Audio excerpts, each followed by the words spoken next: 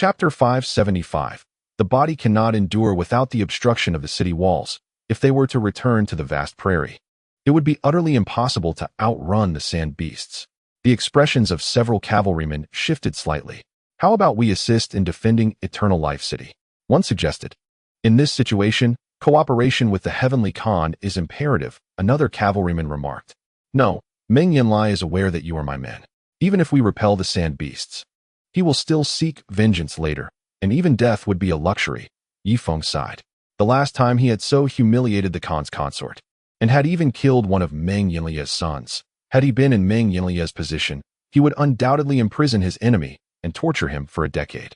Whoosh! The 99th spear plunged into the swirling sands. Meng Yanlie's chest rose and fell slightly, his breathing becoming hurried. Heavenly Khan, here, the golden-armored guard handed him another spear. Meng Yanlie glared at him. Use the ballista to slay those beasts, and also, let the elders ascend the city walls. They too have a duty to defend Eternal Life City. After speaking, Meng Yanlie staggered back towards the pyramid. At this moment, 3 elders stood atop the northern city wall. They were among the 3 elders of the Elder Council. Give me the spear, the second elder commanded, grasping it and hurling it with all his might. Whoosh! A wail from the sand beasts echoed through the dust, but the continuous sound signified that it was not a fatal blow. Ultimately, he was far inferior to the Heavenly Khan. When the spear was thrown, it failed to create the explosive shockwave effect. Another spear, the second elder gasped, receiving yet another spear. Whoosh! This time, the spear's force was akin to that of the ballista. Allow me. The third elder took the spear and forcefully launched it into the dust. However, his spear did not strike the sand beasts at all. A strong individual possesses keen eyesight, able to see through the dust and discern the hidden sand beasts. Within the entire Eternal Life City, only 3 individuals had such vision: the Heavenly Khan, the Grand Elder, and the Second Elder. With the Grand Elder and the Fourth Elder already deceased, the Elder Council now lacked many formidable experts.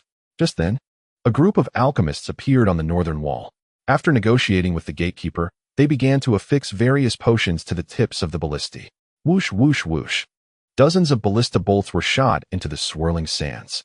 A green mist began to spread within the dust. Howl! In the next moment, the sand beasts began to emit continuous wails.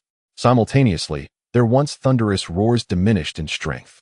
On the city wall, a woman clad in revealing attire stepped forward, her eyes shimmering with excitement. We succeeded. This time, we utilized all our poisons, which should weaken the sand beasts for at least 7 days. Indeed, this woman was the chief alchemist of Eternal Life City. Why was she dressed so scantily? Because she possessed a warm body constitution along with formidable strength, rendering her unafraid of the cold. After a while, the dust gradually receded into the distance, and the roars of the sand beasts grew fainter. Within Eternal Life City, everyone stood up, directing their gazes towards the distant dust. Until the dust settled, a resounding cheer erupted from the crowd. Oh, we have triumphed. We have repelled the sand beasts. Hahaha, we are victorious. Yet, amidst the jubilation, a somber realization dawned. Only 7 of my kin remained. I weep. The celebration was swiftly followed by cries of despair. The recent assault by the sand beasts had halved the population of the entire Duoyan Prairie. Concurrently, within the city of Changsheng, the crossbow bolts had nearly been depleted, and nearly half of the siege engines had been destroyed by the sand beasts. Most alarmingly, the apothecary's poisons had all been exhausted. Should the sand beasts return, they would have no choice but to confront them with flesh and blood. Meng Yanlie had just hurled 99 spears, depleting nearly all his strength, and was now resting within the pyramid. Atop the castle stood the great Khan's consort, flanked by a male and female bodyguard, with 4 golden-armored guards positioned behind them. Your Highness, we have slain fewer than 500 sand beasts. Yet the scale of this dust storm suggests that at least 3,000 beasts are lurking near Changsheng. We must devise a plan, spoke the young maiden, Yuer. Changsheng City is our last bastion. Beyond its walls, we have no safe haven. Death would come swifter, the consort replied, her tone composed. We could set sail, Yuer suggested. The ocean's frigid waters would surely freeze even the sand beasts if they remained submerged for half an hour. The great ships have all been destroyed by Yifeng. The remaining small vessels cannot venture into the raging sea. We must abandon any illusions. Everyone must contribute. Otherwise, once the city falls, The sand beasts will not take prisoners. The consort asserted, casting her gaze once more toward the tumultuous sea. The high priest has arrived, a voice announced. A youthful woman ascended the castle.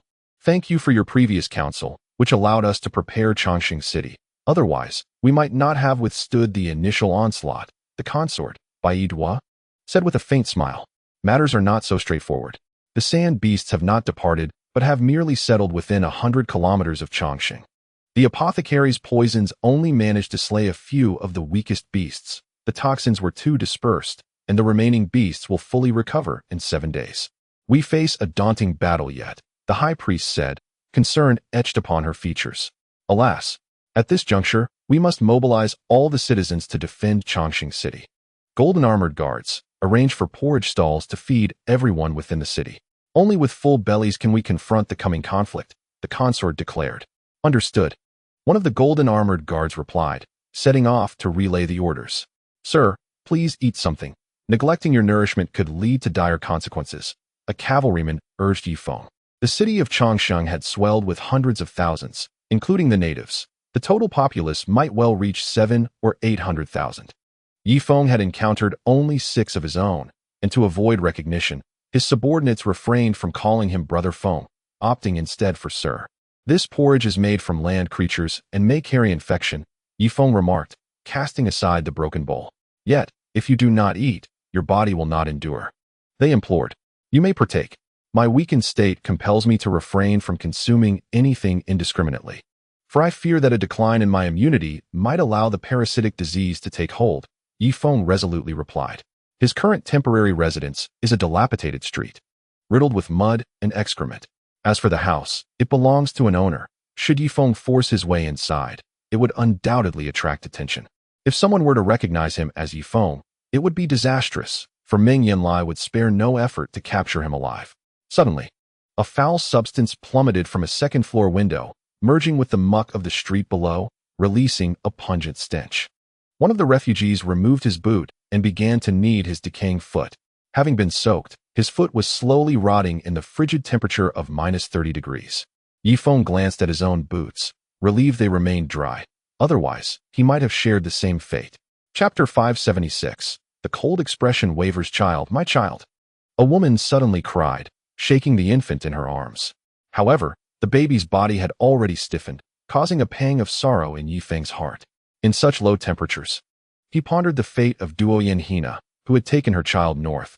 He could only wonder how they were faring now. Everyone, hurry to the temple. The high priest has a sermon for us. Someone shouted abruptly. Quick, to the temple. A throng of people rushed toward the temple, leaving Yifeng bewildered. He seized a passerby. Is the high priest's sermon truly that captivating? Why the haste? He inquired. Go, and you shall find out. The man replied with a lewd grin. Brushing Yifeng aside. Sir, shall we join them? A cavalryman asked. Indeed, we must go. If it is merely us few, it would defeat the purpose of blending in. The heavenly Khan would recognize me at a glance. Thus, Yifeng and his companions followed the crowd toward the temple. There lay a vast square, now teeming with people, so densely packed that even those on the statues appeared to be standing. Yifeng looked up toward an altar where a youthful woman stood. Beside her were a row of beautiful maidens and a row of rugged, unattractive men. The men resembled beasts, strong, coarse, dark, and unsightly, while the women were ethereal, graceful, charming, sensual, and flawless. What is happening? Yifeng pulled another passerby aside. Silence. Pay attention. Refrain from making a scene, the man admonished. Shoving Yifeng aside as he returned his gaze to the altar, Yifeng noticed that the man's trousers were quite unappealing, a commonality shared among the other men present. The young woman stepped forward, arms outstretched. My people, the suffering we endure today is due to our failure to receive the love of the God of love. Today, I shall summon the God of love to return and tend to my people. I will use 10 ugly men and 10 maidens, invoking love and purity to call forth the God of love. Upon concluding her proclamation, she stepped back, and the 10 unattractive men advanced, seizing the 10 beautiful maidens. An hour later, Yifeng's face flushed with embarrassment as he finally grasped the reason behind the fervent enthusiasm of these individuals for listening to the high priest's teachings. It was, in truth, for the spectacle. Following the conclusion of the battle, the high priest stepped forward once more. My people, I implore you to guard the gates of Eternal Life City together. This endeavor not only protects our city, but also safeguards your very lives. If each one of you strives to vanquish our foes, Eternal Life City shall undoubtedly withstand this onslaught. Despite the high priest's grandiloquent proclamations, the common folk began to vacate the square. Having already witnessed the most thrilling part of the event, they were disinclined to linger any longer. With a quick glance, Yifeng blended into the crowd. After only a few paces, a small hand unexpectedly rested upon his shoulder. Your trousers seem quite familiar. This is the second time I have seen such an oversized pair. Might you remove your mask? Yifeng turned around, nearly startled to the point of losing his composure. The person behind him was none other than Princess Yuer, accompanied by a maid. Further behind stood Uncle He and Ayer, while the figure of a duh was conspicuously absent. Did you not hear the princess? Remove your mask, Uncle He commanded, stepping forward, exuding an imposing presence. Had Yifeng been unscathed, he might have been able to contend with Ayer, but facing Uncle He, even at his peak, he would find himself at a disadvantage. However, should he reveal his face, he would undoubtedly be seized by Princess Yuer and delivered to the Celestial Khan to take credit for his achievements. His subordinates, equally pale, dared not speak in his defense for fear of implicating themselves. Sighing heavily, Yifeng slowly lifted the mask from his face. Princess Yuer, it has been quite some time. Your mother has missed you dearly and sent me to infiltrate Eternal Life City to seek you out. She wishes for you to accompany her overseas, to an island abundant with fish and seals, where you can easily weather this long winter. Yifeng fabricated these words. Cognizant that maintaining an aura of confidence was imperative, he needed to position himself as a savior, fostering a sense of dependency in Princess Yuer. Indeed, upon hearing his words, the maid's eyes flickered with uncertainty, and her previously frosty demeanor softened. Uncle He and Ayer exchanged glances, retracting their imposing presence. Only Princess Yuer remained frozen in place, torn between her mother and her father, a dilemma of profound consequence. The nearby cavalrymen regarded Yifeng with utmost admiration. They had anticipated a dire confrontation, yet with Yifeng's intervention, the tide had turned. Is my mother well? Princess Yuer's tone softened, and she instinctively assisted Yifeng in repositioning his mask, providing him with cover. She is well, with ample food and warmth, yet she longs for you dearly, to the point of despair, weeping daily and nearly blinding herself with tears. If you do not visit her soon, she may truly suffer a fate of blindness. Yifeng spoke with an air of bravado, his countenance betraying no sign of shame. Ensuring that Princess Yuer harbored a strong desire to depart was essential for his safety. Despite his current appearance resembling that of a beggar, Yifeng's true worth lay overseas, making him a person of interest to many. What brings you here? The area was bustling with people, and should the golden armored guards recognize him, no one would be able to protect him. Hurry, leave this place, Yuer urged, casting a meaningful glance at Uncle He and Ayer. The two formidable figures shielded Yifeng on either side as Yuer, the princess, personally led him to a secluded corner of Eternal Life City. After a brief while, they arrived at a modest stone dwelling in a slum. The conditions were still rather poor, yet it was 1,000 times better than his previous refuge. At least there was a roof to shield him from the elements, and a brazier provided warmth. After a moment's hesitation, Yuer removed her cloak and laid it upon a stone bed. You shall sleep here tonight. Your subordinates can keep watch at the door. If you find yourself without food, simply draw a fish at the entrance, and I will have Ayer discreetly bring you some. She instructed. In truth, her feelings for Yifeng were not particularly warm. Rather, it was the solid foundation he had established earlier that influenced her. Even overseas, he possessed his own residence, and now, amidst the turmoil in Eternal Life City, as the daughter of the Heavenly Khan, she had inherited his self-serving nature. Above all, she needed to find a way to escape from Eternal Life City and return to her mother's embrace. By the way, how do you plan to take me away? Yuer inquired, reaching the crux of the matter. Rest assured, within a few days, my warship will stealthily enter the angry sea. The sound of gunfire will signal the day I come to escort you away, Yifeng replied with unwavering confidence, not pausing for breath. All right, when the time comes. You must come to take me, along with my few servants, Yuer insisted. Yifeng's expression darkened momentarily as a thought crossed his mind. I'm afraid that once we reach overseas, our society is one of civility, devoid of slavery. I will require you to emancipate Uncle He and heir. They shall be your equals. If Princess Yuer cannot agree to this, I fear I will be unable to take you with me overseas. It was a risky gamble. Despite having fallen to the status of a beggar, Yifeng maintained a certain dignity. If he were too compliant, Princess Yuer might not react immediately, but eventually. She would come to understand the implications. Princess Yuer pondered. Very well, I agree. Once we reach overseas, I shall regard Uncle He and heir as my equals, and I will no longer refer to myself as princess. Yuer finally relented. Her sole focus now on escaping this hellish existence in Eternal Life City. Otherwise, when the sand beasts returned, her fate could be sealed. Yifeng noticed the gratitude in the eyes of Uncle He and heir. Though they were eunuchs, it was often the case that men with physical shortcomings possessed a heightened sense of dignity and were acutely aware of how others perceived them. Yifeng not only offered them a glimmer of hope, but also restored their sense of human dignity. This shrewd maneuver won him the respect of the two formidable figures from the depths of their hearts. To put it bluntly, even if Princess Yuer commanded them to kill Yifeng, they would likely hesitate, perhaps even turn against her. After all, Yifeng had the backing of Hot Spring Island, whose warships could easily weather the long winter ahead. Then you may leave, but do me a favor and bring me a bluefin tuna. I am not accustomed to other fish. I have endured much to rescue you, even pretending to be a beggar, Yifeng said blandly. Such fish are rare. But rest assured, given my status, I will certainly procure one for you, Yuer replied before striding out of the stone house. The maid followed closely behind.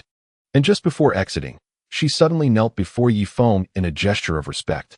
He Shu and heir approached Yifeng with sincerity, although they did not bow. The reverence in their eyes revealed their true sentiments.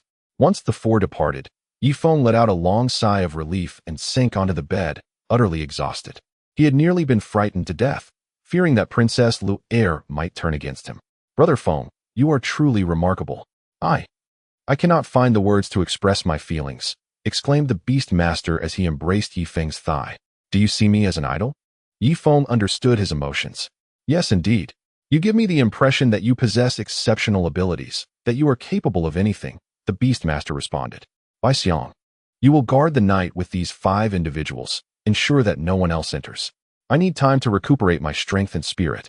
It is possible that I may sleep through the night, even to the point of my breathing ceasing momentarily. Do not be alarmed, Yifeng instructed.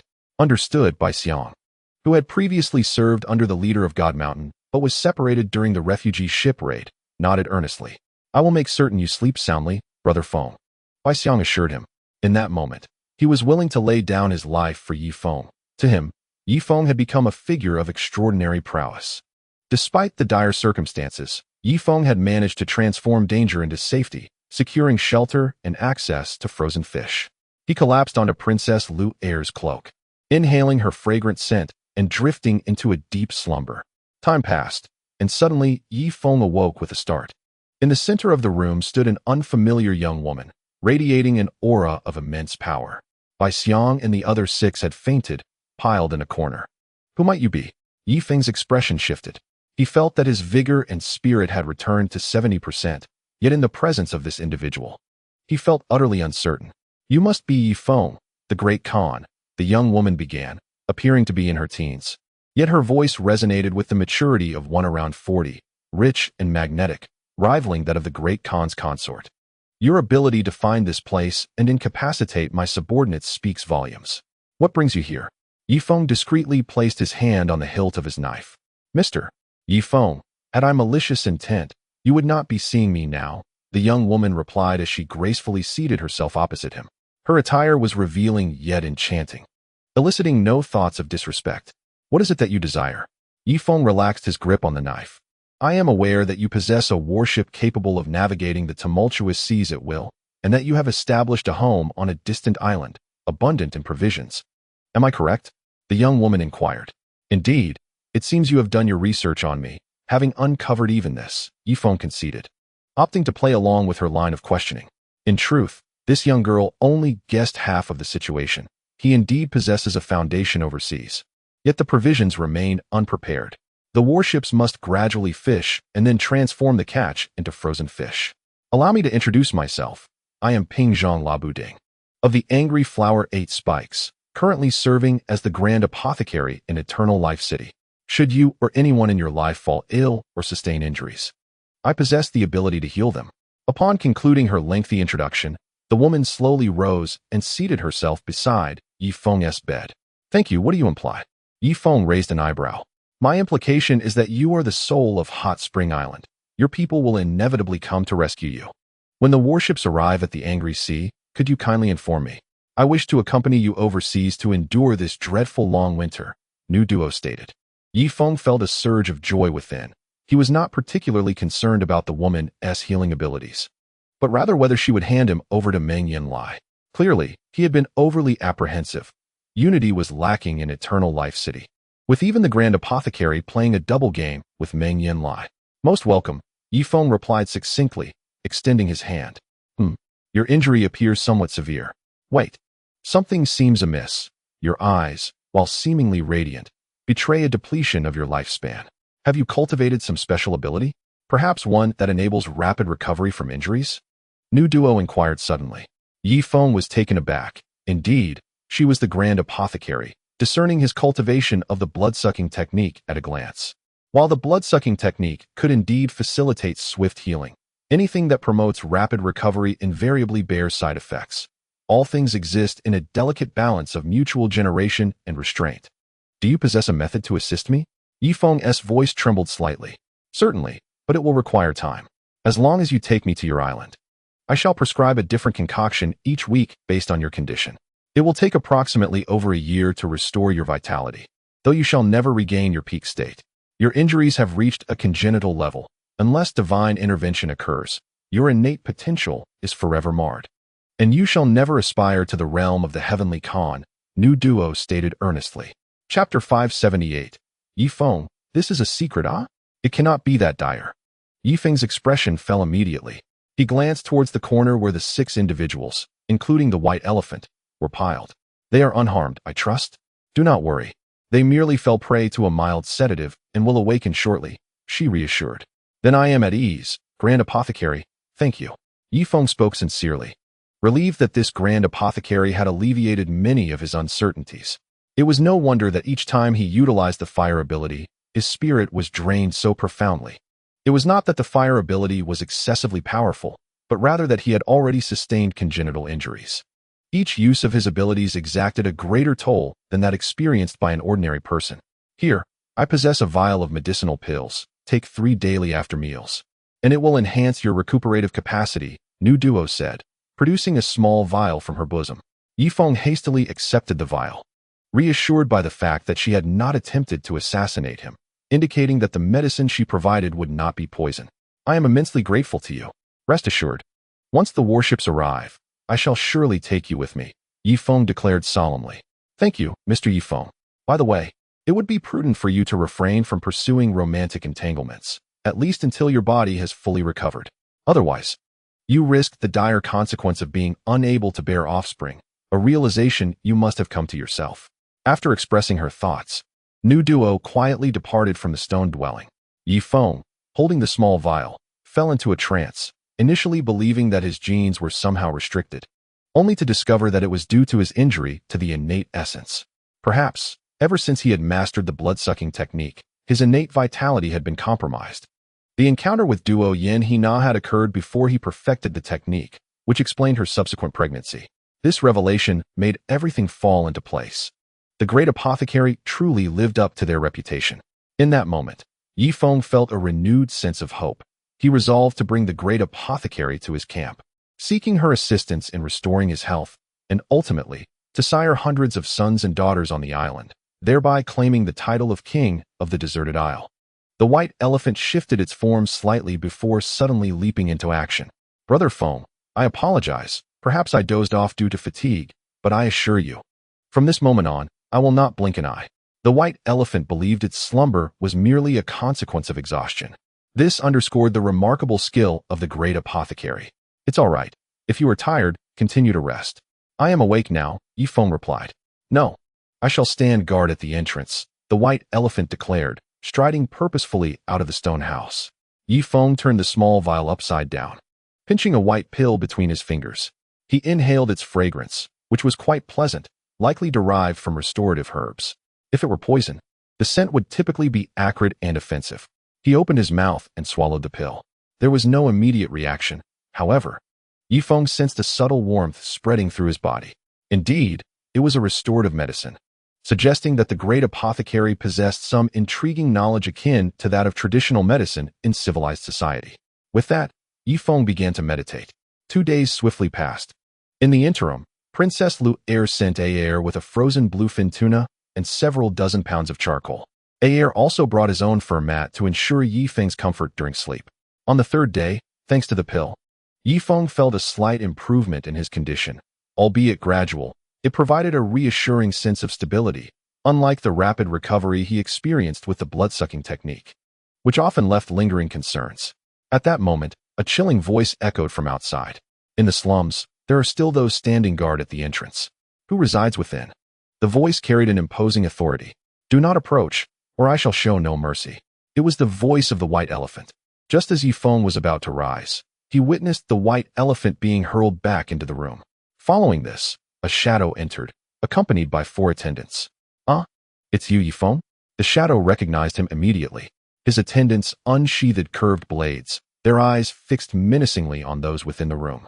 Who are you? I don't believe we've met, Yifeng said, placing his hand firmly on the hilt of his weapon. I am the 7th elder of the Elder Council.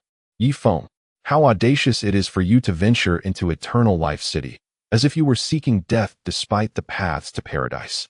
Should I hand you over to the Heavenly Khan, I can only imagine the delight it would bring him. After the 7th elder finished speaking, he reached out with a swift motion. With a clang, a curved blade was unsheathed, and a stream of blade energy surged towards him. However, the 7th elder was no ordinary opponent. He flickered and appeared behind Yifeng, grasping his arm with his right hand. You shall perish. The blade energy recoiled, severing the 7th elder's sleeve, yet simultaneously, he had seized Yifeng's shoulder bone, rendering him immobile. 7th elder, I harbor no grievances against you. Are you truly capturing me merely to please the Heavenly Khan? Yifeng inquired. What other purpose could there be? The 7th elder replied with a slight smile, as several of his subordinates swiftly drew iron chains, binding Yifeng like a rice dumpling. 7th elder, how long do you think Eternal Life City can withstand the onslaught of the sand beasts? Do you wish to leave the city alive? Yifeng hastily remarked. Handing him over to the Heavenly Khan would seal his fate. What is it that you wish to convey? The 7th elder paused, aware that Eternal Life City was on the brink of collapse. It was not only the sand beasts they faced. The number of infected individuals within the city was escalating daily. Just yesterday, even the affluent district reported over 1,000 infected. The speed of the parasitic infection surpassed his expectations. I am Yifeng, the leader of Warm Spring Island. Should I choose to shelter you, a warship will brave the tumultuous seas to my domain, where mountains of provisions await, warm wooden cabins stand ready, and warships can fish the waters, equipped with advanced weaponry to confront formidable foes. Of course, you could also deliver me to the Heavenly Khan, and I would ascend to the heavens before you. Yet you would undoubtedly follow close behind. Now, I present you with 2 choices. First, release me and feign ignorance of my presence here. When the warship arrives, I shall take you away from Eternal Life City to my territory, where we can endure the long winter. Second, escort me to the Heavenly Khan, where I shall surely perish under his torment. However, without me, the warship shall never return to Eternal Life City, and all within its walls will succumb to the parasitic plague or the sand beasts, including you, your loved ones, parents, children, and friends. Yifeng's voice resonated powerfully, causing the 7th elder to tremble. In the stone chamber, the silence was palpable, as if a pin could be heard dropping, while Yifeng's heart raced anxiously. He awaited the 7th elder's verdict.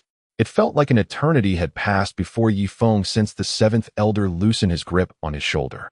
In the next moment, he suddenly waved his hand, and a blade of energy sliced through the air above Yifeng's head.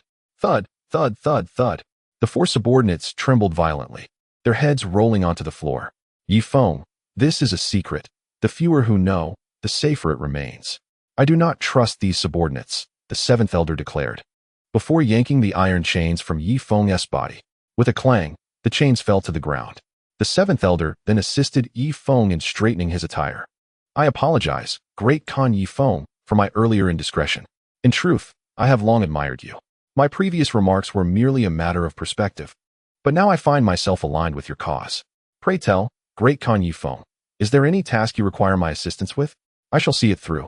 The transformation of the seventh elder caught Yifeng off guard.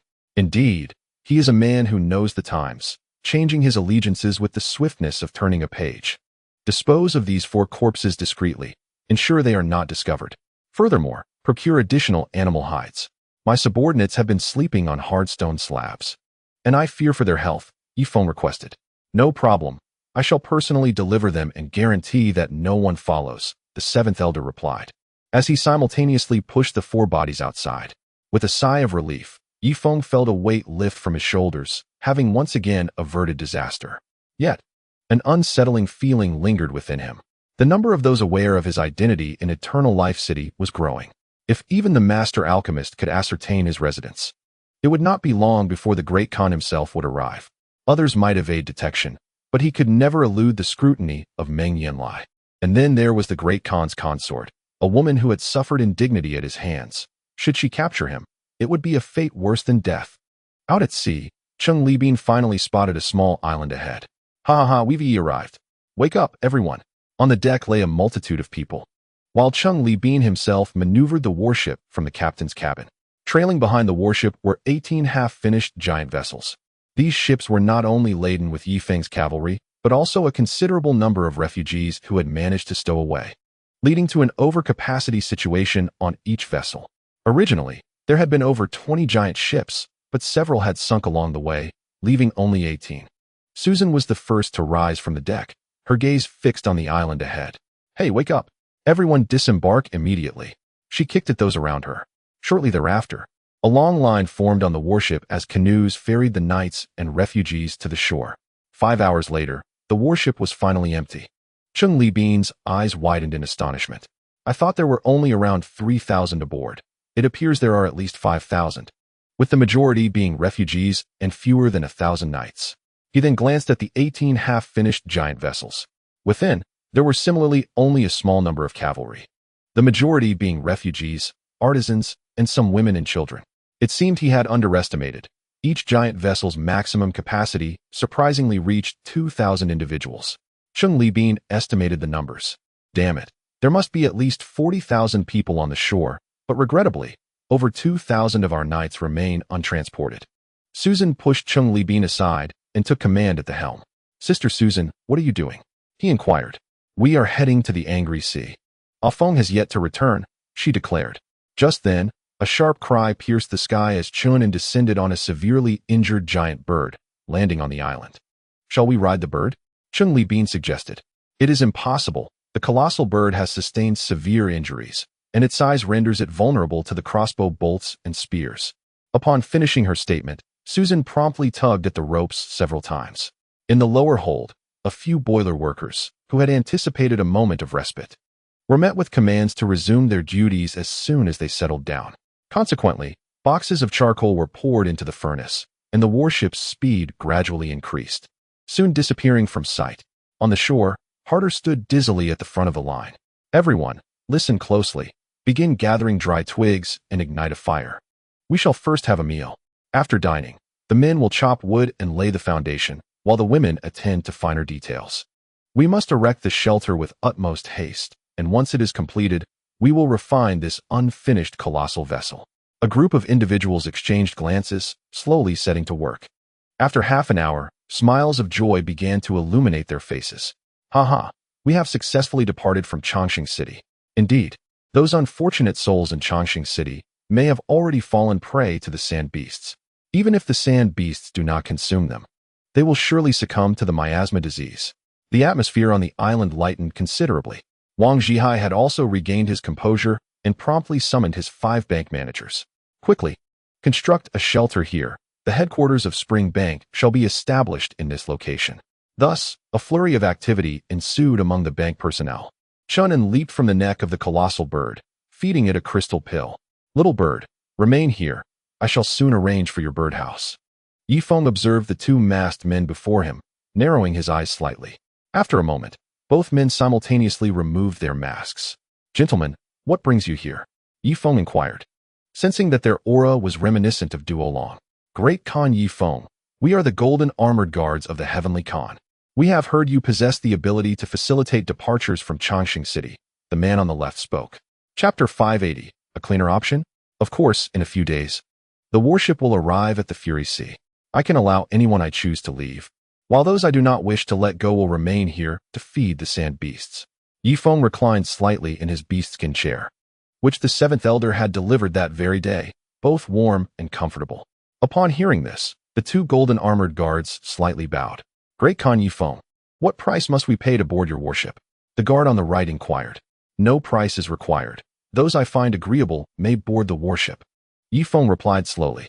Oh, Great Khan Yifeng, if you do not mind, I would be willing to serve as one of your golden armored guards, akin to Duoyan, to protect your safety.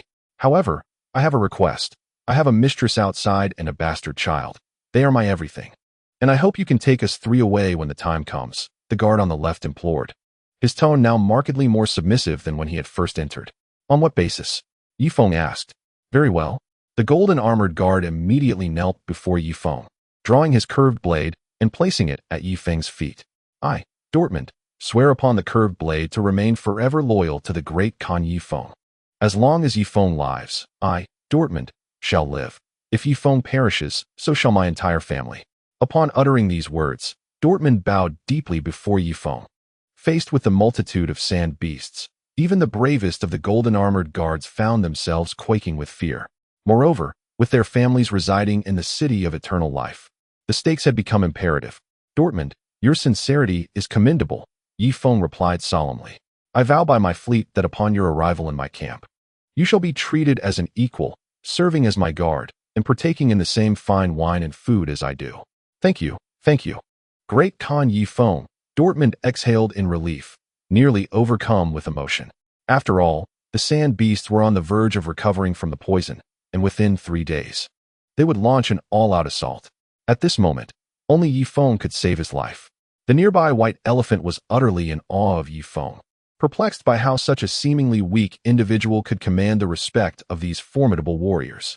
What was the reason behind this? Was it truly the allure of charisma?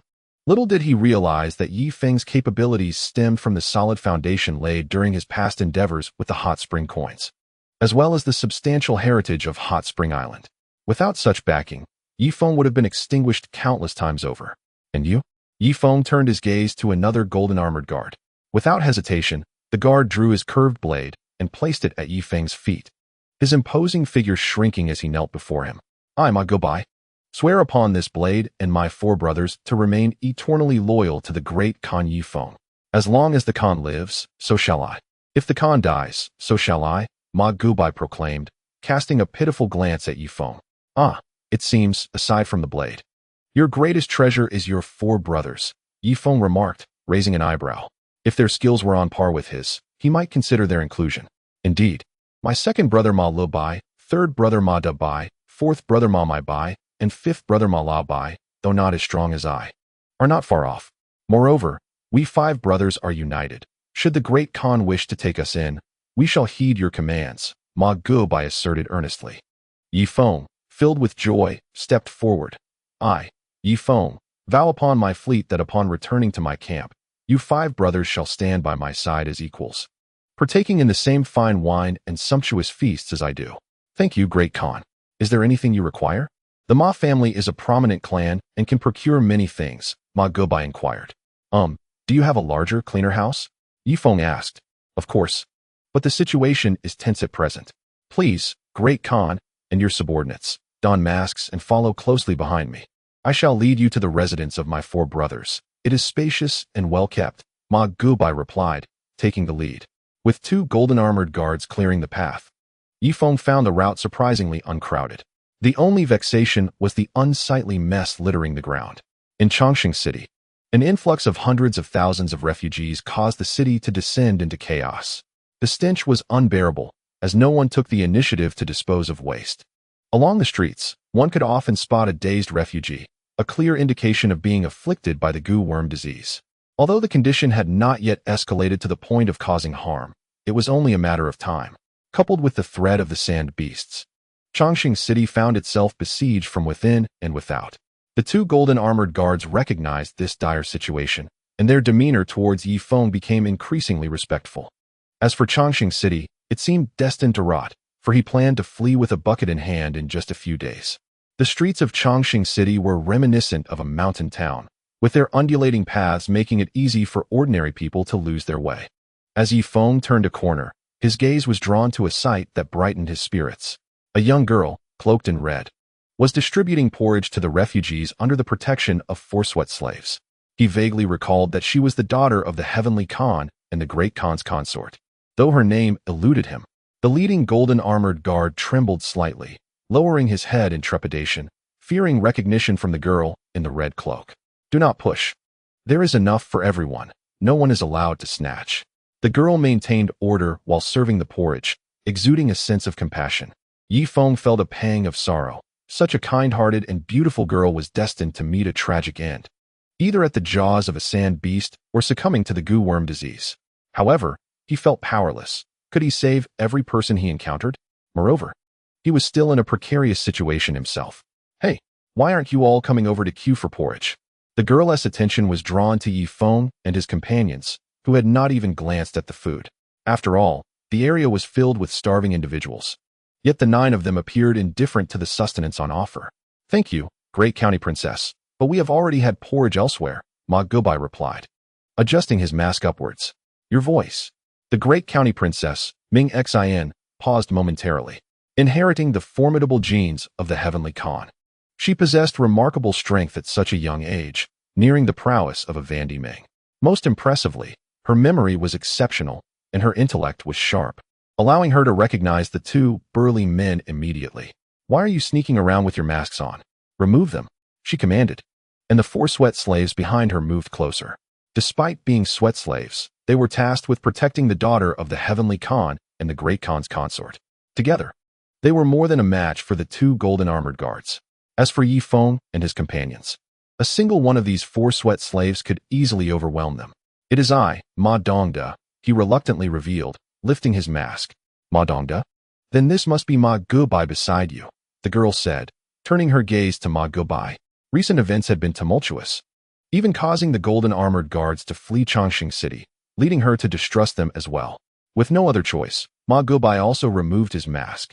I have met the great county princess, he acknowledged. At this critical juncture, why have you strayed from the side of the great Khan to the slums? Lady Mingxin inquired. Me?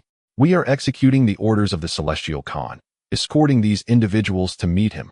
Duoyan lied, but the golden-armored guards were not adept at deception, lacking the finesse of Yifeng, and their story was riddled with inconsistencies. With their feeble presence, did they truly require 2 golden-armored guards for their escort? You there? Remove your masks. As Lady Mingxin spoke, her hand instinctively reached for the whip at her waist. Yifeng felt a sinking sensation in his heart, his eyes darting around. The 2 golden-armored guards found themselves at a loss, their expressions oscillating between ferocity and trepidation, caught in a conflict of emotions. They understood that should they lay hands on Lady Mingxin, the celestial Khan would surely pursue them relentlessly, leaving them without any hope of escaping Changsheng City. After a moment's hesitation, Baixiang placed his hand on his mask and pulled it down. Lady Mingxin, having never encountered Baixiang before, turned her gaze towards Yifeng, sensing a semblance of familiarity in his stature. Yifeng's heart raced as he slowly reached for his mask. Yet in the next moment, he abruptly lowered his hand. Lady Mingxin, the truth is, we are suspected carriers of an infection. The celestial Khan intends to have us escorted for the grand alchemist to study our bodies and discover a cure for the goo worm disease. Therefore, upon removing our masks, we may inadvertently transmit the infection to you. Yifeng's reasoning was sound and would typically suffice to elicit leniency. However, Lady Mingxin was no ordinary individual. She was unafraid of anything, including the goo worm disease. Are you suggesting you are to be a test subject? And you are aware of your role as a test subject? Lady Mingxin countered. Ah, yes. Yifeng nodded. You know you are a test subject and remain so composed? No, you are not a test subject, nor do you resemble an infected person. Infected individuals have vacant stares. There is something amiss with all of you. Someone, go inform the great Khan. Upon concluding her words, Lady Mingxin retreated behind 3 Khan slaves.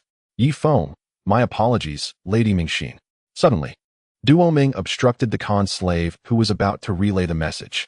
However, Ma Gubai swiftly moved, reaching out with one hand towards Lady Mingxin. You insolent fool. The three slaves clashed with Ma Goubai in a fierce struggle. Meanwhile, Lady Mingxin refrained from joining the fray, confident that patrol cavalry would soon pass by, allowing her to send word to the Great Khan. As for Yi Feng and the other 7, she hardly regarded them as a threat.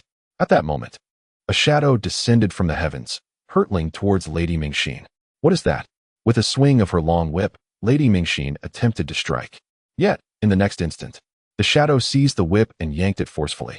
Lady Mingxin's body was involuntarily propelled into the shadow's embrace. The shadow deftly grasped her wrist, restraining her movements. What are you waiting for?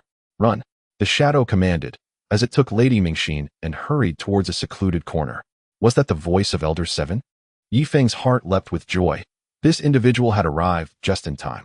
The 2 golden armored guards and the 4 slaves clashed, evenly matched in their struggle.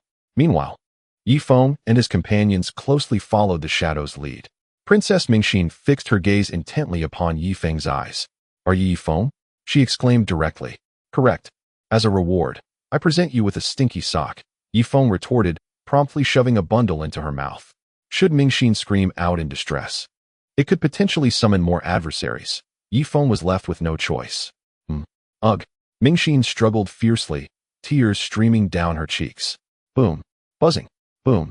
Buzzing. At that moment, the tolling of bells resonated throughout the city of Changsheng. After 9 consecutive chimes, it finally ceased. Had the sand beasts arrived? Yi Feng understood that 9 tolls signified the highest level of martial law. If not the sand beasts, then what else could it be? Chapter 582. Clinging to Yi Feng's leg, they're coming. They have returned. All strong men to the city walls. Women, begin crafting crossbow bolts and arrows. Some of the sturdy men began to pace on the ramparts, urging the civilians to join the battle. Simultaneously, a multitude of cavalry surged into the civilian quarters. Why are you running indoors when you are so robust? To the city walls. The cavalry commenced their conscription. Sir, I am injured and cannot ascend the walls. Enough with the nonsense. Hurry up and get up there.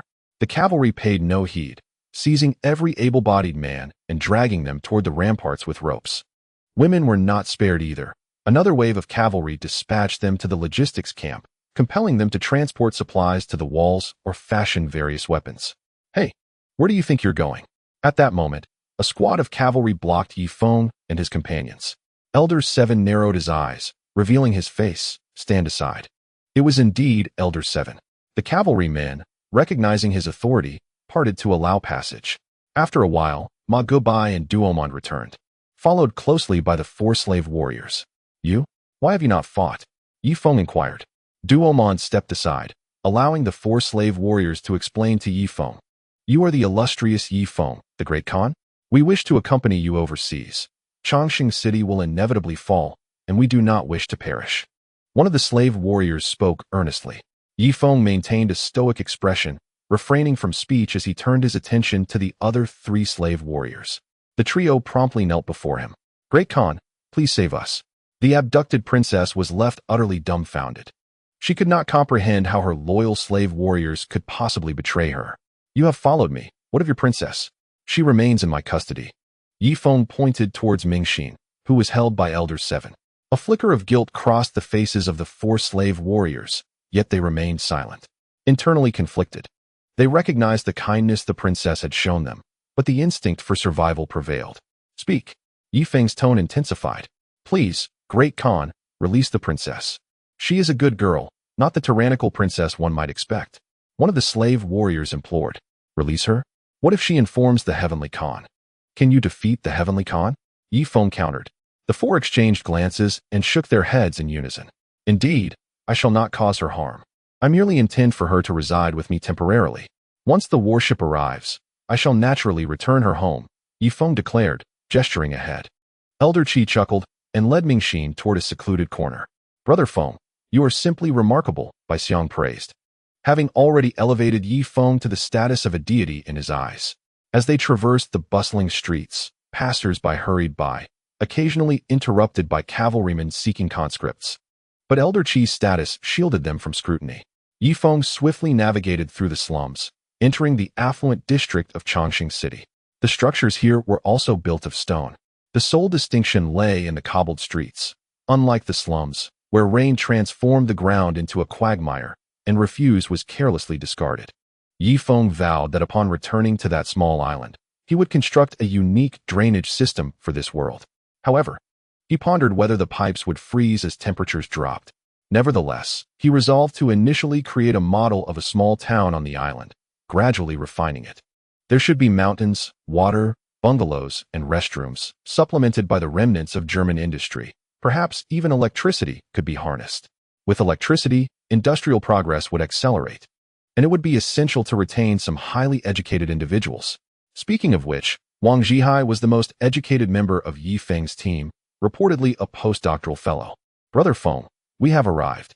This is the home of my 4 younger brothers. Ma Goubai pointed to a house ahead. It was indeed taller and better lit than those in the slums, facing south. Soon, 4 nearly identical young men emerged. Ma Goubai, are these your 4 brothers? Yes. Why don't you come and greet the great Khan Yi Feng? If Changsheng city falls, we can accompany the great Khan overseas. He has territory and provisions there to help us endure the long winter, Ma Goubai urged. The 4 initially squinted at Yi Feng, but upon hearing the prospect of leaving Changsheng city, their expressions shifted to one of deference. We have met the great Khan. Long live the great Khan. They lined up to pay their respects. There is no need for such formalities. Upon entering my domain, bowing or shaking hands suffices. Yi Feng instructed them to rise. Great Khan Yi Feng, how shall we deal with this woman? Elder Qi inquired, indicating Mingxin, the grand princess, in his grasp. This is quite a conundrum. Perhaps we should render her unconscious and secure her with iron chains. Ma Goubai, could you ensure your brothers guard her closely to prevent her from alerting anyone? Yi Feng suggested. Understood. Ma Goubai stepped forward, performed a protective salute, and swiftly rendered Mingxin unconscious. Great Khan Yi Feng, we lack servants here. Perhaps I should summon a few familiar palace maids to attend to you? Mengde suddenly proposed. Considering he would soon be following Yi Feng, it was prudent to establish good relations. Otherwise, life in Yi Feng's territory would be challenging. Yes, hasten to find some palace maids, but are they discreet? What if they divulge our movements to Meng Yanlie? Bai Xiang interjected. Rest assured, the palace maids I have gathered are well acquainted with me. They have long harbored discontent towards the celestial Khan. Should the great Khan be willing to escort them away from the city of eternal life, they would eagerly exert all their efforts to gain his favor. Voldemort hastily interjected. The white elephant immediately directed his gaze towards Yi Feng, awaiting his decision. Bring in a few maids skilled in cooking and cleaning, and ensure they cater to my 6 brothers as well, Yi Feng instructed Voldemort. Understood. Voldemort nodded fervently. Finally securing his alliance with Yi Feng, he began to envision a splendid life overseas. By the way, refrain from calling me Great Khan in the future. It feels too distant. We are like family now. You may refer to me as Brother Feng, just as you do, Yi Feng remarked. Voldemort's eyes widened in astonishment. Had he truly become a core member of Yi Feng's circle so swiftly? The notion of addressing him as a brother was astonishing. Brother Feng. Voldemort quickly nodded in agreement. Off you go. Yi Feng dismissed Voldemort, who exited with enthusiasm. The room still housed several individuals, the 7th Elder, the 5 members of the Ma family, and the 4 slave warriors. Great Khan Yi Feng, although I am several years your senior, I find joy in mingling with the youth. Why don't we address each other as brothers as well? The 7th Elder proposed with a modicum of restraint. His standing in the city of eternal life was significant, yet he recognized the necessity of forging camaraderie with Yi Feng for their forthcoming journey overseas. Otherwise, upon arriving in Yi Feng's domain, he would be left in a precarious position. No, you are older than my grandfather. I shall call you 7th Uncle. How does that sit with you? Yi Feng inquired. Yes, of course, that would be acceptable, the 7th Elder nodded. 7th Uncle, I kindly ask you to assist by standing guard outside, ensuring that no cavalry barges in to conscript anyone, Yi Feng stated. Certainly. The 7th Elder left the stone house with his head held high, feeling as though Yi Feng had embraced him as one of his own, no longer maintaining the previous formalities. In his understanding, the greater the politeness shown by others, the less they regarded him as an equal. Yet, if one were to issue commands without hesitation, it signified a bond of kinship. The 4 slave warriors stood in a somewhat awkward line, awaiting Yi Feng to assign them tasks. Do you have any other matters? Yi Feng inquired. We are waiting for the Great Khan to assign us tasks. One of the slaves replied. They believed that since Yi Feng had delegated duties to Voldemort and the 7th Elder, He had recognized those two individuals. As they had yet to prove themselves, they felt unworthy of accompanying Yi Feng overseas. They needed to assist him in some capacity to feel a sense of security. There is nothing else. Yi Feng waved his hand dismissively. The four slave warriors exchanged startled glances, their hearts racing. If Yi Feng did not assign them any tasks, it would imply he was merely toying with them. What if the ships arrived, and Yi Feng chose not to take them along? They could very well perish at the hands of sand beasts or succumb to disease. Please, Great Khan, assign us some tasks, anything at all. That would affirm that you consider us part of your inner circle, one of the slave warriors implored. Yi Feng thought to himself, are these four individuals truly so desperate? You four, take your positions at the four corners of the room. No one is permitted to enter, Yi Feng stated coldly. The four individuals exchanged glances once more, each perceiving the joy reflected in the other's eyes. Yi Feng, ever the epitome of politeness, inadvertently unsettled them. Now, however, they felt a sense of assurance. Consequently, the four comrades cheerfully took their positions. Yi Feng, perplexed by their unspoken sentiments, wore an expression of bewilderment. Could it be that the denizens of Changsheng City harbored a penchant for self-deprecation? The more he eschewed politeness and exhibited decisiveness in violence, the more they seemed to relish it. With that thought, he turned his gaze towards Ma Shawubi. Brother Feng, is there something you wish to convey? Ma Gobi stepped forward. You five shall patrol within a kilometer radius of this residence, ensuring that no spies from Tian Kahan pass through here, Yi Feng commanded coldly. Understood. Among the five, Ma Gobi remained behind as Yi Feng's personal guard, while his four brothers set off to patrol. Bai Xiang shook his head, unable to fathom why Brother Feng was so formidable, commanding the loyalty of elders, the golden armored guards, and even the Khan's slaves. It must be due to his magnetic charisma. He resolved to emulate Brother Feng's demeanor in hopes of one day compelling the strong to submit. With this in mind, Bai Xiang rhythmically tapped his fingers upon the hilt of his sword, the sound echoing softly. Yi Feng halted the drumming on the sword's hilt, casting a puzzled glance at Bai Xiang. Why was this fellow mimicking him? With this thought, Yi Feng set his curved blade aside. With Ma Gobi, a guard of golden armored caliber, at his side, he felt little need for a weapon. The affluent district was elevated, and Yi Feng decided to stand upon the balcony of the second floor, gazing towards the expanse beyond the city. A vast cloud of sand and dust surged forth, revealing glimpses of sand beasts within its depths.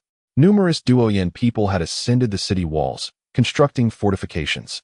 Yet, Yi Feng was acutely aware that after the first wave of assault from the sand beasts, the defenders atop the walls would suffer heavy casualties. He harbored his own concerns. The ambitions he had drawn were grand, and should Susan and the others fail to return the warships to the Fury Sea, those who had sworn allegiance to him would likely tear him to shreds. But how could he communicate with Susan to come and retrieve him? Rubbing his nose, he suddenly glanced at the circling vultures overhead. If only he could tame a few, but time was short. At that moment, Yi Feng heard a whoosh. A flaming spear whizzed past his head, crashing into the sands with a thunderous impact. A mournful howl echoed as a colossal sand beast collapsed from the dust. Above the castle, Meng Yanlie seized another spear from the golden armored guards. Whoosh! Another sand beast fell.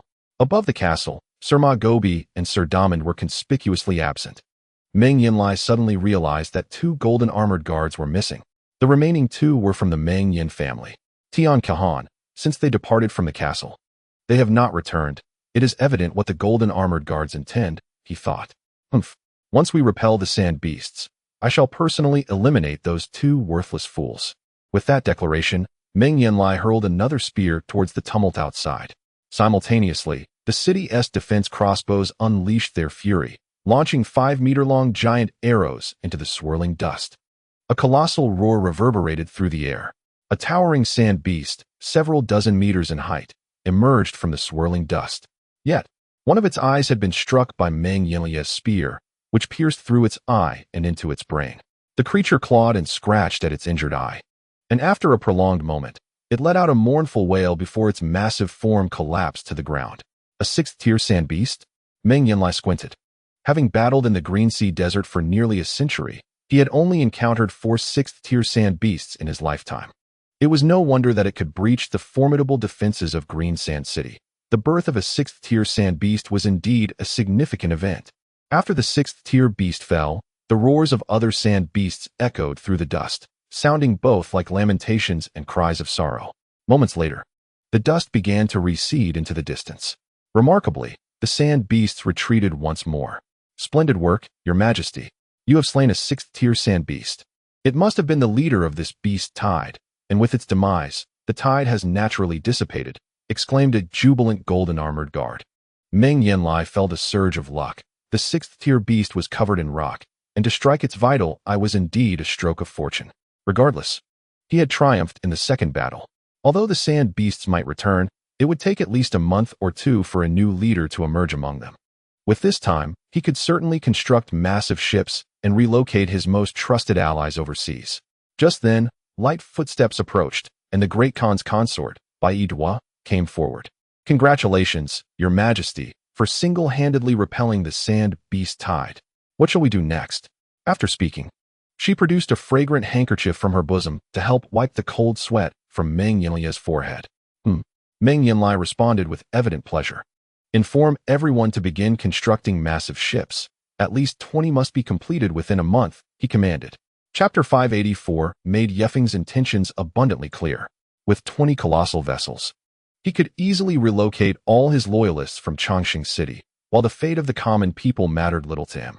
As you command, the golden-armored guard replied joyfully as he set off to relay the orders.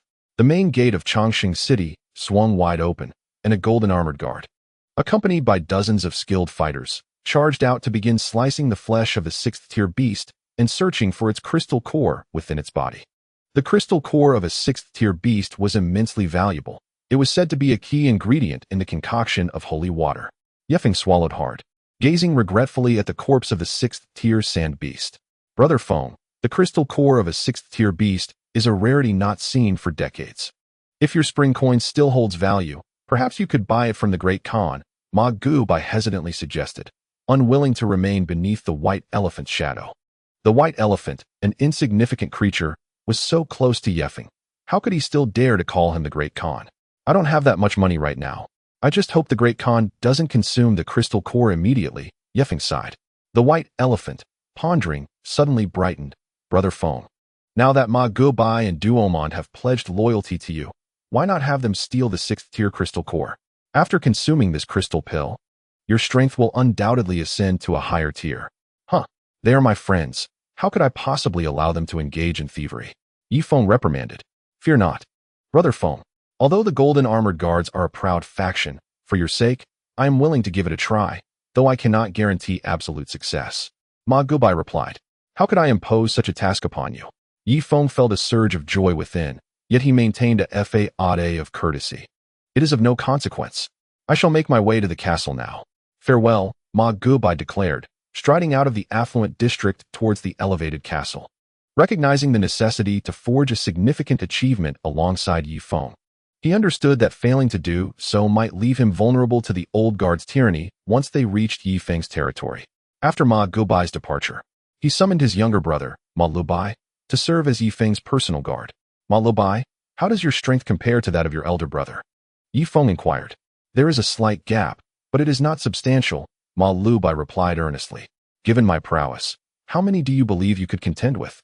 Yifeng pressed on. Great Khan, this matter transcends mere numbers. If one's power and speed exceed yours twofold, it is not as simple as mere addition. I could effortlessly handle 5 of you. Should there be 10, while I might not be able to defeat them, I could certainly evade. For my speed is twice that of yours. In truth, I need not even flee. I could continuously launch surprise attacks from all directions. Even against 10 of you, I could systematically eliminate them, Ma Lubai asserted. Yifeng's expression darkened, akin to ink.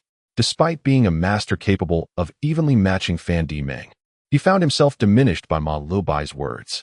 Great Khan, have I spoken in error? Ma Lubai keenly observed Yifeng's countenance. No. You are quite correct. Yifeng awkwardly turned his head away. This will not do. I cannot be the sole one feeling embarrassed. Thus, Yifeng turned his gaze towards the side, where Baixiang stood. This fellow had recently taken to either scratching his nose or rhythmically tapping the hilt of his sword. How many of such a master as Baixiang could you contend with? Yifeng posed again. In response to Baixiang, Ma Lubai's demeanor shifted to one of blatant disrespect. Ma Lubai chuckled derisively, his face betraying his disdain. I too am of the Beastmaster level. Could you defeat 20? Bai Xiang retorted, his face flushed with indignation. At times, unspoken mockery inflicts the deepest wounds. Brother Bai Xiang, such candor can be quite hurtful. You know? Thus, I prefer not to answer your question, Ma Lubai said, his tone reminiscent of a wise elder offering guidance to a younger kin. How outrageous! Bai Xiang exclaimed, drawing his curved blade. With a raised eyebrow, Ma Lubai tossed his weapon aside, extending his hands as if to mockingly snatch a chick. Come at me. Bai Xiang swung his blade, but in the next instant, it was sheathed, and Ma Lubai delivered a playful slap to the back of his head. It was as though nothing had transpired, yet something had undeniably occurred. Ma Lubai retrieved his weapon, resuming his position at Yi Feng's left side. Yi Feng discerned that Ma Lebi swiftly clasped the curved saber of the white elephant with his palm, sheathing it before lifting the white elephant's body and placing it back in its original position, delivering a slap to the back of his head. The white elephant's face flushed crimson, reduced to tapping the hilt of the sword with his fingers. A stifled chuckle escaped from one of the cavalrymen. The white elephant's eyes twitched uncontrollably. At that moment, Elder Seven entered the room slowly. Brother Feng, the envoy of the Heavenly Khan has arrived. His voice shattered the tranquility within. What brings him here? Yi Feng's expression shifted. Could it be that his position had been exposed? Brother Feng, perhaps he is not here for you. You should retreat to the back for now. I shall handle this matter, Ma Lebi suggested. Very well, White Elephant. Take the brothers and leave, Yi Feng instructed before hastily retreating to the rear room. Moments later, he peered through the crack of the door, observing 3 envoys entering. Ma Lebi, the Heavenly Khan has issued a decree. The golden armored guards are currently in dire need of personnel. Hence he has decided to promote you 4 brothers to the golden armored guards. Bring forth the armor and equip the 4 esteemed guards, the envoy proclaimed. Following his words, a group of slaves emerged from behind, placing 4 sets of golden armor upon the stone table. Thank you, Heavenly Khan, Ma Lebi replied, humbly kneeling to accept the honor. We shall take our leave now. We hope that you will remain ever loyal to the Heavenly Khan. He is constructing a colossal ship, and once it is complete, we may establish our residence beyond the city of eternal life, the envoy concluded, departing with his entourage. Ma Lebi gazed at the golden armor on the table, his expression a tumult of emotions. Yet, in a moment, he broke into a smile. What significance does the golden armored guard hold? Brother Feng has said that once I am on his territory, I can interact with him as an equal. Is this not the harmonious society I have long desired? Why should I continue to follow Meng Yanlie? I often had to kneel before that old fellow, when in a foul mood. I might even slay a golden armored guard for amusement. Yi Feng emerged from the back room, eyeing the 4 sets of golden armor on the ground. Brother, discard these 4 sets of armor immediately. I shall no longer conspire with Meng Yanlie. I am steadfastly with you, Ma Lebi declared. No, let your 3 brothers return. Don these golden armors, and approach the Heavenly Khan. Then see if there are any treasures in the castle's storeroom. Yi Feng's intentions were clear. As members of the Golden Armored Guard, the cost of embezzlement would be significantly lower. I understand. I shall summon them back at once, Ma Lebi replied, calling for his 3 brothers to return. Shortly thereafter, 4 Golden Armored Guards stood before Yi Feng. Although they lacked the prowess of the seasoned Golden Armored Guards, they were still among the elite on the vast prairie. Ma Lebi, send your 3 brothers forth. You shall remain here with me, as I have matters to discuss with you, Yi Feng said with a smile. Yes, Brother Feng, Ma Lebi nodded, dispatching his 3 brothers. The group then stood upon the balcony, gazing out towards the expanse beyond the city of eternal life. Ma Lebi, as a master of your caliber, I dare say there can be no more than 100 such individuals in this world, Yi Feng inquired politely. A master? Ma Lebi hastily shook his head. What? You do not consider yourself among the elite? Yi Feng raised an eyebrow. It is said that within the vast expanse of the Green Sea Desert, oases appear every few hundred kilometers. Some of these oases are even 10-fold or 100-fold larger than our Great Plains. Within those oases, powerful tribes and temples reside, where true masters abound. Otherwise, how could they survive amidst the surrounding sand beasts? Ma Lebi explained. Are you implying that there are other tribes within the Green Sea Desert? Yi Feng's heart raced. He had underestimated this world. It appeared that within the realm of the strong, there are indeed stronger beings. The Duoyan Great Plains are merely the tip of the iceberg in this vast world, which likely rivals Earth in its immensity. What lies at the end of the Green Sea Desert? Yi Feng asked again. I am uncertain, None of us from this region have ventured beyond the Green Sea Desert. It is far too immense. Even the deities within the temples have likely never traversed beyond it, for the sand beasts are numerous, capable of lurking beneath the sand and breathing within it. Even our heavenly Khan has only conquered a handful of oases, Ma Lebi replied. Yifeng nodded, realizing that establishing dominion in this world would not be a simple task. However, he reassured himself, confident that the formidable tribes of the Green Sea Desert would not intrude upon the Great Plains without cause. His strategy would be to establish a base overseas, never to set foot in the Green Sea Desert, and reign as a local sovereign. Why provoke them unnecessarily? By the way, do those powerful tribes in the Green Sea Desert have any dealings with Changsheng City? Yifeng suddenly inquired, recognizing the crux of the matter. If they did, it could complicate matters. Although immediate contact with those strong individuals might not occur, it would be inevitable over time. Generally not. For the inhabitants of the Green Sea Desert have always looked down upon us from the Great Plains. They believe we, as warriors, can only live for a mere 100 or 200 years at most. To extend our lifespan, we rely on divine gifts, while their pursuits differ greatly. They seek not only immense power, but also eternal life, Ma Lebi stated solemnly. Evidently, his insights far surpassed those of others, greatly enlightening Yifeng. It was somewhat embarrassing.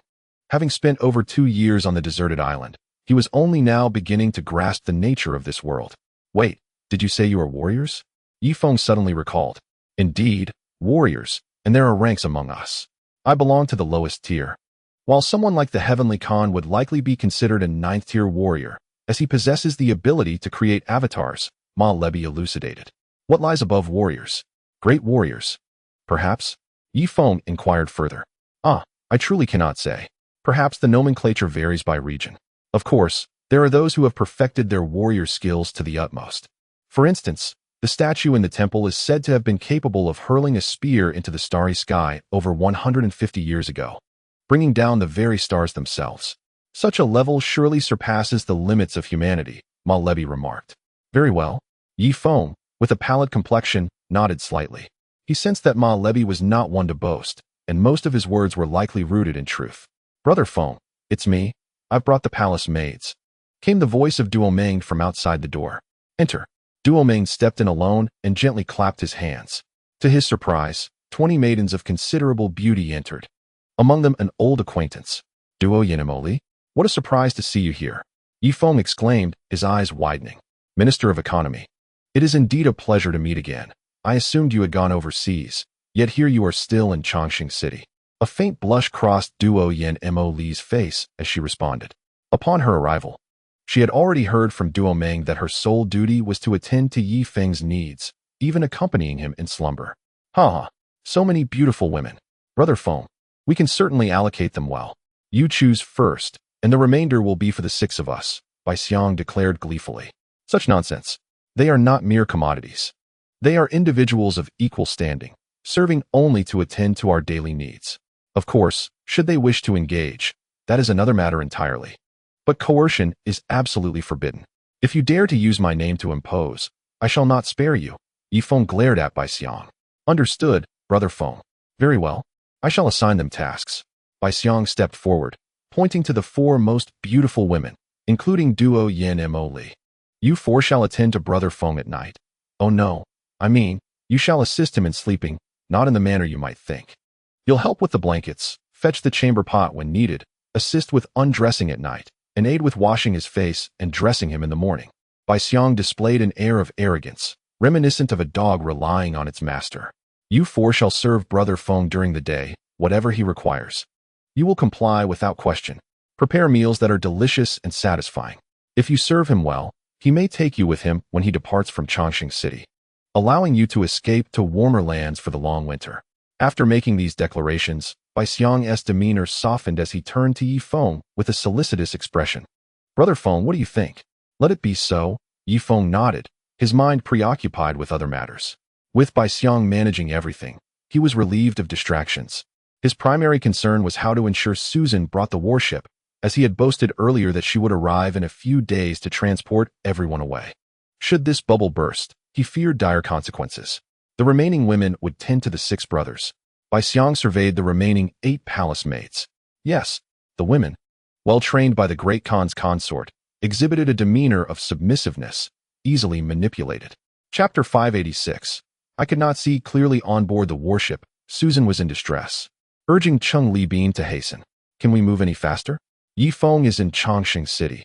I cannot imagine how he is faring. Surely he is cold and hungry, evading the Great Khan and the sand beasts, and at risk of infection. Tears streamed down Susan's face in her anxiety. Alas, I hope that Brother Feng will be favored by fate. I am currently exerting all my strength, for the tumultuous waves of this furious sea are overwhelming, and we are struggling against the current. If we proceed too swiftly, we risk capsizing. Thus, we must maintain a steady course, Cheng Li Bin remarked. Great Khan, how is the force? Inside the warm stone chamber, for braziers burned, keeping the temperature above 20 degrees. Yifeng, bare-chested, reveled in the massage provided by 2 palace maids. The pressure is adequate. By the way, I asked you to focus on my back, not to stray elsewhere, Yifeng cautioned. The chief apothecary had advised him against women for the time being, a reminder he held dear. He resolved to restore his health before indulging fully. At that moment, a voice echoed from the main hall of the stone chamber. Brother Feng, Princess Yuer has arrived and is waiting outside. All right, I shall come out immediately. Yifeng donned a fur garment and strode into the main hall.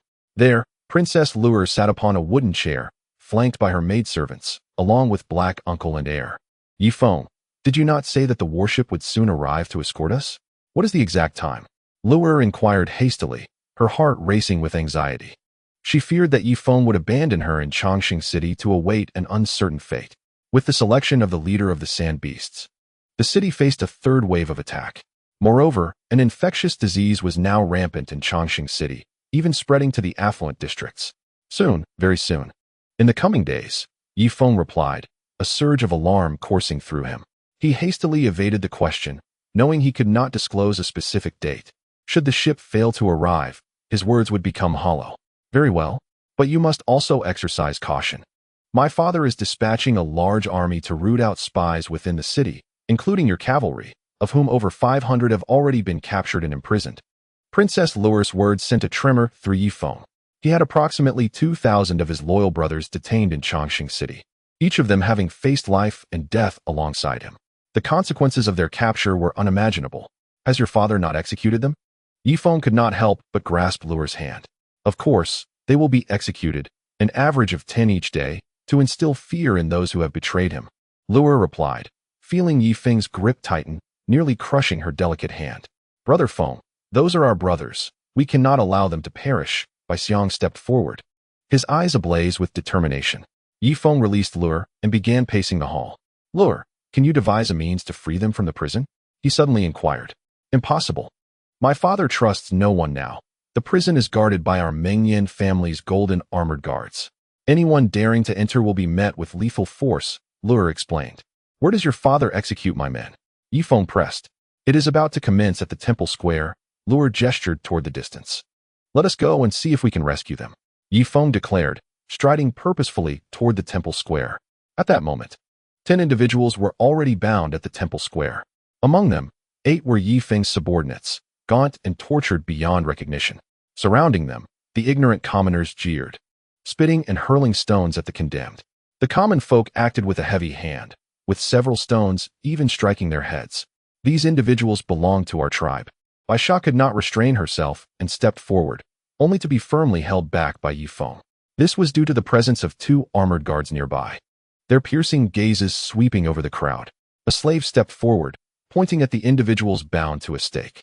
As the onlookers discerned the scene, they realized these were the cavalry of Yifeng's insurgents, now captured within the walls of Changsheng City. They belonged to the Yunshan tribe, and any report would be handsomely rewarded by the Heavenly Khan. Upon finishing his statement, the slave exchanged glances with several executioners. Thud, thud, thud, 10 heads rolled onto the ground. Yifeng's heart twisted in agony, for among them was a captain from the Yunshan tribe who had faithfully followed him. Come back tomorrow, the slave declared before leading the soldiers of Duoyan away. Yifeng and Bai Xiang gazed at the severed heads, too horrified to collect the corpses. Some citizens of the city, seemingly driven to madness, began to urinate on the bodies and perform various degrading acts. Yifeng's expression grew increasingly frosty. Let us depart, he commanded, for he was powerless to save anyone now, only hoping for Susan's ships to arrive at Changsheng City swiftly. At that moment, a violent coughing erupted from nearby. A frail woman covered her mouth, nearly expelling her lungs. This is terrible. She has contracted that disease. The crowd quickly dispersed. It's nothing. I merely caught a chill. I am not infected, the woman coughed out in her defense. Yet, the crowd's eyes gleamed with malice. Burn her. Don't let her infect anyone else. Several strong men rushed forward. Though not soldiers of Duoyan, they were the bullies of Changsheng City, and with the order collapsing, they relished the opportunity to act with impunity. Before long, they stripped the woman bare and bound her to a stake. This is too much. Even if she is infected, there is no need to strip her. An elderly man protested, but his voice was drowned out by cheers from the masses. Hahaha, spread her legs a bit. I can't see clearly. Yes, spread them. The bullies complied without hesitation. The frail woman struggled desperately, but her fists were no match for their hands, and soon she was placed in a humiliating position. Yi Feng's anger surged. He turned to Ma Lebi beside him. Ma Lebi understood and picked up a stone, gripping it tightly. Hahaha, did you see? The infected woman's genitals are black. Haha. One bully jeered. Brother, who isn't black? Another chimed in. Her blackness is different, like charcoal. The bully did not aim to control the disease. Rather, he exploited the pretext of disease control to commit acts he previously dared not undertake. Suddenly, a stone flew through the air. The bully's head burst like a watermelon, blood splattering everywhere. Who did that? The other bullies were startled, brandishing their sticks and glaring menacingly at their surroundings. Who threw that stone? Damn it. We are controlling the source of the infection. Find the one who threw the stone, and we shall enact justice. Yes, to think our brother was killed. Once we catch him, I will burn his entire family. A group of bullies began to scour the crowd for their prey. Yi Feng picked up a stone, aiming at the most vociferous of the ruffians. With a swift motion, the stone pierced through his eye, emerging from the back of his head. The bully trembled violently before collapsing to the ground. Chapter 587. I shall accompany you. Trouble is upon us. Quickly summon the cavalry. There are those obstructing our efforts to contain the epidemic. The remaining bullies finally realized they had bitten off more than they could chew, howling in panic as they clutched their heads and scrambled away. A similar scene unfolded elsewhere, where several ruffians had corralled a family within a stone house. You are all infected. Henceforth, you are forbidden to leave this stone dwelling. Sir, we have not been infected. We are merely starving. Please allow us to go out to receive our ration of gruel, or we shall perish from hunger. An elderly man trembled as he spoke. Am I not more aware of your infection than you are? The bully retorted, nonchalantly picking his teeth with a bamboo stick. If I say you are infected, then you are. If I say you are not, then you are not. Please, sir, this is all the money I have saved from my hot spring coins. About 40 pieces. I implore you to accept it, the old man pleaded, surrendering all his family's savings. Upon receiving the money, the bully smirked. Indeed, you and your family do not appear to be infected. Ah, your daughter is quite lovely, with a fine figure. The ruffian's gaze fell upon the old man's daughter. No, she is too young. I have already given you the money. Please spare us. The old man's eyes glimmered with resentment. How bold. You are infected. Brothers, prepare the pyre. We shall burn them alive. The bully roared in anger, and a gang of thugs rushed in with torches. No, please. I will do anything you say.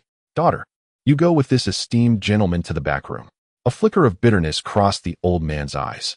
At least you know your place. The bully chuckled sinisterly as he seized the girl and led her towards the back room. Just then, a towering figure appeared at the doorway, casting a shadow that obscured the light. Who the hell is this troublemaker? The bully bellowed, turning abruptly. In the next instant, his eyes widened in shock.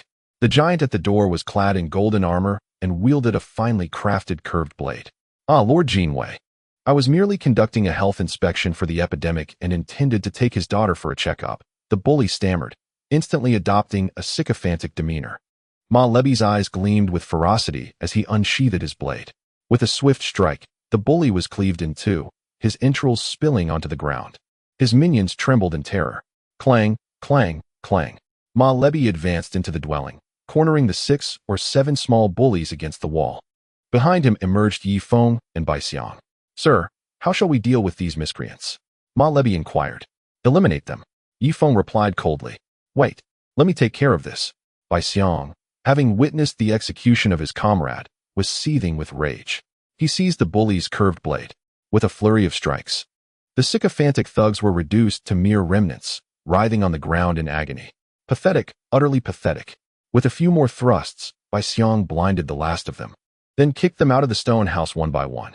The elderly man trembled in fear, huddled in a corner with his family, too terrified to utter a sound. It's all right. We can leave now, Yifeng reassured, leading the way out of the stone house. As they emerged, they were greeted by two familiar faces. Mr. Feng, we have searched for you tirelessly, they said, now disguised and evading the search led by Meng Yanlie. Yes, follow closely behind me back to my residence, Yifeng instructed, pulling up his mask to conceal his entire face. Here comes the Khan. Just then, a high-pitched voice pierced the air. The commoners fell to their knees in a domino effect. Brother Feng, what should we do? The Khan's gaze is piercing. He will surely recognize you. Bai Xiang exclaimed in alarm. Crouch down, Yifeng commanded, pulling several people down with him. Ma Lebi, clad in golden armor, stood helplessly to the side, deliberately maintaining distance from Yifeng and the others. As the crowd parted, two golden-armored guards cleared the way, followed by none other than the Khan, Meng Yanlie. However, he appeared worn and weary, with chapped lips, a consequence of prolonged hunger. The frozen fish in the city had nearly been consumed, and he dared not risk trying land animals for fear of infection. He was on his way to the Rage Sea to inspect the shipbuilding progress. Are you the newly appointed golden-armored guard? Why are you not at my side? Meng Yanlie inquired, directing his gaze towards Ma Lebi. Khan, I am executing my duty to help control the contagion, Ma Lebi replied stiffly. Faced with such a formidable opponent as Meng Yanlie, even he quaked in trepidation. Meng Yanlie's eyes narrowed. Having lived for over 200 years, he could effortlessly discern the lie behind the golden-armored guard's words. Yet, with no one else to rely on, he forced himself to suppress his inner fury. Very well, continue to maintain order, he acknowledged, his gaze sweeping over the crowd below. As his eyes skimmed past Yifeng, they quickly returned, a flicker of recognition igniting within him. Father! At that moment, a voice called out from behind. Princess Yuer dashed forward, seizing his arm. A faint smile crept onto Meng Yanlie's face. Yuer, the slums are rife with contagion. You must remain in the castle. I need to inspect the shipbuilding progress, he said slowly. He had been overwhelmed by numerous pressing matters. The prevention of sand beasts, the containment of disease, and the capture of Yifeng's remaining supporters. Most infuriating of all was the disappearance of his daughter, Meng Yanlie. After some reflection, he surmised that she had likely been abducted by Yifeng's allies. This realization filled him with rage, prompting him to execute 10 of Yifeng's cavalrymen daily in a desperate bid to compel others to reveal their daughter's whereabouts. Father, I will accompany you. I wish to see the colossal ships, Yuer declared, subtly signaling Ma Lebi. Very well, let us go, Meng Yanlie finally conceded, leading the group away. However, as he passed by Yifeng's position, his gaze flickered momentarily, only to be interrupted once more by the intuition stirred by Princess Yuer. Watching Meng Yanlie vanish from sight, Yifeng gradually rose to his feet. His first instinct was to touch the back of his shirt, despite the frigid weather. Sweat had dampened his back. Let us go? A group swiftly returned to their quarters. Yifeng cast a glance at his two subordinates below. Great Khan, several hundred of our men have been captured by Meng Yanlie, which is why we have refrained from showing ourselves during the day, only daring to venture out at night for scraps of food. A few of our brothers have also contracted the goo worm disease, one of the captains reported. Brother Feng, when will the warship come to retrieve us? I fear that in a few days, we may not need Meng Yanlie to intervene, as our people will perish from starvation. Unable to risk visiting the soup kitchens for relief, another captain inquired. Yifeng placed his hand on the hilt of his sword, rhythmically tapping it. In the next moment, he turned to his companion, Ma Lebi. Chapter 588. Enough with the nonsense. Hurry up. Ma Lebi, this stone house should accommodate 100 people, correct? Indeed. Very well, brothers. You shall contact my subordinates and have them gather here tonight, Yifeng instructed. But we have over 1,000 people. This stone house cannot possibly accommodate them. The captain objected. No worries, Brother Feng. My family is prominent, and I can arrange for them to stay elsewhere, Ma Lebi assured him. That is good. But we must also provide food for so many. How much frozen fish do you have stored? Yifeng inquired pointedly. Ma Lebi fell silent, clearly revealing that his stock of frozen fish was dwindling.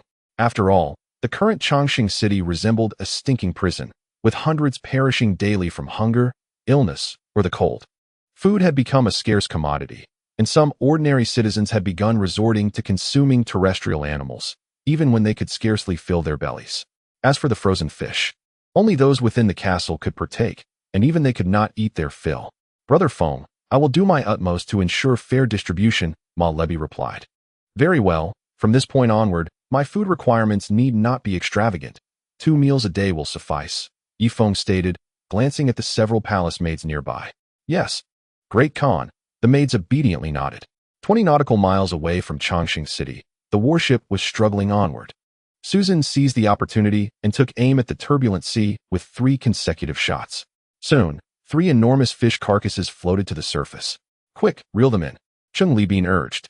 Although the angry sea was tempestuous, the fish swimming beneath the waves remained undisturbed, and those bold enough to navigate its depths were not small in size. Before long, the 3 giant fish were hauled aboard. Goodness, I never anticipated the fish in the angry sea could grow so large. Just one of these could feed our 50 sailors for half a month, Cheng Libin exclaimed with delight. Food is not our primary concern right now. The priority is to steer the warship to the rear of Changsheng City and rescue Ah Feng. Otherwise, our team will descend into chaos, Susan stated sternly. She was correct. Without Yifeng, discord would undoubtedly arise within his ranks. Wang Zhihai, Susan, and Ramaiko are undoubtedly vying to establish a leader among them. In due time, alliances will form, and they may even stage a bloody revolution. The warship continued its journey, and at last, a colossal silhouette emerged against the night sky, revealing the castle of Changsheng City and its towering pyramid. Susan, shall we sail directly towards the warship? However, if Meng Yanlie were to assault the vessel, we would be doomed as well. Thus the warship must not approach Changsheng City too closely. Yet, how then could Feng go aboard? He could only traverse the water in calm waters. His prowess did not extend to navigating through the furious seas. Cheng Libin asked anxiously. Send for Duoyan. Instruct him to relay a message to Changsheng City. Our warship will remain concealed in the tumultuous seas, using the towering waves as cover. Ensuring that the people of Changsheng City remain oblivious, Susan replied slowly. Princess Yuer gazed at the 20 enormous vessels moored by the riverbank, her eyes glimmering with anticipation. She had concealed her involvement with Yifeng from her father, hoping that his warship would facilitate her escape. Now, however, it seemed she had a more favorable option. With the presence of these colossal ships, she too could depart from Changsheng City, rendering her reliance on Yifeng's warship unnecessary. Yifeng, your warship can no longer hold sway over me. Let us go to father, she declared before leaving the dock. Behind her were the 20 vessels that had taken shape. And among Changsheng City's hundreds of thousands of inhabitants, there were thousands of skilled shipbuilders. Constructing 20 massive ships was a trivial task for them, and they would be ready to set sail in less than half a month. On the city walls, a pair of eyes observed the nearly completed vessels. Elder 7 turned slowly, striding purposefully towards the castle. Feng Go, awaken. There are visitors. Bai Xiang roused Yifeng from his slumber. Visitors? Who? Yifeng groggily opened his eyes, wiping the remnants of sleep from the corners. You must come out quickly. This matter cannot be made public, Bai Xiang urged, devoid of any palace attendants. Upon entering the hall, Yifeng beheld a tall figure with its back turned towards him. In an instant, the figure turned and lowered its mask. Duoyan, Yifeng exclaimed joyfully. Feng Ge, Susan thought you were suffering from the cold and hunger here. Come with me. The warship is anchored 10 nautical miles from Changsheng City in the turbulent sea, Duoyan stated, taking hold of Yifeng's arm. How did you manage to traverse from the turbulent sea to the shore? Yifeng asked, astonished. Duoyan gestured towards his drenched clothing. I walked on water, though I fell into the sea twice along the way. Nevertheless, it matters not. Once you reach the shore, the warship will approach, and I can escort you aboard. He explained. Wait. Yifeng roused Duoyan Moli. What is it, Minister of Economy? She inquired, still accustomed to addressing him thus. Moli, you must go to the castle and inform the Ma family, the 5 walls, as well as Duomeng and Elder 7, to hasten to the dock with all speed. Yifeng instructed. Why? Duoyan Moli was still processing the request. Just do as I say, Yifeng replied, and he and Bai Xiang followed closely behind Duoyan. It was nighttime. Although there were still over 100 brothers present, Changsheng City had imposed a curfew, and bringing too many individuals at once would be perilous. Drawing unwanted attention, the 3 swiftly arrived at the dock. Yifeng gazed into the distance, where towering waves surged, obscuring any sight of the warship. Duolong, how will you establish contact with the ship? Yifeng inquired. Duolong placed the torch upon the ground and struck it with flint. Then, standing atop a massive rock, he waved the torch 3 times towards the horizon. In 5 minutes, Yifeng remarked, his eyes widening. From the inky sea, a colossal silhouette gradually emerged, swiftly closing in to within a nautical mile of the dock. Brother Feng, you cannot traverse the tempestuous waters. Ride on my back, and I will carry you to the warship, Duolong stated as he crouched down. No, my brothers remain in Changsheng City. You must first take the white elephant away, Yifeng insisted, giving a gentle push to the white elephant. Brother Feng, your safety is paramount. You should go first. I will stay here to assist them. After all, dawn is still several hours away, and we have time, the white elephant replied. Enough with the chatter, hurry and mount, Yifeng commanded. Very well. The white elephant leaped onto Duolong's back, who then took a running start along the shore. With a powerful leap, he dashed forth, cutting a white streak through the turbulent sea, heading straight for the warship. Brother Feng. At that moment, a figure emerged from the shadows. It was Ma Lebi. Where are your elder brother and 3 younger siblings? Yifeng asked anxiously. We are in different locations, so I couldn't notify everyone at once. I feared for your safety, so I came ahead, Ma Lebi explained. Do you see that massive vessel? Can you traverse the raging sea? Yifeng questioned.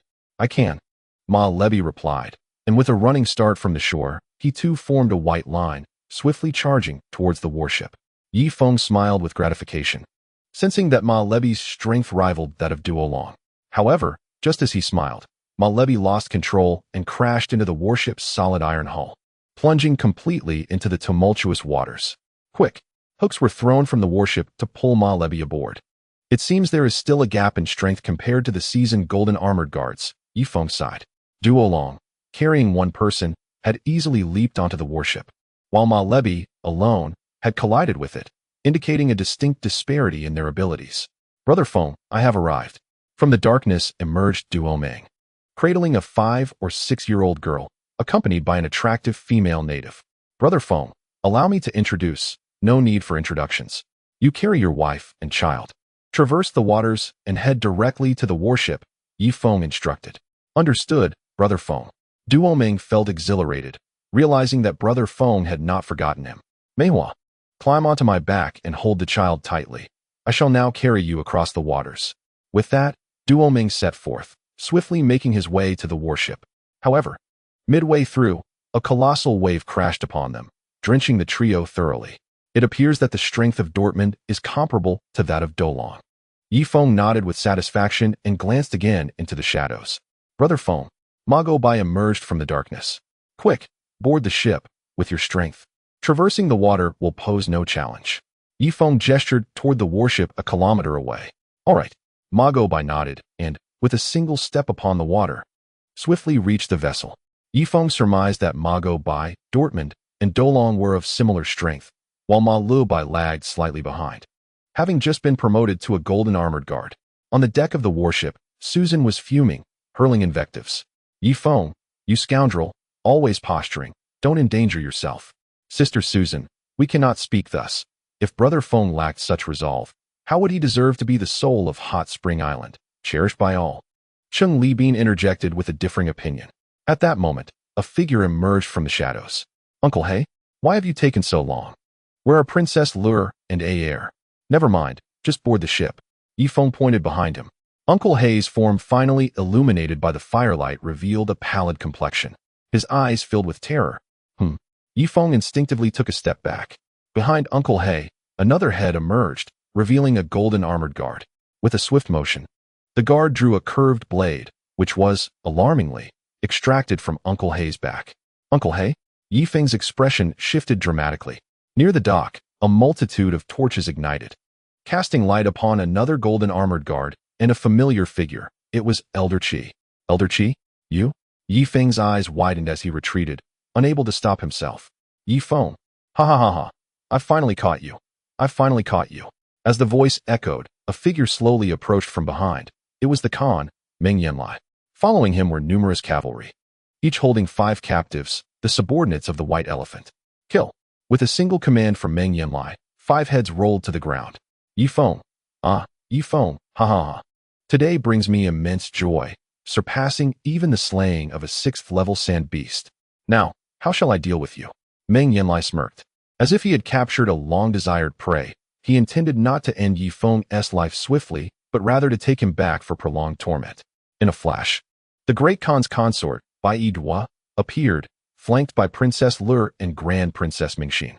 As for the consort's 2 personal guards, one man held aloft a severed head. It was Yuer's. Princess Yuer, I am truly sorry for failing to protect you, Yi Feng expressed with shame. His gaze fixated on the distant warship. What are the odds of swimming back to the ship if I leap into the furious sea? Will I be shattered by the towering waves? Yi Feng, do you think I need your protection? It was I who betrayed you, Yuer said coldly. You betrayed me? Why would you do that? Did we not agree? Yi Feng's thoughts raced, realizing he had underestimated human nature. I have no need for idle chatter with you. By the way, the remaining cavalry have been completely captured by us. Princess Yuer leaned closer to Meng Yanlie as she spoke. Yi Feng, among the informants. I count myself as one. The 7th elder stepped forward. At that moment, Yi Feng noticed that he was holding a severed head in his right hand. It belonged to Ma Lei. It was evident that Ma Lei had refused to conspire and had thus met a tragic fate at the hands of others. Damn it! Yi Feng's hands trembled as he glared at the 7th elder with a look of sorrow and indignation. Yi Feng, you have fallen into the hands of the Heavenly Khan. Do you comprehend the consequences that await you? However, the Heavenly Khan is merciful. He may grant you a chance to exchange that warship for your life. Otherwise, you might endure 10 years of torment before meeting a wretched end. After the 7th elder spoke, he gestured toward the warship bobbing in the surging waves. I will not entertain this any longer. With that, Yi Feng took a running leap and plunged into the furious sea with a resounding splash. Trying to escape?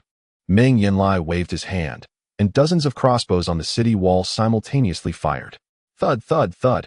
Yi Feng swayed amidst the countless arrows. At that moment, a massive wave crashed down, sweeping him toward the shore. No, Yi Feng gasped in alarm, taking a deep breath before diving into the water. The winds and waves on the surface were ferocious. He had to hold his breath and swim toward the warship for a glimmer of hope. Just then, he felt a fierce gust of wind, and a figure appeared, walking atop the towering waves. It was the Heavenly Khan, Meng Yanlie. As he approached Yi Feng, he suddenly lashed out with a long whip. The whip coiled back, effortlessly pulling Yi Feng from the depths of the sea. Yi Feng's body ascended rapidly, drawing nearer to Meng Yanlie's mocking face. Ice true chi. Yi Feng thrust his palms forward. In the next instant, a wave of cold surged toward Meng Yanlie. Meng Yanlie squinted as he noticed his garments rapidly freezing, causing his movements to falter for the briefest moment. However, as he was traversing the waves, even the slightest hesitation would send him plummeting back into the ocean. Chapter 590. I'll help you with your clothes now. Both of them resembled drenched chickens. Boom. In the distance, a cannon fired, striking perilously close to Meng Yanlie's chest. Even the formidable Meng Yanlie's expression shifted dramatically. Ice true chi. Yi Feng gritted his teeth and slapped the surface of the water. Instantly, droplets transformed into sparkling ice crystals around him. Hiss. Caught off guard, ice beads clung to Meng Yanlie's hair and beard. Despite this, he shook his body violently and easily broke free from the icy armor. Simultaneously, he clapped his hands against the sea, propelling himself 30 meters into the air, while the whip continued to lash toward Yi Feng. Yi Feng's jaw dropped. The power of that whip was immense. Should he be struck, his body would undoubtedly shatter. There was no way out. PFF. A burst of flames erupted from Yi Feng's index finger, striking Meng Yanlie dead on. In the next moment, a towering inferno erupted from Meng Yanlie's form. Humph. Meng Yanlie let out a muffled grunt before plunging headlong into the ocean. Although the flames on his body had been extinguished, precious time had been lost. Yi Feng extended his tongue and gently bit it, utilizing the pain to stimulate his nerves, ensuring he would not succumb to unconsciousness in the vast sea. At that moment, he felt a piercing pain akin to needles stabbing through his kidneys, while his brain seemed to be assaulted by countless steel pins relentlessly pricking at him.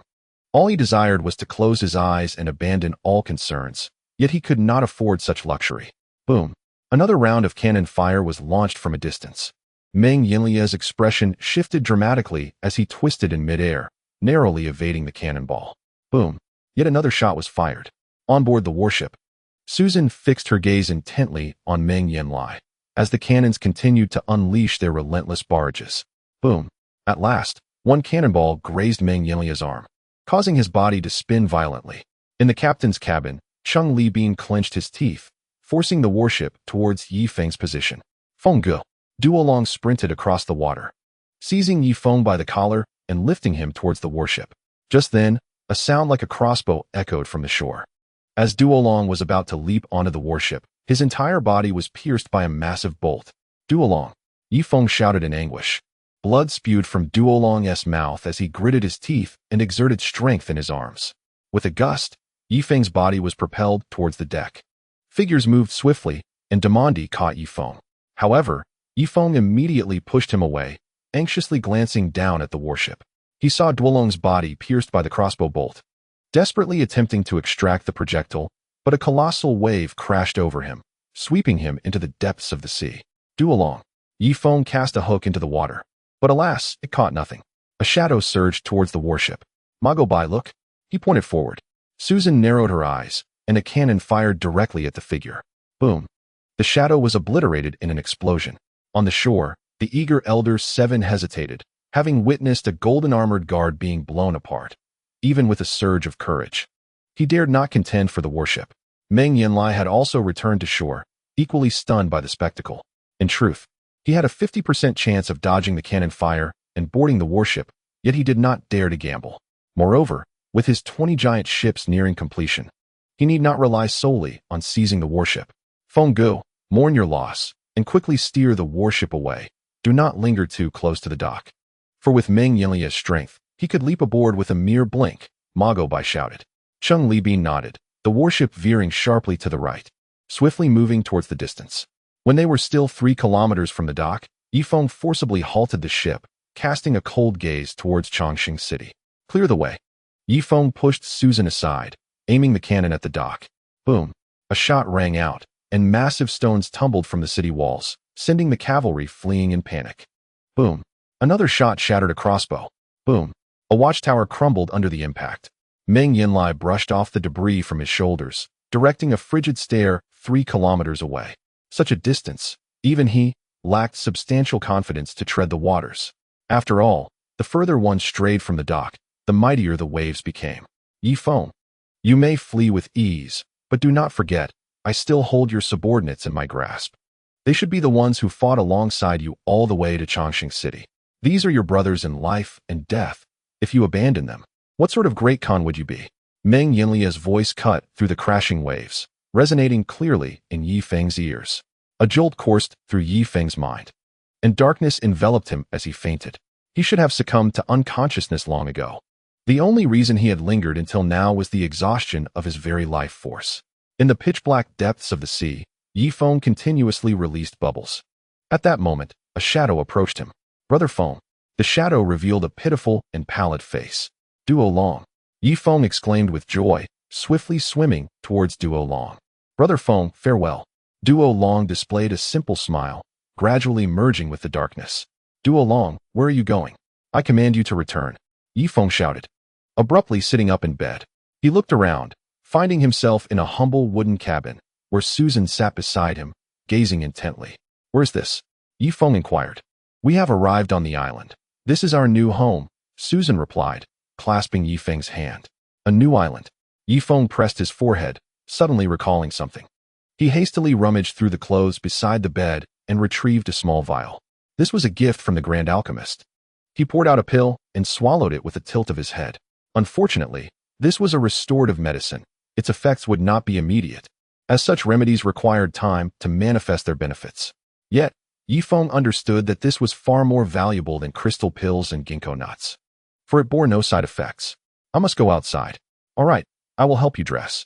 In a short while, Yi Feng was attired and, along with Susan, exited the wooden cabin. Before them lay the vast sea, adorned with colossal warships, alongside 18 semi-finished giant vessels. Craftsmen hummed tunes as they leisurely toiled on the ships. The distance to Changsheng City was 100 nautical miles. The low temperatures had yet to fully envelop this place. Thus the island maintained a temperature around -10 degrees. Brother Feng, you have finally awakened. How could you sleep for another 4 days? Shunan approached, leading a native girl by the hand, though she was not his wife. Qiu Shui. Yifeng found himself disinterested in such matters. Over 1,000 brothers still awaited rescue in Changsheng City. And what of the Grand Alchemist? She possessed the ability to mend his congenital injuries, restoring his capacity for procreation. I can't believe I slept for another 4 days, Yifeng murmured to himself, glancing towards the shore. On the shoreline, rudimentary wooden cabins were being erected. Men were felling trees for the structure, while women wove roofs from bark nearby. Elder brother Yi. Ding Tianquan leaped into Yifeng's embrace. Chapter 591. He pinched her cheek. Little Tianquan, you've grown so much. Do not leap into my arms so recklessly in the future, understand? Yifeng affectionately stroked her hair. I want tea. Ding Tianquan lifted her head defiantly. Yifeng shrugged and playfully pinched her cheek. How much food do we have left? Yifeng inquired. The provisions, though not abundant, are entirely sufficient to sustain our multitude. To the north of the island lies a bay teeming with fish. Each cast of the net yields delightful surprises. Thus, the warship needs only 3 hours of fishing daily to provide for us all, Susan remarked. Indeed. Yifeng nodded, his brow slightly unfurling. At this juncture, he could only trade frozen fish to retrieve his cavalry. Otherwise, he could scarcely fathom the grim fate that awaited them. His thoughts drifted to Duolong. We should erect a tombstone on the island in honor of Duolong. Yifeng turned to Harder and proclaimed. Understood. Harder set to work. Brother Feng, we have many comrades in Changsheng City. Are we to abandon them? At that moment, Bai Xiang approached, burning with indignation after witnessing the beheading of 5 brothers. Let us board the warship. I intend to negotiate with Meng Yanlie and reclaim as many as possible, Yifeng declared, striding toward the vessel. Brother Feng, we shall accompany you. Should Meng Yanlie storm the ship, we alone might delay him. Demandi and Mago Bai stepped forward. Very well. A group ascended the warship, which roared to life and steered toward Changsheng City. Your Majesty, the frozen fish now suffices only for those within our fortress. As for the Elder Council, the apothecaries, and the priests, they may soon find themselves without provisions, the last of the golden armored guards reported. Let them starve. Otherwise, they may resort to consuming land animals. Meng Yanlie replied nonchalantly. As long as we can sustain the fortress, that is all that matters. Moreover, 20 colossal ships are nearing completion. With these giants, we shall venture beyond the furious sea to fish. At this moment, the Khan's consort interjected. Your Majesty, neglecting the Elder Council and the apothecaries may incite discord. The order in Changsheng City is on the brink of collapse. No cavalry is willing to venture into the slums to control the infected. Indeed, the cavalry are but human. They too fear contamination, retreating to the city walls or watchtowers.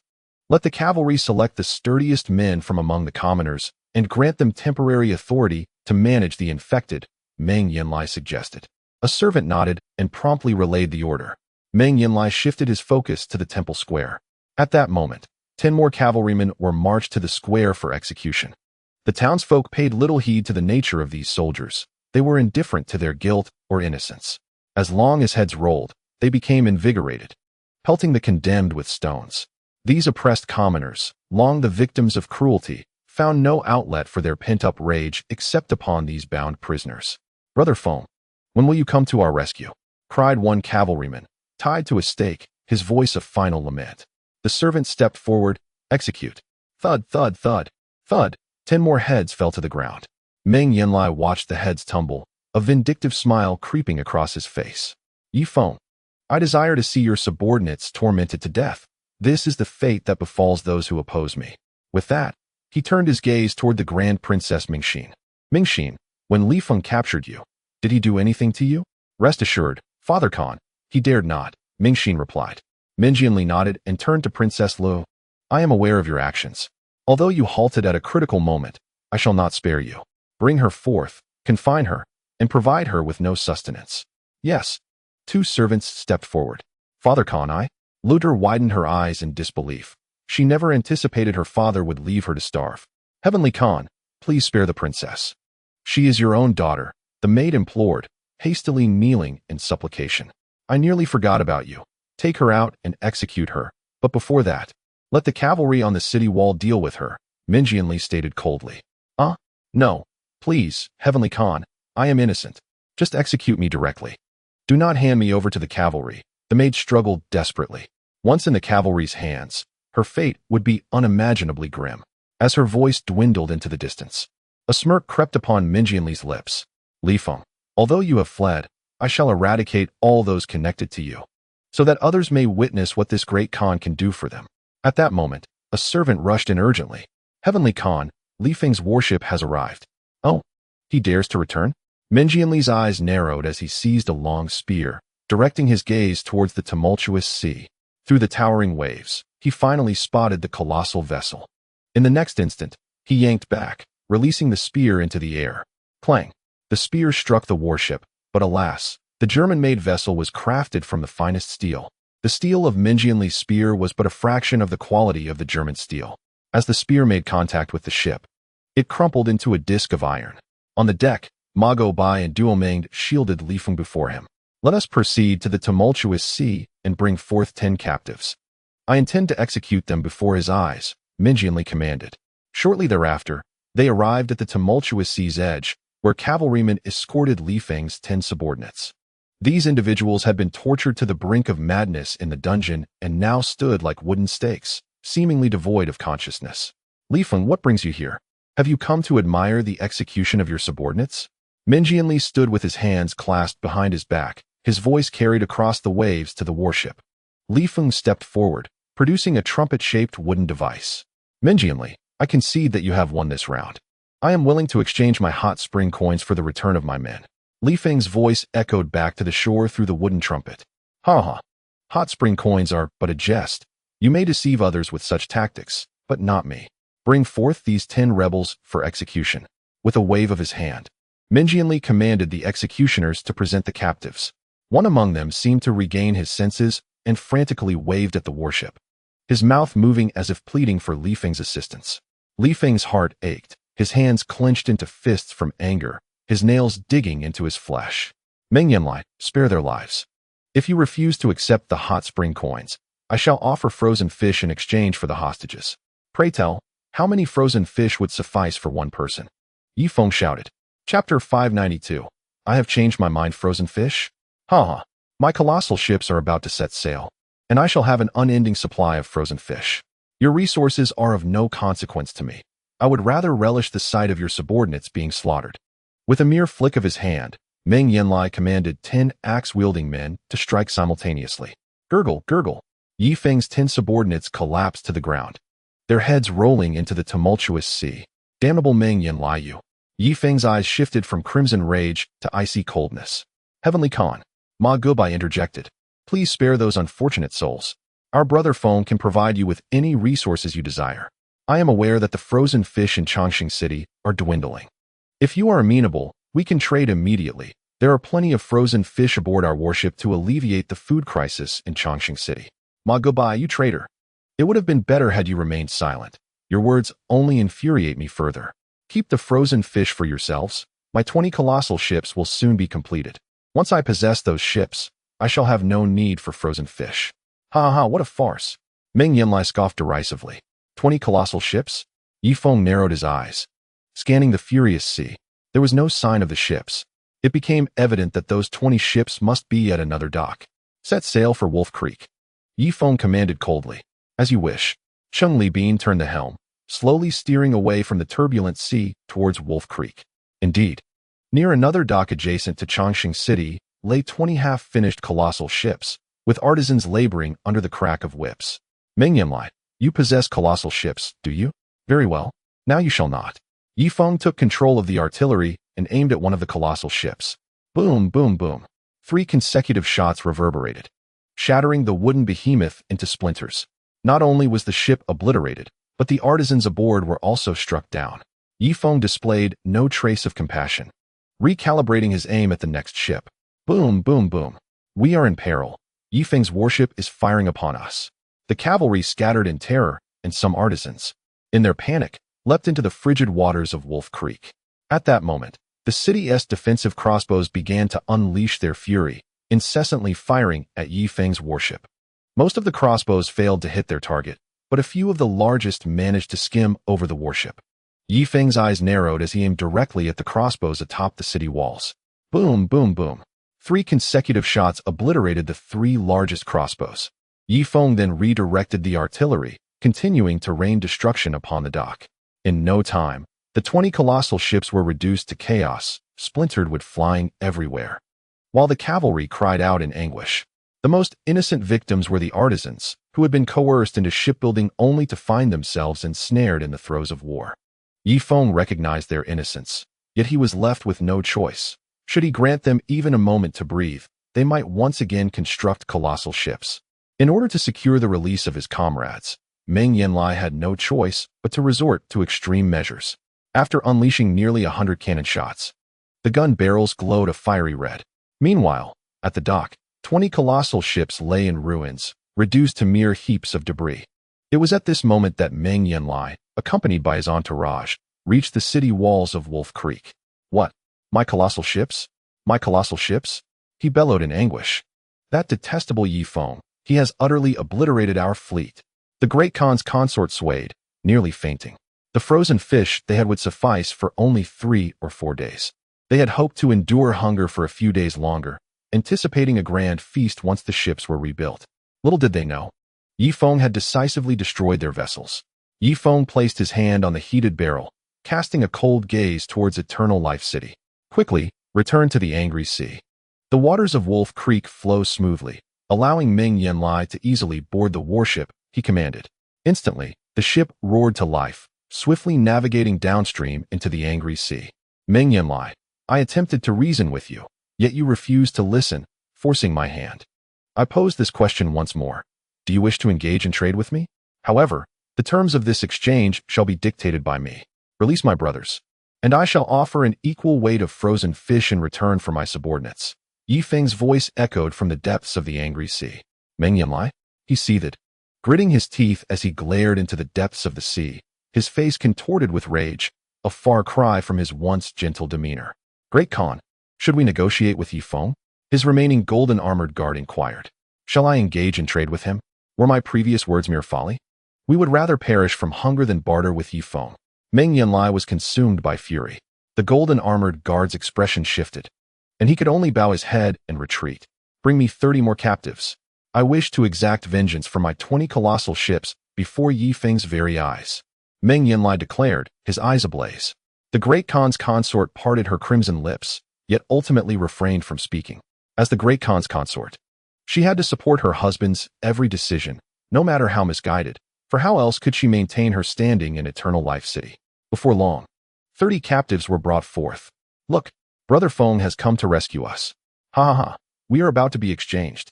One of the 100 captains exclaimed, eyes gleaming with hope as he gazed at the warship in the angry sea. We've finally made it through. Those cavalrymen are inhumane. The torment I endured these past few days nearly drove me to despair.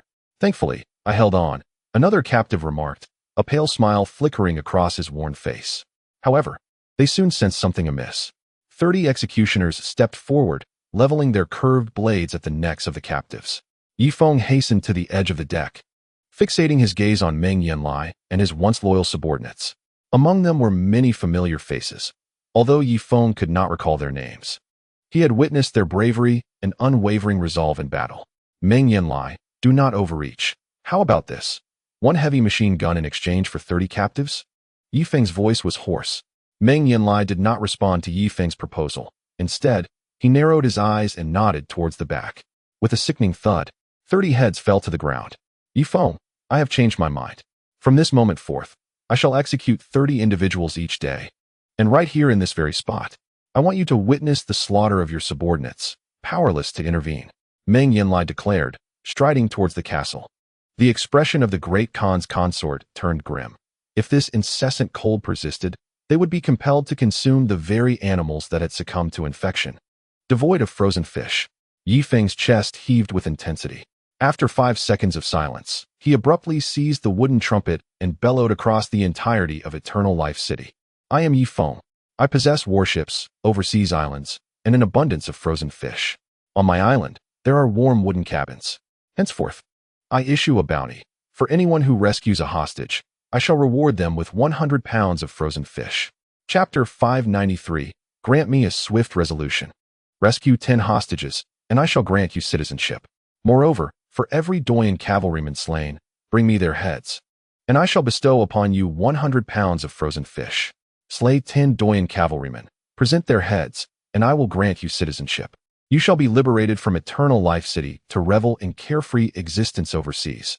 Yi Feng's voice resonated with fury throughout Eternal Life City. The previously meek and downtrodden citizens suddenly found their gazes flickering with newfound hope. Once victims of oppression due to lack of direction, Yi Feng's words now seemed to illuminate a path forward. The final bounty, slay Meng Yanlie, and one shall become the vice lord of my hot spring island. With the credit of the hot spring bank as guarantee, Yi Feng's voice thundered through the wooden trumpet. Perhaps only the common folk near the raging sea could hear him. Yet he believed that within 3 days, this news would echo throughout the entirety of Eternal Life City. On the morrow, the impoverished district of Eternal Life City erected porridge shelters once more. Yet some were destined not to receive the relief porridge. They were trapped within their homes by local bullies. I believe you have been infected, thus from now on, you are forbidden from leaving this stone house. The bully, accompanied by his lackeys, blocked the doorway, indifferent to the pointing fingers of the passers-by. Indeed, he had received the cavalry's authorization to specifically deal with the infected, as the cavalry feared their own contamination and had delegated authority to these thugs. And what of our food? Will you assist us in retrieving it? Inquired a middle-aged man, suspected of infection. Why should I assist you? My sole responsibility is to isolate the infected. I am not accountable for your sustenance. Your food is the concern of those in the porridge shelter, the bully responded, casting a predatory glance at the middle-aged man's wife. Very well. I implore you to allow me to negotiate with them at the porridge shelter, the middle-aged man replied, suppressing his rage. Did I not make myself clear? You are an infected individual, barred from leaving this stone house. Of course, I could declare you uninfected, but that depends on your understanding of the situation, the bully retorted, once again eyeing the middle-aged man's wife. You? Are you deliberately provoking me? The middle-aged man fumed. So, we have reached an impasse? Boys, seal this stone house. Block the windows, and ensure they do not emerge, nor may anyone make contact with them, even at a distance. The bully had spoken, and his minions immediately set about sealing the doors and windows. The common folk, witnessing this scene, could no longer contain their simmering rage. Let us rise up. Slay this scoundrel. Cut him to pieces. He previously violated my daughters and wife in this very manner. This beastly creature exploited my 3 daughters. The populace finally erupted, surging toward the bully and his 4 henchmen. How dare you? We are mercenaries sanctioned by the cavalry. You dare lay hands on me. Oh, my eyes. They cried. Have you defied the heavens? The celestial Khan will eradicate you lowly peasants. Ah, my leg. Oh no, my leg is broken. The fury of the commoners was unleashed upon these hired thugs. Having endured oppression for far too long, once the beast within them was unshackled, their strikes were merciless. 10 minutes later, the crowd dispersed, leaving behind 5 disfigured corpses. Let us sever their heads and exchange them with Yi Feng for frozen fish. This gruel is no longer fit for consumption. They are using tainted flesh to make this meager porridge, suggested one commoner.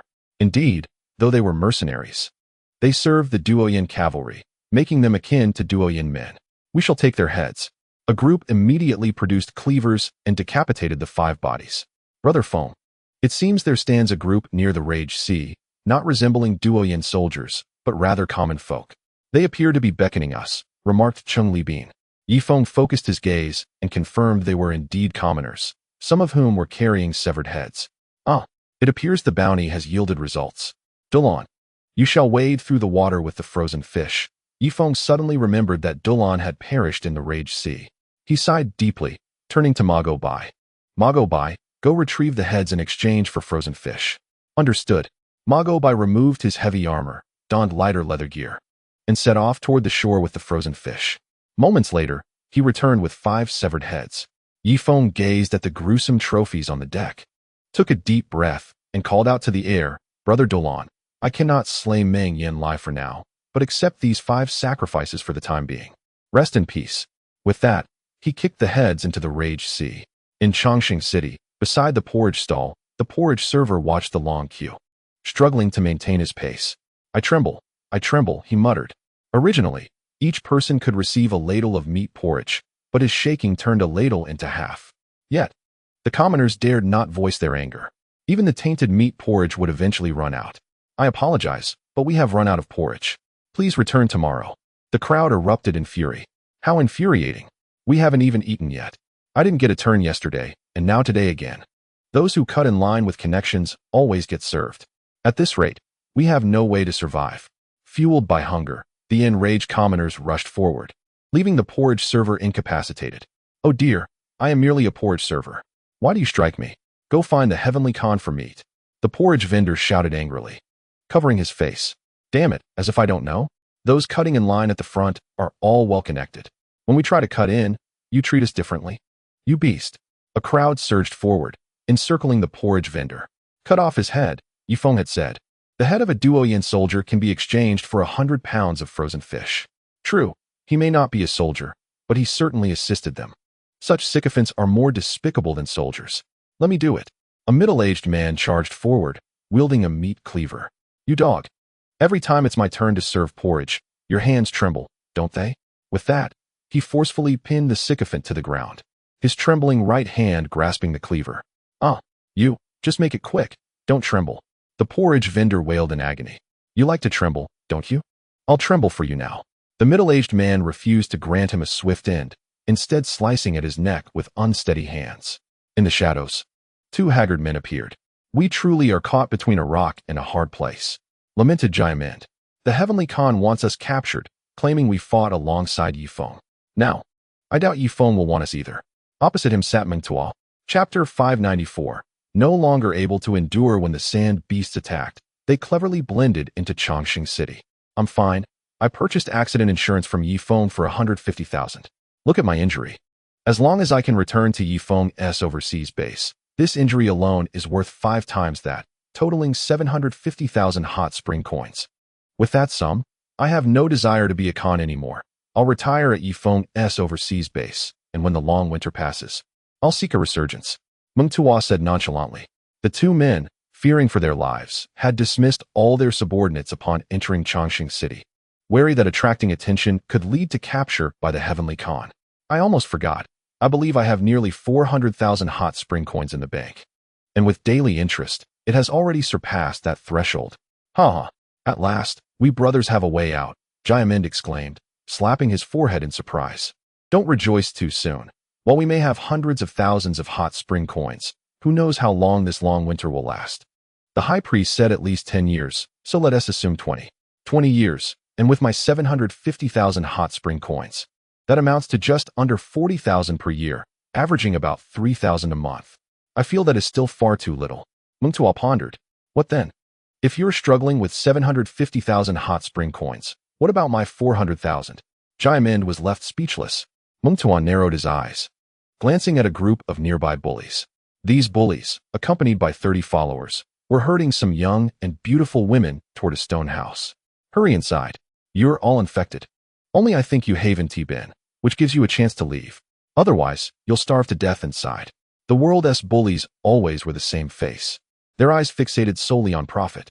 Perhaps the cavalry genuinely intended to control the spread of the infectious disease. However, these lowly tyrants, once endowed with power, would inevitably devise means to torment their fellow commoners, seeking to assert their sense of superiority.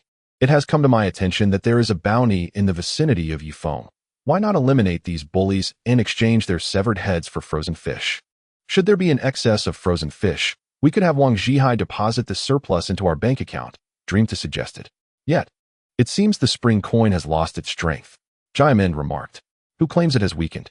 In Changsheng City, there are clandestine transactions utilizing spring coin, and I am confident that Yifeng's overseas base also conducts its trade in spring coin, Dreamta asserted, casting a piercing gaze at the few bullies present. Unbeknownst to Yifeng, the very spring coin he had intended to discard had gained popularity in Changsheng City. Although the heavenly Khan had explicitly prohibited the use of spring coin, reverting to a barter system, the populace had developed a habitual reliance on it. Moreover, while one could procure anything with spring coin, barter necessitated the identification of suitable items for exchange. Once the power of currency establishes its dominion in the market, there is no need for Yifeng to actively maintain it. Anyone possessing even a modicum of spring coin would instinctively contribute to its preservation. This sentiment was shared not only by the commoners, but also by the nobles within the castle, who were equally invested in safeguarding the value of spring coin. Otherwise, their deposited wealth would be rendered worthless, having been acquired through trade. Inside the stone chamber, anguished cries echoed. After a while, Dream 2 and Jiamind emerged, donning masks once more, each bearing a large burlap sack. Within the stone chamber lay over 30 headless corpses, the remains of the tyrant and his entourage. In the castle, Meng Yanlie surveyed the chaotic scene of Changsheng City. If he had ample oil, he would gladly incinerate the entire slum district to spare himself the distress of witnessing it. At this moment, the affluent district began to descend into turmoil as well. Indeed, let us set fire to the wealthy district too, preserving only my castle. The loyal subjects within my castle would never betray their Khan for the sake of mere sustenance. Contemplating this, Meng Yanlie turned to observe a few of his servants hastily bowing their heads. Heavenly Khan, let the cavalry secure the inner fortress. As for those outside, I propose we ignore them and allow them to fend for themselves. Fortunately, there are still some frozen fish within the castle, sufficient for our needs for a while. The Khan's consort gently suggested. Indeed, let us return and partake of some nourishment. We must ensure we possess ample strength. I have heard that as long as we eat and drink well, the worm plague shall not afflict us. And I must eat my fill to prepare for the impending siege of the sand beasts. With that, the two made their way to the dining hall, surrounded by a throng of servants. Why is the table empty? Where's the food? Where are the frozen fish? Meng Yanlie's eyelids twitched, an ominous premonition creeping over him. Heavenly Khan, I apologize. While I was tasked with guarding the prison, I also had to oversee the food storage, and this morning, someone emptied the frozen fish from the storeroom. The golden armored guard hastily knelt before him. What? Not a single one left? A surge of anger surged through Meng Yanlie. Indeed, the golden armored guard nodded. Meng Yanlie took a deep breath, striving to suppress his fury. Have you discovered who is responsible for this? He inquired. Within the castle, only the slaves and maidservants were present, along with the guards. Could they be the culprits? Most likely, it was the slaves, Jubilation replied. I went to investigate, and the number of slaves has diminished by over 40. They are not in the castle. They have likely infiltrated the slums. Meng Yanlie could no longer contain himself, roaring towards the window, causing dust to cascade from the pinnacle of the pyramid. Heavenly Khan, do not act impulsively. You are the lord of this city. You must remain composed, the great Khan's consort cautioned, fearing that in a fit of rage, Meng Yanlie might harm Jubilation. It was essential to note that they had only one loyal Jubilation left. Composed? How can you expect me to be calm? Yi Feng is driving me to the brink. Meng Yanlie exclaimed. Meng Yanlie, go and eliminate all the prisoners in the dungeon. Leave not a single one alive. Bring me a knife. I shall do it myself. Seizing a curved blade, Meng Yanlie strode purposefully towards the dungeon. As he reached the entrance, his eyes narrowed.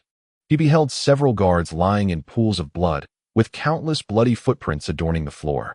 A buzzing sensation filled his head as he stepped inside the dungeon. Silence reigned. It was so quiet that one could hear a pin drop. The once crowded dungeon was now devoid of prisoners. In that moment, Meng Yanlie felt as though his very essence had been drained, collapsing onto the ground in despair. Heavenly Khan, the great Khan's consort rushed to support him.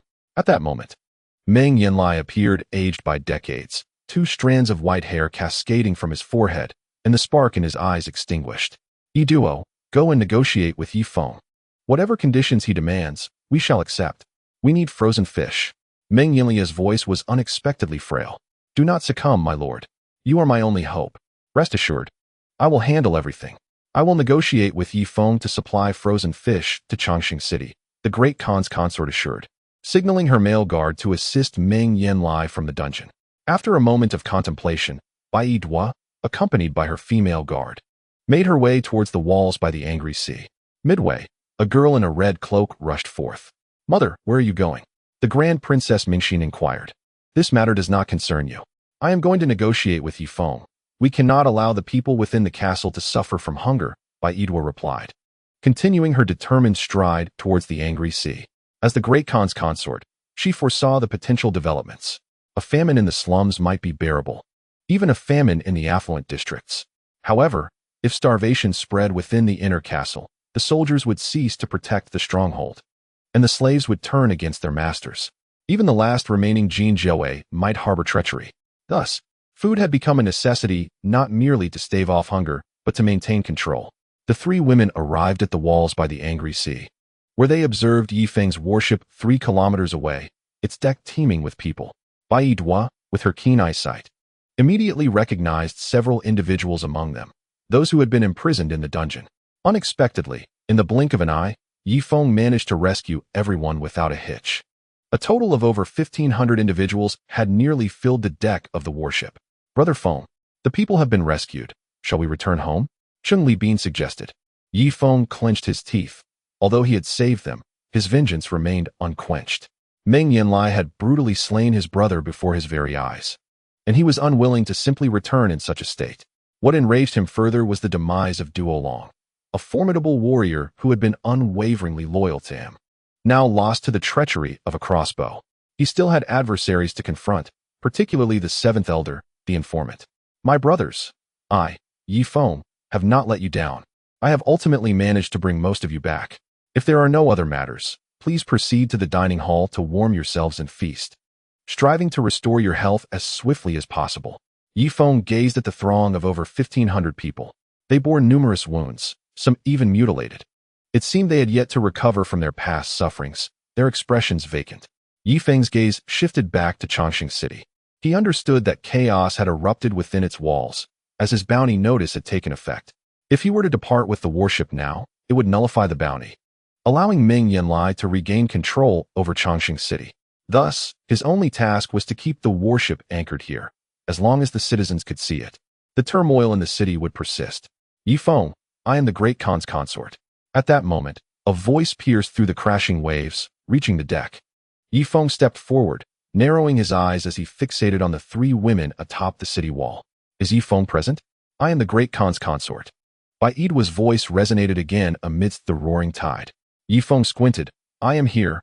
What is it that you seek? Yifeng, your presence is all that matters. After considerable deliberation, our heavenly Khan has decided to restore our trade agreement. Speak. How may I procure frozen fish from you? Yifeng's lips twitched. Was this woman out of her mind? Now that I have rescued my people, why would I wish to trade with you under such circumstances? Here's the deal. Bring me Meng Yanlie's head, and I will ensure that you three will want for nothing throughout this long winter. Yifeng's voice was icy as it carried across the distance. On the city wall, Baidu's expression hardened. Yifeng, I come sincerely to negotiate. Please propose a reasonable price. She suppressed the murderous intent boiling within her. Just then, Bai Xiang emerged from behind. I want your horse's sweat cloth.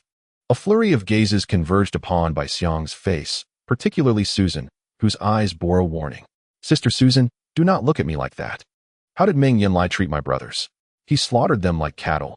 Now I merely ask his woman to part with the horse's sweat cloth. This is already quite a lenient punishment. Bai Xiang remained unfazed by Susan's glare. Indeed, Susan's gaze flickered before shifting to Yifeng. Yifeng, are you certain you wish to proceed with this? Baidu questioned coldly. Initially, she was able to remove her riding sweat towel because her daughter was not present. However, now that Ming Xin stands beside her, how can she, as a mother, bear to lose face? She fears that in the future, her image will be utterly tarnished in her daughter's eyes. Great Khan, my brother speaks without restraint. Please forgive him. My request is simple. You must strip bare and run through Changsheng City for half an hour. After that, I shall provide you with 200 pounds of frozen fish. Yifeng's frigid voice echoed through Changsheng City. Yifeng, do you truly believe that is feasible? And do not presume that your warships make you formidable. If our Tian Khan is willing to take the risk, there is at least a 50% chance he could board your vessel.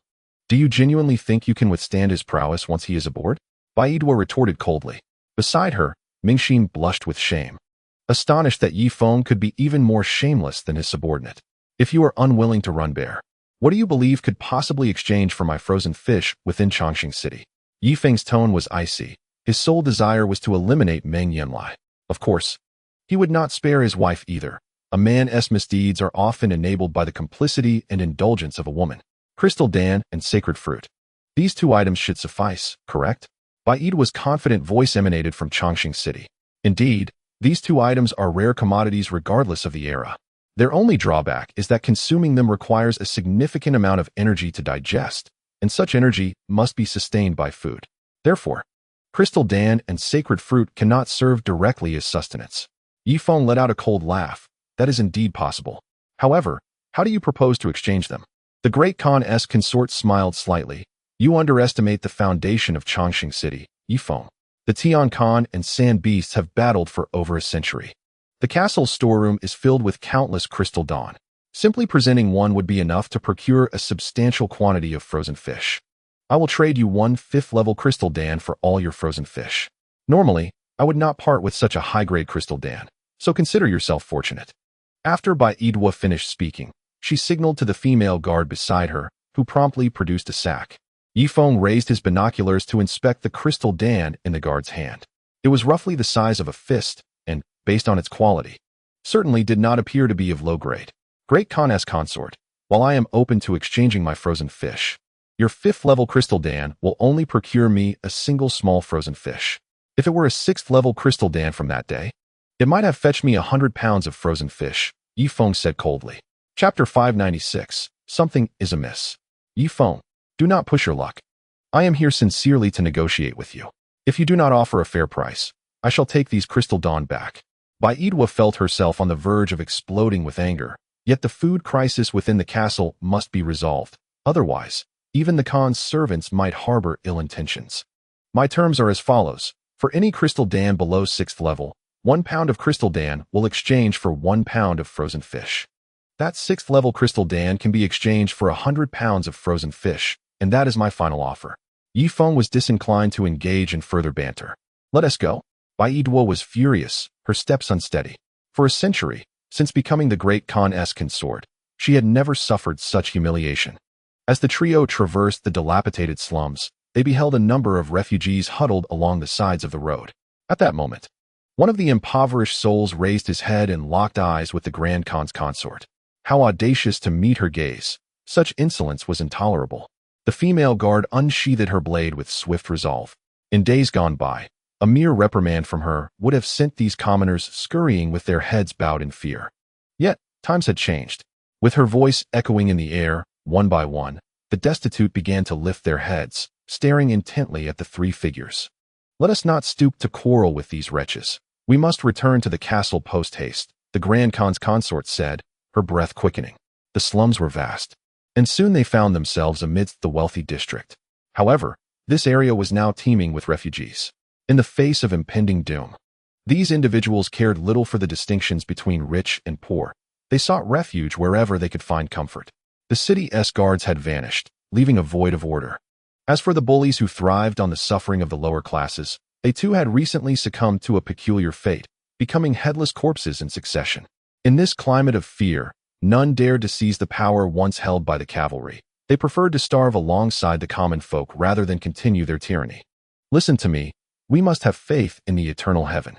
Though we may perish in this world, upon reaching the eternal heaven, there lies a lush pasture where we may ride freely and tend to our flocks, reunited with our departed loved ones. A voice resonated through the crowd. The Grand Khan's consort cast a sidelong glance and observed a middle-aged man on a rooftop, indoctrinating the masses.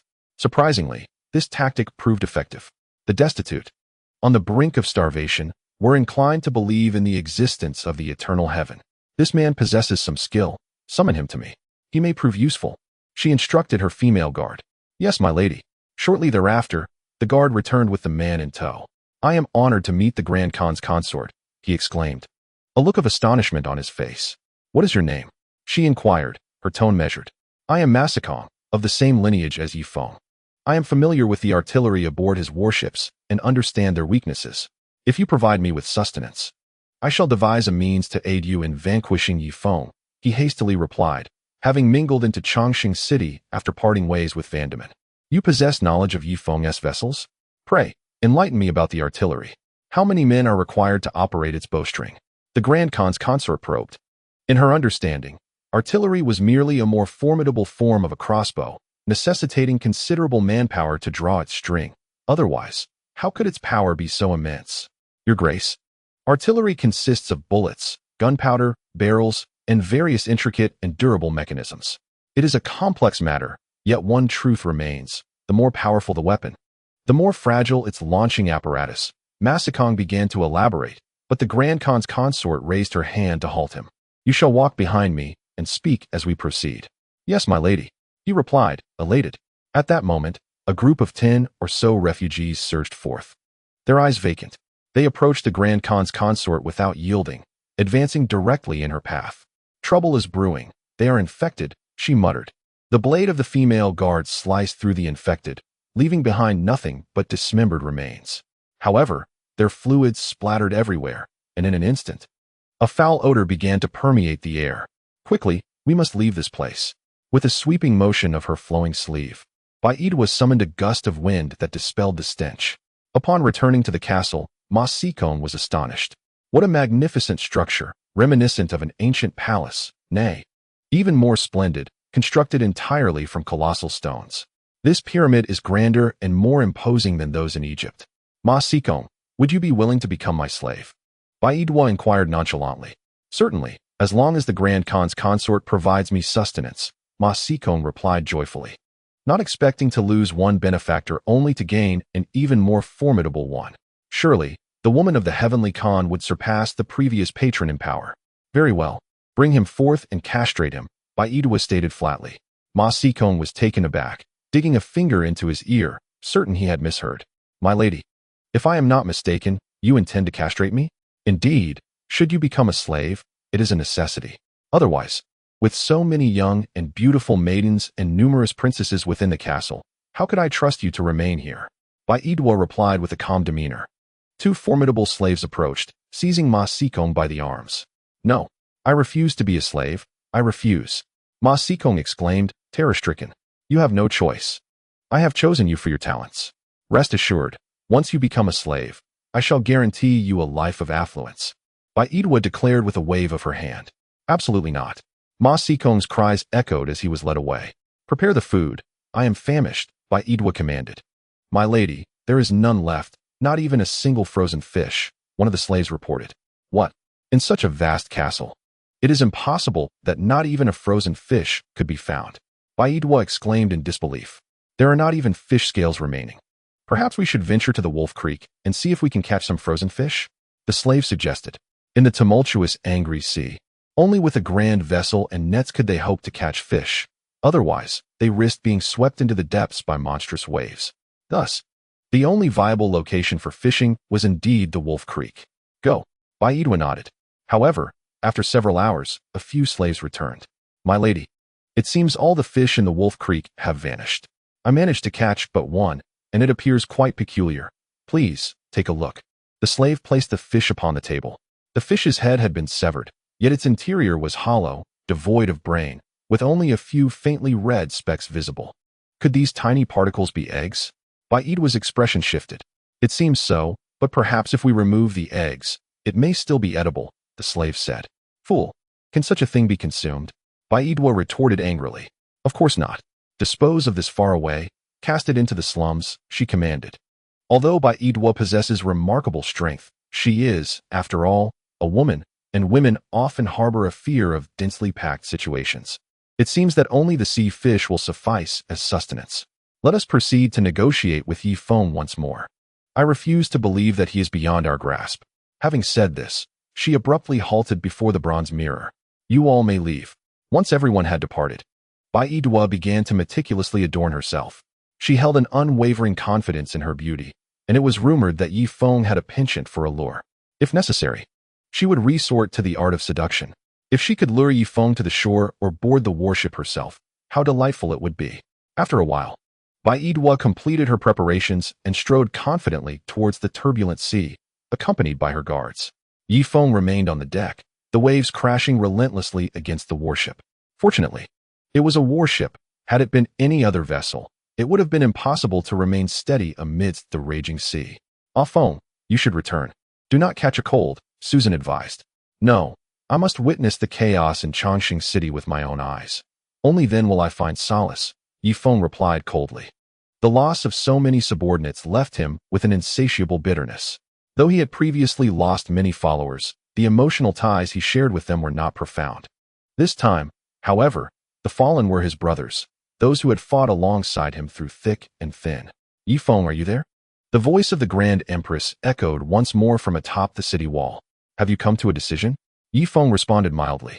Yi Feng, let us do this. I shall dismiss my aides and allow them to distance themselves from the city wall. You may bring Ma Gubai to meet me, and we can discuss the particulars at length. Rest assured, I will not let you suffer any losses. Baidwa's voice took on a hint of seduction. As a man, Yifeng immediately sensed it. Apologies, but I have already heard of your Grand Empress's tactics from the Golden Armored Guards. While your prowess may not surpass theirs, you possess several extraordinary abilities, and I am wary of inadvertently falling into your trap, Yifeng replied coolly. Yifeng, there are still so many innocent civilians in Changsheng City. Can you bear to watch them starve? Let us not dwell on forgiveness. I only hope you will use your warship to transport these civilians to your overseas base, allowing them a chance to survive. Baidua's tone shifted to one of feigned compassion. Yifeng could not help but sneer. Baidua's intentions were transparent even from several kilometers away. I would indeed like to rescue these civilians, but what if you have embedded a few skilled fighters among them? My warship would be rendered useless. Moreover, I harbor no emotional ties to the civilians of Changsheng City. Their fates are of no concern to me. Yifeng's voice echoed from afar.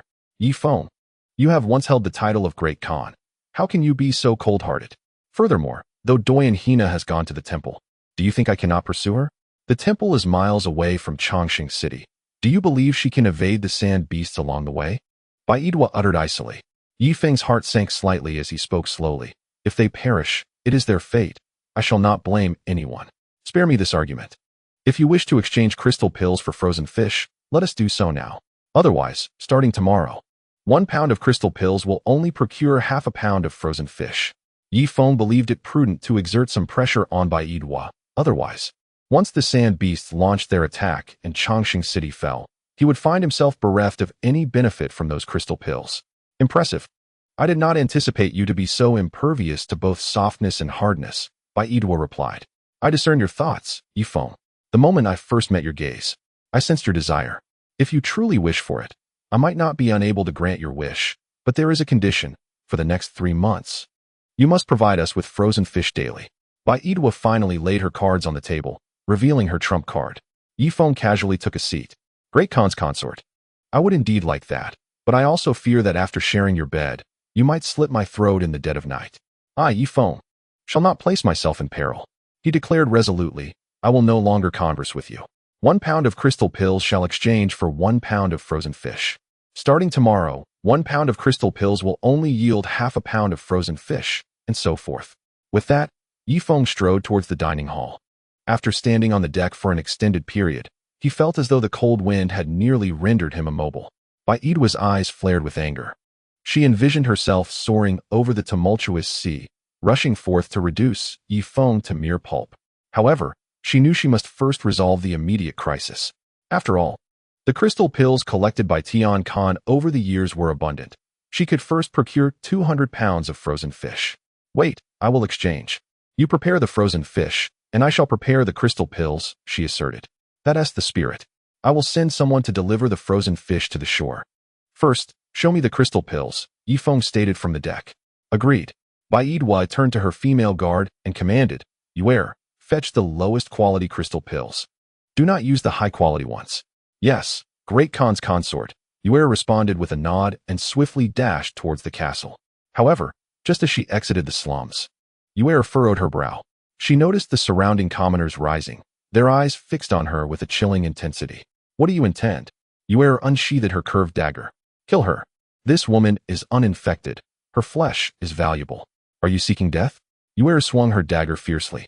Moments later, chaos erupted in the slums. Blood and flesh flying in all directions. Yet among the crowd, 2 masked individuals of notable strength inflicted minor wounds upon Yuer. After half an hour of relentless combat, Yuer felt her strength waning. Desperate, she shouted towards the castle, Crossbowmen, fire here. With a series of thuds, bolts rained down, scattering the rioters in panic. Seizing the opportunity, Yuer made a hasty retreat back to the castle. Just moments ago, she had felt as though she had traversed the gates of the underworld. The scene had been utterly terrifying. Hidden among the commoners were formidable experts. Had it not been for her own considerable skills, she might have already met her demise. You 3, accompany me to the storeroom. I have the Great Khan's consort's command. On the battleship, Yifeng remained locked in a gaze with Baidua. The gazes of the two initially clashed like swords, yet as the man and woman held their stare for an extended moment, the atmosphere began to shift. Baidua's eyes seemed to weave a spell, causing Yifeng's icy demeanor to betray a hint of discomfort. Great Khan, do not gaze too long at her. She possesses a terrifying ability, and if you linger, Her beauty may ensnare you, Mago hastily urged, giving Yifeng a nudge. Startled, Yifeng quickly shut his eyes. Just moments before, when he had locked eyes with the Great Khan's consort, bizarre fantasies danced in his mind, wherein he envisioned her in a warm chamber, draped in sheer fabric, her delicate legs gracefully moving. Chapter 598. So considerate, so thoughtful that elusive sensation several times tempted Yifeng to prolong his gaze. This cursed woman, he muttered, inhaling deeply as he resolved to avoid further eye contact with the consort. After a prolonged wait, Yuer finally arrived at the edge of the angry sea, accompanied by 3 enslaved men. However, all 4 bore visible wounds. What has transpired? Duoyan inquired. The commoners are in an uproar. We may encounter trouble on our return. Yuer replied, gesturing toward the 3 burlap sacks behind him. Duoyan sighed heavily. In the absence of food, it was no surprise that the populace would revolt. She would have to navigate through the more secluded paths back to the castle. It was rather ironic that, in Changsheng city, she, the Great Khan's consort, had to avoid the commoners while walking. Yifeng, allow me to reveal the contents of these sacks. With that, she personally unfastened the 3 burlap bags, spilling their long-dried crystal gems across the ground.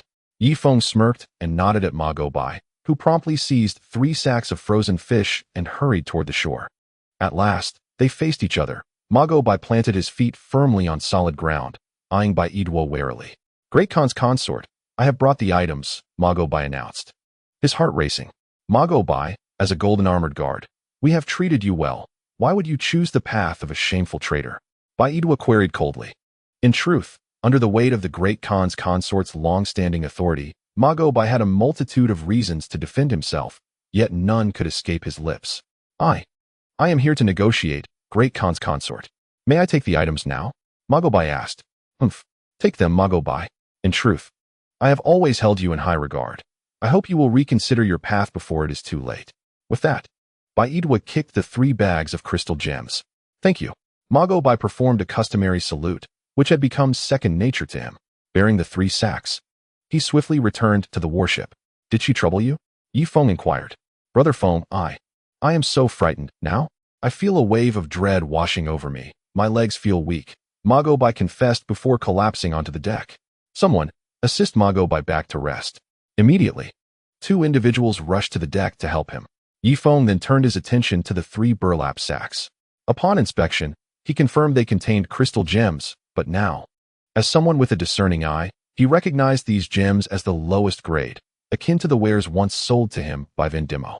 Shaner, please take the crystal cores back, count them meticulously, and document the tally, Yifeng instructed. Understood. Susan promptly carried the 3 large sacks of crystal cores back. As the transaction concluded, the Grand Khan's consort departed the city walls, heading towards the castle.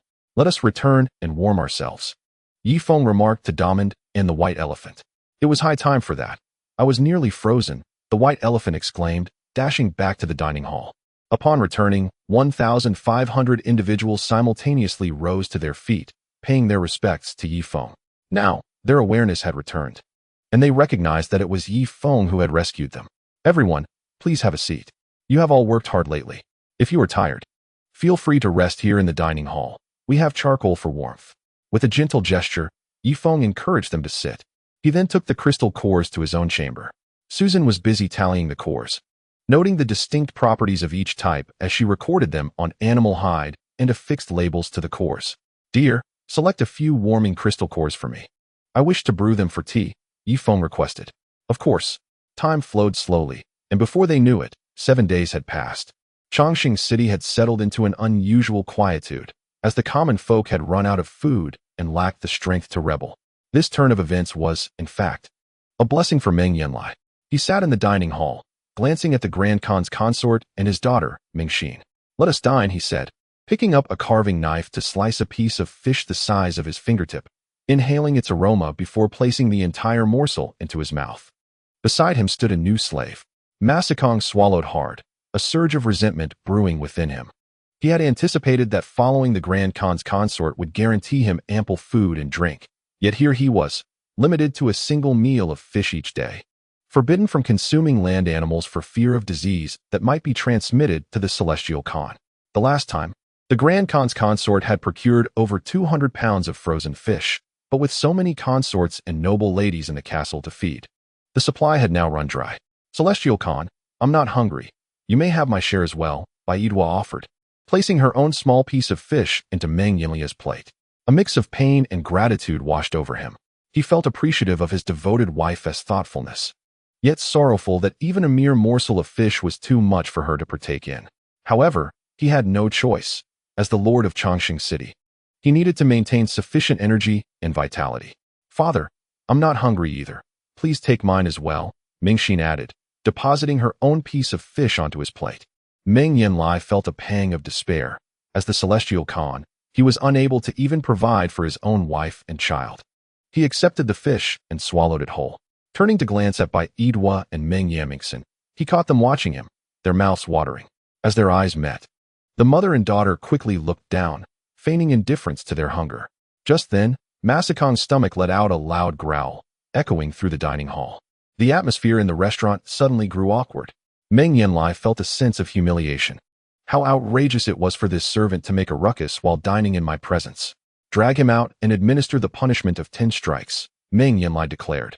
Ah, great heaven, please no. I promise I will never perform the empty city stratagem again. The voice of Ma Sikong gradually faded away. Great heaven! It seems this Ma Sikong possesses some talent.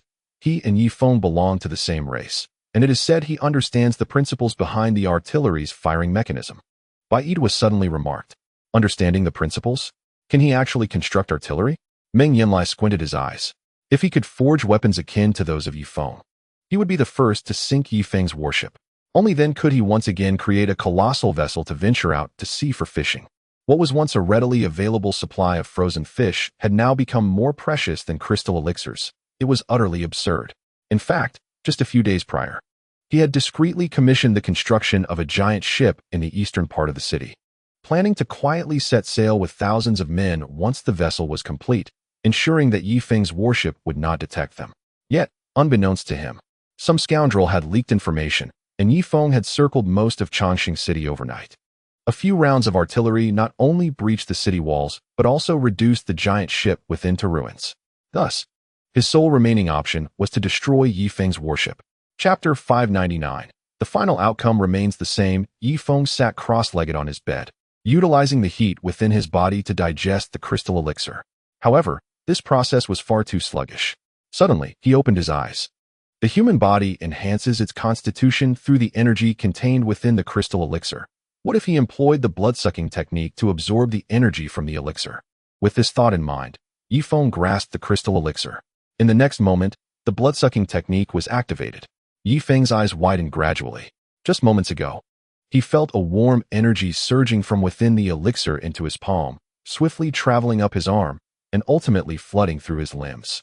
Moreover, the energy from the crystal elixir was rapidly assimilated by Yifeng, unlike before, when it would take 3 to 5 days, or even half a month, to completely digest a single piece. Most importantly, during prolonged digestion, the energy would experience losses. This meant that while a crystal elixir contained energy equivalent to 10, only about 3 could actually be absorbed by the body, with the remaining 70% being expended through metabolism. After consuming the crystal elixir, Yifeng examined it once more. Indeed, it had transformed into a piece of dried meat, its color significantly dulled. Hahaha, I understand now. Yifeng pulled out another crystal elixir and placed it in his palm. A few minutes later, the elixir once again became a piece of dried meat. Yifeng waved his arm, sensing the power within him. He felt slightly stronger than before, though this was primarily due to the inferior quality of these crystal elixirs. With that in mind, Yifeng began rummaging through the crystal elixirs. What? They are all of the lowest grade? His expression darkened. It appeared that the Grand Empress had her own schemes, providing him with the most worthless crystal elixirs. Though it could be argued that he had gained considerable advantage, Yifeng could not shake the feeling of discontent that lingered within him. Regardless, a crystal elixir, even of inferior quality, was still an elixir, and he resolved to absorb it once more. He placed his palm upon the crystal elixir again, this time retrieving several 100 pounds of it. Yifeng remained confined to his room throughout the night, disregarding Susan's calls to join her for a meal. By midday the following day, he had consumed the last fragment of the crystal elixir. Beneath his bed lay a multitude of shattered remnants of the elixirs. Phone. You haven't left your room for a day and a night. What are you doing in there? Should I force my way in? Susan was preparing to knock down the door when Yifeng pulled it open, striding out with confidence. Am I not out now? He chuckled, feeling invigorated. Simultaneously, his vision, hearing, and overall sensory perception had ascended to a new level. Ma Lebi approached him, saying, Brother Feng, we can't keep over 1,000 brothers cooped up on the warship. I suggest we return them to the island first, and then we can sail the ship over. Huh. Ma Lebi noticed Yifeng's enhanced demeanor. Brother Feng, what else with your complexion? What about my complexion? Yifeng inquired. I can't quite explain it, but you seem remarkably vibrant, much improved compared to a few days ago. Exactly. Yifeng nodded, making his way to the deck. The biting cold wind would have once compelled him to tighten his fur coat, yet now, inexplicably, he felt an inner warmth stabilizing his core. Let me test this spear, Yifeng said, picking up a spear from the side and aiming it directly at Eternal Life City. Whoosh! The spear shot forth, astonishingly piercing through into the heart of Eternal Life City. Feng, your strength has increased immensely. You can throw the spear 2 kilometers? Susan gasped, covering her mouth in disbelief. One must always grow. I believe it won't be long before I can throw it 5 kilometers, rivaling Meng Yanlie. Yifeng replied with a smile. Ma Lebi gave him a thumbs up, understanding that once one's strength reached a certain threshold, each minor improvement became an arduous task. Ma Lebi, how about a strength contest? Yifeng suddenly proposed. A strength contest? Brother Feng, I recognize your rapid advancement, but comparing myself to you, seems a bit. Ma Lebi hesitated, wanting to express that although Yifeng was improving swiftly, he still had a long way to go compared to his own 2 decades of effort. Enough talk. Let us do this. They clasped hands firmly.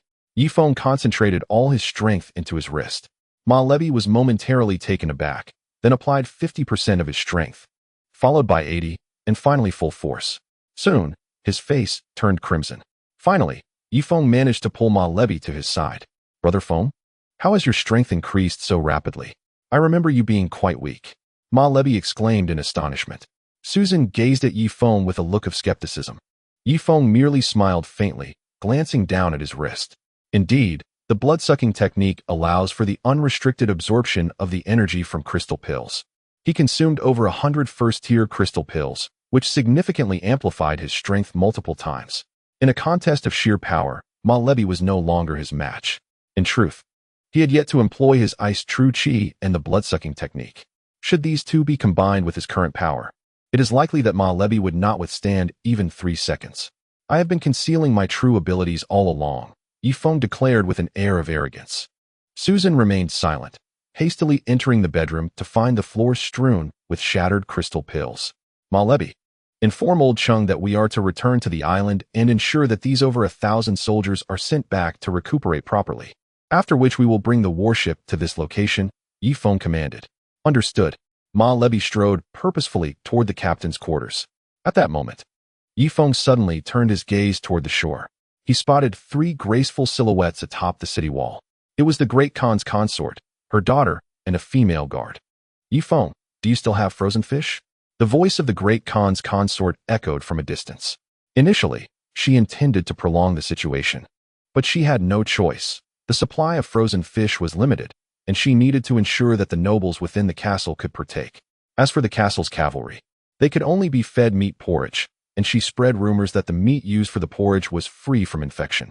In reality, the cooks indiscriminately added whatever meat was available to the pot. However, she would never consume any infected meat, thus necessitating a transaction with Yifeng. Are you prepared with the crystal pills? Yifeng responded loudly. We are ready. Bring forth the crystal pills. Baidwa waved her hand, and 5 cavalrymen shouldered 5 sacks that they brought up to the city wall, revealing the crystal pills within to Yifeng. Yifeng, can we exchange 1 pound of crystal pills for 2 pounds of frozen fish?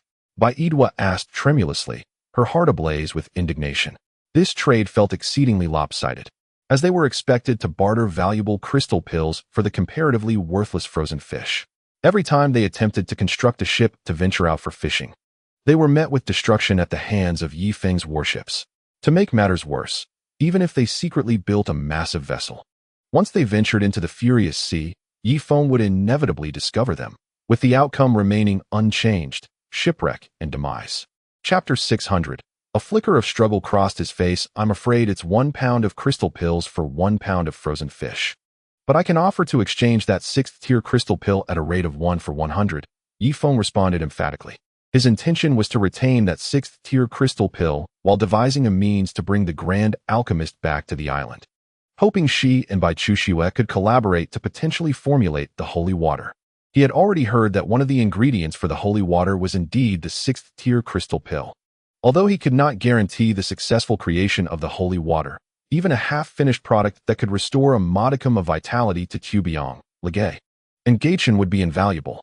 The longer they delayed, the less likely it became that even pure holy water would suffice to save the three. Yifeng, you are going too far. These crystalline elixirs are the fruit of our century-long accumulation. At the rate you propose to trade, I fear that within 3 months, our hard-earned savings will be entirely exchanged for cheap frozen fish, Bai Chuxue said vehemently. Yifeng shrugged. This proves I have seized the opportunity. In our society, there is a saying, when you catch the wind, you must earn vigorously. Otherwise, once the opportunity passes, I shall be left with nothing. I do not wish to engage in further discussion. If we are to trade, it must be now, otherwise, I shall set sail. With that, Yifeng pretended to leave. Bai Chuxue glanced at the crystalline elixirs behind her and sighed deeply. Very well, bring the frozen fish to trade. Yifeng nodded and signaled to Ma Gobi. Shortly, Ma Gobi arrived at the shore with an equal weight of frozen fish. Your Highness, these frozen fish are a gift from Brother Feng, and here, I shall even offer you an extra one, Ma Gobi said with a grin.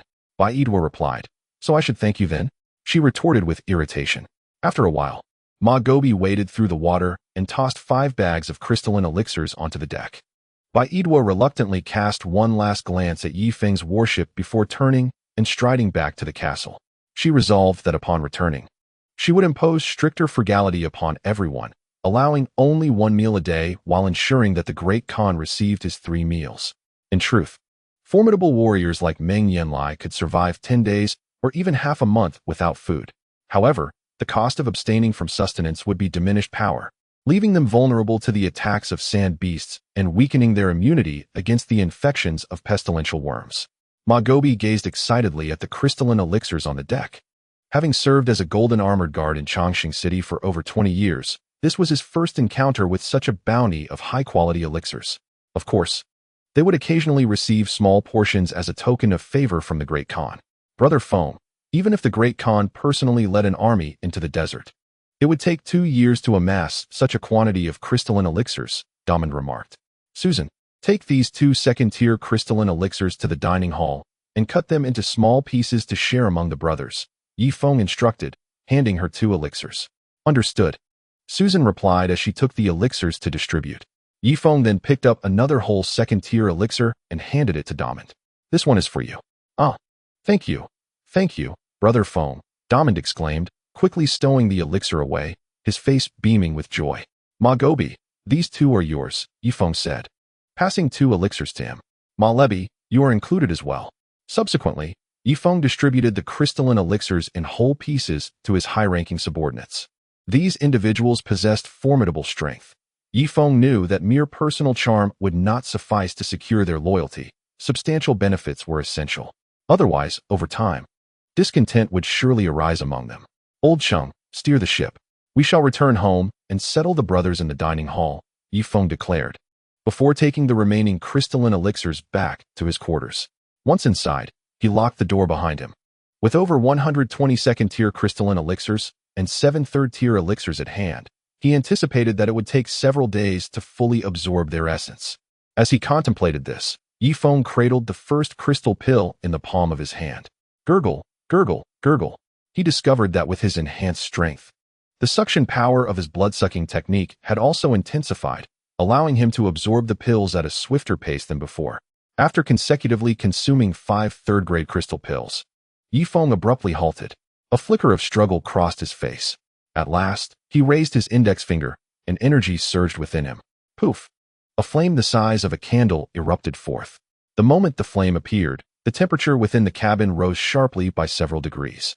He was certain that this fire was far from ordinary. After a 5-second pause, Yifeng felt a heaviness in his head and hastily withdrew his energy. extinguishing the flame in the process. He had managed to sustain it for over 10 times longer than before. Truly, the third-grade crystal pills were remarkable. With this thought, Yifeng placed another third-grade crystal pill in his palm. Time flowed steadily as the warship sailed out of the raging sea, advancing toward the overseas base at a speed of several kilometers per hour. Night soon enveloped the surroundings, and Yifeng opened his eyes. Before him lay scattered over 40 crystal pills. The higher the quality of the crystal pills, the longer the absorption time required. But that was of no concern. His suction power had also grown stronger. Yifeng sat up from his bed, casually stretching. He understood that crystal pills were not meant for gentle nourishment. Yet he needed to elevate his strength swiftly. After all, within the team, at least 3 individuals surpassed him in power. Naturally, he had faith in the integrity of Ma Gobi and his companions. But what if these 3 were to cause trouble in the future? He needed to possess the strength to keep them in check.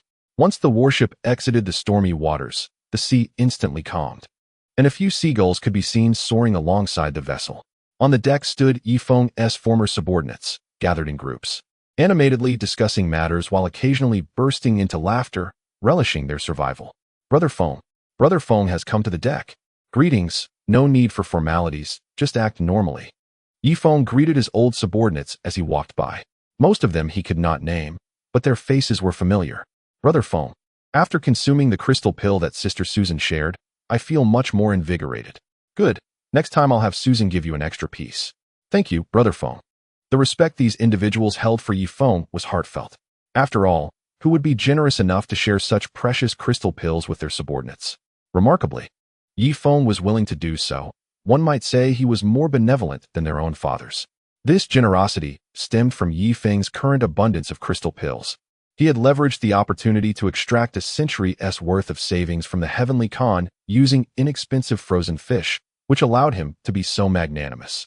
Under normal circumstances, he would only be inclined to share with the citizens of Hot Spring Island, numbering over 100. Brother Feng, thank you for the crystal pills. Please allow me to bow in gratitude. Just then, a figure approached, cloaked and obscuring their entire face except for a pair of eyes. Yifeng squinted. Indeed. The next moment, this figure suddenly drew a curved dagger and struck fiercely at Yifeng's neck. Poof! The blade's energy surged forth, extending nearly 20 meters.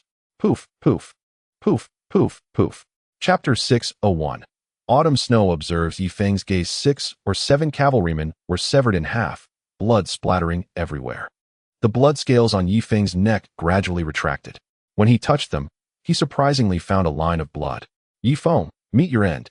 The figure trembled, and the cloak was cast aside, revealing a familiar face.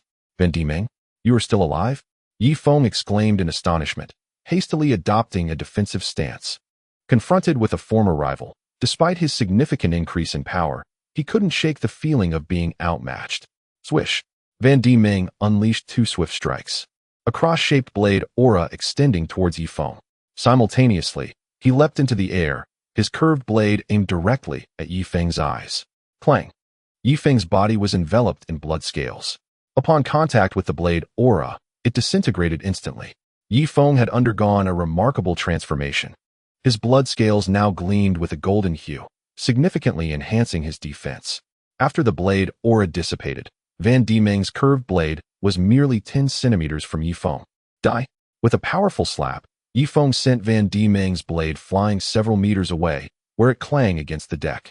In one swift motion, he reached out with his left hand, seizing Vendimeng's arm. Bang! Vendimeng, not to be underestimated as a great beast master of the Cloud Mountain tribe, retaliated with a fierce punch to Yifeng's chest. However, Yifeng merely staggered slightly, feeling little impact. How is this possible? Vendimeng's eyes widened as he unleashed a flurry of punches. Bang, bang, bang. After a barrage of over 10 strikes, blood began to ooze from Vendimeng's fists. In stark contrast, Yifeng remained unyielding, effortlessly warding off the full force of Vendimeng's assault with his blood scales. Is it my turn now? Yifeng grasped Vendimeng with his left hand and balled his right fist, pulling his body back. Boom! It was as if a comet had collided with the earth, resulting in a catastrophic explosion. Vendimeng's head burst apart like a watermelon, his headless corpse spinning several times before crashing to the deck.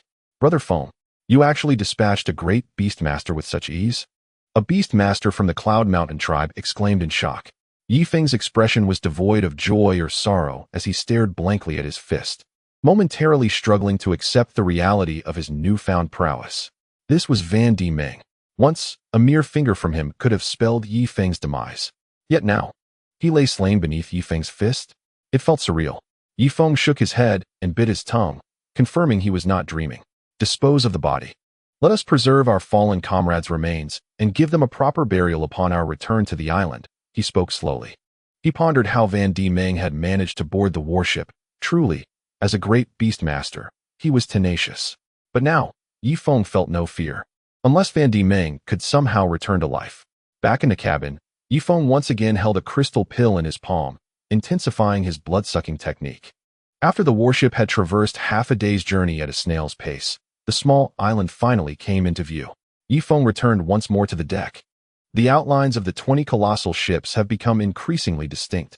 The decks have been fully constructed, and now it is time to refine the cabins above and below the deck. Once these tasks are completed, Changli Bean will innovate a new propulsion system. This bottom hold, forged entirely from iron, is more robust than the vessels of ancient times, rendering the previous system of oarsmen obsolete. Such an approach is not only uncivilized, but even the most skilled oarsman could not command a ship of this magnitude with precision. Has Brother Feng returned? Chunan shouted from the shore. Brother Yi is home. Ding Tianchuan chimed in. Yifeng waved to the two from a distance. The workers on the shore paused their tasks, lifting their gazes towards him. On the deck, the rescued hostages also reached out their hands. Hello, Kelsu, I am back. Modeo, I have returned. Commander Hart, I live to see another day. The warship gradually approached the shore, and those who recognized one another embraced, expressing their deep-seated longing. Brother Feng, your return is a blessing. Xiang Shui leapt into Yifeng's arms. You seem to have gained a bit of weight, which is good. You must eat more, Yifeng remarked. Gazing into Xiang Shui's eyes, they were beginning to focus, though still not as sharp as those of an ordinary person. Uncle Yi, Ilian approached. In the past, she could only cling to Yifeng's thigh, but recently, she had grown considerably and could now wrap her arms around his waist. Little Ilian, if you keep this up, you will soon grow into a young lady, Yifeng said, embracing her, when he suddenly sensed someone watching him from behind. Turning around, he saw Jinyu draped in a cloak, regarding him with a complex expression. All right, Susan, go inform Master Sure to prepare the ingredients. Tonight, I shall host a grand feast on the riverbank, allowing everyone to revel in abundance, Yifeng declared with a smile. Understood. Susan nodded. Nearby, Mago Bai and Damond exchanged glances, smiles gracing their faces. This place is akin to paradise, aside from the absence of the towering castles of Changsheng City. It offers ample sustenance and a vibrant atmosphere. Most importantly, our leader, Brother Feng, is so considerate of his subordinates. In contrast, Changsheng City is besieged by sand beasts, with plagues ravaging its streets. Alarmingly, the city is now devoid of food. If the sand beasts maintain their siege without assaulting, it won't be long before cannibalism begins within its walls. Numerous rudimentary wooden cabins have been erected along the riverbank. Their gaps sealed with a mixture of straw and yellow clay, and charcoal is placed inside. This arrangement ensures that the temperature within the cabins remains at a comfortable 6 or 7 degrees above freezing. For the average person, such temperatures can be quite chilly, but it prevents excessive temperature variation between the inside and outside, minimizing the risk of catching a cold. As night fell, hundreds of bonfires were lit along the riverbank, and Yifeng gathered around one of the fires, just like everyone else. Beside him stood a table laden with fruit wine, grilled fish, braised fish, steamed fish, grilled scallops, roasted oysters, clams, and steamed crabs. Indeed, anything that could be found in the sea was within the reach of Yifeng's naval forces. Once the colossal ships are completed, the naval vessels will be free to rest, leaving the task of fishing and supplying food and drink for the over 40,000 inhabitants of the island to these 18 immense ships. The sole inconvenience lies in the charcoal issue. Although the island is rich in forests, these resources will inevitably be depleted. Thus, Yifeng must seek alternatives for charcoal. Xiang Shui, observe, this animal hide requires 2 strands of stitching to form its shape, exuding a sense of sophistication. Rimiko is instructing a group of indigenous individuals in knitting. Nearby, around another fire, Su Yun, Ding Tuanshuan, and Yi Lian are teaching some indigenous children how to communicate in civilized language. Dongmingda is the happiest, with his family of 3 enjoying a harmonious moment together. Though their laughter may not be boisterous, the joy etched on their faces is unmistakable. Chun En and Qiu Shui remain, for now, a nominal couple, seated together by one of the fires.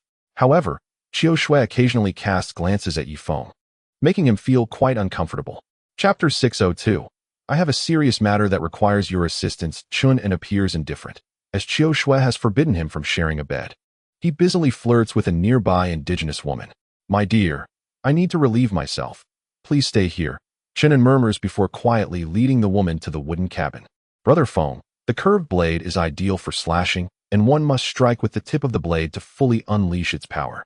Striking near the hilt will not only diminish its effectiveness, but could also numb the hand if it strikes a hard object. The brothers Ma Gubai and Ma Lubai are engrossed in a discussion of martial arts with Yifeng. What about the short sword? Yifeng inquires humbly. Although he hails from a martial village, he recognizes the gap between his skills and those of the masters from the era of cold weapons. The short sword is suited for thrusting. For instance, when facing armored cavalry, a short sword is more effective than a curved blade. However, on the vast grasslands, cavalry typically wear leather armor, which is why we prefer the curved blade. Yet, in the Green Sea Desert, there exists a tribe that exclusively wields swords or hammers. As their soldiers are clad in iron armor that nearly covers them completely, Ma Lubai explains earnestly. I see. The type of armor dictates the weapons employed by the people of that region. Yifeng nods in understanding. Indeed. And a curved blade is best wielded with both hands to maximize its power, often capable of cleaving both man and armor in half. A sword, in contrast, is best used with one hand, as it emphasizes agility. Wielding it with 2 hands would hinder its advantages. Ma Gubai continues. Yifeng's abilities are advancing rapidly, yet he still falls short compared to a golden armored guard like Ma Gubai. At present, he can only hold his own against Ma Lubai. By the way, where did you learn these weapon techniques? Yifeng suddenly inquires. In the past, Changsheng City had a martial hall, abundant with martial skills, such as sword techniques, knife techniques, and fist techniques. However, for reasons unknown, the previous Heavenly Khan ordered its destruction. Nevertheless, some martial skills have persisted, and by combining them with practical experience, we have been able to comprehend them ourselves. Ma Lubai responds. Indeed, my younger brother is correct, Magobi remarked. What we discussed earlier regarding martial arts techniques is merely the foundational aspect, yet it is also the most crucial. The foundation determines the height of one's future martial prowess. It is said that there exist certain techniques capable of amplifying the human strength to 5-fold, or even 10-fold. Yifeng was momentarily taken aback.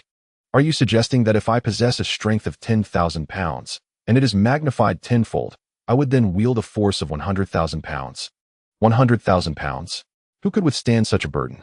Precisely, Magobi affirmed. However, I have heard that such techniques necessitate a robust physique.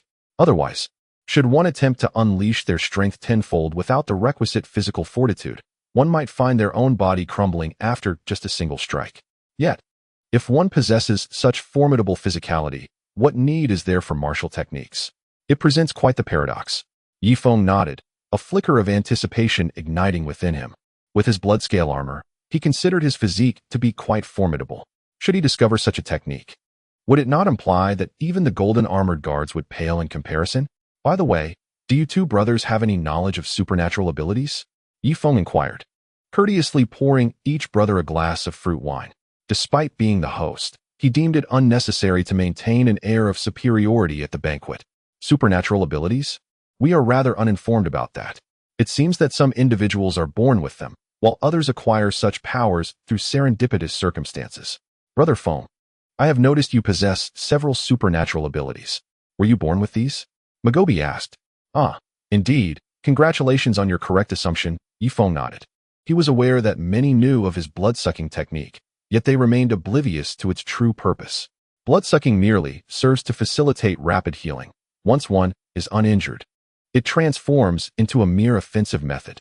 The true essence of the blood-sucking technique lies in its ability to absorb supernatural powers. Great Khan, do you have a moment? At that moment, Boken approached. What is it, sister-in-law? Yifeng emphasized the term, knowing well what Boken was after. Could you assist me with my wooden cabin? There are some drafts, and I fear it will be quite cold tonight, Boken requested. Yifeng's expression fluctuated, suddenly turning towards the other fire. Susan, my sister-in-law's cabin has drafts. Please find someone to help her with repairs. Boken shot Yifeng a glare before returning to her own thoughts. At the banquet, the majority of women were indeed fixated on Yifeng, yet they hesitated to approach him first, fearing a backlash from the other women. However, with Boken leading the charge, the other women could no longer restrain themselves. Yifeng, I am quite troubled at the moment. May I join you by your fire? Lady Hualuo Qing approached. She was unaware that her husband, Vandy Meng, had met his demise at Yifeng's hands. Not available, Yifeng waved his hand dismissively. With a sigh, Hualuo Qing could only return to her seat in resignation. Yanu, I have a serious matter that requires your assistance. You must help me. Just then, Jin Yuhan, the consort, approached. Having arrived in a foreign land, she found herself without her usual attendants. Thus she too was compelled to partake in labor each day. Chapter 603, You Will Know Upon Seeing. Greetings, consort. The two brothers, Ma Gobi, hastily performed a gesture of respect, their long-standing habits proving difficult to alter. If it were a matter of importance, they would discuss it seated beside one another. Ma Lebi, pour a cup of wine for Jinyu, Yifeng remarked, his expression darkening as he anticipated Jinyu's forthcoming words. My daughter, Meng Yanlie, remains in Changsheng City. I am aware that the city has exhausted its supply of frozen fish. Would you be so kind as to rescue her? If all else fails, you could exchange her for frozen fish. I believe Meng Yanlie would certainly wish for his daughter to survive. Jinyu, oblivious to the truth, continued to harbor naive hopes. Yifeng contemplated revealing that her daughter was a traitor, but ultimately decided against it, recalling the profound bond he shared with Jinyu over the years. I will do my utmost, he replied, but let us set this matter aside and drink. He raised his cup. At that moment, Harder, Chenin, and others gathered around Yifeng's fire. Brother Feng, it's time to name this island, don't you think? It will be our home, Harder suggested. Indeed, Brother Feng. The era of Hot Spring Island is behind us. Our new abode deserves a resounding name, Chenin added. The Gobi brothers exchanged solemn glances and nodded in agreement. At that juncture, Ding Tuanchuan and Ilian approached hand in hand. Big Brother Yi, we should name this place Tuanchuan Island. After me, she proposed. Yifeng rolled his eyes. You each come up with a name. I prefer not to worry about such matters, he replied, leaning back. How about Beautiful Island? Fish Abundant Island? Perfect Island? Paradise Island? Changsheng Island? Chenin sighed, observing the indigenous people. Their lack of culture is truly alarming. Look at the names they propose, so mundane. I suggest we call it Invincible Island. At this point, Wang Zhihai interjected. Brother Feng, I believe each island's name should reflect its unique characteristics. The most notable feature here is the unfathomable sinkhole. Perhaps we should call it Tianyuan Island? Truly, his doctoral insight yielded a name that was both fitting and elegant. Chenin quickly gave a thumbs up. Yet, Yifeng shook his head. The hot spring currency has not yet collapsed, as the people of Changsheng City continue to actively uphold its credibility. Therefore, I propose we retain the previous name. This will not only preserve the currency's status, but also avoid a sense of disconnection. Had anyone else suggested such a notion, they would have faced derision. However, Yifeng, being the inaugural leader, commanded respect. Brother Feng indeed possesses far-reaching foresight. I, Wang Zhihai, am deeply impressed. From this day forth, let this island continue to be known as Hot Spring Island. Wang Zhihai was the first to concur. I also agree, let it remain Hot Spring Island, Chenin nodded. The majority of those present raised their hands in agreement. Then it is settled. Wang Zhihai, Susan, tomorrow I shall embark on a military vessel to Changsheng City. Firstly, to preempt Meng Yanlie from constructing ships, and secondly, we require more crystal elixirs. As for the two of you, remain here while the indigenous people of Hot Spring Island commence the voting process to select new citizens. Each individual shall cast their vote. And should the affirmative votes exceed 51%, whoever it may be will automatically become a citizen. However, if the supporting votes do not surpass 51%, even Harder shall not attain citizenship. It is imperative that this process is conducted fairly and justly, without any clandestine manipulations, Li Feng stated with gravity. A Feng, let Wang Zhihai handle this matter. I will accompany you to Changsheng City, Susan suggested. No, you must remain here to assist Wang Zhihai, Li Feng insisted firmly. To be candid, Wang Zhihai is too seasoned. Although he possesses remarkable abilities, Li Feng harbored concerns that he might jeopardize the fairness of Hot Spring Island, leading to nepotism and the oppression of rivals. In such a scenario, the identity of a citizen would be rendered meaningless, inevitably leading to collapse. Very well. Susan nodded in agreement. At that moment, Changli Bin suddenly sprinted from a distance. Brother Feng, hurry, come with me, let us go. Changli Bin urged anxiously. What's wrong? Is your wife in labor? Li Feng quickly rose to his feet.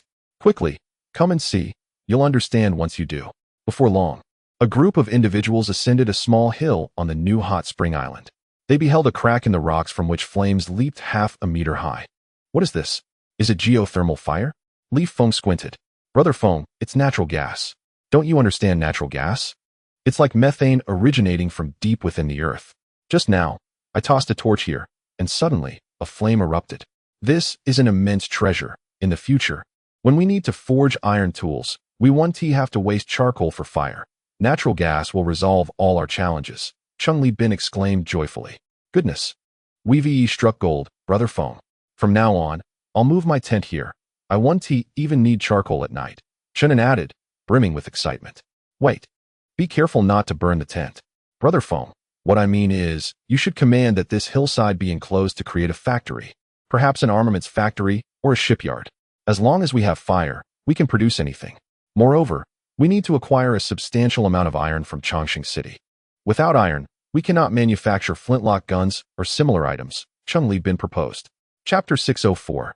A flickering gaze. Old Chang, my mind is rather muddled at the moment. Whatever you require, seek out Wang Zhihai and ensure his full cooperation, Li Feng replied, astonished and elated, pondering what could replace charcoal, only to discover natural gas. However, they currently lacked the equipment to assess the reserves of this natural gas. Yet, judging by the vigor of the flames, it was likely that the reserves below were considerable. Let us return and continue drinking, Li Feng said, pulling Changli Bin back to the fire. The following noon, Li Feng arrived at the riverbank. The warship was already in position, but the captain was not Changli Bin, as he was tasked with overseeing the shipbuilding endeavors on Hot Spring Island. Instead, the captain for this voyage was Mark, Changli Bin's senior apprentice. Meanwhile, Damon remained on Hot Spring Island, ready to serve as a deterrent should formidable foes approach. The Ma Gubai brothers accompanied Li Feng onto the warship, along with another, Jinyu. Her purpose for accompanying them this time was quite straightforward, to find a way to rescue her daughter, Meng Yanlie.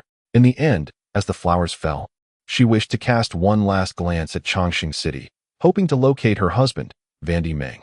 Yi Feng dared not reveal the truth to her, allowing her to speculate gradually, thus preserving a glimmer of hope. Rai Meizi had also come along, and Yi Feng was uncertain about her thoughts. Inside the castle of Changsheng City, in the dining hall, Meng Yanlie gazed at the more than a pound of fish on his plate, and then glanced at the meager portions before his wife and daughter. Why are you only eating so little? Meng Yanlie inquired. It's nothing, we are not hungry. You should eat more. You are the lord of the city and must always be prepared for the attacks of the sand beasts. I heard the roars of the sand beasts yesterday. They must be fighting among themselves. Once the Beast King is chosen, Changsheng City will face a fierce battle, Yuer responded with a forced smile. Meng Yanlie could see through his wife's bravado. At that moment, his heart bled. He recalled when he was a dominant figure on the grasslands, possessing 5 avatars. Occasionally venturing into the Green Sea Desert to assert his might and procure some crystal pills. But since Yi Feng's emergence, everything had changed. Not only was his Changsheng City on the brink of collapse, but his wife and daughter were also suffering from hunger. He felt hatred, anger, and helplessness towards Yi Feng. Ma Xikong stood behind him. Earlier, he had tightened his belt around his abdomen to prevent the empty city strategy from affecting Tian Kahan's meal. Otherwise, he would have endured a beating. Ma Xikong, can you infiltrate Yi Feng's ranks? Meng Yanlie suddenly asked. Me? Yi Feng knows me. I would surely perish if I entered. He has long wished to kill me, Ma Xikong replied in terror. Then what use are you to me? Meng Yanlie slightly turned his body. The castle had thousands of mouths to feed with frozen fish. While he had only exchanged a few 100 pounds of frozen fish from Yi Feng. In times of disaster, one must think of conserving resources. Since Ma Xikong could not expand the supply, he had no choice but to conserve it. I understand the principles of machine guns and artillery, Tian Kahan. Keeping me here would undoubtedly be a wise decision, Ma Xikong hurriedly stated. A wise decision? Then produce the artillery for me. Otherwise, what good is your understanding of the principles? Meng Yanlie coldly questioned. Ma Xikong replied, Tian Kahan, Artillery and machine guns require machine tools, molds, and a complete industrial system. In this world, it might take at least another 1,000 years to develop the foundational industry to that extent. 1,000 years? Hahaha, my lady. Do you see what sort of useless person you have found? After a millennium, whether we are still here, or even if Changsheng City exists, is a matter of chance.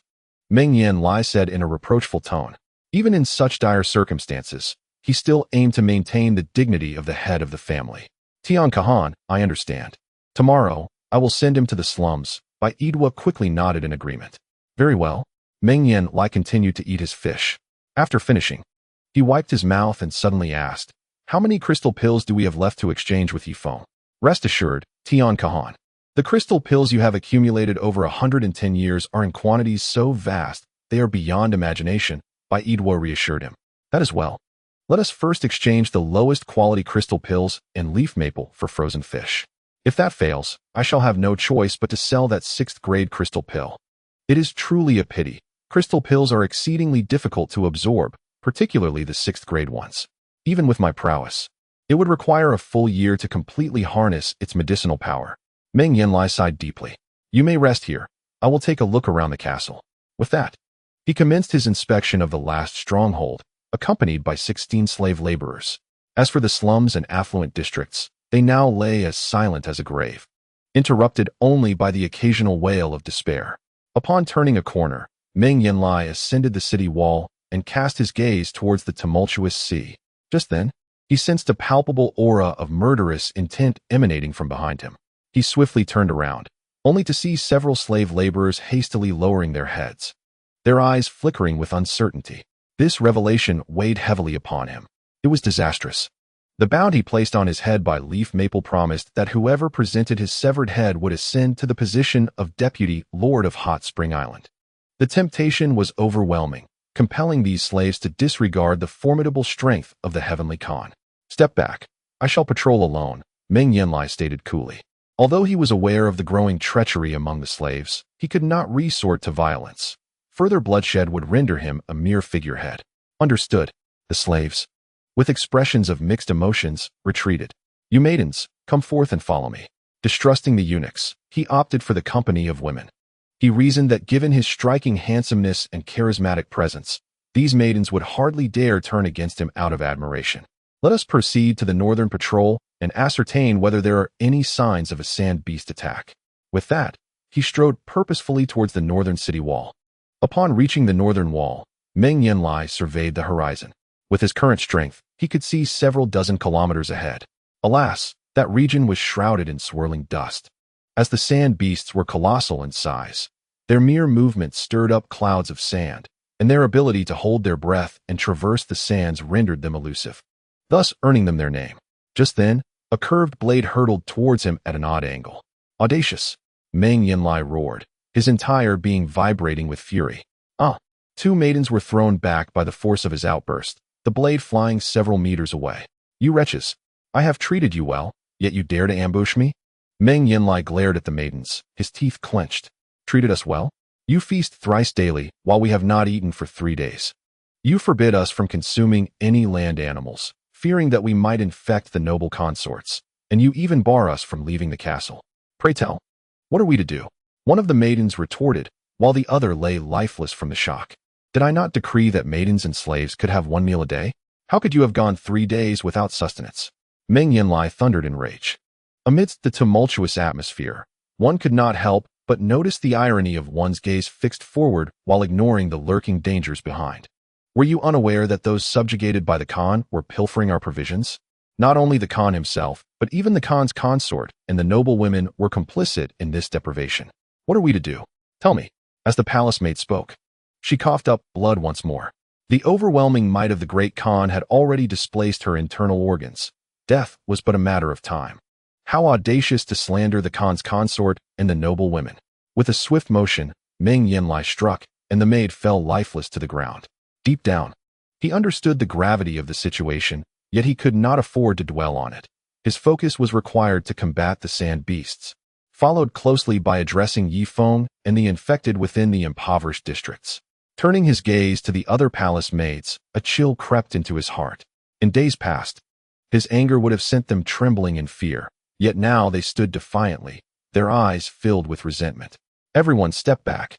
Meng Yanlie sensed that further violence would only incite chaos within the castle. However, the remaining maids remained rooted in place, some even eager for confrontation. Humph. It seems your ears are deaf. Very well. I shall not waste my breath on you. With that, he clasped his hands behind his back, feigning composure as he walked away. After traversing a few hundred meters, he spotted a group of subjugated individuals whispering conspiratorially along the castle walls. Upon noticing him, they gradually ceased their chatter and stood, their expressions a mix of hostility. What are you doing here? Meng Yanlie demanded. The subjugated remained silent, their darkened visages fixated on him, causing the hairs on his neck to prickle. It was essential to recognize that their strength was not to be underestimated. While they had yet to reach the level of warriors, they were at least formidable beastmasters. Fools, Meng Yanlie scoffed, continuing to walk away with his hands still clasped behind him. Upon reaching a secluded corner, he exhaled a long, heavy breath. In that moment, he noticed his hands tremble slightly before him. This chaos within Changsheng City was intolerable. With this thought, he retreated to his private residence. For it was only here among the few trustworthy subjugated individuals and palace maids, numbering a mere 40, that he could find solace. Summon the golden armored guards, he commanded. Shortly thereafter, they arrived, his last bastion of loyalty, composed of his kin. Great Khan, the situation is dire, one of the guards reported. Indeed, from this moment forth, frozen fish will be allocated solely to those in the residence. All others must be abandoned. We must consolidate our defenses and position our forces around the residence. Furthermore, transport all the crystal cores from the inner vault to my sleeping quarters, Meng Yanlie instructed. A wave of failure washed over him. The impoverished districts had fallen. The affluent quarters were lost, and now even the inner castle had slipped from his grasp. The root of this calamity lay squarely with Yifeng. Had it not been for that wretched fool destroying his colossal ship, he could have sustained the subjugated within the castle. Chapter 606. Whenever you wish. I am ready at this moment. Yifeng's warship had already entered the furious sea, and after 20 minutes, Changsheng City appeared faintly on the horizon. Afon.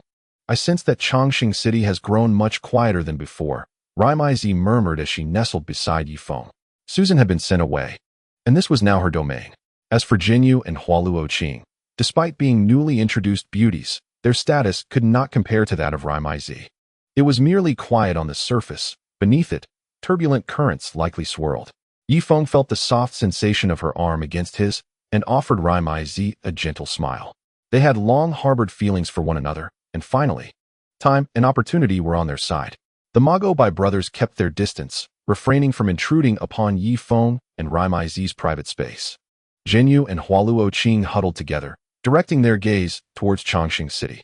Your husband is still holding the fort in Changsheng City, isn't he? Hualuoqing spoke slowly. And your husband? Where is he now? He hasn't tea, Jinyu began. He shouldn't he have, Hualuoqing replied. In my eyes, he has always been the strongest. There can be no unexpected occurrences. Yet, for reasons unknown, an emptiness lingered within her, as though she had lost a part of herself. Yifeng picked up the binoculars and began scanning a portion of Changsheng City. Unfortunately, he hadn't brought Ilian along. Her ability to see around corners might have allowed them to catch a glimpse of the entire city. Just then, Yifeng squinted. He noticed a large group of people waving at him near the dock, close to the furious sea, their expressions brimming with longing. What is going on? Yifeng peered closer. They seemed to be signaling for help, Rimai observed, deciphering their lip movements. She almost forgot that she was a master of lip reading. Mark, steer the warship a kilometer closer to the shore, Yifeng commanded. The master said I must ensure the safety of the warship. What if enemies board us if we get too close? Mark hesitated. Hey, Magobai strode forward, fixing a threatening gaze upon Mark. Do as Brother Feng says. Mark shot him a glare, but reluctantly adjusted the course of the warship slightly towards the shore. As the warship drew nearer, Yifeng could finally hear the voices of those individuals. Esteemed Yifeng, Great Khan, we are the serfs of the castle. Please grant us some food, or we will lack the strength to wield our blades when the sand beasts attack, a tall man cried out. I provide you with food, and what do you offer me in return? Yifeng replied pragmatically. I am willing to pledge my loyalty to you, Great Khan Yifeng. I shall be your serf from now on, the serf shouted back. Indeed, We will pledge our allegiance to you in the future, esteemed great Khan Yifeng. Please grant us some frozen fish. We do not wish to consume meat tainted by infection, another serf added. Yifeng estimated that there were around 30 serfs on the shore. Though they were on the brink of starvation, their spirits remained remarkably strong, perhaps akin to the defiant spirit of the deceased Vandy Ming. Maisie, what do you think? Should we give them some frozen fish? Yifeng turned to Rimai, who was almost entirely leaning against him at that moment. Now, a mere sentence from Yifeng is enough for the two to retreat to the room and consummate their desires. I shall heed your every word. For you are the lord of the hot springs, said Rimai, gazing up at Yifeng, her eyes brimming with unshed tears. 3 long years have passed since her pregnancy, the birth of her child, and to this day, she is yet to engage intimately with a man. Her mind solely fixated on the prospect of uniting with Yifeng. I can provide you with frozen fish, but you must assist me in return. Pray tell, where is the grand alchemist? Bring her to me, Yifeng declared with a commanding voice. We do not know, Mr. Yifeng. Please allow us to have a meal first, and afterward, we shall help you locate the grand alchemist, they replied, desperation evident in their voices. Indeed, we have endured 7 days of hunger. We can no longer withstand it. Oh, how I long to leap into the angry sea and catch fish to eat. Yifeng glanced at the wailing group on the shore, suddenly struck by a thought. Very well, I shall provide you with a frozen fish. Take it and share it among yourselves. With a gesture, Yifeng signaled to Ma Gobai, who promptly lifted a frozen fish high and, with a powerful pull, sent it soaring over 1,000 meters, landing precisely on the shore. There are fish. Charge. In no time, the frozen fish was devoured by the famished slaves, leaving not a morsel behind. Even the bones were carefully wrapped to take back for fish soup. Though it may not suffice to satiate their hunger entirely, it would serve to ease their pangs. Great Khan Yifeng, thank you for the delectable frozen fish. We shall not take your generosity for granted. From this day forth, I pledge my loyalty to you. Command us as you wish, one of them proclaimed. Yes, please issue your orders, and we shall fulfill any task, echoed another. Yifeng nodded in satisfaction. With but a single frozen fish, he had secured the loyalty of these slaves. Though their allegiance may stem from desperation, it was loyalty nonetheless. Ma Gobai, go to the shore and instruct them to steal the Celestial Khan's crystal elixirs. Take them all if possible. If discovered, incinerate the elixirs without hesitation. Yifeng instructed. Brother Feng, that may prove difficult. The elixirs are surely well guarded, and the pyramid is fraught with traps. As a golden armored guard, I am acutely aware of this. Success is improbable, Ma Gobai replied. Yifeng pondered this for a moment. Finally, he called out to the shore. I entrust you with a task. Summon the grand alchemist here. At once, great Khan Yifeng, the slaves responded, hastening to fulfill his command. If they performed well, perhaps another meal awaited them. Yifeng remained aboard the warship, patiently waiting. While he could afford to forsake others, the grand alchemist was a necessity. Her formidable skills could restore his innate abilities and grant him fatherhood. Only with the capacity for procreation could he deem himself a complete man. As the warship swayed upon the tumultuous sea, Rimai suddenly nestled herself into Yifeng's embrace. Previously hesitant due to the presence of Susan, the circumstances had now shifted. Feng, it is cold outside. Shall we retreat to the cabin? Rimai inquired. Yifeng swallowed hard, his thoughts swirling with desire. However, he was now the master of the hot spring island and had to uphold his virtuous image. You may return on your own. I shall remain here, he stated. Come, let us go to the cabin. There is much I wish to discuss with you. Rimiko breathed softly, her words brushing against his ear. Speak your mind here. After that, you may rest, Yifeng replied nonchalantly. Feng, do you not understand? You are all I have now. Whenever you wish, I am ready.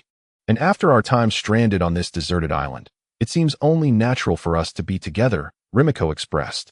Sighing, Yifeng remarked, while that may be true, you are a married woman. Engaging in such acts would be utterly immoral. It is well known that I, Yifeng, am steadfast in love, and I cannot betray your husband while he still lives. Come here. Rimiko finally lost her composure, seizing Yifeng's trousers and pulling him forcibly into the cabin. An hour later, Yifeng lay on the bed. You truly live up to your name, Rimiko, with your fiery spirit, he said seriously.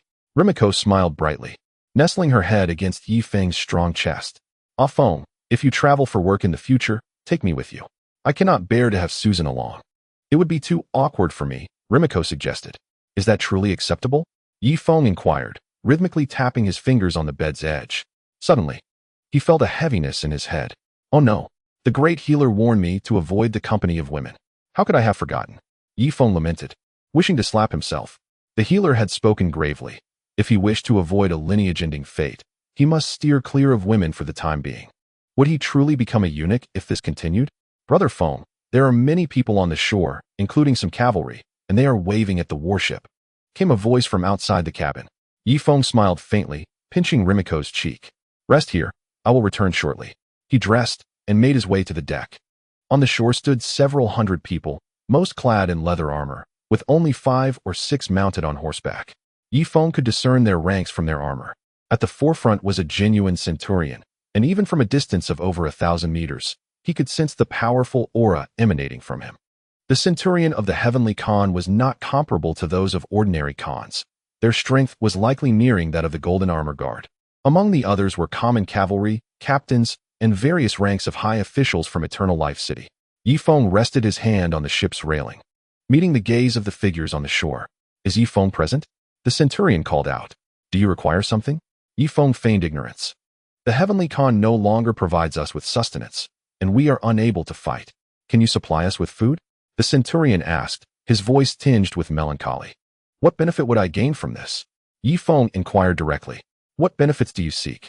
Very well, find the grand apothecary for me and deliver him to my warship. Could you perhaps provide us with a meal first? Only after I have eaten can I venture into the slums, for many formidable individuals lurk within. Ready to emerge and kill, spoke the centurion. Yi Feng nodded, casting a meaningful glance at Ma Gubai.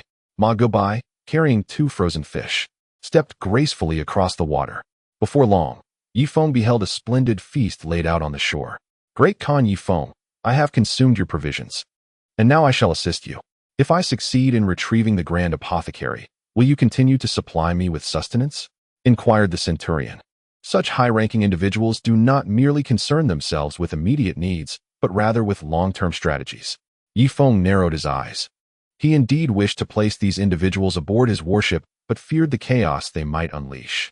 First, locate the grand apothecary, he instructed, turning slightly away. After a moment's contemplation, the centurion finally nodded and led his subordinates towards Eternal Life City. Time flowed slowly, and Yi Feng spent nearly half a month aboard the warship. During this period, at least a dozen waves of slaves sought him out, including commoners and numerous cavalry. Notably, 3 centurions expressed a desire to join Yi Feng's ranks. Most significantly, the Khan's consort exchanged crystal pills for another batch of frozen fish, with half being 3rd-tier crystals and the rest 2nd-tier. Seated cross-legged in the ship's cabin, Yi Feng consumed the last crystal pill entirely. After a moment's hesitation, he extended his index finger once more. In the next instant, a flame burst forth from his fingertip, reaching an impressive height of 1 foot. The temperature around him soared to over 30 degrees, reminiscent of summer. After 5 seconds, a sharp pain coursed through his head, prompting him to extinguish the flame. Truly, the quality of these crystal pills is exceptional. My control over my abilities has notably increased. In a moment of surprise, I could likely defeat even Meng Yanlie.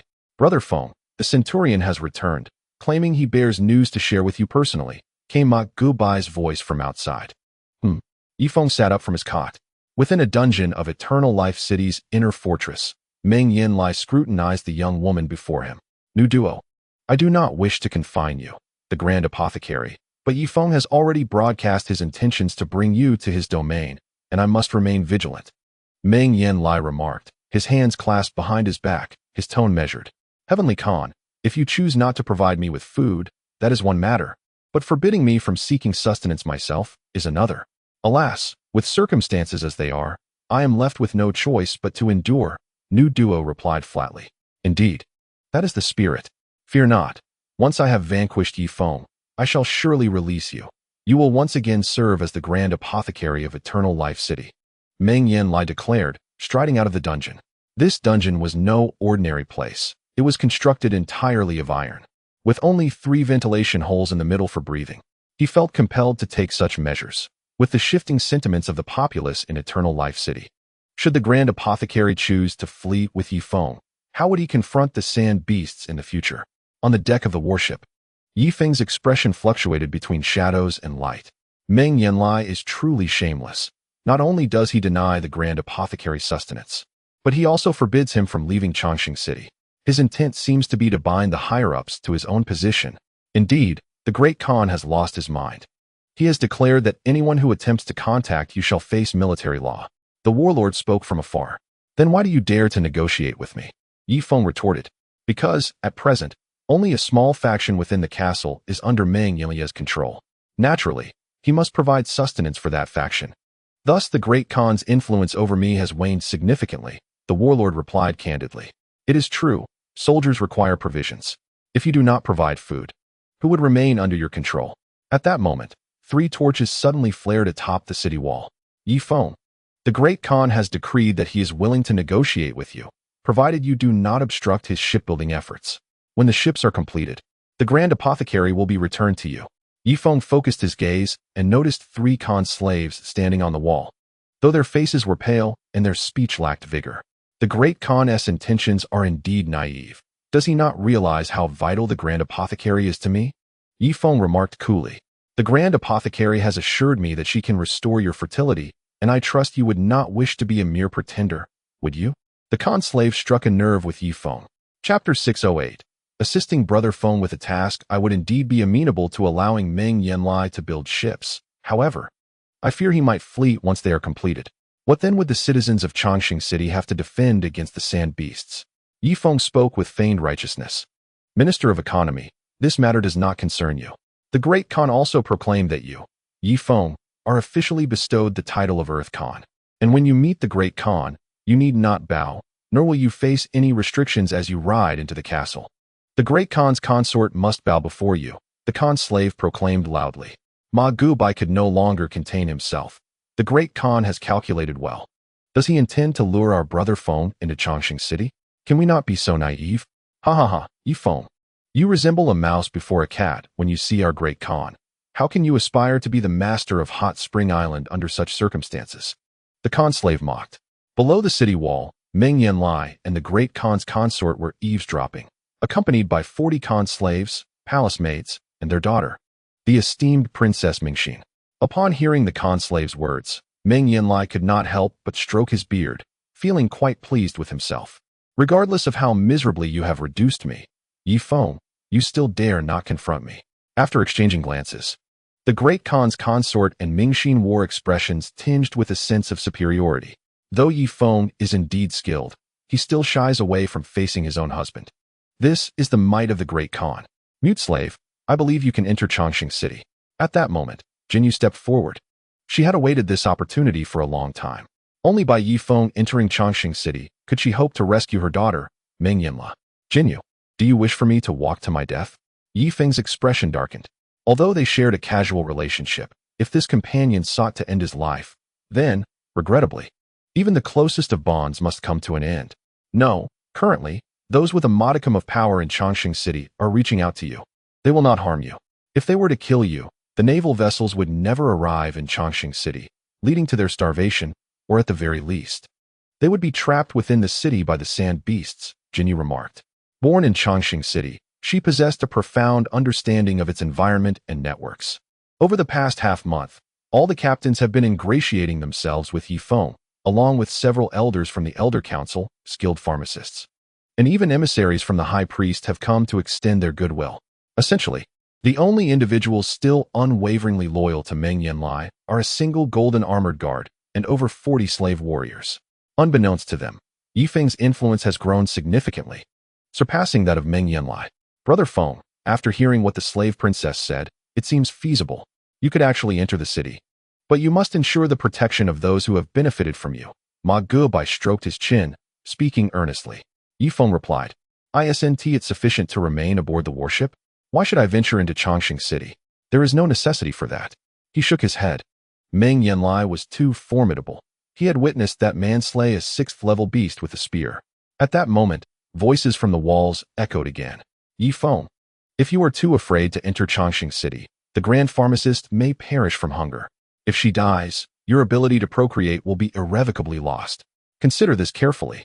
The Heavenly Khan has decreed that if you enter Changsheng City to meet him, he will immediately hand over the grand pharmacist to you, allowing her to cure your hidden ailments, the slave warrior stated. These were teachings imparted to him by Meng Yanlie, aimed at bringing Yi Feng under control, enabling the warship to assist Changsheng City with fishing, thereby restoring the Heavenly Khan's dominion over the city. Without sustenance, who would heed the Heavenly Khan? Yi Feng narrowed his eyes, a cold smirk gradually appearing on his face. Do you think I am afraid? Then come forth, enter the castle, accept the Heavenly Khan's decree, and be named the Earthly Khan. The slave warrior rejoiced, believing Yi Feng was about to be ensnared. Let us discuss this tomorrow, Yi Feng concluded, ignoring him as he strode back to the warship's dining hall. Summon those adorned with flowers on their shoulders for a meeting, Yi Feng commanded coldly. He was taken aback by Meng Yanlie's shamelessness in using his procreation as leverage. Should he refuse to enter Changsheng City? Who would assist him in healing if the grand pharmacist were to die? While there may be other skilled pharmacists in the world, Yi Feng could not afford to wait. Some ailments are best treated promptly.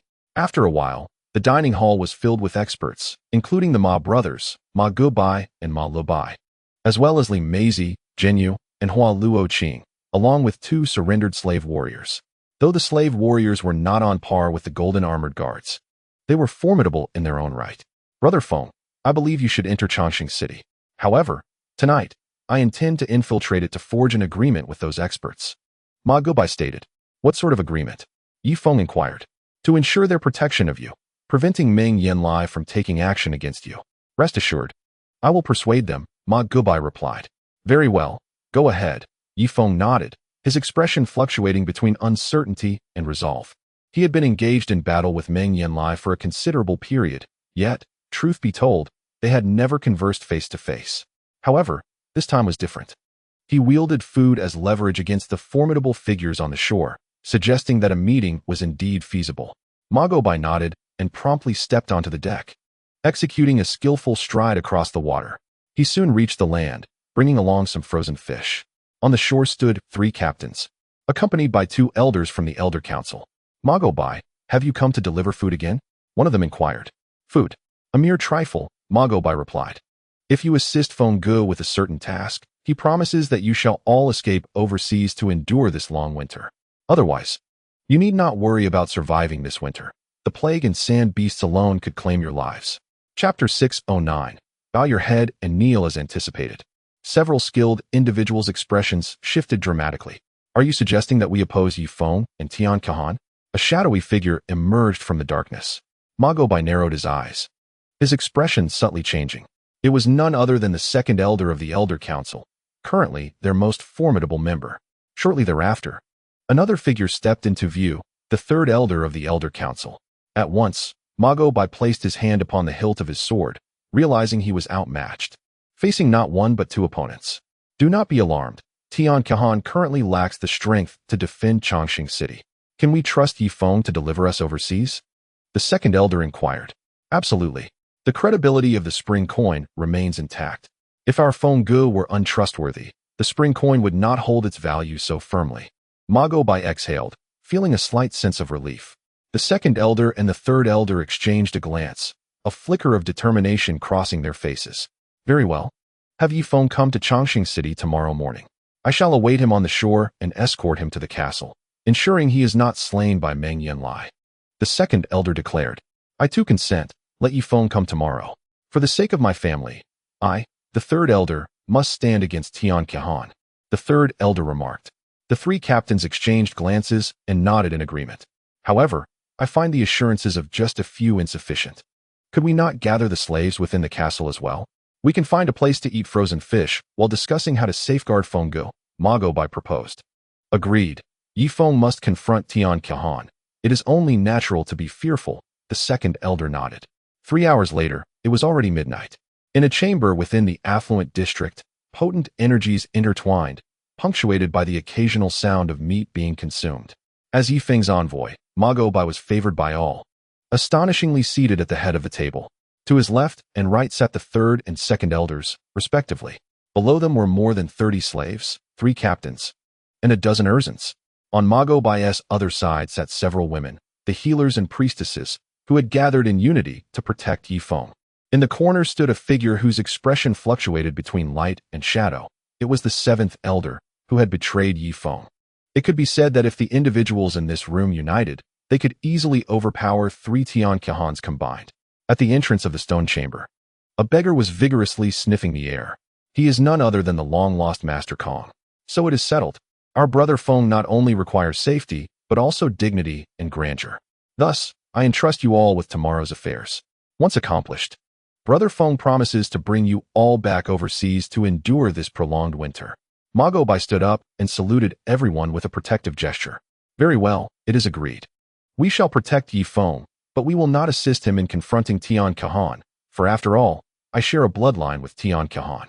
Indeed, we are merely defenders and will not aid Yi Feng against Tian Kahan, as I am of the Duoyan people and cannot turn my blade inward. Ma Goubai nodded, acknowledging that achieving this step was no small feat. So be it, farewell. With that, Ma Goubai left all the frozen fish in the room and strode purposefully towards the shore. In the early morning, Master Kong and 5 or 6 refugees huddled in a corner, dreaming, when suddenly the air was pierced by a resounding bell. Dong, dong, dong. Curse it. Do they not let anyone sleep? I can't fill my belly, and now I can't even rest. What an outrage. The pent-up fury of Master Kong erupted after days of deprivation. After all, he was once a minor king of the river. How could he not have some temperament? Gradually, the bell tolled 8 times. Tap, tap, tap. Master Kong was taken aback. It seemed he heard the sound of hooves. Could it be that the horses in the city had not all been consumed? Would he finally have a chance to feast on horse meat? With this thought, he hurriedly nudged a few companions who were also begging nearby. Wake up. There must be cavalry passing by. Let us seize the horses. With that, Master Kong dashed toward the source of the hoofbeats. Upon arrival, he was astonished. Before him, a troop of Duoyan cavalry was clearing the way, kicking and beating the beggars by the roadside. Following the cavalry were 2 white horses, side by side, upon which sat the great elder and the second elder, emanating an overwhelming aura that nearly knocked him off his feet. Hey, what are you staring at? The Earth Khan has entered the city. Quickly kneel. A cavalryman's whip cracked down, forcing Master Kong to his knees. Hastily, he complied, his face adorned with a large question mark. The Earth Khan? Was there not only the Heaven Khan? Around him, the beggars had already knelt in submission. Then, 3 riders appeared, astonishingly mounted by 3 captains, their formidable presence nearly blinding. Everyone lowered their heads and knelt properly. One captain barked an order. Following the captains, 10 agile masters marched in unison. Master Kong squinted at them. These individuals, pale and beardless, were evidently the Khan's slaves from the castle. Could it be that the Earth Khan is a brother of the Heaven Khan, now coming to reinforce Changsheng City? In an instant, Master Kong felt elated. If kin of the Heaven Khan had arrived, they would surely bring provisions, and he might just scavenge some scraps. Tap, tap, tap. The sound of hooves resonated once more. He focused intently and saw 2 golden-armored guards approaching on horseback, their sharp gazes sweeping the surroundings as if on high alert. Brother, we must not let our guard down. This time, as Brother Feng enters the city, Meng Yanlie may prepare 2 strategies, one for a direct assault and the other for a potential assassination. Upon the back of a steed, Ma Goubai donned his golden armor, imparting instructions to his younger brother. Indeed, elder brother, Feng Gu is our very soul. Should he perish, chaos shall undoubtedly ensue overseas, and we can scarcely endure further turmoil. Ma Lubai nodded in agreement. The sound of galloping hooves echoed in the air. Ma Si Kong knelt upon the ground, gradually gazing upward along the horse's leg. His eyes fell upon a pair of gleaming black boots. Continuing his ascent, he noticed fine leather trousers adorned with a meticulously crafted curved blade. Following the blade upward, he beheld a black cloak, beneath which lay a lustrous leather armor. At last, Ma Si Kong laid eyes upon the principal figure. Chapter 610. Boldness. Yet still Neil the young man upon the horse stood tall. His tousled hair swept back into a commanding pompadour. His piercing gaze radiated an immense pressure, compelling onlookers to instinctively bow in reverence. Yi Feng. Ma Si Kong exclaimed in disbelief. At that moment, Yi Feng's black steed came to a halt, causing the entire contingent to cease their advance. The cavalry swiftly aimed their lances outward, wary of any potential disturbances from the famished populace. It must be noted that Yi Feng was their significant benefactor. Any mishap could jeopardize their supply of frozen fish. Suddenly, the black horse raised its tail and relieved itself upon the ground. Ma Goubai, have you been overfeeding the black steed? Yi Feng called out. Feng Gu, A plague ravages Changsheng city, and I thought if the horse was well fed, it might be immune to the disease. My apologies, Ma Gubai hastily offered, bowing respectfully. No need to apologize. Your intentions are commendable, Yifeng replied nonchalantly. At that instant, another rider approached. Li Meizi, perched upon her horse, produced a handkerchief to wipe the corner of Yifeng's mouth. Ma Xikong's eyes widened in astonishment. Meizi, my wife. Meizi. He was momentarily struck dumb, rendered speechless. Ah Feng, did you tear my riding scarf last night? It's rather uncomfortable riding without it. Li Meizi gently chided, a playful smile gracing her face. I may have been somewhat rough, but it's your fault. I was about to practice abstinence, yet you intruded upon me in the dead of night. Yifeng sighed. What should we do then? I do not wish to ride alone. How about I ride in front of you? Li Meizi suggested cheerfully. Very well, come here and sit in my lap. Yifeng extended his hand, pulling Li Meizi to the front of his horse and wrapping his arms around her slender waist. Ma Xikong gasped, a prolonged roar escaping his lips, startling Yifeng's steed into rearing. Boldness! Slay him! Several mounted soldiers surged forward, drawing their blades. Stop! Yifeng finally managed to regain control of his horse, swiftly gesturing for restraint. Khan, this man has disturbed your mount. It matters not. This beggar is already pitiable enough. Perhaps he has lost his wits from hunger, Yifeng replied as he dismounted, retrieving a small piece of fish from behind him. Are you hungry? His voice resonated like a celestial tone, imbued with compassion for the world. Fool, open your mouth, huh? Yifeng stuffed fish meat into Ma Xikong's mouth. After all, this fellow had undergone a significant transformation. 2 deep scars marred his face, and he appeared utterly famished, even devoid of facial hair, causing Yifeng to momentarily fail to recognize him. Let us proceed to the castle. I am curious to see what Meng Yanlie intends to do with me, Yifeng declared, before mounting a steed alongside Rimiko, hastening towards the inner castle.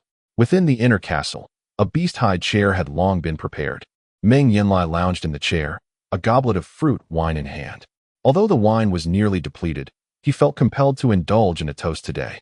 Given Yifeng's arrival in the city, beside him stood the great Khan's consort and his daughter, Mingxin. Positioned slightly to his right was his final golden armored guard. 40 Khan slaves formed 2 rows, weapons in hand, exuding an air of menace.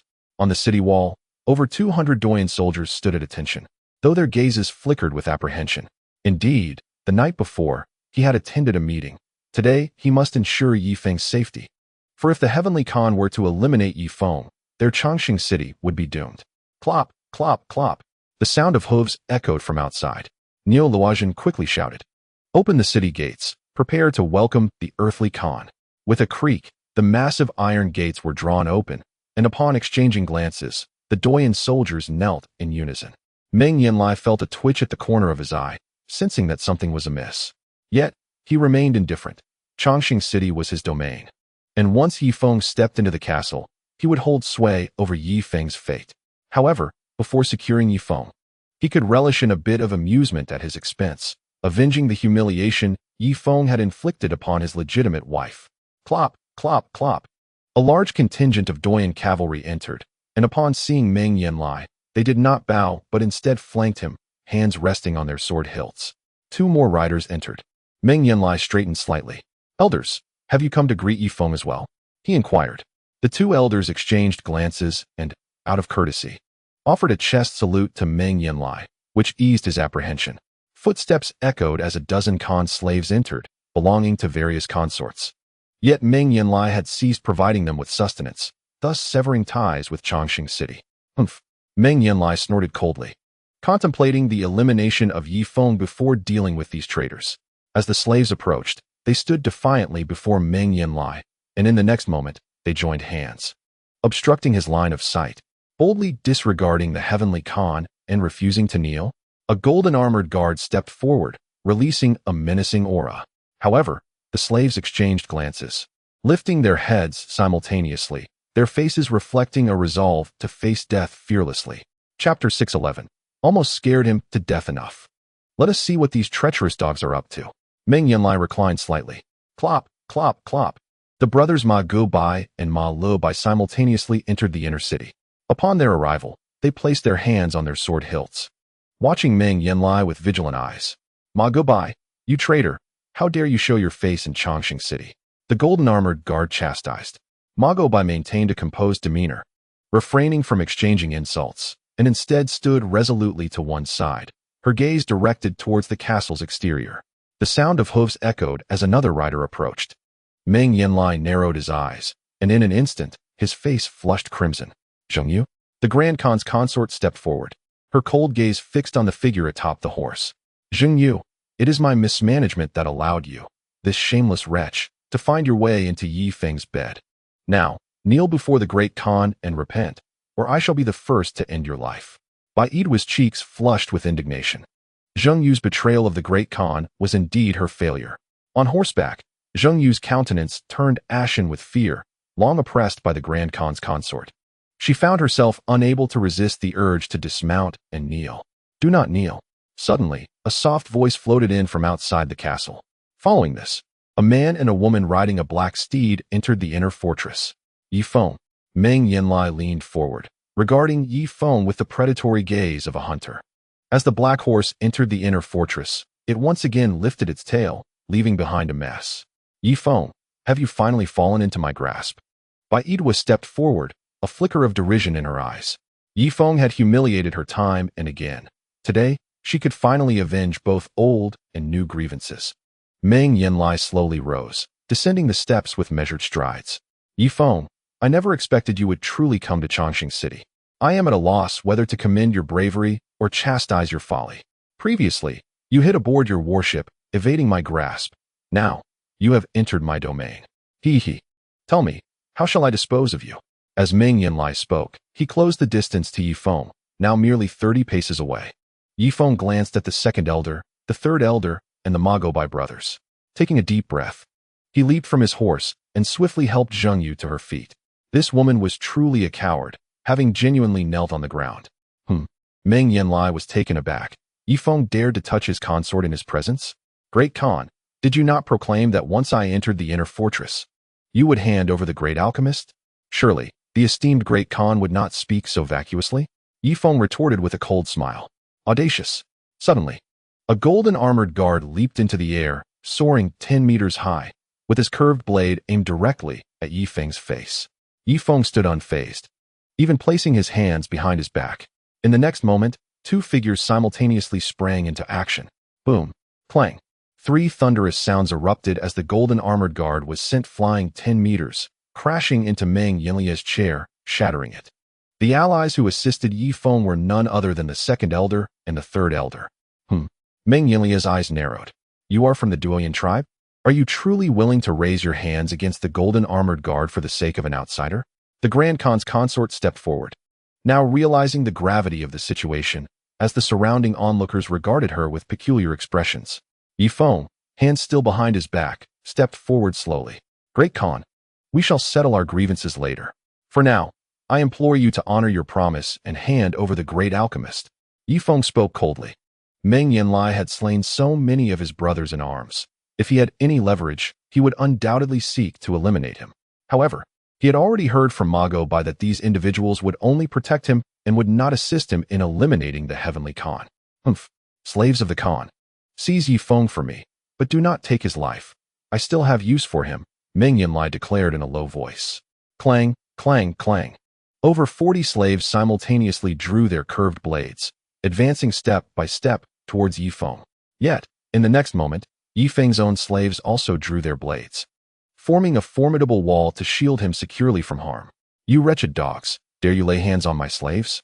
Upon finishing his words, Meng Yanlie signaled to Niu Luozhen atop the city wall. In an instant, 5 crossbows simultaneously aimed at Yi Feng's position. Yi Feng, do not presume that having gathered a few desperate souls grants you the audacity to challenge me within this castle. This is my domain. And I am the heavenly Khan of Changsheng City, Meng Yanlie scoffed coldly. At that moment, an unexpected turn of events unfolded. The 5 crossbows, originally aimed at Yi Feng, suddenly redirected to target Meng Yanlie's slaves. Fire! Whoosh, whoosh, whoosh. The 5 massive crossbows emitted piercing shrieks. Boom! At least 6 slaves fell dead on the spot. 1 arrow claiming 2 lives. This is dreadful. The castle's guards have also betrayed us. What to do? Meng Yanlie's slaves were astonished. their earlier bravado evaporating as they trembled, clutching their curved blades, retreating step by step. Die for me. Baidwa finally made her move. With a swift strike to the ground, a streak of cold light shot towards Nyo Loajian atop the city wall. You cannot kill him. Yi Feng could not allow harm to come to those who protected him. He kicked a shield into the air, which collided with the cold streak of light. Boom. The iron shield shattered into fragments, yet it managed to block the icy radiance. Meng Yanlie clenched his jaw, casting a chilling glance at those beside Yi Feng. The second elder, the third elder, Mago Bai, Malebi, along with dozens of slaves, 3 captains, and the soldiers of Duoyan atop the wall. Will you assist Yi Feng against me, the Khan? Meng Yanlie asked coldly. No, we are Duoyan people. We only protect Yi Feng and will not oppose the heavenly Khan of Duoyan, the second elder replied slowly. Indeed, we are merely protectors and will not harm the Khan. Nyo Loajian atop the wall added, having nearly frightened him to death just moments ago. Chapter 6:12 gave her a little water. Meng Yanlie then turned his gaze to the slaves. The slaves hung their heads. Though they did not speak, their expressions conveyed everything. Yi Feng sensed the moment was ripe. He stepped forward once more, now only 15 paces away from Meng Yanlie. Heavenly Khan, my purpose here is singular, to take away the great pharmacist. Hand her over now, and I shall leave immediately. Of course, I will not take her without offering something in return. I will exchange her weight in frozen fish, Yi Feng stated calmly. Exchange? On my territory? An exchange? Meng Yanlie murmured, his hands concealed within his sleeves trembling slightly.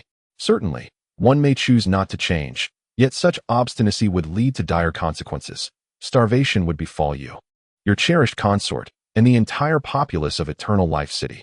Should you dare to take my life now, the warships shall immediately depart from the turbulent seas, never to deliver sustenance to Eternal Life City again, rendering it a ghost town. I am fully aware of your intentions. You wish to imprison me as a hostage to compel the warships to provide you with an unending supply of food. Dismiss this notion at once. My Hot Spring Island boasts a comprehensive legal framework, wherein we elect our island chief through a voting mechanism. Upon my demise, a successor shall emerge, poised to impose sanctions upon Eternal Life City. For instance, construction of colossal vessels would be strictly prohibited. Should you complete such a ship, it would be obliterated at the moment of your intended departure. Furthermore, we would bombard distant sand beasts with artillery, inciting them to attack Eternal Life City prematurely. Do you believe you can bear such repercussions? Yi Feng spoke with unwavering confidence, neither subservient nor arrogant. Yi Feng, do you truly think I, Meng Yanlie, am afraid of death? His eyes narrowed, filled with indignation, as he had never before encountered such humiliation on his own territory. The weight of the moment was compounded by the presence of many witnesses, including his beloved consort and cherished daughter. As the heavenly Khan, as a husband, as a father, where could he place his pride? At that moment, he genuinely contemplated a reckless end. Perhaps you fear not death, yet should you act impulsively today, the entire Eternal Life City shall accompany you to the grave. Yi Feng stepped forward again, now only 9 meters away from Meng Yanlie. The first elder and second elder, taken aback, swiftly positioned themselves in front of Meng Yanlie, hands resting on their blades. On the city walls, the watchman also reacted with alarm, hastily aiming his crossbow at Meng Yanlie, fearful that this old man, in a fit of anger, would drag the entire city into ruin. Not only the neutral faction, but even the golden armored guards surrounding Meng Yanlie could not help but step in front of him, seemingly ready to prevent any folly. Meng Yanlie's gaze swept over familiar faces from the past, his expression a tumult of sorrow, rage, and shock. After a 5-second silence, he suddenly burst into laughter. Indeed. Heroes emerge in youth. Yi Feng, you possess both courage and cunning, managing to drive me, the esteemed heavenly Khan, to such a plight. Yet, youthful arrogance may sow enmity in every direction. Nevertheless, rest assured, Eternal Life City shall never be your adversary. I promise you this. With that, Meng Yanlie turned to the golden armored guards. Go, bring the grand apothecary here. Let her accompany Yi Feng away. A collective sigh of relief echoed around them. They feared Meng Yanlie might act rashly, yet it seemed the heavenly Khan retained his necessary composure. Yi Feng maintained a stoic expression, wary of the old man's potential tricks. Heavenly Khan, may I have my daughter returned to me? The plague ravages Eternal Life City, surrounded by sand beasts. You surely do not wish for your own kin to perish here, do you? Suddenly, Jinyu struggled to step forward a few paces. Meng Yanlie's eyes widened in astonishment. If mere gazes could kill, Jinyu would have perished hundreds of times over. Baidwa felt a sudden jolt in her heart and hurried over to gently grasp Meng Yanlie's arm. Heavenly Khan, since we have already made concessions, we need to maintain our composure now, she advised. Yi Feng's expression darkened, for Jinyu was causing trouble under his own banner. What if Meng Yanlie turned against them? Would he then be doomed to a life without heirs? Moreover, Princess Yuer was not a benevolent individual. She had previously betrayed them, leading to the demise of Uncle He, heir, and many of his brothers who had fought alongside him. Yet the current situation was delicate. He could not afford to lose momentum, for if he did, Meng Yanlie might impose unreasonable demands. Go ahead. Meng Yanlie nodded. Another slave was sent to carry out the task. Jinyu, your daughter is now confined in a stone chamber. I cannot guarantee her survival. If she perishes, do not incite Yi Feng, Baidwa said coldly. What? Heavenly Khan, you have imprisoned our daughter in a stone chamber? Have you not provided her with food? Jinyu's heart felt like it was being torn apart. Yi Feng felt as though an eternity had passed. The slave returned, cradling a frail young woman in his arms. As Yi Feng focused his gaze, he recognized her as Princess Yuer. Daughter. Jinyu rushed forward, immediately feeding the frozen fish in her hand to Yuer's mouth. Yuer devoured it eagerly. A normal person would struggle to eat after such a prolonged period without food. But fortunately, Yuer had some resilience. Otherwise, even if she were saved, it would be too late. Jinyu quickly carried Yuer back to her horse and offered her a bit of water. Yi Feng maintained a stoic demeanor, directing his gaze into the distance. The golden armored guard had finally arrived, and the young maiden before him was none other than the long-missed Grand Pharmacist. Chapter 613. Daring to be angry yet silent as he observed the approaching duo, Yi Feng's breath quickened involuntarily. He sensed that Meng Yanlie would not release them so easily. Yi Feng, have you finally come? Duo spotted him. I apologize for the grievances you have endured. Once you are on my territory, I shall ensure your life is comfortable. Yi Feng extended his hand. Duo nodded, cautiously glancing at the imposing figure of Meng Yanlie, and stepped towards Yi Feng, one careful step at a time. Yi Feng held his breath. This woman was pivotal in restoring his ability to father children. No mishaps, no mishaps, no mishaps, he silently chanted in his heart. Before long, Duo passed by Meng Yanlie. Wait. Indeed, Meng Yanlie spoke up. What now? Duo halted momentarily. Yi Feng withdrew his hand, narrowing his eyes. Is this truly how it ends? Isn't it too lenient for you? Meng Yanlie inquired. Yi Feng nodded and waved his hand behind him. Several sailors approached, carrying a large sea fish, its weight far exceeding that of Duo. I mentioned that a food exchange of equal weight would suffice. This sea fish is more than adequate. Yi Feng indicated the frozen fish held by the sailors. Gulp. A chorus of swallowing sounds resonated around them. Not only the ordinary Duoyan people, but even the second and third elders were caught in the act of swallowing. Changsheng City has been devoid of supplies for quite some time, and this is the first encounter they have had with such a large sea fish in recent memory. The Grand Pharmacist holds significant authority within our city, yet you, Yi Feng, are being rather miserly. Let us make a trade. 10,000 pounds of frozen fish, which I am confident you possess aboard your warship. Meng Yanlie stepped forward, closing the distance to just a few meters from new Duo. Meng Yanlie, are you not a man of your word? Yi Feng's expression darkened. In the past, I would have certainly honored my commitments, but circumstances have changed. Hurry and bring me the 10,000 pounds of frozen fish, Meng Yanlie demanded, as several slaves encircled the Grand Pharmacist. Heavenly Khan, did we not agree? You cannot arbitrarily increase the price. It would be detrimental to all involved, Ma Guobai interjected.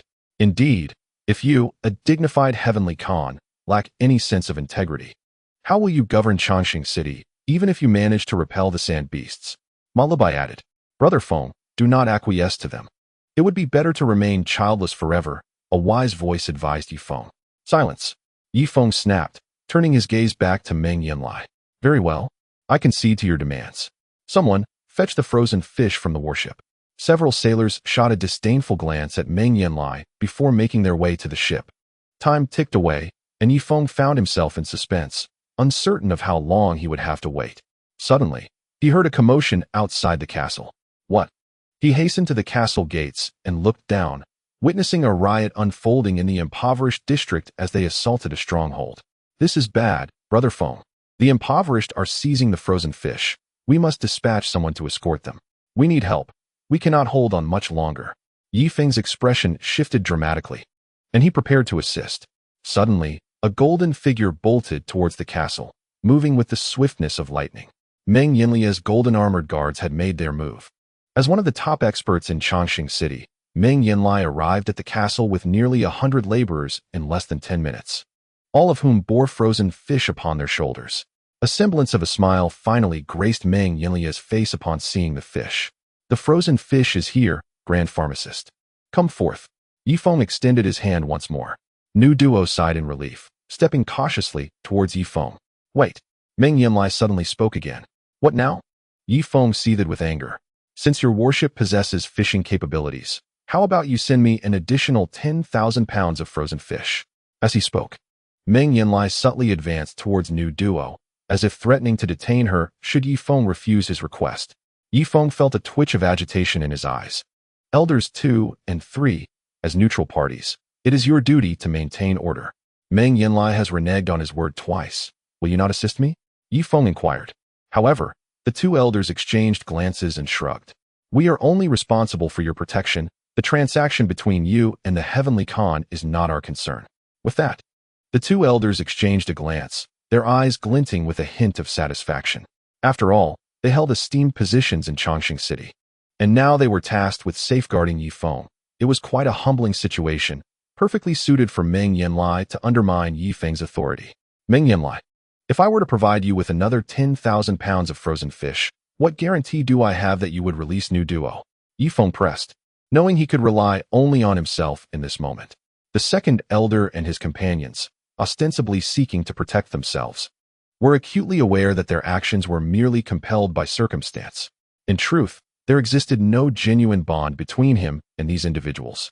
Thus, Yi Feng resolutely determined that despite their protective efforts, he could never permit them aboard the warship, for should they unleash chaos, the vessel would swiftly fall into their hands. Rest assured, send another 10,000 pounds of frozen fish, and I shall release them immediately, Meng Yanlie remarked, a hint of derision glimmering in his eyes. Very well. This shall be my final concession. Should you fail to uphold your end of the bargain, I shall abandon all hope and seek alternative methods to restore fertility.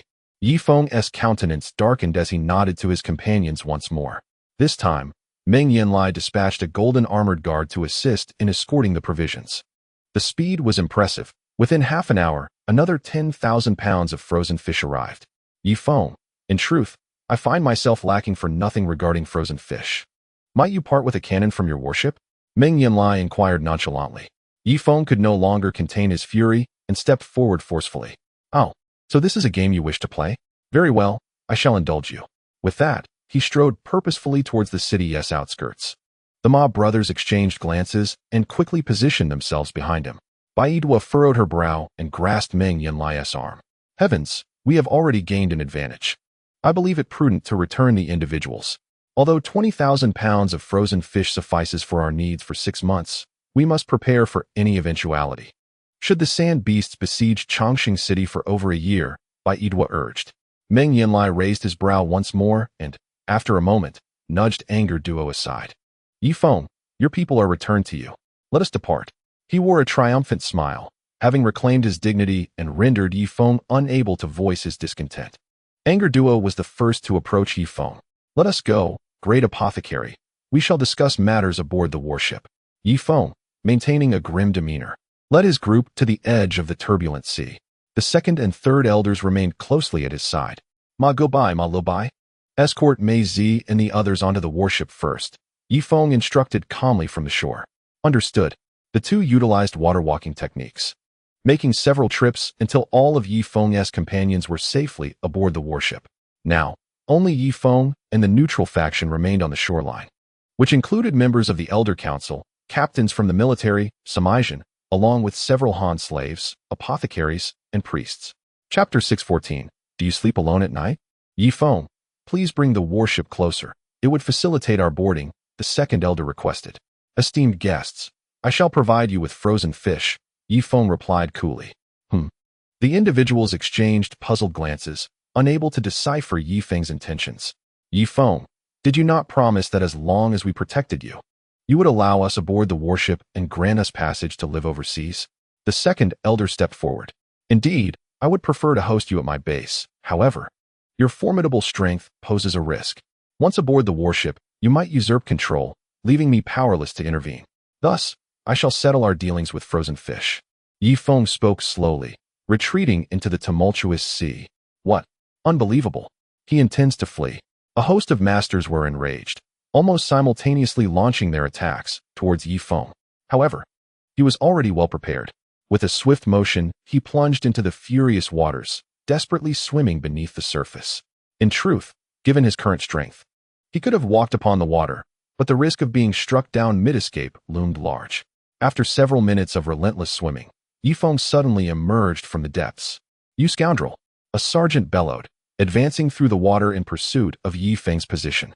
Just as he was about to close in, a thunderous explosion erupted from the warship.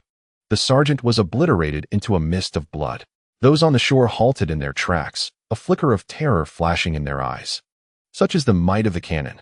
On board the warship, Mark once again loaded a bullet into the cannon, steadfastly guarding Yi Feng. Meanwhile, Yi Feng, treading water in the furious sea, gazed towards the shore. "I admit my breach of trust is my fault, yet I can illuminate a path for you. Does the Heavenly Khan not possess 20,000 pounds of frozen fish? You may seize it yourselves. After all, your strengths are formidable, and should you unite, the Heavenly Khan will surely yield." After orchestrating a trap for Meng Yanlie, Yi Feng waded through the water, swiftly arriving on the deck of the warship. The angry waves surged in the furious sea, while the masters on the shore seethed with rage. "Yi Feng, you treacherous scoundrel!" The second elder glared at him, teeth gritted. Unbeknownst to Yi Feng, the seventh elder also emerged from the shadows. He, too, had been part of the escorting team but felt reluctant to reveal his face to Yi Feng, hoping to sneak aboard the warship after the escort was successful. Yet, Yi Feng had disregarded martial ethics and fled with abandon. Yi Feng paid no mind to those on the shore and signaled to Mark. The warship turned sharply, navigating 3 nautical miles deeper into the furious sea. This maneuver ensured that even Meng Yanlie would find it impossible to pursue, and it alleviated any fears of those on the shore stealthily boarding the ship. "Great pharmacist, you must be famished, yes? Someone, you are a disciple of Master Sure. Summon your culinary prowess and prepare a delightful meal for the great pharmacist," Yi Feng commanded. "Brother Feng, all the fish aboard have been distributed. A total of 20,000 pounds. If we wish to prepare a meal now, we must fish anew. Then let us hasten to catch some fish. We cannot allow my great pharmacist to go hungry," Yi Feng replied, gesturing gently towards the dining area. "Great pharmacist, let us proceed to the dining room. I have much to consult with you." Indeed, the great pharmacist nodded in agreement. Half an hour later, the great pharmacist released Yi Feng's wrist. "Your condition is dire. Have you been with a woman recently?" she inquired. "Not at all." Yi Feng lied in the presence of the doctor. "Really? Then why has your innate condition deteriorated?" She pressed further. "I assure you, I have not been with any women. I, Yi Feng, uphold a virtuous character," he insisted, shaking his head. Just then, Rimiko entered the room. Another beauty aboard the warship. She feared that her allure might be overshadowed. Upon her entrance, she nestled against Yi Feng's shoulder, saying, "Ah Feng, tonight I still wish to." Yi Feng sighed. "New duo, you are beyond salvation. If you continue to deplete your body, even the gods cannot rescue you." "No, I was wrong. Please, great healer, save me." Yi Feng quickly grasped New Duo's delicate hand. "Release it. I will prescribe a restorative medicine to stabilize your innate constitution before administering a more potent remedy. If I begin with the strong medicine, your foundational essence may very well collapse." After speaking, New Duo began to jot down some medicinal ingredients. Yi Feng recognized the golden holy fruit and the 6th grade crystal pill, but the others were unfamiliar to him. "What is this silver emperor flower? And this silver scorpion?" Yi Feng inquired. "These are unique herbs found in the Green Sea Desert," New Duo replied. "What?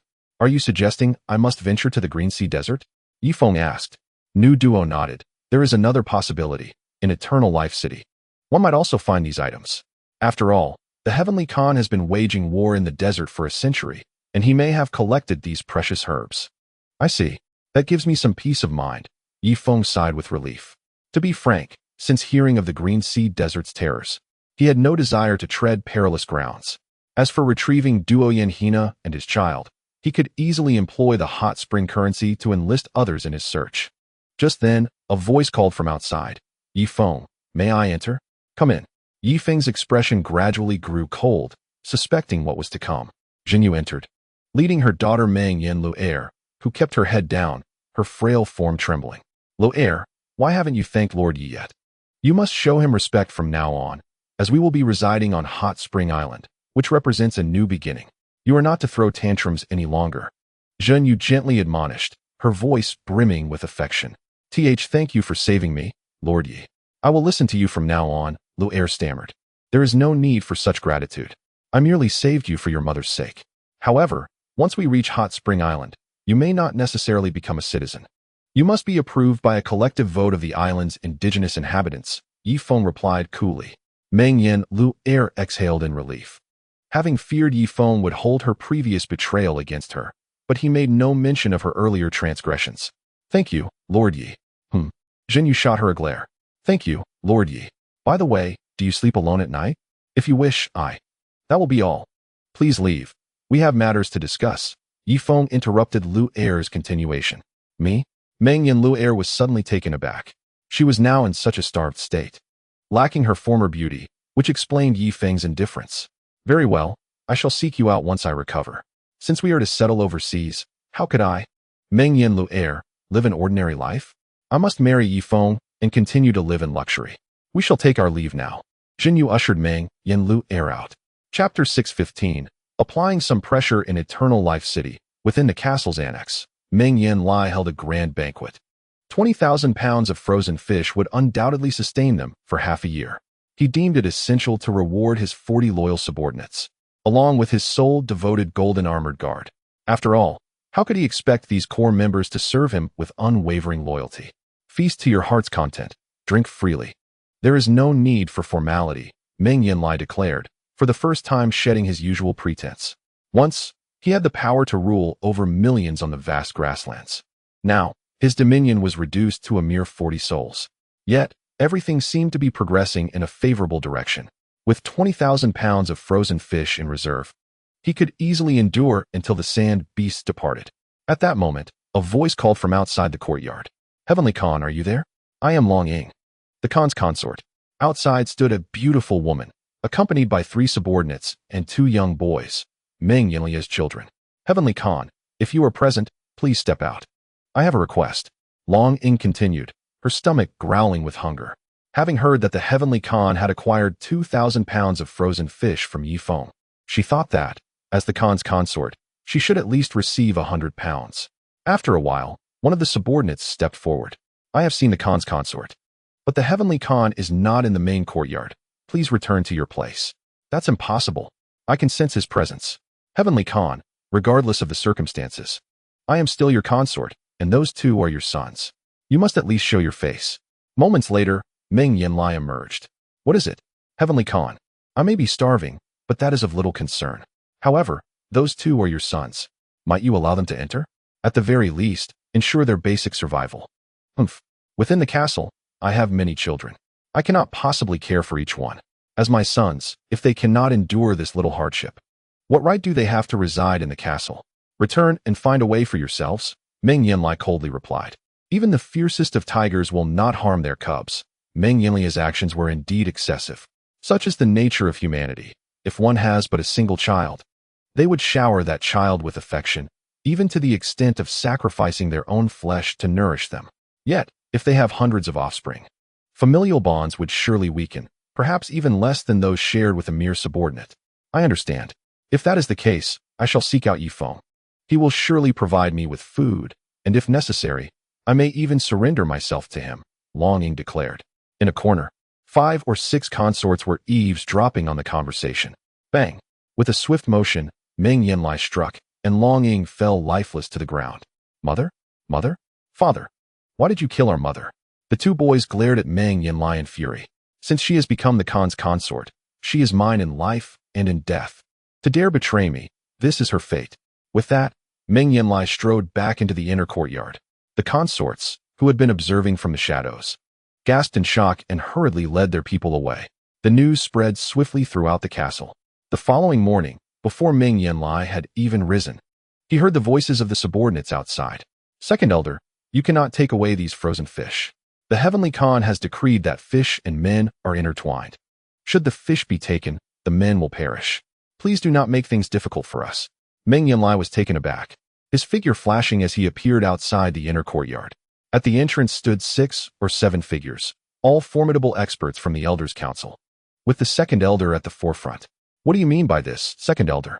Meng Yanlie coldly inquired. In the past, he would have already commanded the golden armored guards to take action. However, the tides had turned, though he might be able to defeat 4 of them. Facing all 6 or 7 together would likely lead to mutual destruction. Heavenly Khan, we harbor no ill intentions.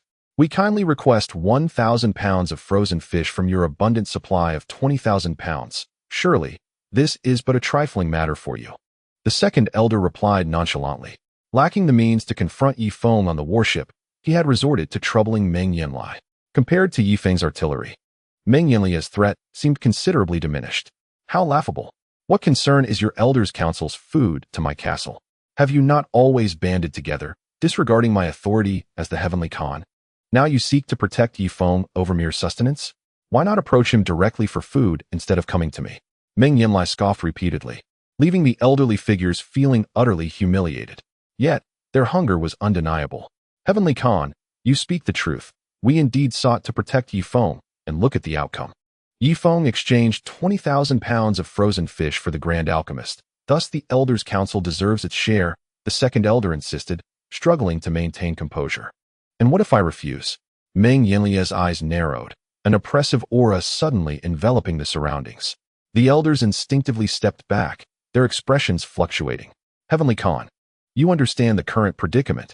Should you refuse to provide the food, the Elders' Council may lose several members, but you shall not fare any better.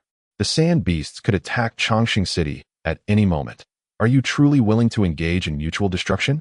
Upon finishing, the second elder and the 6 others advanced a step forward, their auras intertwining, causing even Meng Yanlie to shift his expression.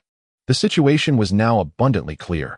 If Meng Yanlie did not relent, the elders would resort to seizing the food, leading to disastrous consequences. Even if there were no casualties, the ensuing tide of sand beasts would leave Changsheng City defenseless. At that moment, a serene voice rang out. Heavenly Khan, we possess 20,000 pounds of frozen fish. Let us allocate 1,000 pounds to them. At this juncture, we must prioritize the main strength of Changsheng City. Otherwise, when the sand beasts arrive, we shall all perish together. As the word settled, the Khan's consort, Duoyan, stepped forth. The elders exchanged glances, simultaneously retracting their auras. It is wise of the Khan's consort, the second elder remarked. Yet, Meng Yanlie remained resolute at the entrance. As the ruler of Changsheng City, he could not allow himself to be browbeaten by a handful of elders. Heavenly Khan, do you truly wish to push us to that extent? The third elder was incensed.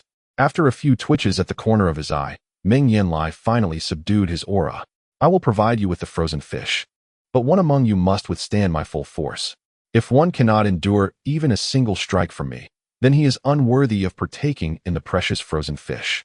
Although Meng Yanlie had resolved to concede, he could not do so without exerting some pressure on the Elder Council. As the Celestial Khan, he possessed a profound understanding of human nature. If he allowed the members of the Elder Council to claim the frozen fish without resistance, others would undoubtedly flock to take advantage, knowing that even if they left empty-handed, they would suffer no loss. Thus, in order to obtain the frozen fish, one must withstand a full-force strike. This would deter some of those opportunistic individuals. In the military, there were several thousand-man commanders, as well as alchemists and priests, none of whom were to be underestimated. Second brother, you are the only one here capable of enduring his full-force strike, so it falls upon you, urged the 7th elder from the side. The second elder's expression shifted. Do not hesitate. Although we could endure it as well, we would sustain some internal injuries. Only you would emerge relatively unscathed, the 7th elder continued. Old 7, it seems you have never truly contributed to the Elder Council over the years. Don't you think today is your moment? The second elder remarked, gesturing forward. Second brother, the 7th elder's face paled. His strength might surpass that of the golden armored guards. But to withstand Meng Yanlie's full-force strike? The third elder interjected, Old 7. The second brother speaks the truth. You have not made any contributions to our elder council over the years. This is an opportunity. Otherwise, you are unworthy of enjoying the frozen fish. The seventh elder took a deep breath and slowly stepped forward. The other elders retreated 20 paces in unison. After all, the Celestial Khan's full-force strike could potentially have a radius of several dozen meters, so it was prudent to keep a safe distance. You? Meng Yanlie scoffed disdainfully. Although the seventh elder had previously informed him of certain matters, he had also learned that the seventh elder had been aiding Yi Feng for some time. Wait! The seventh elder exclaimed, pulling out a small vial from his robe and emptying its contents into his mouth. This was a potent medicinal pill provided by the Grand Alchemist, which could enhance his strength by a third, albeit at the cost of reducing his power to half of its usual level for the next month. Indeed, as the potent medicine coursed through him, the seventh elder's face flushed with vitality, his eyes sparkling with vigor. Come, Celestial Khan, he declared, sinking into a horse stance. Meng Yanlie nodded slowly, raising both palms. The next moment, a torrent of flames erupted from his position. I will receive it, the seventh elder shouted, thrusting both palms forward. Bang! The four hands finally met. Boom! The forceful shockwave shattered the surrounding stone sculptures, even cracking the massive stones beneath them. Pooh! A copious amount of blood spilled from the seventh elder's mouth. Meng Yanlie slowly withdrew his palms, coldly observing the seventh elder. Bang bang! The residual force continued to wreak havoc on the seventh elder's body, causing his eyes to burst. Pooh! Blood gushed from his ears. The seventh elder managed to utter a single word before collapsing limply to the ground. Old Seven. Seventh brother? Old Seven. Several elders hurriedly surrounded the seventh elder, assisting him to rise. Alas, his meridians have been entirely severed, and he has lost his sight. The fifth elder exclaimed, his eyes bloodshot with distress. The second elder turned to glare at Meng Yanlie. Heavenly Khan, I never expected you to resort to such malevolence. With a single strike, you have rendered Elder 7 incapacitated. When the sand beasts besiege the city, I wonder what experts you will have to aid you. He continued, if you wish to take something from me, you shall pay a grievous price. Bring forth 1,000 pounds of frozen fish. Shortly thereafter, a dozen slaves piled frozen fish onto the cart. The second elder, upon witnessing this, cast a deep glance at Meng Yanlie before finally boarding the cart. Brother, what shall we do with Elder 7? Shall we take him back for treatment? The fifth elder inquired. He is beyond saving. Find a place to dispose of him, the second elder replied, driving the cart away without a backward glance. No, brother. Please don't. I am a member of the Elder Council. Do not abandon me. The seventh elder cried out, fear overwhelming him as he scrambled toward the vanishing cart. Meng Yanlie observed the retreating figure of the seventh elder before returning to the other courtyard. On the warship, Yi Feng lay bare-chested on the bed, while Nu Duo sat beside him, her needles falling like rain. In mere moments, Yi Feng's back was pierced and covered in needles. Great apothecary, must you be so hasty? The ship is swaying. What if you miss? Yi Feng asked, his face a mask of terror. He sensed that with each needle's descent, several nodes within him were being opened, granting him an ethereal feeling of spiritual elevation. However, the thought of the needles in his back sent shivers down his spine. Rest assured, I am the great apothecary. Others may miss, but I shall not, Nu Duo assured him. Now, I am about to pierce the most crucial point. Once I do, you will be rendered soft for a month and unable to approach women. With that, she swiftly pulled down Yi Feng's trousers. The next moment, she gasped in shock. No wonder you attract women so easily, but from this moment until a month later, you shall refrain from mischief. With those words, the needle plunged. A howl echoed through the cabin. Time passed, and eventually, all the needles were removed from Yi Feng's body.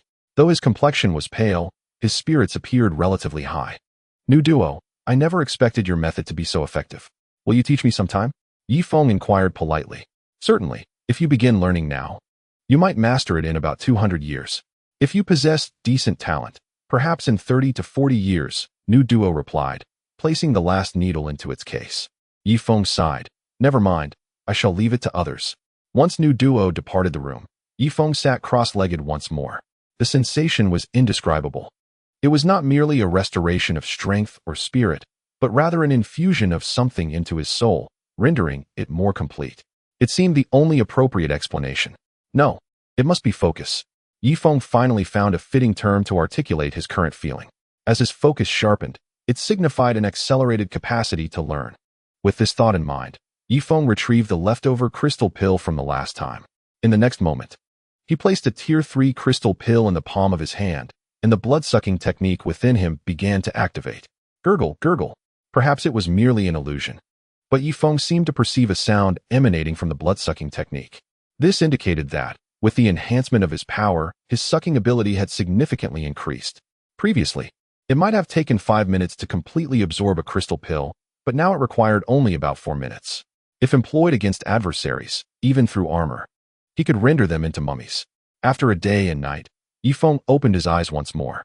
Brother Feng, a multitude of Duoyan people has gathered on the shore, all seeking frozen fish. In fact, there are 2 familiar faces among them. Ma Gubai's voice called from outside. I'll be out shortly. Yifeng opened the door and followed Ma Gubai onto the deck. In the next moment, he was astonished to see at least 10,000 individuals amassed along the shore. The Duoyan soldiers atop the city wall had long since vanished, replaced by a throng of ordinary people. They nearly filled the section of the dock adjacent to the angry sea, with some unable to find space resorting to standing atop the arrow tower. Chapter 617. How dare they treat me this way? Mark had long been prepared with his machine gun. Should these refugees dare to cause trouble, he would be the first to respond with firepower. What brings you here? Yifeng inquired. At that moment, 2 disheveled individuals squeezed through the crowd. Great Khan Yifeng, do you remember me? One of them implored. I have funds deposited in the hot spring bank, and I wish to use this money to purchase some frozen fish. I beg you, I am utterly famished. Who might you be? Yifeng raised his telescope, but still failed to recognize the individual. It's me, Jamenda. Don't you recall? I have 400,000 hot spring coins in the bank, and now I wish to exchange all of it for frozen fish. Jamenda, with his unkempt hair and tattered clothing, presented a stark contrast to the dignified figure Yifeng remembered. Is that truly you, Jamenda? Yifeng asked, a look of skepticism on his face. In his memory, Jamenda had always been impeccably dressed and exuding nobility. Yet now, on the shore, he resembled a beggar. Yes, indeed. Please exchange all my hot spring coins for frozen fish. I am in desperate need, Jamenda cried out. I'm afraid, if you wish to withdraw funds, you must go to the hot spring bank, located 100 nautical miles away on the new hot spring island. Yifeng, ever the helpful citizen, pointed out the direction. But I cannot cross the angry sea, Jamenda lamented. At that moment, another beggar emerged. Yifeng, I am Meng Yanlie. I am injured, and I spent 150,000 on accident insurance. According to the 5-fold calculation, that amounts to 750,000 hot spring coins. Please, I implore you, exchange all of it for frozen fish.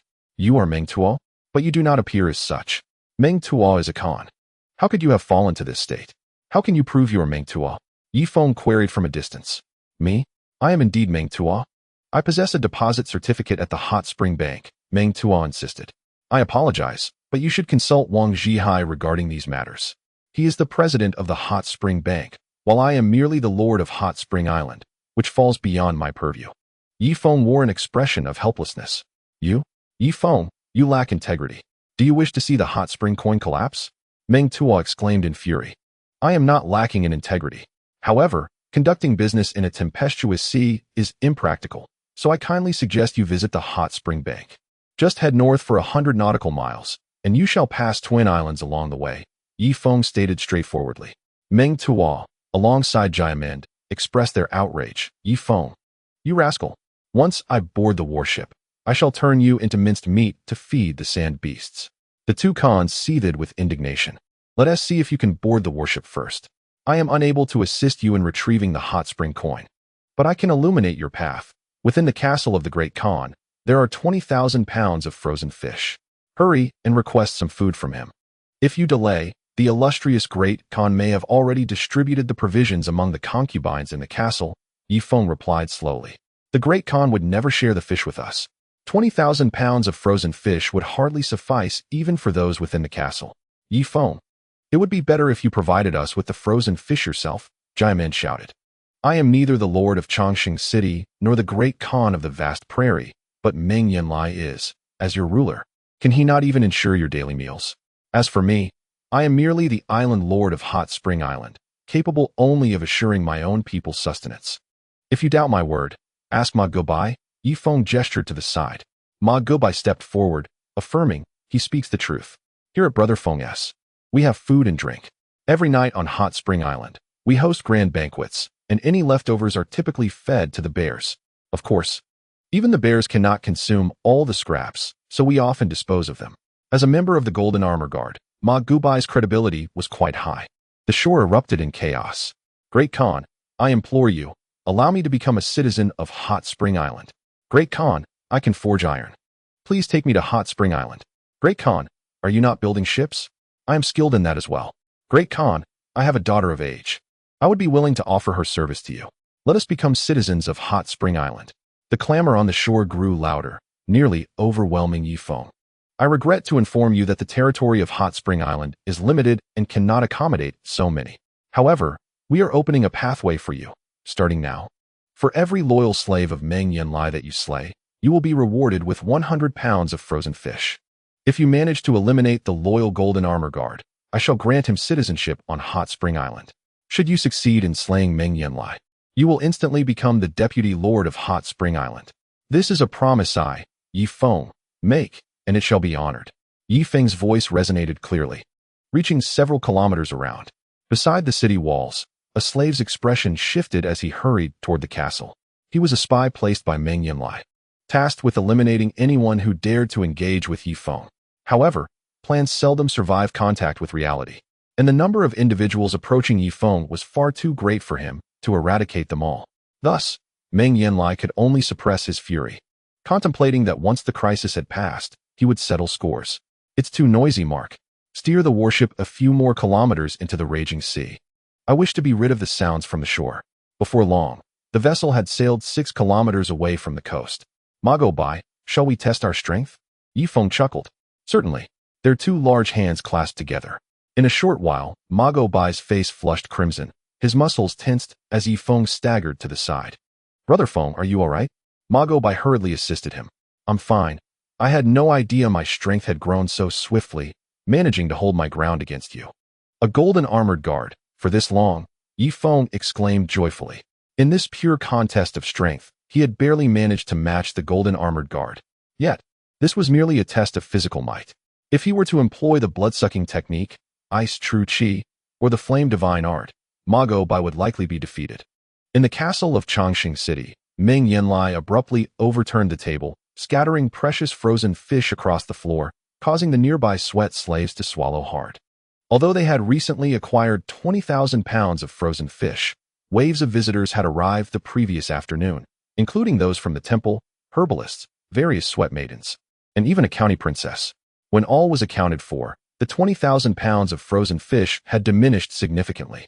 Consequently, Meng Yanlie reverted to previous arrangements, allowing his family 3 meals a day, as well as the golden armored guards, while the sweat slaves were relegated to only 2 meals daily.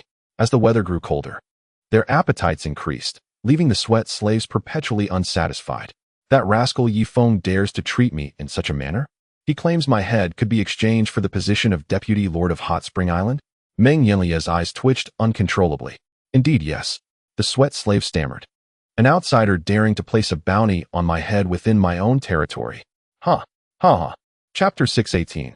Who wishes to join me for the night? Meng Yanlie's voice gradually rose in pitch. After a while, he waved his sleeve. Everyone leave. Nord, you stay. Meng Yanlie spoke in a deep tone. Soon, only Meng Yanlie and the golden armored guard remained in the courtyard. Heavenly Khan, what orders do you have? Meng Yanlie Nord inquired. Nord, no need to call me Heavenly Khan anymore. After all, I am your distant relative. From now on, refer to me as brother. Meng Yanlie suddenly smiled warmly. This gesture created an illusion for Meng Yanlie Nord, as if the gentle Heavenly Khan of your had returned. Elder brother, Meng Yanlie Nord exclaimed. Very well, Nord. I have a task for you. Though it may be perilous, if we succeed, we shall acquire a warship and teach Yifeng a lesson. Our current situation is dire. We cannot continually be oppressed by Yifeng. We must become self-reliant. We are proud Duoyan people. Once accomplished, you and I shall jointly govern Changsheng City, and you may bring your family to reside within the castle. Meng Yanlie began his persuasive discourse. Elder brother, rest assured. I shall assist you in completing the task. Chue Ma, leaning on a cane, traversed the desert accompanied by 3 beast masters. The desert here stretches endlessly. A terrifying expanse where rattlesnakes and silver scorpions conceal themselves beneath the sandy surface, leaving only their nostrils exposed, rendering them practically undetectable. Out of the 5 beastmasters he had brought along, 2 have already perished. Brother Juema, perhaps it is time to return? Continuing onward like this, we may not only succumb to the beasts of the sands, but also perish from the harsh environment itself. One of the beastmasters, on the verge of collapse, lamented that he had not had a drop of water in 5 days and could barely produce a single drop of urine. In the preceding days, every 100 or so kilometers, they would encounter a small oasis, albeit devoid of water, where they could quench their thirst with the dew on the leaves. However, they have now traversed over 800 kilometers without sight of a single oasis. Had it not been for drinking the urine of a sand beast along the way, they would have already succumbed to thirst. Juema licked his cracked lips and resolutely shook his head. Brother Feng helped me vanquish the city of eternal life. I must assist him in reclaiming his woman and child, lest I fail to repay his immense kindness. Brother Juema, am I seeing things? Or is there someone riding a camel up ahead? One beastmaster suddenly exclaimed. Really? Is it truly a person? Juema rejoiced and hurried forward. Several camel riders also halted, casting puzzled glances at the 4 beggars before them. Friends, are you in distress? A man wrapped in a turban dismounted from his camel, clutching a water pouch. In the Green Sea Desert, there exists a custom to offer a sip of water to those suffering from thirst, for someday one may find themselves in need and receive help in return. Before long, the 4 had drained the water pouch. We are en route to the Wailing Child Tribe's caravan to trade some fruit. What about you? The turban man inquired. The mention of the Wailing Child tribe startled Juema. He recalled that such a tribe existed in the Black Tree River region and was astonished to discover its presence in the desert. Is it headed towards the temple? Juema asked. Indeed. Can you take us along? Of course, but you must assist in dealing with the sand beasts and sand bandits along the way. Deal. Before long, the 4 of them mounted the camels, venturing deeper into the desert. Juema noticed that the leader held a stick from which green smoke continuously wafted. Everyone has worked hard during this period. Please indulge in this cup. Yifeng raised a wooden cup in the dining hall. This fruit wine had been brewed for at least 5 years, rich and delectable, far surpassing the fruit wine of his warm spring island. Yifeng had traded over 30 pounds of frozen fish for these 10 barrels of fruit wine. The patrons in the dining hall erupted in cheers. Amidst the tumultuous sea, the warships rose and fell, yet thankfully, the tables and chairs were secured to the floor, and even the wooden cups for drinking had designated places. Nu Duo did not partake in Yifeng's banquet. She merely assisted him with acupuncture daily before retreating to her cabin, never engaging with others. Brother Feng, this worship is quite dull. Why not procure us some women? Mark suddenly proposed. His words detonated like a bomb, causing the hormone levels in the dining hall to surge dramatically. Brother Feng, you are oblivious to the hunger of others. Basking in your own abundance with 4 women by your side, the esteemed pharmacist will inevitably find her way to your bed. So why not assist us in finding a few companions as well? We would gladly compensate them with spa tokens, or even with frozen fish. Brother Feng, grant us this favor. The pent-up longing is unbearable. They are not mistaken. In Changsheng City, the myriad of noble maidens and affluent ladies is overwhelming. In times of scarcity, I dare say a mere pound of frozen fish could easily entice them. Yifeng believes that as brothers, we should all enjoy the same privileges. Very well, after the banquet, let the warship dock, and you shall trade frozen fish at the shore for what is rightfully yours. However, once the transactions are complete, these women must disembark from the ship. They are unpredictable variables, and we cannot afford any disruptions, Yifeng stated. Oh, splendid. Long live Brother Feng. Long live Brother Feng. An hour later, the warship arrived at the shore of the raging sea. 2 cannons simultaneously took aim at the coastline, while more than 20 heavy machine guns also targeted the land. Should any expert attempt a forceful boarding, they would be met with lethal force. The starving populace on the shore quickly rose, gazing longingly at the distinguished individuals upon the deck. On this side, the sailors, with arms linked, ascended to the deck, sifting through the crowd. Ah, is that not Princess Ma? How did you find yourself among the starving masses? Margot Beep instantly took notice of a young maiden. Upon seeing Margot Beep, the girl's expression became incredibly complex. In the past, Margot Beep had been a servant of the Meng Yanlie family, but the circumstances had now changed. Thus, she forced a faint smile and said, "Ah, it is Sir Margot Beep. Might you grant us a frozen fish? My mother and I have not tasted fish for several days, the young girl inquired. Very well, but you must offer something in return, replied Magoibe. What do you require me to give? The young girl's expression changed slightly. Hee, you understand, I desire your body, and in return, I shall offer you 2 pounds of frozen fish, Magoibe said. You? Such audacity, daring to treat me with disrespect. Are you not afraid that my father will deal with you? At this moment, the young lady suddenly recalled something. It seemed her father was indifferent to her fate. Your Highness, the situation has changed. If you are unwilling, there are many who would be eager. If you do not believe me, I shall demonstrate, said Magoibe, as he picked up a piece of frozen fish and waved it. The people on the shore were instantly stirred, their eyes glistening with desire at the sight of the frozen fish. Whoever is willing to spend a night with me shall have this fish, Magoibe proclaimed loudly. Splash! At least dozens of fair maidens stepped forward. In chapter 619, with a swift motion, some audacious women even loosened their garments slightly, allowing Magoibe to behold their assets. Magoibe, I promise you, let me ascend to the deck. Sob, the young girl wept, covering her face.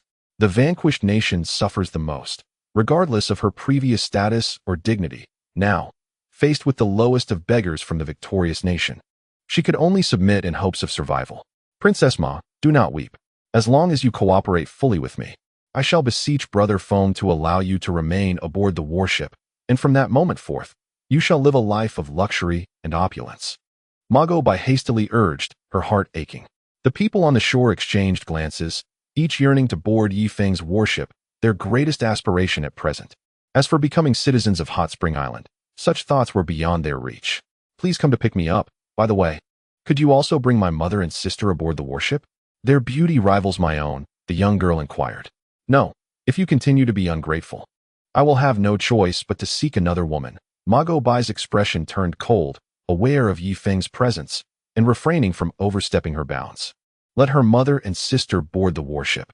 Heaven shows mercy to the living, and I, Yi Feng, am not devoid of compassion, Yi Feng declared loudly. The people on the shore immediately brightened, tears of gratitude streaming down their faces. Wonderful great Khan Yi Feng, since you are so benevolent, may I also request that my brother be brought aboard? He hasn't had fish to eat for several days, the young lady implored urgently. No, Yi Feng replied decisively. The crowd murmured, Great Khan, I have a granddaughter, quite lovely, though she hails from the slums. They say she is a lotus flower blooming in the mud. May she board the warship? An elderly man, seemingly attuned to Yi Feng's character, shouted from the crowd. Just because you say she is beautiful, does that suffice? Bring her out for a display, Yi Feng replied coldly. Moments later, a young girl was brought forth. Though her hair was matted and she appeared emaciated, one could still discern the remnants of her beauty. Very well, bring a rope to the shore and pull her up, Yi Feng commanded. Soon, a rope was cast, and several skilled hands gently hoisted her onto the deck, where others caught her.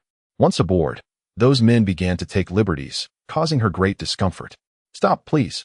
First, give me something to eat. I need food, she pleaded. Understood. Immediately, Yi Feng replied, watching as these women were brought onto the deck. A hint of helplessness etched on his face. This was, after all, not a civilized society, and he could not intervene in every matter. Moreover, it would be unjust not to allow his comrades, who had fought alongside him, some enjoyment. At that moment, Magoibe approached. Brother Feng, may I choose a man? Yi Feng was taken aback, quickly stepping aside, a look of revulsion crossing his face. You are engaging in such activities? Let us forget it. I shall pretend I heard nothing. Magoibe's face flushed crimson. Wait, oh, what a sin. Remember to use sheep intestines. You choose your own, Yi Feng said, striding away from the deck. Originally, he intended to intervene, but Magoibe was a skilled fighter, as was her brother, a master among masters. Thus, Yi Feng had to be cautious in his approach. Back in the cabin, Yi Feng stuffed animal hides in his ears. The anger bestowed upon him by the golden needle had made him abstain from women for a month. Yet, the dining hall and cabin were filled with alluring cries, making it difficult for him to endure. I observe with my eyes, and my heart remains focused, continuing to absorb the crystal elixir. Yi Feng placed a crystal elixir in his palm, and in the next moment, the blood-sucking technique activated. Time flowed slowly, and before long, midnight had arrived. Yi Feng closed his eyes to cultivate, feeling the surge of power within him. In the next moment, he slowly opened his eyes, having heard faint footsteps in the corridor. Is it Maisie? This woman truly has insatiable desires. He sighed, preparing to open the door and dissuade her. Just then, an unexpected turn of events occurred. The iron door, forged of steel, was violently thrust open. A shadow darted inside. What is that? Yifeng steadied himself, his palms thrusting forward. Boom. His hands collided with the shadow's palm. Uffed. In the next instant, the shadow spat out a mouthful of blood, staggering back 6 or 7 steps before regaining composure. Yifeng, unable to withstand the overwhelming force, retreated 3 steps until his back collided with the wall. Who are you? Yifeng took a deep breath, trying to calm his chaotic breath, for the shadow wore a golden mask. Yifeng, I can't believe you're this strong. The shadow exclaimed in astonishment, a low voice escaping its lips. Now it's my turn, right? With that, Yifeng launched a punch. Boom. The small room transformed as the air crackled, furniture shattering into fragments. The 2 fists clashed once more. However, this time, the shadow was sent flying, crashing violently against the iron wall before slowly sliding down. Simultaneously, the mask on its face was dislodged. Aren't you one of the golden armored guards beside Meng Yanlie? How did you get aboard the warship? Yifeng was taken aback. If this golden armored guard could board the warship, it implied that Meng Yanlie could as well. The consequences of Meng Yanlie boarding the warship would be unimaginable. Yifeng, I never expected your strength to reach such heights, the shadow remarked before suddenly moving, swiftly heading towards the window. You think you can leave? Yifeng seized its ankle, his immense strength slamming its body down to the ground. Boom. The golden armored guard lay limply on the ground, blood pouring from its mouth and nostrils. Yet, in the next moment, its upper body suddenly propelled upward, striking Yifeng's chest with a palm. Bang! Yifeng's expression changed drastically as a surge of energy coursed through his chest, nearly causing him to topple. Yifeng.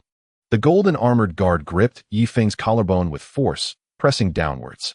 Your strength is indeed somewhat greater than mine, but alas, your combat experience is woefully inadequate.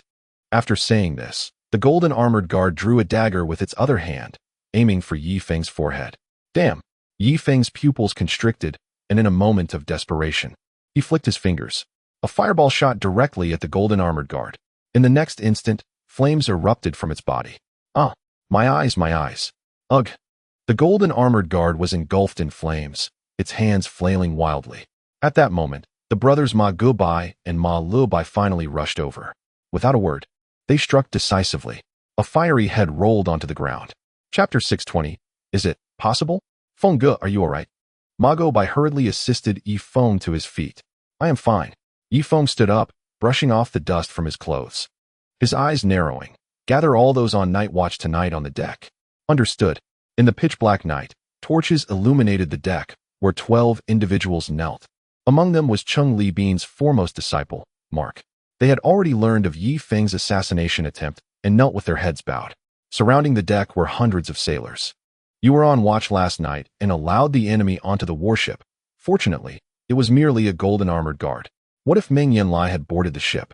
We would all be doomed. With a swift motion, Yifeng drew his curved blade and approached Mark. Mark, do you have any final words? Yifeng asked coldly. His gaze icy. Mark slowly lifted his head, his lips trembling slightly. Tell my master that I died fighting the enemy, not by your execution. Is that permissible? His voice quavered with emotion. Yifeng shook his head, then nodded. With a swift motion, a head fell onto the deck. Yifeng then moved to the next sentry. Do you have any last words? My family is still on New Hot Spring Island. Will they be implicated, Feng Ge? Rest assured. But your descendants for 3 generations will no longer be able to serve on the warship. With another swift motion, another head rolled to the ground. 12 times he swung his blade, and 12 heads fell. The sailors watching trembled in fear. Previously, they held Yifeng in respect, but now, they regarded him with awe. Yifeng handed the bloodied curved blade to Ma Gubai. From this moment forth, select 12 new sentinels. If anyone neglects their duty again, they shall be executed without mercy. Yifeng declared firmly. He understood that the crew aboard the ship were individuals of high loyalty from Hot Spring Island. Mark was one of the first wildlings to ally with him, of the same kin as Tuba. Yet, sometimes, one must wield a heavy hand. Otherwise, if Meng Yanlie were to seize the warship, the consequences would spell the annihilation of the entire Hot Spring Island. Understood. A synchronized response echoed around. Preserve their heads. Upon returning to Hot Spring Island, let us give them a proper burial. Though they violated military regulations, they are still of Hot Spring Island. And fallen leaves return to their roots, Yifeng added. Feng Ge, you truly possess a good heart, Ma Goubai remarked. Ma Goubai, Ma Lobai. Let us return to the cabin to discuss matters. The rest may resume their duties. Upon finishing, Yifeng strode back to the cabin. The golden armored guard's ambush tonight was predictable. It was undoubtedly Meng Yanlie's scheme. I never anticipated this fellow's relentless pursuit. Just then, Yifeng abruptly rose. Casting his gaze out the window, beneath the night sky, the sands of Changsheng city swirled, and the sound of bells echoed throughout the city. 9 chimes. Has the sand beast arrived? Yifeng's brow furrowed in concern. He is not a wretched commoner in Changsheng city. Rather, it is a pity that so many precious spirit pills remain unexchanged. Yifeng had already heard that the sand beasts would first devour the most formidable humans before turning to their kin's spirit pills. The fall of Changsheng city signifies the imminent destruction of the spirit pills that Meng Yanlie has accumulated over a century. Just then, a shrill cry echoed above the warship. Yifeng and the others hurriedly dashed out onto the deck, their gazes fixed upon the azure sky. A colossal bird soared past Yifeng's head, circling above. Brother Feng, it's me. Haha, the birdling has recovered. Came Chun An's joyous shout from the mighty bird's back. Yifeng was elated and waved towards the sky. You arrived just in time. Quickly, let the birdling land on the deck. I wish to ride upon its back. Yifeng called out. Of course. Chun An maneuvered the giant bird to descend onto the deck. Simultaneously, it bore several leather bags, likely weighing around 2 tons. Chun An, this is where you have erred. The birdling has just healed from a severe injury. How could you burden it with twice its usual load? Yifeng questioned. Fear not. It has consumed a significant amount of spirit pills during this period and has gained a level in strength, so carrying 2 tons is trivial for it. Chun An boasted while perched on the bird's neck, proudly flaunting his leather attire. Yifeng nodded and turned his attention to the others behind him. In my absence, Ma Goubai and Ma Lobai, you two are responsible for the warship.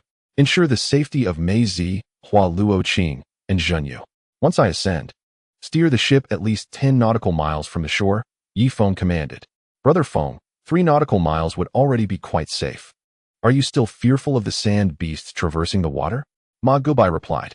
Follow my orders, Yifeng asserted, then mounted the bird's neck. One arm wrapped around Chun An's waist. Take off. With newfound strength, the giant bird soared into the sky without needing a running start. Its wings spread wide. Fly higher. Ascend to 5,000 meters, Yifeng commanded. The giant bird flapped its wings energetically, swiftly ascending. Fluffy white clouds drifted beneath them. After an indeterminate period, Yifeng finally reached an altitude of 5,000 meters above Changsheng city. He had calculated that Meng Yanlie could hurl a spear at most 4,000 meters. Thus 5,000 meters was a secure distance, allowing him to clearly observe the situation below. Beneath the vibrant blue sky, Yifeng witnessed the entirety of Changsheng city springing into action. Whether they were commoners, cavalry, or nobles, all rushed towards the city walls. They understood that if the sand beasts breached Changsheng city, their fates would be sealed. Peering down closely, Yifeng noticed several figures atop the castle. They were likely Meng Yanlie and his lackeys. A deep roar erupted from afar as a vast cloud of sand surged forward, colossal figures thrashing within, their roars reverberating through the air. Even from his position, Yifeng could feel the ground tremble beneath him. Brother Feng, do you intend to assist Meng Yanlie against the sand beasts? Chun An inquired. Assist Meng Yanlie against the sand beasts? Yifeng scoffed with disdain. Above the castle, Meng Yanlie leaned against the battlements, his gaze fixated intently on the world beyond. Below, the cavalry, without his command, galloped toward the outer city. A solitary comfort amidst the turmoil. His piercing eyes swept over the elders' tower, only to find it eerily silent, with several elders conspicuously absent from the walls. Where were those individuals from the elders' council? With the sand beasts advancing, how could they remain indoors? Meng Yanlie inquired in a low voice. Yet, the sweat-soaked slaves behind him exchanged glances, falling into a hushed silence. After all, Meng Yanlie's dominion extended only to the castle and a secluded estate within. His slaves were incapable of gathering intelligence on the elders' council. Chapter 6:21. Do not waste your strength. A thunderous roar echoed through the air. Enormous sand beasts burst forth from the dust-laden terrain, charging swiftly toward the walls. On the battlements, the cavalry, gripping their spears, trembled in fear, not from terror but from hunger. Ballista operators, prepare. A weary captain commanded. Fire. A barrage of bolts launched simultaneously, causing the sand beasts to bellow in rage. Only one unfortunate beast was struck through the head, while the others were merely grazed in inconsequential areas. In the heat of the charge, their adrenaline surged, rendering them oblivious to pain. Hurry, you fools, keep loading. String the crossbows. Hey, why are you standing there? Draw the string. Oh heavens! How did I end up with such dim-witted subordinates? Lamented the captains on the wall. Once again, a volley of bolts was released, this time claiming the lives of 10 sand beasts due to their proximity. Yet, with nearly 300 beasts charging in the first wave, the damage inflicted by the ballistae was but a drop in the ocean. Forget the ballistae, we don't have time to reload. Archers and spearmen, get ready. Before the armored captain could finish his command, the sand beasts crashed violently against the walls. Boom. Fortunately, the fortifications held firm, though dozens of cavalrymen were sent hurtling into the inner city. Boom. Boom. More sand beasts collided with the walls, their claws extended, scrambling up the structure with alarming speed. With their massive forms, they needed only a few moments to scale the outer walls of Changsheng City. Fight to the end. A centurion drew his curved blade, striking down upon the head of a sand beast. The formidable force cleaved the creature's skull in twain. Gasping for breath, the centurion, weakened by prolonged malnutrition, had nearly exhausted every ounce of his strength in that strike. At last, dozens of sand beasts reached the ramparts, unleashing a relentless assault, a veritable bulldozer of destruction. Thud! The centurion found himself pinned beneath the weight of a level 4 sand beast. It was over. Changsheng City was doomed. Just then, a flaming spear shot forth from the inner fortress. The level 4 sand beast, caught off guard, had its head pierced by the tremendous force. A mournful howl erupted from the creature before it crashed to the ground. Once again, a fiery spear shot forth. On the other end, a 4th-level sand beast collapsed lifelessly to the ground. Atop the castle, Meng Yanlie extended his hand backward, prompting a sweat-soaked servant to present another spear. The sheer number of sand beasts was overwhelming. Meng Yanlie was compelled to focus his efforts on eliminating the higher-tiered sand beasts. As for the ordinary ones, he had to rely on others to dispatch them collectively. Whoosh! The 3rd spear flew, bringing down a 3rd-level sand beast with a resounding thud. It was the Heavenly Khan, indeed the Heavenly Khan, who took action. Without his intervention, we would not have withstood even the initial wave. The morale atop the walls surged. Whether cavalry, nobility, or commoners, all wielded their weapons valiantly against the enemy, leaving the sand beasts battered and bruised. Even a multitude of ants could bring down an elephant. With nearly 1 million inhabitants in Changsheng City, even if every 500 individuals faced a single sand beast, they would still have ample numbers. Boom! Meng Yanlie launched the 66th spear. His breath was beginning to quicken. Heavenly Khan, you should consume this crystal pill. Duoyan rushed over, placing a crystal pill into Meng Yanlie's mouth. After ingesting the pill, Meng Yanlie's countenance darkened. It seemed an inopportune moment for such consumption, as the pill's potency required a portion of his energy to digest. Having said that, he expelled the crystal pill and grasped the 67th spear. Whoosh! A precise strike. The last of the 4th-level sand beasts, which had been lurking in the rear, fell lifelessly to the ground, with their leader vanquished. The remaining sand beasts roared in place before hastily retreating into the swirling sands. Meng Yanlie narrowed his eyes and hurled another spear into the dust. Heavenly Khan, you are magnificent. You are my hero. The Khan's consort embraced Meng Yanlie's waist, her eyes shimmering with admiration for this godlike man. Father Khan, I admire you so much, exclaimed Princess Mingxin, rushing over to entwine her arms around Meng Yanlie's. Though he felt nearly exhausted, the admiration from his wife and children made the fatigue worthwhile.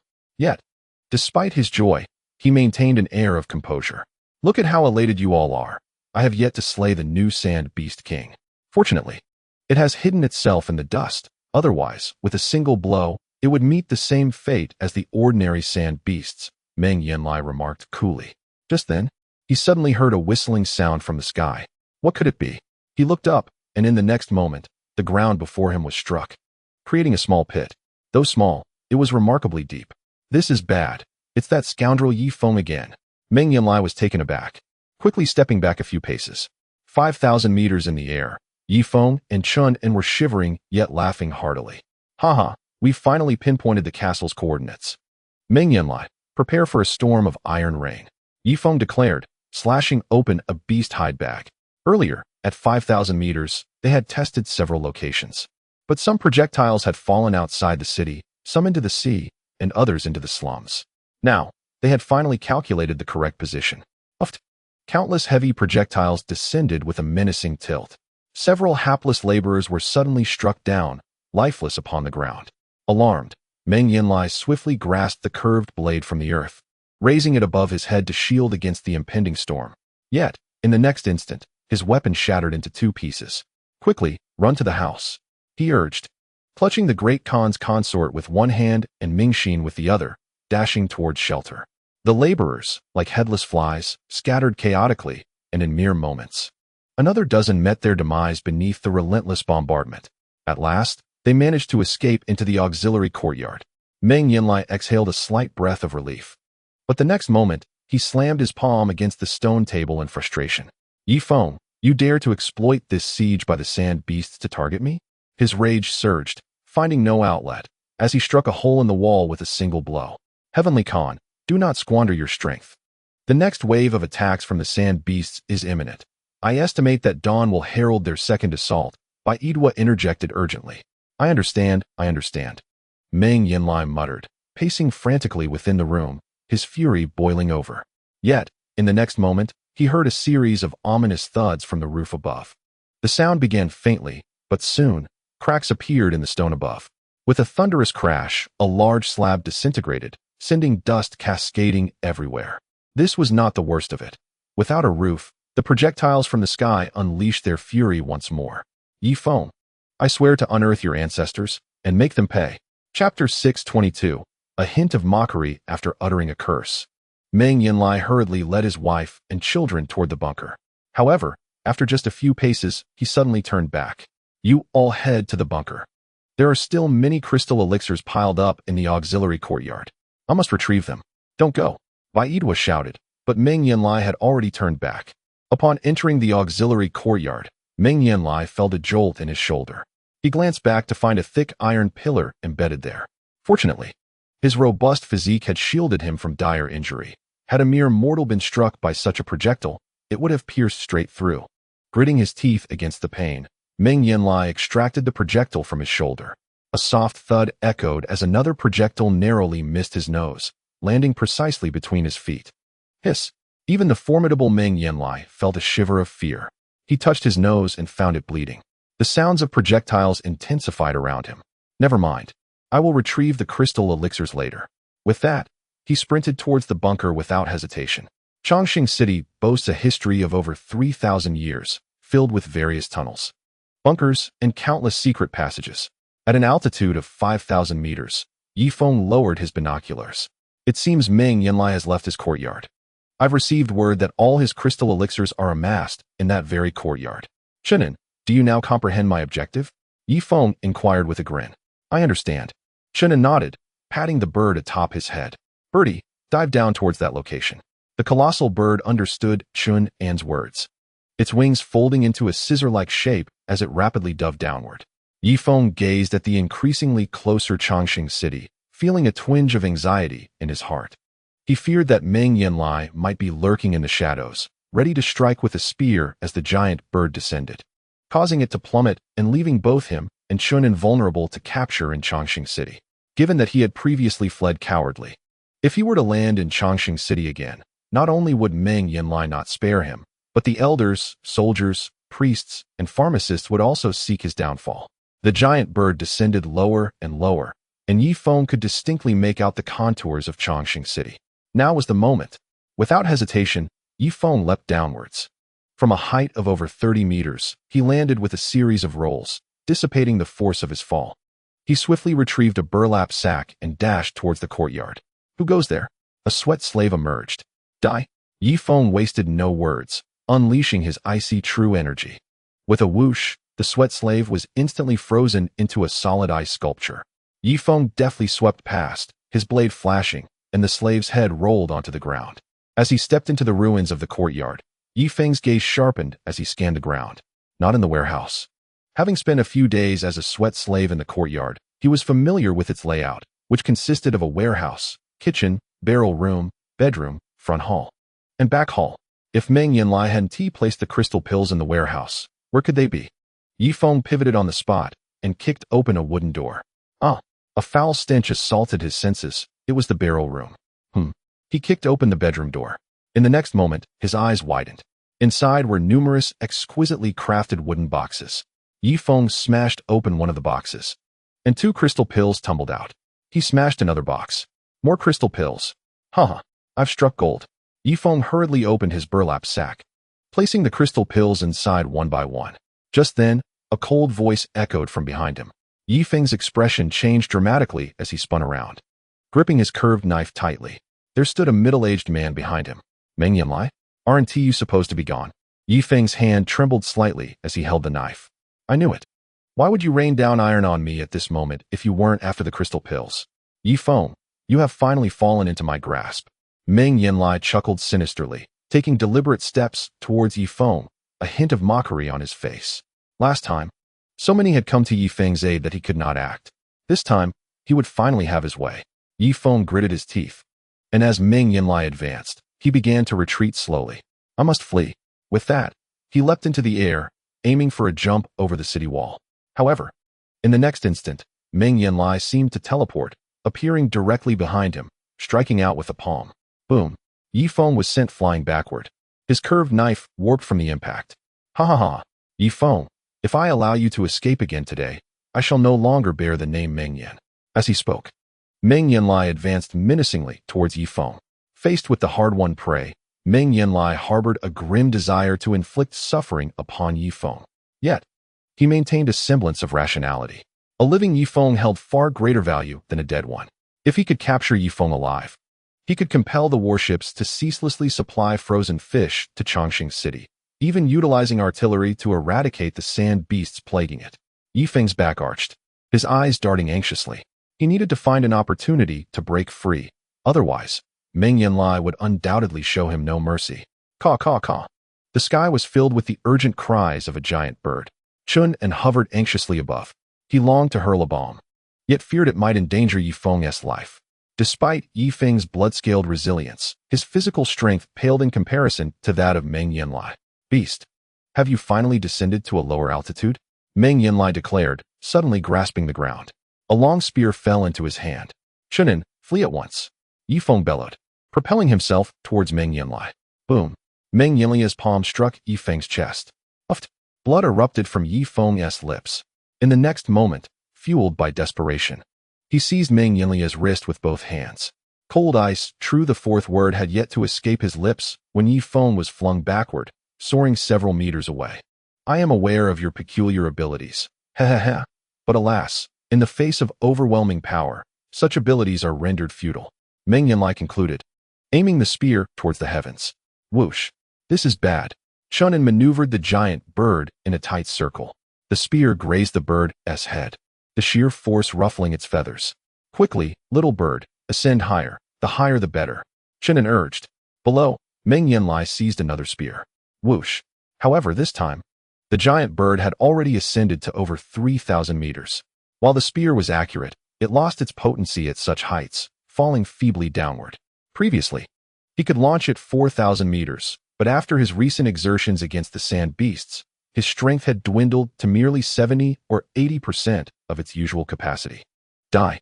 Yi Feng, knowing escape was futile, thrust his palms forward. In the next instant, the atmosphere shifted ominously, frost enveloping the surroundings. Chapter 6:23. Leaving you a dog's life holds value. A layer of frost formed upon the nearby structures. Yet, in the next moment, Meng Yanlie emerged unscathed from the frost. His expression unchanged. Yi Feng, oh Yi Feng, now, let me first shatter your limbs, for a dog's life still holds some use. Meng Yanlie proclaimed, suddenly darting forward. Before Yi Feng could react, his left arm was seized. Crack. Oh! Yi Feng cried out in agony as his left arm dislocated. However, before he could recover from the pain, Meng Yanlie grasped his right arm. Brother Feng, we have come to rescue you. At that moment, 2 golden figures flashed towards Meng Yanlie. Caught off guard, Meng Yanlie was struck by a blade. One golden figure swiftly pulled Yi Feng back 20 meters, while another positioned itself directly in front of him. Upon closer inspection, Meng Yanlie recognized the two traitors before him. I had intended to hunt you down later. How fortuitous it is that I can deal with you both today. Instead of anger, Meng Yanlie felt delight. Ma Debbie, Ma maybe, I thought you had already been executed, he remarked. Yi Feng gazed weakly at the two. Third brother, you escort brother Feng towards the seaside. I will handle things here, Ma maybe declared.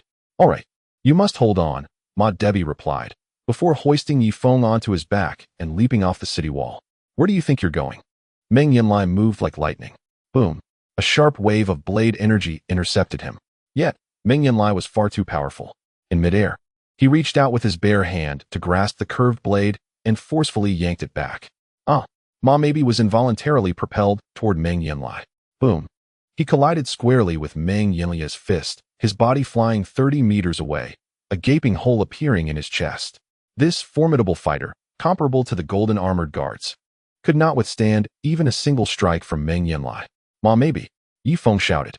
Brother Feng, do not cry out. Conserve your strength. We will board the warship and bombard him to death with the artillery, Ma Debbie urged, tears welling in his eyes as he dashed into the affluent district, carrying Yi Feng. Ha. Yi Feng, where do you think you're going? Meng Yanlie leapt through the air, relentlessly pursuing the two. Fortunately, the chaotic layout of Changsheng City, with clotheslines protruding everywhere, significantly obstructed Meng Yanlie's line of sight. His successive lunges allowed Ma Debbie to slip from under his very nose. Damn it! In the next moment, he seized a pile of rubble and hurled it downward with great force. Thud, thud, thud. These stones pierced through the thick leather garments as easily as bullets from a handgun. Clang, clang, clang. Yi Feng felt the blood scales on his back erupt in a torrent. Ma Debbie let out a horrified scream as one of his ears was struck off by a stone, blood gushing forth. Boom. A figure flashed ahead, two overwhelming forces surging forth like a tidal wave. Ma Debbie bore the brunt, spitting out a mouthful of blood. Although Yi Feng was also affected, most of the damage had been absorbed by Ma Debbie. Countless figures gradually coalesced, revealing the true form of Meng Yanlie. Earlier, Yi Feng had heard that Meng Yanlie could not possibly defeat 3 golden armored guards. It seems those were mere rumors. With his strength, he could likely contend with 10 golden armored guards without faltering. Meng Yanlie stood with his hands clasped behind his back, the hands hidden within his sleeves trembling slightly. Today, his battle against the sand beasts had already drained some of his stamina. Being struck by a projectile had cost him further vitality. After engaging in combat with Yi Feng and the others, his current strength was probably less than a third of what it once was. Meng Yanlie. Yi Feng leaned his dislocated left arm against the wall, twisting it with force. In the next moment, his left arm regained its function. What? Meng Yanlie raised an eyebrow. Die? Yi Feng lunged forward, his palms thrusting out in unison. Boom. The area ahead erupted as if struck by a grenade. Debris of stone and wood flying in all directions. Yet, Meng Yanlie remained steadfast, unyielding. Take another hit from me. With a swift motion, a chilling frost shot forth, striking Meng Yanlie's body. However, this time, Meng Yanlie appeared far less unfazed. Frost clung to his beard and hair. Yi Feng's expression suddenly shifted, and with gritted teeth, he unleashed his trump card. A foot-long flame erupted from his fingertips. For the first time, a flicker of apprehension crossed Meng Yanlie's face as he subtly shifted his body, easily evading Yi Feng's fiery ability. What? Yi Feng was taken aback. Though the fire devoured all, Meng Yanlie's speed was too swift. He could not land a hit.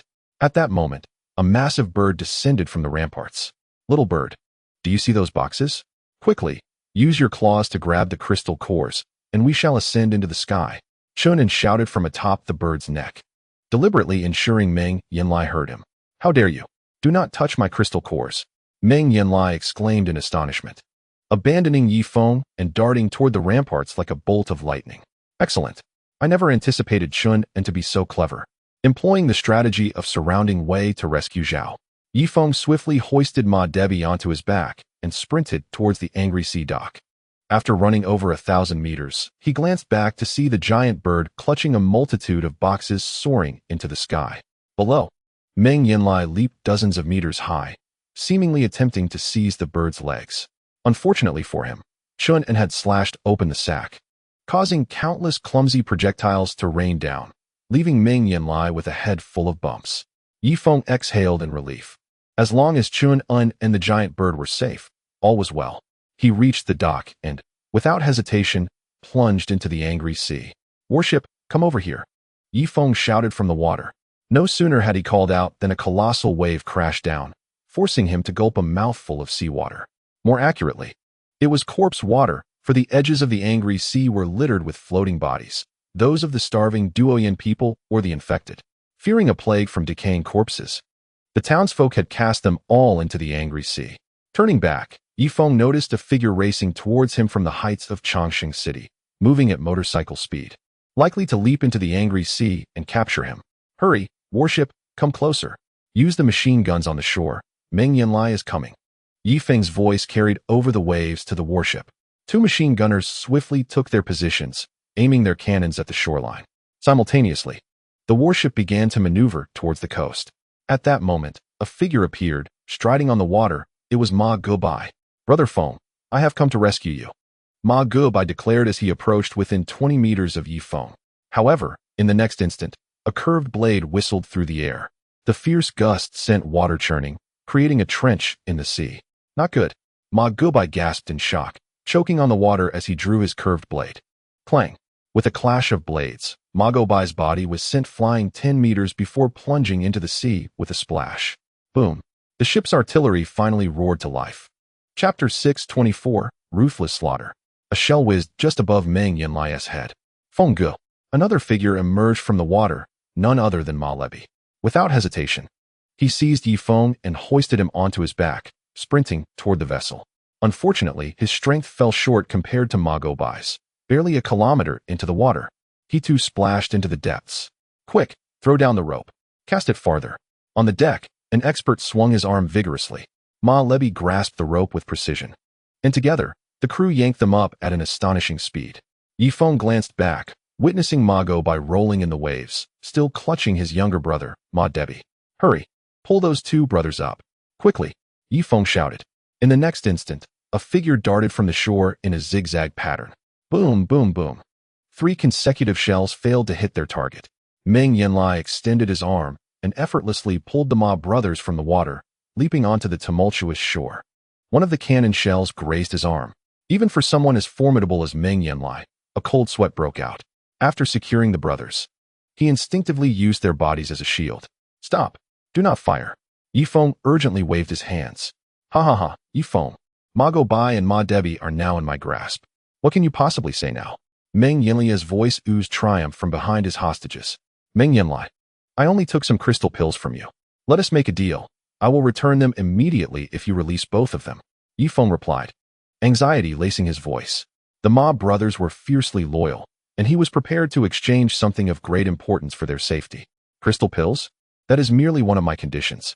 Now, I demand that your giant bird flies over the sand beasts and rains down iron, obliterating them all.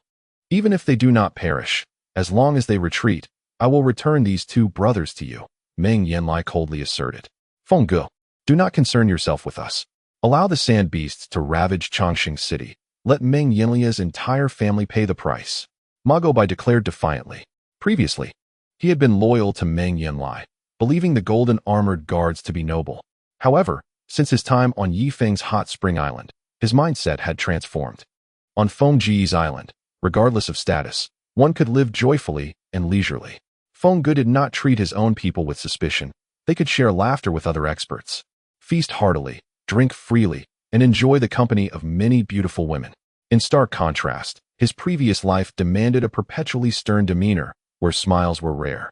A smile directed at the princess would invite Meng Yanlie's suspicion of betrayal, while a smile towards the priest would raise doubts of collusion.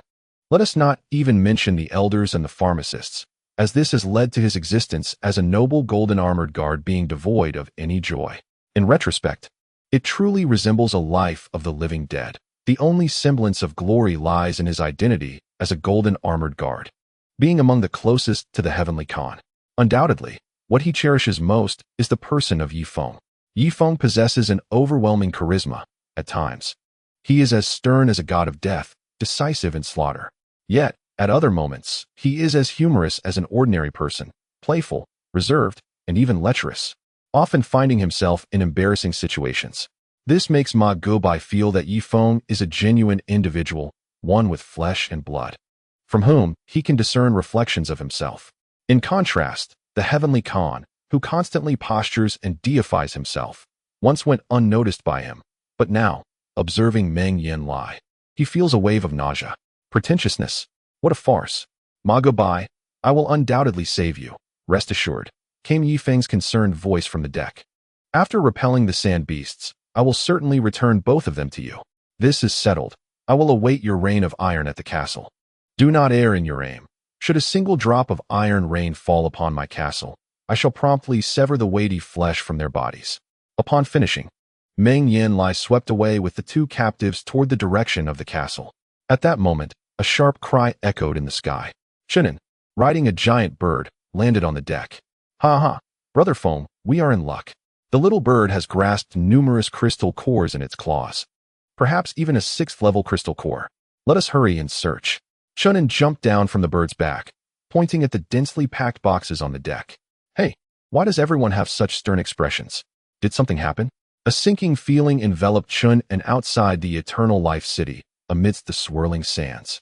A 10-meter-long silver giant scorpion emitted a series of hissing sounds. Indeed, it was selected as the beast king among the 3,000 sand beasts. Not only did it possess armor as hard as iron, but it also wielded 2 formidable pincers. Most terrifying of all was its venomous tail, capable of both piercing and spraying poison. Hiss! The silver giant scorpion issued another signal for attack. Immediately, 1,000 sand beasts emerged from the dust, their bloodthirsty gazes fixed upon the distant eternal life city. Hiss!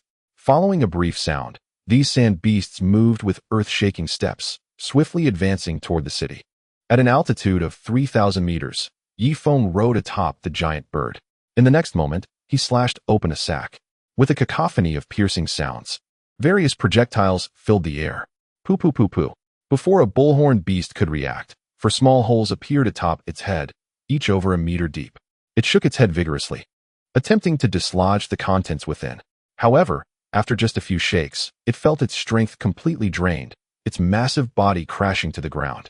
In its dying moments, it witnessed its companions around it collapsing, each one suffering in agony. The projectiles raining down from 3,000 meters possessed the same destructive power as heavy machine gun fire. No matter how resilient these creatures were, they could not withstand the relentless barrage.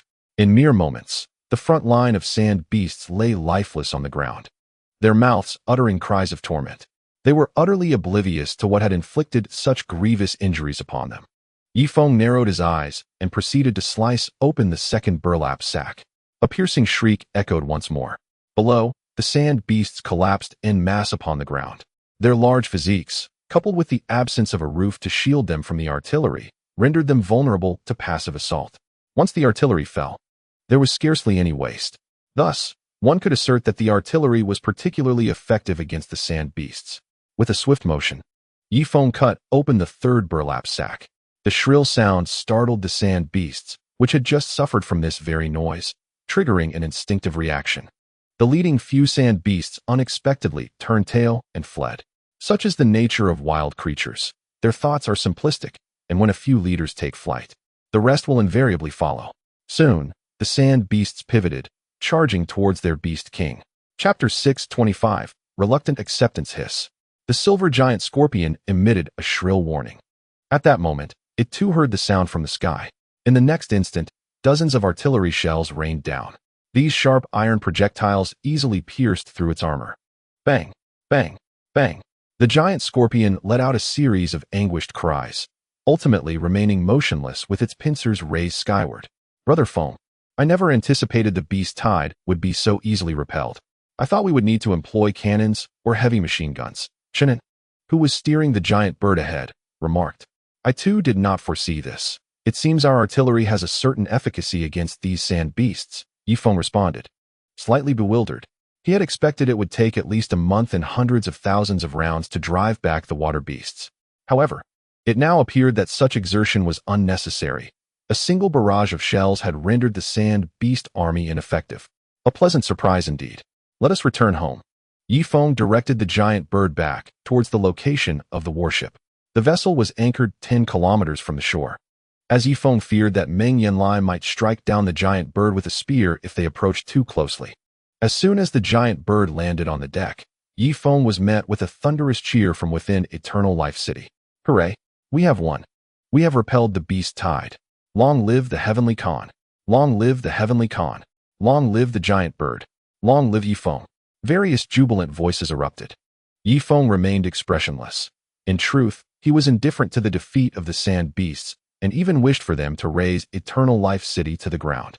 Yet, for the sake of his two good brothers, he felt compelled to lend a hand to Eternal Life City this once.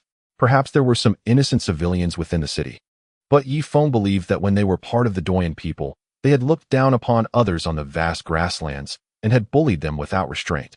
Furthermore, when his subordinates were taken to the temple square, these civilians had hurled insults, spit, and stones at his brothers.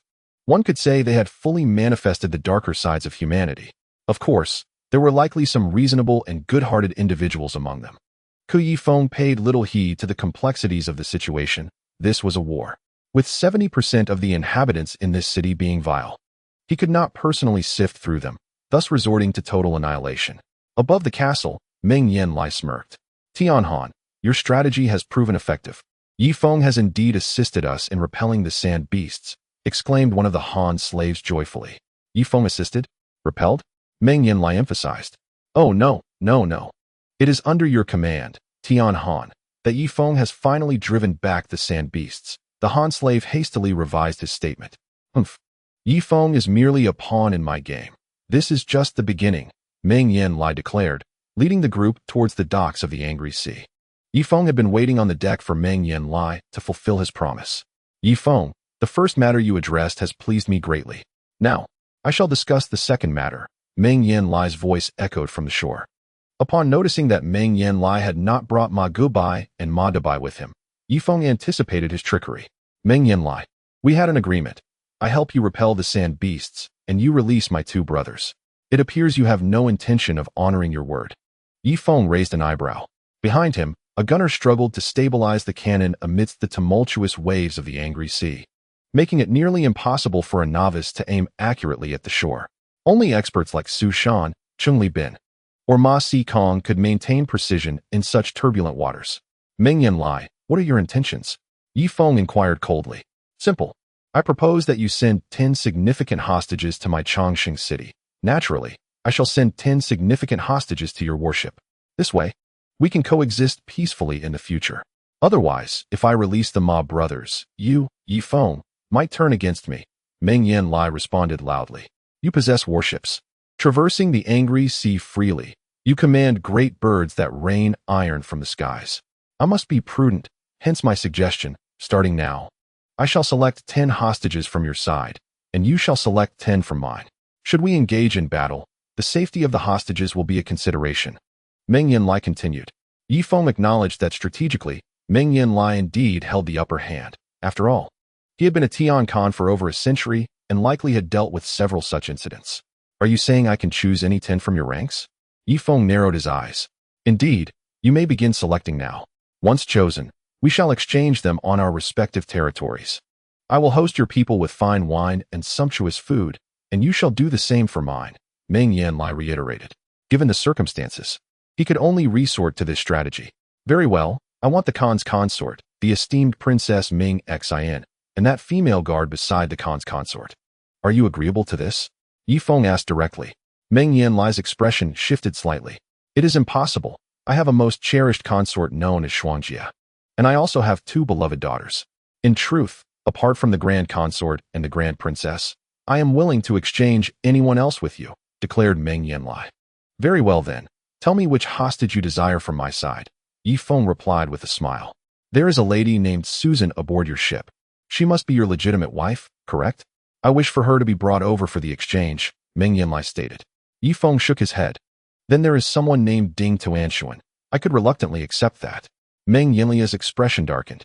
Yifeng, is this a display of complete insincerity? Do not forget. The Ma Gubai and Ma Dabai brothers are still in my grasp.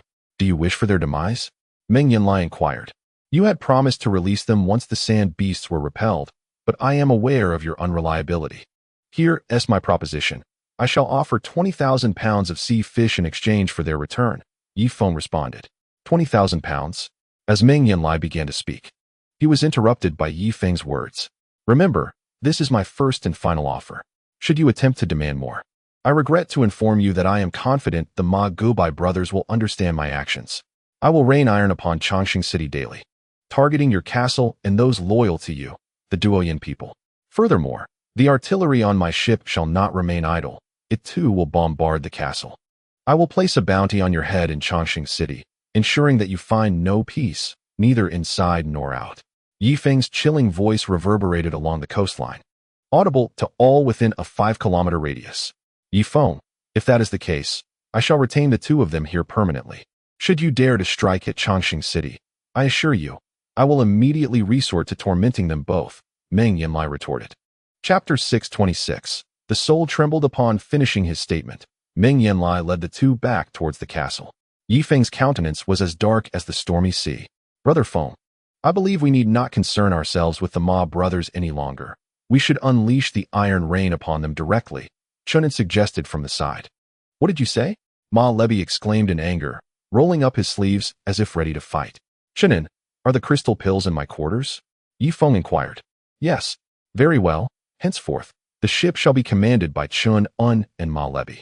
Do not disturb me unless necessary. Simply ensure my meals are delivered thrice daily. Yi Feng declared, dismissing the reactions of those present as he strode directly toward the cabin. He sat cross-legged upon the bed and opened the first box, revealing 2 third-tier crystal pills. Yi Feng squinted, casting the 2 pills aside, and opened another box. Inside, he found 1 4th-tier and 1 3rd-tier crystal pill. He discarded the 3rd-tier pill and grasped the 4th-tier one instead. In the next moment, he invoked the blood-sucking technique upon the crystal pill. Gurgle, gurgle, gurgle. An unusual energy surged into Yi Feng's palm, coursing through his body and ultimately settling within his dantian. Yi Feng tightened his fist, assessing his muscles. He felt approximately 1/10 stronger than before. Indeed, the 4th-tier crystal pill proved its worth. However, in comparison to his ambitions, he still fell markedly short. Upon contemplating this, Yi Feng widened his eyes and gazed at the items within the cabin. His vision reached its utmost potential, allowing him to discern the intricate textures of the wood, even spotting an insect egg nestled within one of the grains. A flicker of joy stirred within Yi Feng. At that moment, his sight penetrated into the microscopic realm. With a swift motion of his hand, he opened another box, revealing 2 4th-grade crystal pills. Very well, I shall absorb them both at once, he mused. Placing his palms upon the 2 pills, waves of energy surged through his body at an astonishing speed, an eerie chill causing his very soul to tremble. 20 minutes later, Yi Feng slowly opened his eyes, feeling that the energy from the crystal pills had been entirely absorbed by his body. Once again, he directed his gaze towards the wood's grain, and indeed, it appeared even more vivid than before. At his level of martial prowess, each incremental improvement was akin to scaling a daunting precipice. The challenges he faced were no longer merely about speed and strength. They involved a complex interplay of velocity, neural response, visual acuity, cognitive processing, and physical power. Otherwise, even if one could surpass a speed of 1,000 meters per second, a mismatch in neural reaction and cognitive ability could lead to unforeseen calamities. Yi Feng picked up a nearby meat cleaver, plucking a strand of hair and tossing it into the air. In an instant, the cleaver sliced through the hair, severing it cleanly in two. He recalled hearing Ma Gubai mention that certain formidable individuals could cleave hair upright with a blade without any external force. Yet, he had merely managed to bisect the hair. Far from achieving such a feat, this casual act epitomized the comprehensive quality of one's physical prowess. For instance, Meng Yanlie's effortless dispatch of a 6th-grade beast king amidst the swirling sands with a spear seemed simple, yet demanded exceptional standards in vision, neural response, speed, strength, and cognitive ability, all indispensable. Yi Feng methodically opened every box in the room, ultimately uncovering a 5th-grade crystal pill. Such a rarity. Alas, it was not the coveted 6th-grade pill. Speaking to himself, he promptly employed the blood absorption technique. True to its reputation, it took him a full half-hour to extract all the energy from the 5th-grade pill. Subsequently, he devoted another 20 minutes to thoroughly digesting the energy, allowing it to settle within his dantian. As time gradually slipped away, Yi Feng sealed the windows, immersing himself in the absorption of the crystal pill's energy, oblivious to the passage of day and night. During this period, Chen personally delivered meals several times. Yi Feng accepted the food without uttering a single word, promptly closing the door behind him. Meanwhile, far removed from the angry sea, the 4 members of the chasing horse stood in the desert, awestruck by the immense pit before them. The pit spanned several kilometers, taking on the shape of a colossal hand. Elder, are you suggesting that this gigantic pit was created by a human hand? Was it a giant? Chasing horse inquired, astonished. No, it is likely the mark left by a powerful human who struck down from the air, the force of their palm forming this monumental crater. The elder of the merchant caravan explained. You must be jesting, came the incredulous response. This does not resemble the result of a single strike. Rather, it appears to be a shape meticulously excavated by thousands. Juema spoke. Juema, you truly are a rustic from a remote village. In our Green Sea Desert, to my knowledge, a single strike from a 9th-tier Force Master can achieve such an effect, the elder replied nonchalantly. Force Master? Are you referring to a Force Warrior? Juema questioned with skepticism. Force Warrior? It seems that the most formidable beings on your vast grassland are indeed the Force Warriors. Allow me to enlighten you. Above the 9th-tier Force Warrior is the 1st-tier Force Master, and above the 9th-tier Force Master is the Force King. However, in my 50-plus years of life, I have yet to encounter a being of the Force King caliber. Since you intend to venture into the Green Sea Desert, it would be prudent to learn from me, the Elder. Although my strength is modest, my experience is far beyond your comprehension, the Elder declared proudly. Ah, I see. I am grateful for your guidance, Juema replied respectfully with a nod. At that moment, a Beastmaster beside him spoke up. Then what tier do we Beastmasters fall into? Beastmaster? In my many years in the Green Sea Desert, I have never heard of such a title, the Elder responded. That cannot be. Beastmasters are capable of slaying sand beasts. Surely you have heard of this title? The Beastmaster inquired. Ah, slaying sand beasts, ha. Forgive me, but in our Green Sea Desert, that is considered an unremarkable feat, insufficient even to qualify as a 1st-tier Force Warrior. However, I believe that with 10 or 8 more years of practice, this brother Juema may reach the level of a 1st-tier Force Warrior. The Elder's words struck a heavy blow to Juema and the others. I refuse to believe it. I am a proud Beastmaster. How could I be so inferior? I will not accept this. Enough of your roaring. Let us hasten our journey. It is said that a sandstorm is approaching in the coming days. We must quickly reach the Yuanhai tribe. The caravan quickened its pace, vanishing into the vast desert. Yi Feng slowly opened his eyes, the brilliance in his gaze shining brightly. Surrounding him lay the remnants of crystal cores. Indeed, during this period of seclusion, he had not ventured outside, absorbing every last essence from the crystal cores captured from the giant birds. With this thought, Yi Feng plucked a hair from his head and tossed it into the air. In the next moment, a flash of light struck like a blade. Thud! 2 strands of hair landed in Yi Feng's palm. His eyes widened as he examined them closely. Indeed, the hair he had just severed had been split vertically in midair, accomplished without any external force acting upon it. Chapter 6:27. Swift control over these individuals. It is essential to understand that hair is exceedingly light. Any slight air current can alter its trajectory as it falls. Yi Feng's ability to slice the hair vertically moments ago indicated a significant enhancement in his cerebral computational capacity.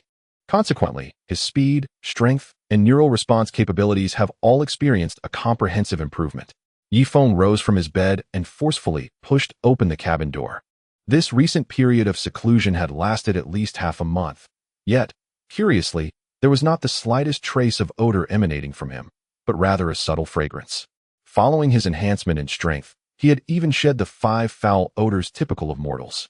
Moreover, each of Yi Feng's movements now exuded an immense aura, incomparable to his previous self.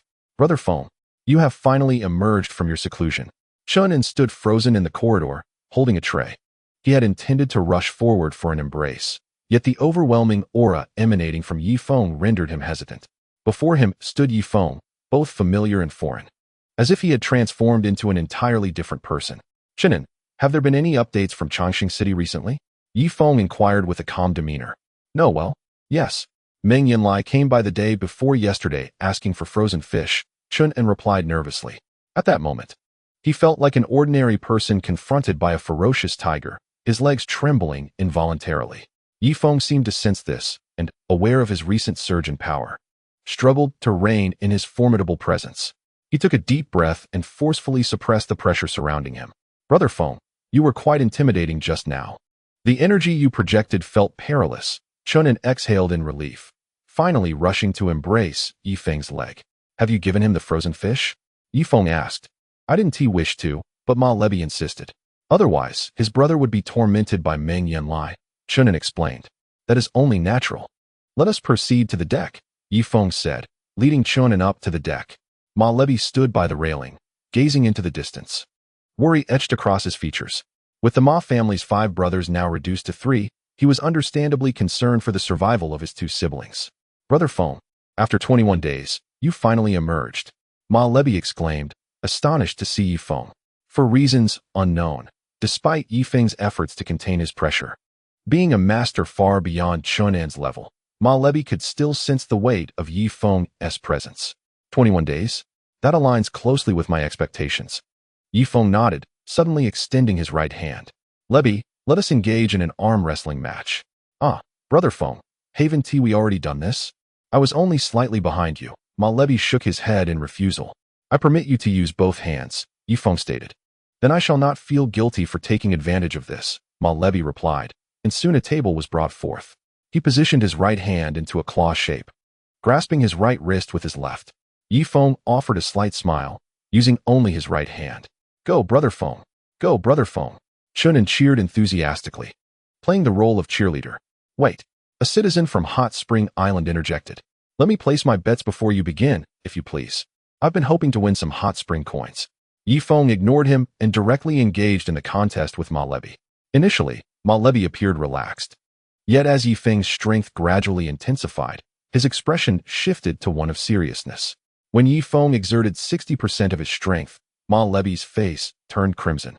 At 80%, Ma Lebi rolled his eyes back, feeling as if his wrist might shatter. Finally, Yifeng unleashed 90% of his power.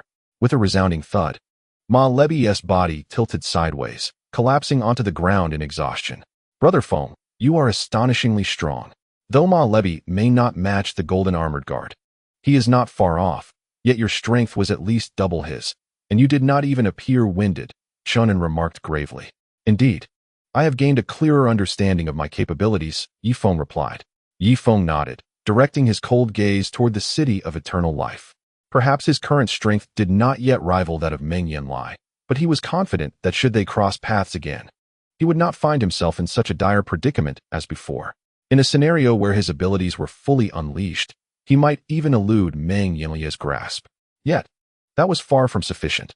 What he truly sought was the power to contend with Meng Yanlie, for only then could he enter the city of eternal life to rescue those in need. Suddenly, a thought struck him. What had become of the crystalline cores of the numerous beasts they had vanquished with their crude ammunition? Of course, they had been harvested by Meng Yanlie, who had also transported the meat of those beasts back to his castle.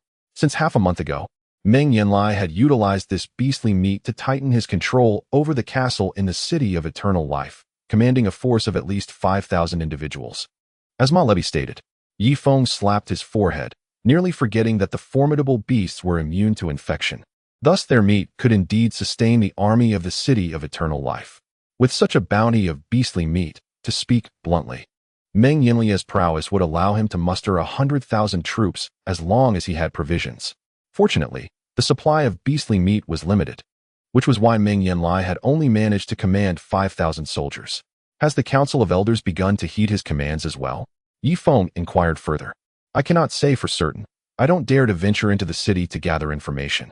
However, if I were Meng Yanlie, with such an abundance of sand beast meat, I would undoubtedly share some with the Council of Elders, Ma Lebi replied. Indeed, if I were in Meng Yanlie's position, I would also prioritize subduing the more powerful individuals, such as the Council of Elders, the priests, and the apothecaries. Yifeng acknowledged, his aura gradually exuding a kingly dominance. Having held power for an extended period, even an ordinary individual would eventually reveal an inherent gravitas. Within the castle of the city of eternal life, it was now impeccably tidy. Meng Yanlie sat in the conference room, surveying the attendees with a satisfied smile. To his left were 3 captains, 17 armored warriors, and 5 apothecaries. while to his right sat 6 elders from the council and 7 priests. Having provisions is advantageous. It allows for the swift control of these individuals. There is no need for formality, for I understand that you opposed me in the past. After all, in times of scarcity, one is capable of desperate actions. Therefore, I declare this matter closed. No one is to speak of it again, Meng Yanlie stated calmly. He recognized that his primary adversary was Yi Feng, rather than the internal factions of the City of Eternal Life. Naturally, once Yi Feng was dealt with, he would eliminate the others in due time.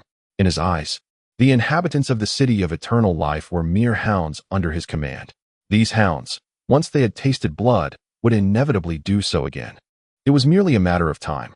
Having lived for over 2 centuries, Meng Yanlie was well versed in human nature. But he intended to use these hounds fully before disposing of them, subsequently promoting a new cadre of formidable individuals. Your Majesty, our council requires 3,000 pounds of meat. We kindly request your approval, one elder stated. Granted, Meng Yanlie waved his hand dismissively. Your Majesty, our apothecaries also require 2,000 pounds of meat. We seek your approval. Another urged. The status of the pharmacists is somewhat diminished. They are often relegated to the shadows, engaging in underhanded tactics that prevent them from stepping into the limelight. In hushed tones, some refer to them as poison masters. Qinglan, deputy pharmacist, ever since your chief pharmacist departed, you have become the adept in pharmaceuticals. Is it possible for you to concoct a powder that, carried by the wind, could poison all aboard the warship? Meng Yanlie inquired. Are you suggesting a powder that disperses in the air? Qinglan, the deputy pharmacist, paused momentarily. Is that feasible? Meng Yanlie's impatience was palpable. It is indeed possible. But the materials required for such an airborne powder are extensive, and it would take considerable time to prepare. Moreover, the chief pharmacist is also aboard the ship, and I cannot guarantee the efficacy of my concoction, Qinglan murmured softly. Do not worry. Proceed with your preparations. I shall ensure that everyone assists you. When the time comes, I will draw the warship closer, facilitating your task. The chief pharmacist has already betrayed us, and thus I declare that Qinglan shall hold the title of chief pharmacist from this day forth until her demise, Meng Yanlie stated with a calm authority. Thank you, Qinglan replied, although the title brought her no joy. She understood that accolades are but illusions. True skill and knowledge are the essence. Deep down, she recognized that she still had a considerable distance to cover compared to Duo. To the 3,000 commanders, how many troops have you gathered? Meng Yanlie turned his gaze to the trio. Their faces flushed with embarrassment as they respectfully responded, Your Majesty, we have managed to assemble 5,700 soldiers. However, they are now without mounts, as food scarcity recently forced them to consume their own horses. I understand. Thus, the cavalry must adapt to infantry. But their combat effectiveness will undoubtedly diminish, Meng Yanlie remarked, his brow furrowing. He exhaled, and the breath crystallized into a white mist, indicating that the temperature had plummeted to -40 degrees. Your Majesty, the food supplies in Changsheng City should last our thousands for over a month. However, with temperatures continuing to drop, the High Priest has predicted that this prolonged winter may last over a decade. What shall we do for sustenance? The High Priest interjected. Meng Yanlie's smile faded as a flicker of wrath crossed his gaze. Indeed, if this long winter persists for even 2 more years, nearly all in Changsheng City will face starvation. Once the winter concludes, who will remain for me to exploit? The High Priest was correct. In the face of food scarcity, our weakened bodies would succumb to the invasion of pestilence. At that juncture, it is likely that not even 100 individuals would survive in all of Changsheng City. Elder 2 added. Sighing, Meng Yanlie rose and gazed out of the pyramid's window towards the tumultuous sea. While Changsheng City had stabilized for the moment, it harbored countless dangers. Each of you, propose a solution, he urged, tossing the responsibility to those present. Your Majesty, might we consider migrating to the Green Sea Desert? One suggested. Indeed, the Green Sea Desert is a commendable option, another agreed. This approach is indeed commendable. The Green Sea Desert stretches infinitely, and there lies an abundance of sand beasts for us to hunt, ensuring that our food supply will be ample. A wave of joy surged through the crowd. However, Meng Yanlie's expression darkened. Are you asking me to forsake the ancient legacy left by our ancestors? As soon as these words were uttered, silence enveloped the gathering. Do you think the Green Sea Desert is so easily traversed? On the vast grasslands, we may reign supreme. But the formidable beings within the Green Sea Desert are beyond your imagination. Some of these powerful entities could extinguish us with a mere flick of a finger. Not to mention the formidable sand beasts lurking in the depths of the desert. Some are of such colossal size that they could devour an entire tribe in a single gulp. Meng Yanlie spoke slowly. Among the vast grasslands, he possessed the most extensive knowledge, having frequently battled in the Green Sea Desert, allowing him a deeper understanding of that realm. Heavenly Khan, what then is the future direction for our Duoyan tribe? The second elder inquired, trembling. He had also heard whispers of the Green Sea Desert's legends. At this juncture, our only recourse is to seek a trade with Yi Feng for frozen fish, aiming to acquire as much as possible. Each of you should employ your unique talents. Great apothecary, you need not participate. Focus solely on your research of poisons. Understood, came the unified response from the conference room. New Duo released Yi Feng's wrist, her eyes sparkling with intrigue. Your physique is quite peculiar. It seems your innate qualities are gradually being refined. Have you perhaps absorbed a considerable amount of crystal pills recently? New Duo inquired. Indeed. Can these crystal pills also enhance my innate abilities? Yi Feng asked.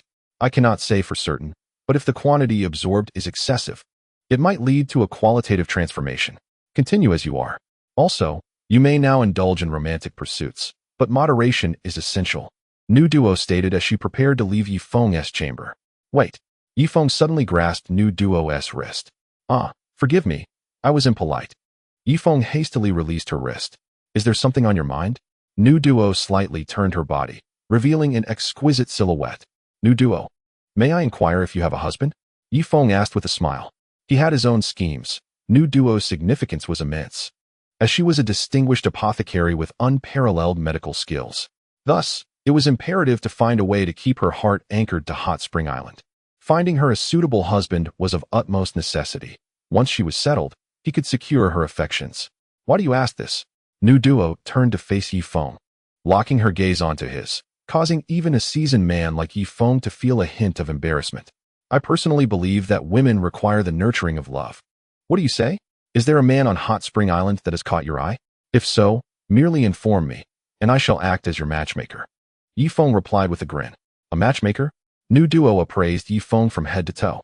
Of course, the ethos of Hot Spring Island is to ensure that every citizen lives a life of happiness and leisure, free from the worries of daily sustenance. If happiness is the goal, I must certainly find you a husband, Yi Feng declared earnestly. My standards are quite high. Do you truly believe I would settle for one of those individuals on Hot Spring Island? With a raised brow, Duo scrutinized Yi Feng once more. Yi Feng felt a stirring within him. He discerned that he alone could secure Duo's favor, for none other would capture her attention.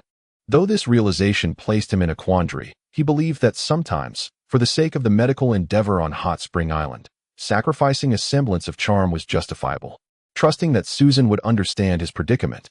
Actually, Duo, just as Yi Feng was about to speak, the bedroom door was abruptly flung open. In rushed Chun and a group of others. Duo, the moment I laid eyes on you, I was utterly captivated. Will you marry me? If you agree, I shall return and divorce Chioshua. Since our marriage, she has denied me intimacy. Please, grant me this wish. Chen knelt on one knee. Duo furrowed her brow, and Yi Feng noticed goosebumps rising on her delicate skin. Step aside. A sailor interjected. Duo, I know you wouldn't favor a wretch like Chen look at me. See my strong arms? At night, you could rest your head upon them, and I would whisper sweet nothings into your ear, enveloping you in my masculine essence, allowing you to experience my strength and gentleness. Before he could finish, another man from behind pushed him aside. Duo, don't listen to his nonsense. In terms of strength, I am akin to Wu Song, and in matters of the bed, I am as skilled as Shi Minqing. If you become my wife, I will make you fall for me, another sailor declared, having often listened to stories from Wang Zhihai, thus drawing comparisons between the two legendary figures. Duo was left in a state of confusion, unfamiliar with Wu Song or Shi Minqing. Yi Feng watched the exuberant group with wariness, fearing that they might displease Duo. You lot, must you be so blunt in your declarations? This approach is rather impolite. How about you all step outside first? Allow me to converse with Duo alone, Yi Feng stated with gravity. However, Duo shook her head. No, it's unnecessary. Let them each profess their feelings to me. I find this exhilarating, she replied candidly, a glimmer of intrigue in her eyes. After spending time aboard the warship, she finally sensed the harmonious atmosphere within Yi Feng's crew. Despite their boisterous demeanor, she felt a warmth emanating from them. Previously, she had been a revered healer, and ordinary people would bow before her, too intimidated to utter a word. They lacked even the courage to meet her gaze. Yet now, the citizens aboard Yi Feng's vessel spoke freely, unreservedly sharing their thoughts, making her feel as though the citizens of Hot Spring Island were truly vibrant beings. Very well. Make your declarations, but refrain from vulgarity. Speak with the decorum I embody. Otherwise, I shall deal with you harshly, Yi Feng declared before striding out of the bedroom. Upon reaching the deck, he suddenly spotted several figures standing on the shore. Leading them was the second elder. Yi Feng, how many frozen fish do you have aboard your ship? The second elder called out from a distance. Plenty. Do you have crystal pills to trade? Yi Feng inquired. Certainly. I have some golden sacred fruits. Would you be interested in a trade? Inquired the second elder. As the deputy of the Elder Council, he had accumulated wealth over the years. I can trade. Just name your price, Yi Feng replied audibly. 1 golden sacred fruit in exchange for 10,000 pounds of frozen fish. Doesn't seem unreasonable, does it? The second elder queried. Apologies. But 1 golden sacred fruit can only be exchanged for 100 pounds of frozen fish. A silver fruit would be worth 10 pounds, and a white fruit just 1. Yi Feng countered with his offer. Yi Feng, the city of eternal life is no longer besieged. We can venture into the Green Sea Desert to hunt sand beasts. The situation has changed, do you understand? Thus, your frozen fish has diminished in value, the second elder retorted coldly. Then go ahead and hunt sand beasts in the Green Sea Desert, Yi Feng replied, uninterested in further conversation, as he turned to head back to the ship's cabin. Wait, what about the crystal pills? Last time, your iron rain slew many sand beasts, and I have gathered quite a number of their crystal pills. How much frozen fish can you offer? The second elder pressed once more. How about this, for crystal pills below level 5? 1 pound of crystal pills can be exchanged for 1 pound of frozen fish. For level 5, the ratio is 1 to 10, and for level 6, 1 to 100, Yi Feng slightly raised his price. After all, he had depleted the crystal pills aboard the warship, and to enhance his strength further, he needed to acquire more. Yi Feng, do you still think it is the same as before? As I mentioned, with no sand beasts surrounding the city, we can find food outside. Here is my offer. For crystal pills below level 5, 1 pound will get you 1,000 pounds of frozen fish. For those above level 5, you can have all the frozen fish on your warship, the second elder stated slowly. Haha, second elder. It seems you are indeed quite desperate for food. Allow me to assign you a task. Rescue the brothers Ma Gubai and Ma Dabai. Their return will grant you all the food aboard my warship, Yi Feng suddenly declared. Do not jest. Are you attempting to incite us to betray Tian Kahan? The second elder's eyes twitched. Although Tian Kahan had not held past grievances against them, should Yi Feng bring up old matters, it might provoke Meng Yanlie's wrath, leading to dire consequences. With the threat of sand beasts gone, the second elder understood Meng Yanlie's character. Beneath his generous facade lay a heart of cruelty and a vengeful spirit that would not forget those who had once betrayed him.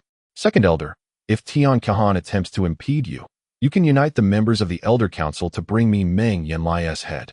I assure you, upon delivering his head, I will grant you the position of Vice Island Master of Hot Spring Island, Yi Feng reiterated earnestly.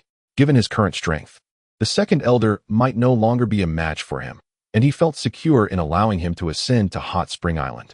At this point, within the entire city of eternal life, the only individual capable of rivaling him appeared to be Meng Yanlie. Yi Feng, do you have any idea how long it has been since the brothers Ma Gubai and Ma Dabai last ate? The second elder suddenly chuckled coldly. Yi Feng could not help but step forward, placing his hand on the railing. His primary concern was now for these 2 brothers. 2 of the Ma brothers had already perished for his sake. He could not allow any further harm to befall them. What is their current condition? Yi Feng inquired. Since the siege of Changsheng City was lifted, the Heavenly Khan has not provided them with a morsel of sustenance. I have witnessed the plight of the 2 in the dungeon. They are now mere shadows of their former selves. Particularly, Ma Debi, who was already gravely injured, now teeters on the brink of death. The words of the second elder pierced Yi Feng's heart like needles. His 2 dear brothers had fallen into such dire circumstances to save him, and Yi Feng felt as though his heart were bleeding. Yi Feng, how about this? From now on, for every 100 pounds of frozen fish you procure, I shall discreetly take 1 pound to feed those 2 brothers, ensuring they do not perish from hunger, proposed the astute second elder. Where are they being held? Yifeng inquired. They are currently confined in my elder tower. After all, the castle is no longer safe. Who knows when you might unleash another rain of iron upon it. The Heavenly Khan would not wish to lose 2 vital hostages. The second elder replied. Very well, summon 200 pounds of frozen fish, Yifeng commanded with a wave of his hand. And immediately someone brought forth a large fish weighing approximately 200 pounds. Is Ma Lebi present? I am here, Brother Feng. Can you carry this frozen fish across the water? I shall give it a try. I cannot allow our elder brother and third brother to suffer hunger any longer.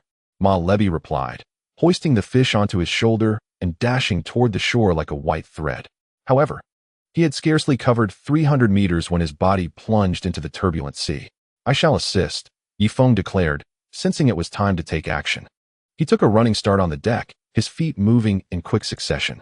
With a splash, he surged toward Ma Lebi, seizing the frozen fish from the surface of the water and bolting toward the shore without hesitation. Oh, on the shore. The second elder and the third elder were filled with unexpected joy. They had not anticipated that Yifeng, in his capacity as the leader, would dare to approach the shore himself. Boom. Yifeng landed heavily on the shore, tossing the frozen fish at the feet of the 2 elders. Esteemed elders, I beseech you to distribute some of this fish to the hostages. I apologize for my previous actions. With that, Yifeng bowed deeply. He had previously promised to take the 2 elders aboard the warship, but had instead fled. However, the second elder and the third elder exchanged glances, and suddenly moved to block Yifeng's retreat. Haha, Yifeng, I never expected you to be so reckless as to come ashore personally. This is a windfall. As long as you serve as a hostage, your warship will continually supply Changsheng City with provisions. Ha! The 2 old men laughed heartily, their eyes gleaming with avarice. Creak. On the warship, 2 machine guns simultaneously aimed at the 2 elders. Yifeng slowly straightened his posture, his fists gradually tightening. Gentlemen, since I dared to come ashore, do you truly believe I am unprepared? Yifeng sneered. Prepared? Yifeng, while your strength is formidable among ordinary men, do not forget. We are the 2 most powerful individuals in the Elder Council. Do you truly believe you have any hope of escape? The second elder mocked. Is that so? Then let us put it to the test. After Yifeng finished speaking, he extended his right leg forward, his fist aimed squarely at the second elder. Come then. He challenged. The second elder swayed his body and unleashed a punch with lightning speed.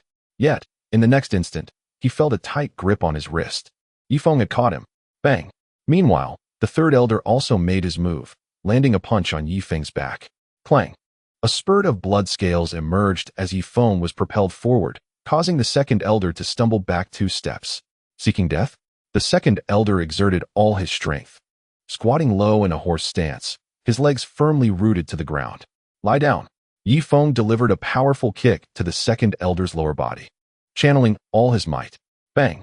The second elder collapsed to the ground with a thud. Second brother. The third elder leaped into the air, aiming a punch at Yifeng's face. Your speed is rather sluggish. Yifeng deftly grasped the third elder's wrist, swinging his body in midair before slamming him down to the ground. Bang. Chunks of stone flew as the third elder felt as though his entire body was on the verge of disintegration.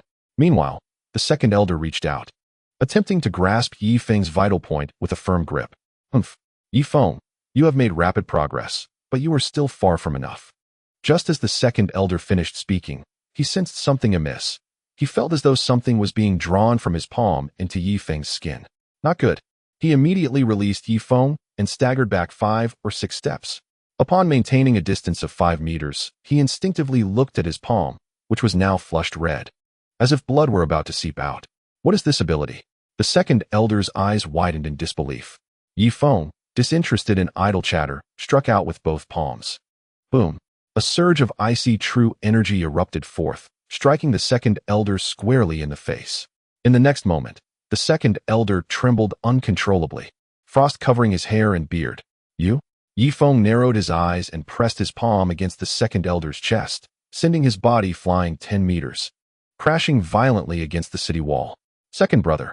The third elder charged forward once more, wrapping his arms around Yifeng's back. In an instant, he exerted his legs, lifting Yifeng with the intent of slamming him to the ground. Unfortunately, just as he lifted Yifeng grasped his wrist in retaliation. A layer of frost rapidly spread up his arm, engulfing his shoulder and chest in a mere second. Hiss! The third elder shivered, rendered immobile. Bang! Yifeng kicked him into the tumultuous sea. Being the third elder, his body immediately thawed upon contact with the water, and he leaped back to the side of the second elder. The two old men propped each other up, gazing at Yifeng with expressions of disbelief. You? Have you grown this strong? Yifeng, what fortuitous encounter have you experienced? They inquired simultaneously. I cannot divulge that to you both. However, I have a request. Under the cover of night, take me to your elder tower. If you rescue the Ma brothers, I will ensure your passage to Hot Spring Island. Yifeng replied earnestly. Yifeng, shall you deceive us a second time? The second elder cast a cold gaze upon Yifeng, as if searching for a blossom upon his visage. In the past, my failure to uphold promises stemmed from my feeble strength, fearing that the two deities would collapse my humble abode. Yet, I have just engaged both of you in combat, and together, you are no match for me. Thus, my words now hold weight. Yifeng spoke with a placid demeanor. The two exchanged glances once more. Upon arriving at Hot Spring Island, an abundance of colossal vessels awaits, capable of capturing sufficient frozen fish to sustain you through this long winter. Moreover, I trust you have heard of the benefits Hot Spring Island offers? I present you this opportunity, and I hope you do not let it slip away. Yifeng articulated slowly. Yifeng, are you speaking the truth? The second elder inquired. Indeed, I shall never go back on my word. Yifeng endeavored to appear more sincere. Very well, we shall accept your proposition. As of now, the Heavenly Khan should not have noticed our presence here. Let us seize this night and depart together. With that, the two lifted the frozen fish and advanced forward, while Yifeng followed leisurely behind them, hands clasped behind his back. In truth, Yifeng was forcing himself to remain calm, fearing that Meng Yanlie lay in ambush, ready to ensnare him. After walking for a while, a multitude of refugees suddenly surged forth from a nearby building. Without uttering a word, they rushed towards the sea, intent on the fish. Fools! The second elder fumed, preparing to unleash his wrath. Let them be, Yifeng urged hastily. Upon reaching Hot Spring Island, fish will be plentiful. Yifeng's words prompted the two elders to relinquish their hold on the sea fish.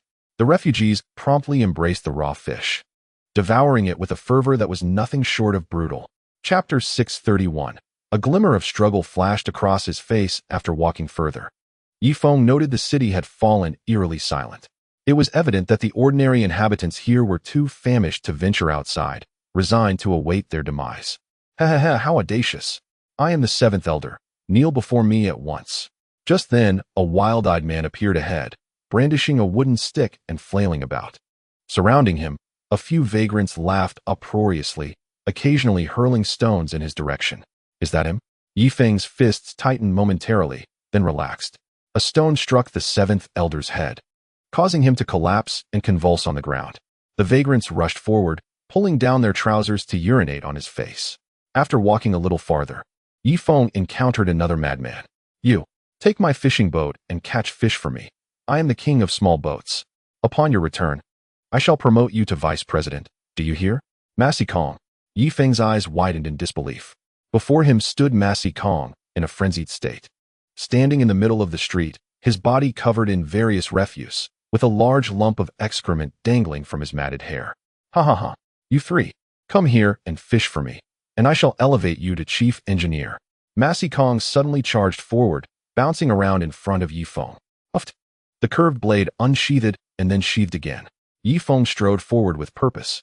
Massey Kong paused momentarily before finally collapsing weakly to his knees. In the next moment, his upper body and lower body became separated. Thus fell a generation's small boat king. Are ye Yifeng? Return my money. The money I have in the hot spring bank. At that instant, two figures lunged from the shadows, brandishing their claws. Yifeng reached out, seizing Meng Tuo's head and pressing it against the wall. You scoundrel, Yifeng! Return my money, you untrustworthy wretch! Though Meng Tuo's head was pinned, his fists relentlessly struck Yifeng's arm. Yet, Yifeng remained as steadfast as a statue. In the following moment, he extended his arm forward, causing Meng Tuo's head to collide with the wall, splattering blood. Money! Meng Tuo uttered his last word. Jiamend, wielding a curved blade, was poised to rush in. But upon witnessing the gruesome scene, he dropped his weapon with a clang. Thud! He knelt on the ground. Yifeng, I implore you, return my money. I must go to Hot Spring Island. Yifeng's expression turned icy as he flicked his fingers, A powerful force surged through Jimen's head, and he collapsed with a thunderous crash. After dealing with the two, Yifeng resumed his forward march. The towering elder tower finally came into view. "Please enter, Mr. Yi," the second elder greeted with a more courteous address. "You may go first. I shall follow behind," Yifeng replied nonchalantly. "Very well." The two elders entered the tower, which was encircled by 7 colossal spires, with 2 attendants still tidying up inside. Upon seeing the second elder, the attendants hastily knelt, their famished faces reflecting hope. With a swift motion, the third elder's blade fell, and the 2 attendants collapsed in a pool of blood. "They might report to the Tian Khan, hence. They cannot be spared," the third elder stated. Yifeng's gaze flickered, and he finally nodded. He sensed that these 2 elders were not to be underestimated. If truly brought to Hot Spring Island, unforeseen complications might arise. Eventually, they reached one of the bunkers, where the clinking of chains resonated within. "Mr. Yi, they are inside," the second elder informed. "Open the door," Yifeng commanded with a nod. In the next moment, the iron door creaked open, revealing 2 figures huddled in filth, one of whom was murmuring incoherently, seemingly ill. "Magobai? Matabai?" Yifeng swiftly darted inside, severing their chains with a single motion. The second and third elders exchanged glances, a flicker of hesitation crossing their faces. Ultimately, they stepped aside. "I kindly ask you 2 elders to carry them to the shore swiftly. I fear Meng Yanlie may already be on his way here," Yifeng urged. "Understood." The 2 men hoisted the captives and quickly followed behind Yifeng. "Run." Yifeng quickened his pace. This was Changsheng City, and he wished to avoid any prolonged entanglements. Just as they exited the elder tower, a sudden whoosh echoed from afar. Yifeng instinctively bent down. Thud! A long spear grazed his waist, leaving a wound in its wake. Boom! The spear, having passed him, ignited fiercely, embedding itself into a stone wall. The surroundings were illuminated by countless torches, revealing a multitude of cavalry from the Duoyan clan encircling the area. At the forefront stood 2 golden-armored guards, likely recently promoted by Meng Yanlie. Although their presence lacked the formidable aura of Duoyan, they were nonetheless formidable adversaries. The expressions of the second and third elders shifted dramatically, and in the next moment, they simultaneously launched their attacks on Yifeng. Thud! Both fists struck Yifeng, causing him to stagger backward. The crowd parted, and a lone rider approached Yifeng slowly, revealing none other than Meng Yanlie himself. A subordinate swiftly drew a long spear and presented it to him. "Hahaha, Yifeng, I never imagined you would dare to infiltrate my Changsheng city. Such bravery. However, I fear you shall not escape today," Meng Yanlie proclaimed, his eyes gleaming with a fierce light as he regarded Yifeng. Creak! Yifeng glanced upward at the elder tower, where several crossbows were aimed directly at his location. "Tian Khan, we have brought Yifeng to the elder tower. I can hardly believe he truly followed us," the third elder said, his voice tinged with anxiety. "Yes, we have successfully brought Yifeng into Changsheng City. We have achieved great merit," the second elder chimed in hastily. Meng Yanlie narrowed his eyes. "Do you think I am a fool? Very well, I have long wished to cleanse the elder council. You too, as Duoyan people, have repeatedly aided outsiders. I had intended to deal with you once the situation was settled, but I see no need for that now." With that, Meng Yanlie tilted the spear, aiming it directly at the third elder. Hiss! The third elder's back arched, every hair on his body standing on end. For reasons unknown, he felt as though he were already a dead man, unable to evade even with any form of movement. The spear's tip radiated an ominous pressure, akin to a sharpshooter targeting one's head, inducing a sense of despair that rendered his limbs powerless. "Tian Khan, please allow me to explain." Whoosh! The spear whistled through the air, impaling the third elder against the elder tower. A subordinate nearby produced another spear and handed it to Meng Yanlie. "Yifeng, scatter!" the second elder exclaimed in alarm, swiftly fleeing in one direction. "Humph!" Meng Yanlie chuckled softly, raising the spear once more. Whoosh! The spear flew forth. The second elder's evasive maneuvers were futile against such overwhelming force. After all, within a kilometer, few could escape the strike of Meng Yanlie's spear. The spear pierced through his back, pinning him to the stone slab. Chapter 632. This time, I wish to try again. Simultaneously, the immense impact force displaced the second elder's internal organs. Despite this, he still mustered the strength to dislodge the spear and staggered forward. Meng Yanlie sneered, raising another spear. Whoosh! The second elder's head was obliterated. Yifeng stood with his hands at his sides, his lips pressed tightly together. Sweat beaded on his forehead due to the tension.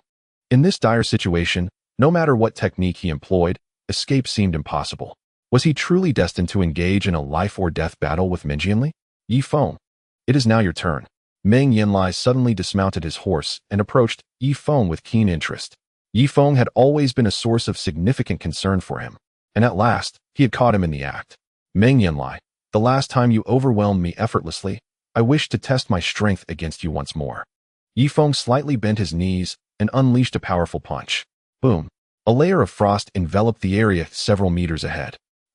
The two golden-armored guards were caught off guard and instantly frozen into solid ice, trembling as they collapsed to the ground. As for the ordinary Duoyan people, the moment the icy energy was unleashed, they fell rigidly to the ground, their eyes frozen in place. Frost clung to Meng Yanlie's hair. Yet, his movements were undeterred as he steadily approached Yifeng. In truth, his body was on the verge of becoming completely numb from the cold, but before so many witnesses, Meng Yanlie had to maintain his composure. Prepare to receive another blow from me. Yifeng struck again with an open palm. Boom. This time, Meng Yanlie did not yield, and their palms collided fiercely. You have been deceived. Yifeng gritted his teeth against the tearing sensation in his arm and propelled a fireball toward Meng Yanlie's arm. In the next instant, a towering inferno surrounded Meng Yanlie. Not good. We must save the heavenly Khan. Yifeng swiftly dodged and seized Ma Goubai, sprinting rapidly toward the raging sea. However, his right arm had completely lost its strength. The potency of Meng Yanlie's strike had rendered it numb. After running 100 meters, a fiery figure descended from above. I must keep running. Yifeng clenched his jaw and secured Ma Goubai to his back. After another 300 meters, Meng Yanlie landed directly in front of him. Yifeng was perplexed at how Meng Yanlie extinguished the flames, as his fire techniques were usually infallible. Yet they seemed ineffective against Meng Yanlie. Nonetheless, Yifeng sensed that Meng Yanlie's vitality had sustained some damage. Just then, a deep crater was smashed into the stone slab before Yifeng. Thud, thud, thud. A series of bizarre sounds erupted as a stone sculpture shattered into fragments. Yifeng quickly glanced skyward, faintly spotting a large dark silhouette flapping its wings amidst the clouds. It was Chunin. Yifeng felt a surge of joy and immediately dashed in another direction. Where do you think you're going? Meng Yanlie roared, his figure flickering once more. Thud. At that moment, a heavy projectile grazed his forehead, tearing a patch of skin from his scalp. Damn it. Even someone as formidable as Meng Yanlie felt a jolt of fear. Such a projectile, falling from thousands of meters above, possessed terrifying power. He turned his head to see that Yifeng had vanished into the vast darkness. At 7,000 meters high, Chunin rode upon the neck of a giant bird. Little bird, I am left with no choice. Although these projectiles may inadvertently strike Feng Ge, they will create chaos. Otherwise, he would be torn apart by Meng Yanlie. Upon finishing his words, Chunin tore open a sack. With a flurry of sound, the projectiles continued to descend upon Changsheng city. Yifeng hurriedly rushed to the edge of the furious sea, urgently waving at the warship. Quick, bring the ship over, hurry. His voice nearly cracked. Turning around, Yifeng's eyes widened in shock. There stood Meng Yanlie, hoisting a massive boulder above his head, rapidly charging towards him. Goodness, how long will this go on? Yifeng gritted his teeth and executed a water-walking maneuver. In the next moment, Meng Yanlie landed beside him. Narrowing his eyes, he suddenly exerted force with his arms, hurling the stone towards Yifeng with tremendous force. Whoosh! The colossal boulder whistled through the air. Boom! The warship shuddered as a cannon fired accurately at the rock. Fragments rained down into the furious sea. Just as Meng Yanlie prepared to pursue over the water, another cannonball shot towards him, forcing him to halt abruptly. The sky resounded with the sound of shells exploding, sending debris flying around Meng Yanlie. Yifeng! Yifeng! Meng Yanlie bellowed, having to take refuge beneath the city wall to avoid being struck by the incoming shells. Yifeng finally boarded the warship and quickly pointed towards Ma Goubai. Ma Goubai, take your brother to eat something. Hurry, he is starving. All right, I'll go immediately. What about my third brother? Him? Don't worry about him for now. Just get your elder brother something to eat, something light. After speaking, Yifeng stood up, clutching his arm. What happened to your arm? New duo approached, swiftly seizing Yifeng's right arm. I had a clash with Meng Yanlie. Yifeng replied with difficulty. What? You clashed with the Sky Khan? New Duo exclaimed in disbelief.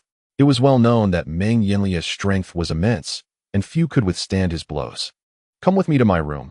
I'll take a look at your arm, New Duo said, pulling Yifeng inside. Half an hour later, Yifeng's arm was covered with a thick layer of ointment that resembled a mess but emitted a pleasant fragrance. Fortunately, your power has increased so much, otherwise, you would have lost this arm. Even so, you must not exert it for the next month, or I won't be able to help you, New Duo concluded, wrapping up Yifeng's arm. Thank you, New Duo. I feel like my arm is mine again. Just now, I couldn't even feel it, Yifeng said sincerely. Although he had inflicted a fiery strike upon Meng Yanlie, he had nearly paid the price of losing an arm himself. This illustrated that Meng Yanlie was still far beyond his current capabilities. After a while, a clear call resonated from the sky as Chun descended onto the deck riding a gigantic bird. Yifeng quickly approached, embracing Chun with his left arm. Chun, thank you. If it weren't for the chaos you created in the sky, Meng Yanlie might have captured me alive, Yifeng expressed earnestly. No need for thanks. I, Chun, have always been your golden partner, Chun replied proudly. Indeed, a golden partner. Yifeng nodded, then turned to embrace the neck of the giant bird. To call you bird baby would be an insult. You're a comrade who can assist me. Henceforth, I shall call you brother bird. Is that agreeable to you? Yifeng inquired. He understood that the colossal bird, having lived for so many years, could undoubtedly comprehend his words. Indeed, the giant avian nodded in an anthropomorphic manner. Chapter 633. Enough. Do not frighten her anymore, by the way. Let others attend to Ma Go-bai, and bring Ma Lo-bai out. I need to speak with him, requiring his personal confirmation. Yifeng said slowly. Before long, Ma Lo-bai was brought forth. Brother Feng, what is it? Ma Lo-bai stood obediently in place. I bear unfortunate news. Your third brother, Ma Lo-bai, has been afflicted with the goo insect disease. When I departed, I observed that his mind had already begun to blur, and his face was devoid of color. Therefore, it is no longer necessary to enter Changsheng City, Yifeng stated gravely. In truth, he had confirmed this fact upon his first encounter with Ma Lo-bai. Yet he had hoped to bring Ma Lo-bai out for Ma Lo-bai to verify himself. What? Ma Lo-bai sank onto the deck. To speak candidly, Ma Lo-bai has sustained severe injuries, and Meng Yanlie has denied him sustenance, leaving him starving for almost a month. Even a strong individual like him would be vulnerable to the goo insect disease, so you must take heart, Yifeng sighed. Ma Lo-bai remained silent. His head bowed in contemplation. Ma Lo-bai, the dead cannot be revived. You must come to terms with it. Chun came over and patted his shoulder. Brother Feng, I trust you, but at this moment, I only wish to eliminate Meng Yanlie, Ma Lo-bai replied resolutely, the sorrow in his eyes replaced by vengeance. Meng Yanlie is too powerful. It is not the time for revenge. Furthermore, drifting in the angry sea for an extended period is detrimental to our health. Hence, I have decided that we shall now return to New Hot Spring Island, replacing the crew on the warship to execute our tasks, Yifeng articulated slowly. Brother Feng, do not say anything further. I will follow your lead, Ma Lo-bai nodded. Yifeng embraced him briefly and waved at the new captain. The warship emitted a roar, swiftly sailing towards the outer reaches of the angry sea. In no time, the warship emerged from the tumultuous waters, the sea surface once again tranquil. A beam of blue light descended from the heavens, heralding the approach of dawn. By noon, New Hot Spring Island was faintly visible on the horizon. Yifeng stood at the prow, gazing into the distance. He observed 18 colossal vessels encircling the southern side of Hot Spring Island. The deck and upper chamber had been constructed, and the next task was to refine the power system of the lower chamber. As for the specific details, Yifeng, a mere novice in this field, could fully entrust them to Chung Li Bin. It was quite satisfactory for him to play the role of a hands-off manager. At that moment, the island's inhabitants spotted Yifeng. They hurriedly waved hammers and tools in his direction. Hey, Brother Feng is back. Brother Feng has returned. Their voices stretched out long and melodious. Those who had remained on the island to work on construction rushed to the dock, nearly filling the entire pier. After all, he had brought over 40,000 people to Hot Spring Island last time, so Yifeng's following was indeed considerable. Yifeng spotted Susan, Ding Tuan Tuan, and others among the crowd. Consequently, he leaped directly from the warship, employing a technique to walk on water until he reached the shore. Susan was the first to embrace Yifeng. Brother Feng, it is wonderful that you have returned. The selection of citizens for Hot Spring Island is nearing completion. Wang Zhihai emerged from behind, holding a piece of animal hide. Excellent. How many have become citizens of Hot Spring Island? Yi Feng inquired with a smile. There are quite a few. Let me read off some names. Harder, Modolf, Kelsu. Wang Zhihai swiftly recited the names of over 400 individuals. Yi Feng responded. There are over 40,000 people on this island, yet only a mere 400 have been selected as citizens. Indeed, our indigenous population is rather exclusive, only admitting those with whom they share a good rapport, as well as the fair and handsome. The rest naturally do not qualify. So, strictly speaking, we currently have only 511 citizens, while the remaining 41,000 are temporary workers, Wang Zhihai explained. Are you certain that there has been no manipulation in the voting process? Yi Feng released Susan. There has been no foul play. However, Wang Zhihai has recently devised a lottery mechanism. His brother-in-law spent 10 hot spring coins and astonishingly won a grand prize of 2,200,000. Susan interjected. 10 hot spring coins for a prize of 220,000. Yi Feng's expression darkened. At this rate, it won't be long before the hot spring coins collapse. Many transactions in Eternal Life City are settled in hot spring coins. I certainly do not wish for their value to diminish so rapidly. Brother Feng, I am conducting the lottery purely on principles of fairness and justice. This way, it grants everyone a chance to become overnight millionaires. Otherwise, the monotony of their lives would lead to discontent, Wang Zhihai remarked, raising his hands in a gesture of surrender. Is that so? Yi Feng narrowed his eyes. Wang Zhihai quickly pulled Yi Feng aside. Brother Feng, the purpose of currency is to ensure that the majority remain in poverty. My actions are intended to prevent the rapid devaluation of hot spring coins, thereby allowing us to reap the wealth of those individuals. Otherwise, if they earn enough to purchase warships, would you sell or not? If we sell, what will we have to sustain ourselves in this world? If we do not sell, the hot spring coins will surely collapse.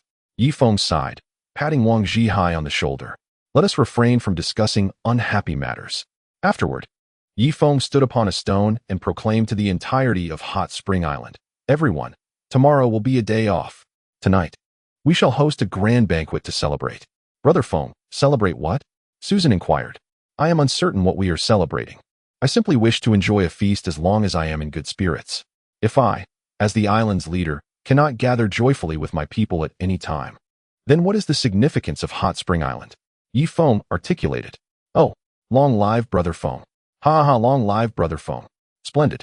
Tonight we shall feast again. The entire Hot Spring Island erupted in excitement. At that moment, Jinyu approached, leading Meng Yanlie by the hand.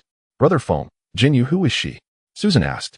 Allow me to introduce. This is my daughter, Yuer, the daughter of Meng Yanlie, Jinyu stated candidly. What? A throng of people gathered, their predatory gazes fixated on Meng Yanlie, causing her to tremble in fear.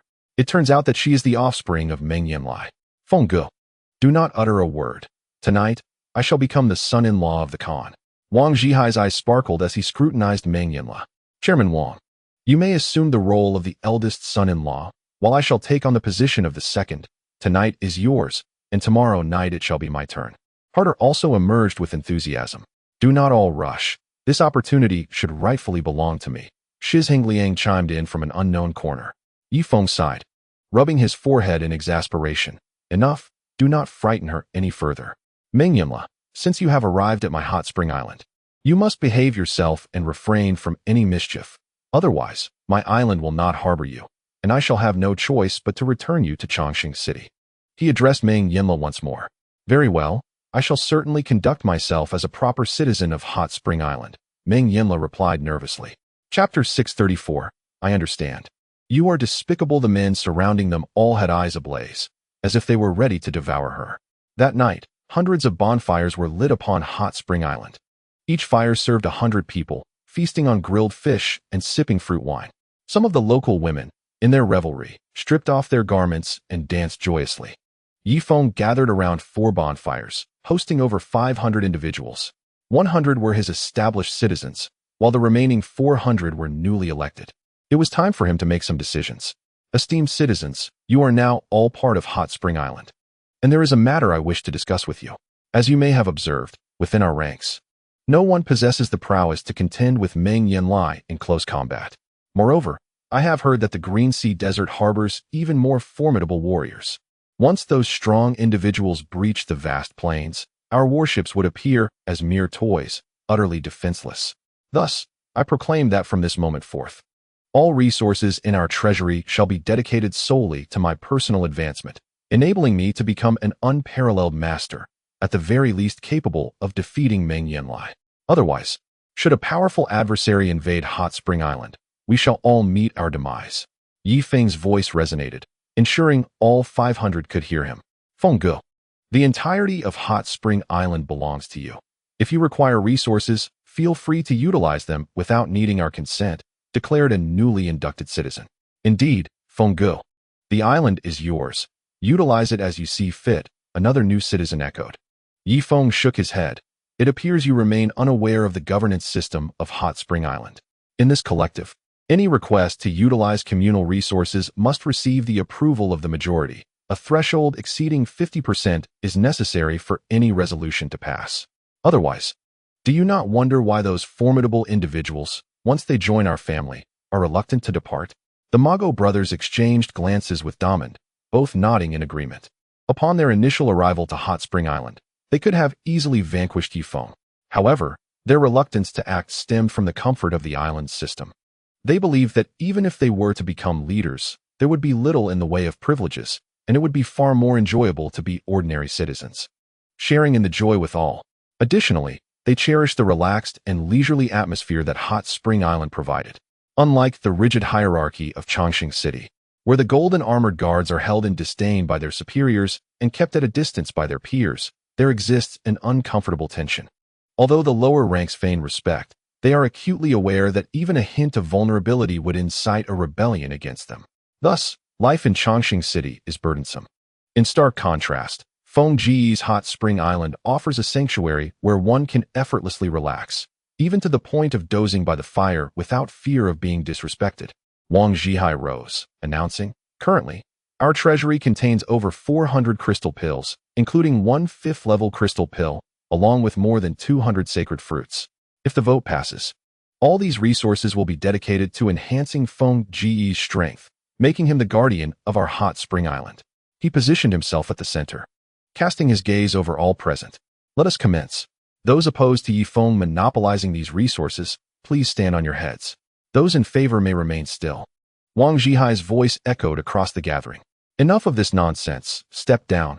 I shall preside," Yi Feng interjected, dismissing Wang Zhihai. "Those who support my exclusive claim to the resources, please move to the left. Those who oppose." Before he could finish, over 500 individuals hurried to the left, eager not to be seen as opposing Wang Zhihai. In no time, the vote passed unanimously, leaving Yi Feng feeling somewhat embarrassed. "Please, there is no need for such deference. It's as though dissent would lead to repercussions. Truth be told, my ideal approval rate is 60%. A unanimous vote makes me feel like a dictator. Do you grasp my meaning?" Yi Feng sought to cultivate a genuine small society, rather than a sycophantic assembly where his words would guarantee 100% approval, a notion too contrived. Realizing this, the citizens conferred and promptly redirected over 200 individuals to the right, achieving the desired 60% approval rate. Wang Zhihai summoned those adorned with flowers to the wooden house for a meeting, especially Su Yun. Before long, the wooden house was filled with people, all sporting smiles and congratulating Yi Feng on the successful vote. "Quiet down, please. I must express my disappointment with the citizens selected this time. Do you understand? I seek individuals with independent thought, not mere followers. Although the vote for my exclusive resource allocation passed, this small society feels like a failure, lacking even a single dissenting voice. Su Yun, as the principal of Hot Spring Island, it is now your duty to instill progressive ideas, fostering each individual's capacity for independent thought. Questioning is the foundation of societal advancement. Do you comprehend?" Yi Feng articulated. "I understand, you scoundrel," Su Yun nodded. "To think of greatness as scoundrelly," Yi Feng replied incredulously. "Brother Feng, shortly I shall have the sacred fruits from the treasury moved to your chamber. With 40,000 souls residing on Hot Spring Island, it seems prudent to establish a comprehensive legal framework. For instance, we must consider how long non-citizens may remain on the island and whether those exceeding this duration should be repatriated. Additionally, we need to deliberate on the potential implementation of polygamy, the laws governing inheritance from parents to children, and tax regulations. Altogether, It appears we may require at least a decade to refine these matters, Wang Zhihai remarked. You possess greater knowledge in these areas than I do. Collaborate with Susan, Su Yun, and Ramiko to draft these regulations. Once completed, present the written document to me for my review, and upon my approval, I shall sign it in the presence of all citizens. Yifeng nodded in agreement. Given that we are a micro-society, it is essential to establish robust laws across all facets. Otherwise, we may encounter significant troubles in the future. Brother Feng, now that we possess warships, majestic birds, and our own land, I believe it is time to establish an army that encompasses land, sea, and air. I, Chenin, am willing to serve as the commander of the Air Force. Chenin stood, asserting his proposal. Brother Feng, Chenin speaks wisely. Although the Air Force may be a solitary command, we are now a nation, and thus, the formation of an army is imperative, Wang Zhihai concurred. Please, share your thoughts on how we should formalize this establishment. Yifeng leaned back, adopting a more detached demeanor. As the ruler of the island, it would be unwise to be involved in every detail, lest he exhaust himself. Brother Feng, shall I appoint these positions? Wang Zhihai inquired. You may propose, but the final decision rests with me, Yifeng replied. Very well. Wang Zhihai stood. I appoint Harder as the commander of the army. Harder, filled with excitement, rose and performed a salute to Yifeng and Wang Zhihai. I appoint Ting'er as the commander of the navy. Ting'er, equally thrilled, stood and bowed to all present. Hey, Chung Li Bean rapped on the table. I have no objections to Harder heading the army. But does that mean I am unqualified for the position of Supreme Commander of the Navy? After all, I built their ships. Haha, old chum. You are an invaluable asset to Hot Spring Island. How could we allow you to venture into battle? If misfortune were to befall you, who would ensure our logistics? Wang Zhihai, recognizing Chung Li Bean's worth, adopted a more courteous tone. Now that's music to my ears. But what shall my title be? I cannot be subordinate to the two commanders, Chung Li Bean pressed. Rest assured, from this moment forth, you shall be appointed as an apprentice engineer in the shipbuilding department. Wang Zhihai stated solemnly. What? You appoint them as commanders and relegate me to a mere engineer? I protest. A swift punch landed on Wang Zhihai's nose. In mere moments, the two were embroiled in a scuffle, pulling hair and pinching noses. This is intolerable. Separate them. Yifeng sighed, realizing that Wang Zhihai's authority could only intimidate the newly joined indigenous people, but it lacked the gravitas to command respect from veterans like Chung Li Bean. It seems I shall have to make the appointments myself. Yifeng let out a sigh, pressing the bruised Wang Zhihai firmly into his seat. Chung Li Bean, the chief advisor to the Army, Navy, and Air Force, concurrently held the titles of General Manager and Chief Engineer of the military factory. Yifeng spoke with a serious demeanor. Ah, just listen to Brother Feng. His words are always so pleasant. Chung Li Bean's face lit up with a smile. Nearby, Nu Duo observed the atmosphere within Yifeng's team, unable to suppress a soft chuckle as she covered her mouth. She found the individuals here quite endearing, far removed from the brutality she had anticipated. Chunin, the commander of the Air Force. Naturally, I will assign several deputy commanders to you. They shall frequently feed the giant bird and cultivate a good rapport with it, enabling us to ride it into the skies to drop bombs in the future. Yifeng declared. Yes, Brother Feng, but could we procure a few more fighter jets? One giant bird alone might wear it out, Chenin responded. That is beyond our means. Our Air Force currently possesses but a solitary reconnaissance aircraft. Hence, when riding it, please be gentle. We must not allow it to crash, understood? Yifeng instructed. Rest assured, I guarantee it will not crash, Chenin promptly saluted. Su Yun, concurrently serving as the principal of the Hot Spring Primary School, the Hot Spring Secondary School, and the Hot Spring University, as well as a professor, Yifeng announced. But I don't even have a school. Are you asking me to teach in an open plaza? Su Yun queried. Do not worry. I will ensure a school is constructed for you. Patience is key. Yifeng replied with a gentle smile. Nu Duo, appointed as the director of the Hot Spring Hospital, and by Chushua as the deputy director, Yifeng continued. What? Her? I am to serve under her. Bai Chushua protested, visibly displeased. Chushua, if you are dissatisfied, you may compare her capabilities after the meeting concludes, Yifeng suggested. Very well. I shall observe her abilities, Bai Chushua huffed, returning to her seat. Brother Yi, what about me? Ding Tianchuan emerged, her face alight with anticipation as she looked at Yifeng. You? A janitor, Yifeng replied earnestly. Ding Tianchuan's protest was met with a playful punch to his eye. The meeting concluded abruptly, and Yi Feng, sporting panda eyes, retreated to the secret chamber. It was filled with an array of boxes containing crystal pills and sacred fruits. Yi Feng extracted 2 crystal pills, placing them in his palm. The next moment, the blood-sucking technique was officially activated. Gurgling sounds filled the air. Perhaps it was an illusion, but Yi Feng sensed that after his power had strengthened, the enhancement from a level 1 crystal pill was negligible, offering him little to no benefit. Consequently, he opted for the sacred fruits instead. Their effects were significantly greater, particularly since he had consumed them in lesser quantities compared to the crystal pills. After absorbing the 2 golden sacred fruits, he felt an overwhelming surge of mental power. Time slipped away, and Yi Feng remained in the secret chamber, oblivious to the passage of hours. Eventually, he drained all the resources from the entire hot spring island, leaving the ground littered with remnants of crystal pills. Yi Feng clenched his fists, feeling his muscles emit creaking sounds. Simultaneously, a vast energy stirred within him, eager to be unleashed. He could no longer remain seated. It was time to step outside for some fresh air. Yi Feng extinguished the charcoal and strode out of the chamber.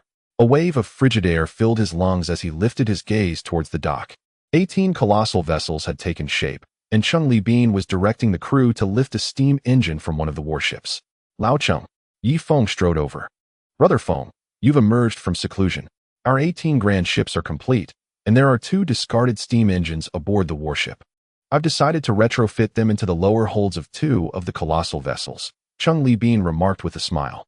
Does that imply that each colossal vessel will be equipped with only 1 steam engine? Can it match the speed of a warship? Yi Feng inquired. Certainly. The warship's weight necessitates 2 steam engines, but the colossal vessel is much lighter. 1 engine is more than sufficient. In terms of speed, it won't fall short of a warship by much, Changsheng explained. That is reassuring. And how will the power systems of the other colossal vessels be addressed? Yi Feng asked. For the others, I will employ human-powered propellers. The lower hold will require 20 individuals to operate the propellers and another 20 to steer. Thus, the captain's role becomes quite minimal. To command the ship's direction, one would need to shout from above, which is undoubtedly less convenient than a steam engine system. But at least it is 1,000 years more advanced than the indigenous power systems, Changsheng added. Leave these troublesome matters to you then. I shall wander elsewhere. As Yi Feng strolled along the pier, he spotted Xiao Ilian, draped in thick animal pelts, seated cross-legged upon a stone, her gaze vacantly fixed upon the depths of the sea. Xiao Ilian, what are you doing sitting by the sea in this frigid weather? You mustn't catch a cold. Yi Feng hurried over and embraced her from behind. Uncle Yi, I miss my mommy so much, and I long for my home. When shall we return? Ilian asked. Rest assured, we shall return when the opportunity arises. Yi Feng comforted her, reluctant to disclose that returning was impossible. This was evidently a different world. By the way, Xiao Ilian, how far can you maintain your ability to see around corners? Yi Feng suddenly inquired. My vision can penetrate the interior of the warship. Ilian pointed to the vessel anchored 500 meters away. Can it turn corners? Yi Feng pressed. It can indeed, but with each additional turn.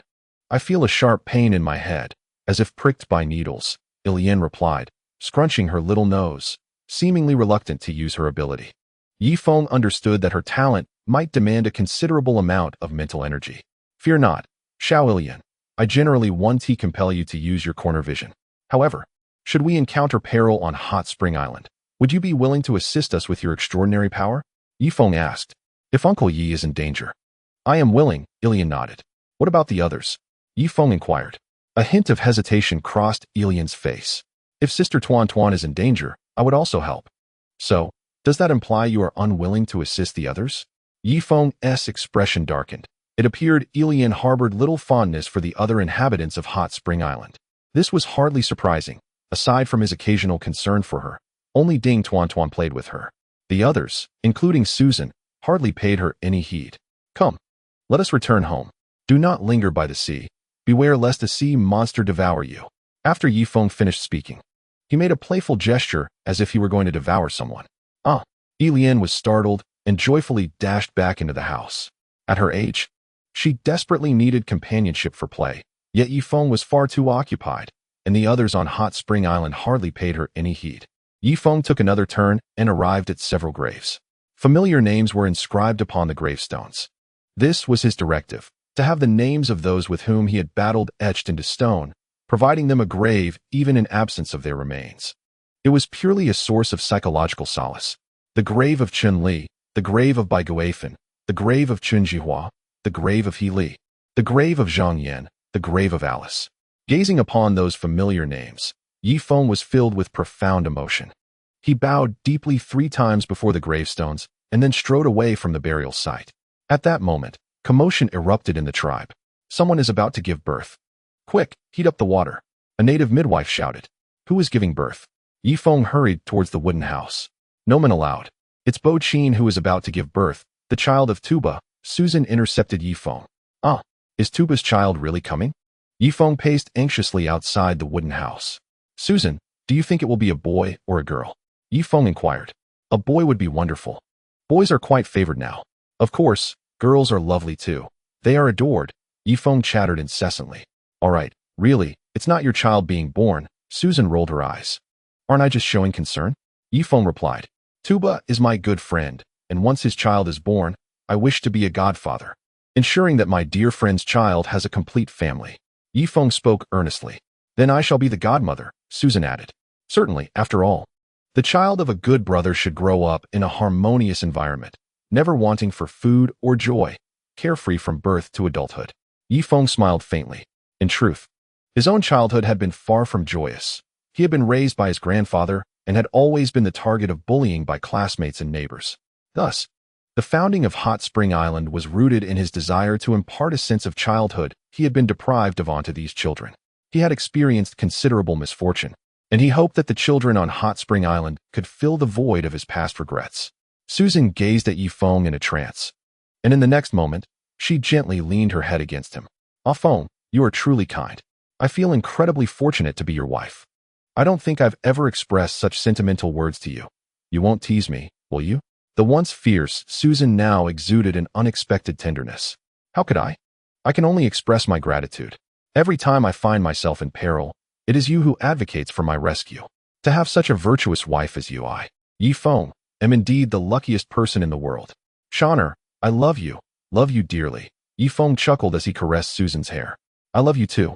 Ah Feng, Susan smiled sweetly. You too, don't block the way. Can't you see someone is giving birth inside? A young girl carrying hot water bumped into them. Yi Feng quickly separated from Susan. After a while, the resounding cry of a newborn pierced the air. Yi Feng hurriedly rushed inside. There, he beheld Bo Qin, weakly reclining on the bed, a tender smile gracing her pale lips. Susan promptly grasped Bo Qin's hand and offered her a cup of warm water. Wait. She has just stopped bleeding. Do not give her water yet, the midwife interjected. Oh, Susan, lacking experience as a mother, quickly set the cup aside. Yi Feng then cradled the infant, a girl, whose wrinkled face bore no resemblance to Tuba. My precious daughter, your godfather will cherish you. Rest assured, I shall ensure your carefree and joyous upbringing, showering you with beautiful new clothes, new trousers, and new shoes, allowing you to live like a princess. Yi Feng spoke with a gentle, affectionate tone. The infant, perhaps unable to comprehend human speech, felt the essence of love transcending all linguistic barriers. Indeed, the baby relaxed her expression, closed her eyes, and drifted into a deep slumber in Yi Feng's embrace. Yi Feng then brought the baby back to Bo Qin. Bo Qin, it is time to name her. You are her mother, Yi Feng smiled. No, you name her. You and Tuba share a bond of life and death. I trust you to choose, Bo Qin replied. Very well, from now on, she shall be named Lele too, Yi Feng declared solemnly. Ah Feng. But Tuba does not bear the surname Tu. His full name is Tu Badoge, Susan interjected hastily. My apologies. Then she shall be called Lele Doge.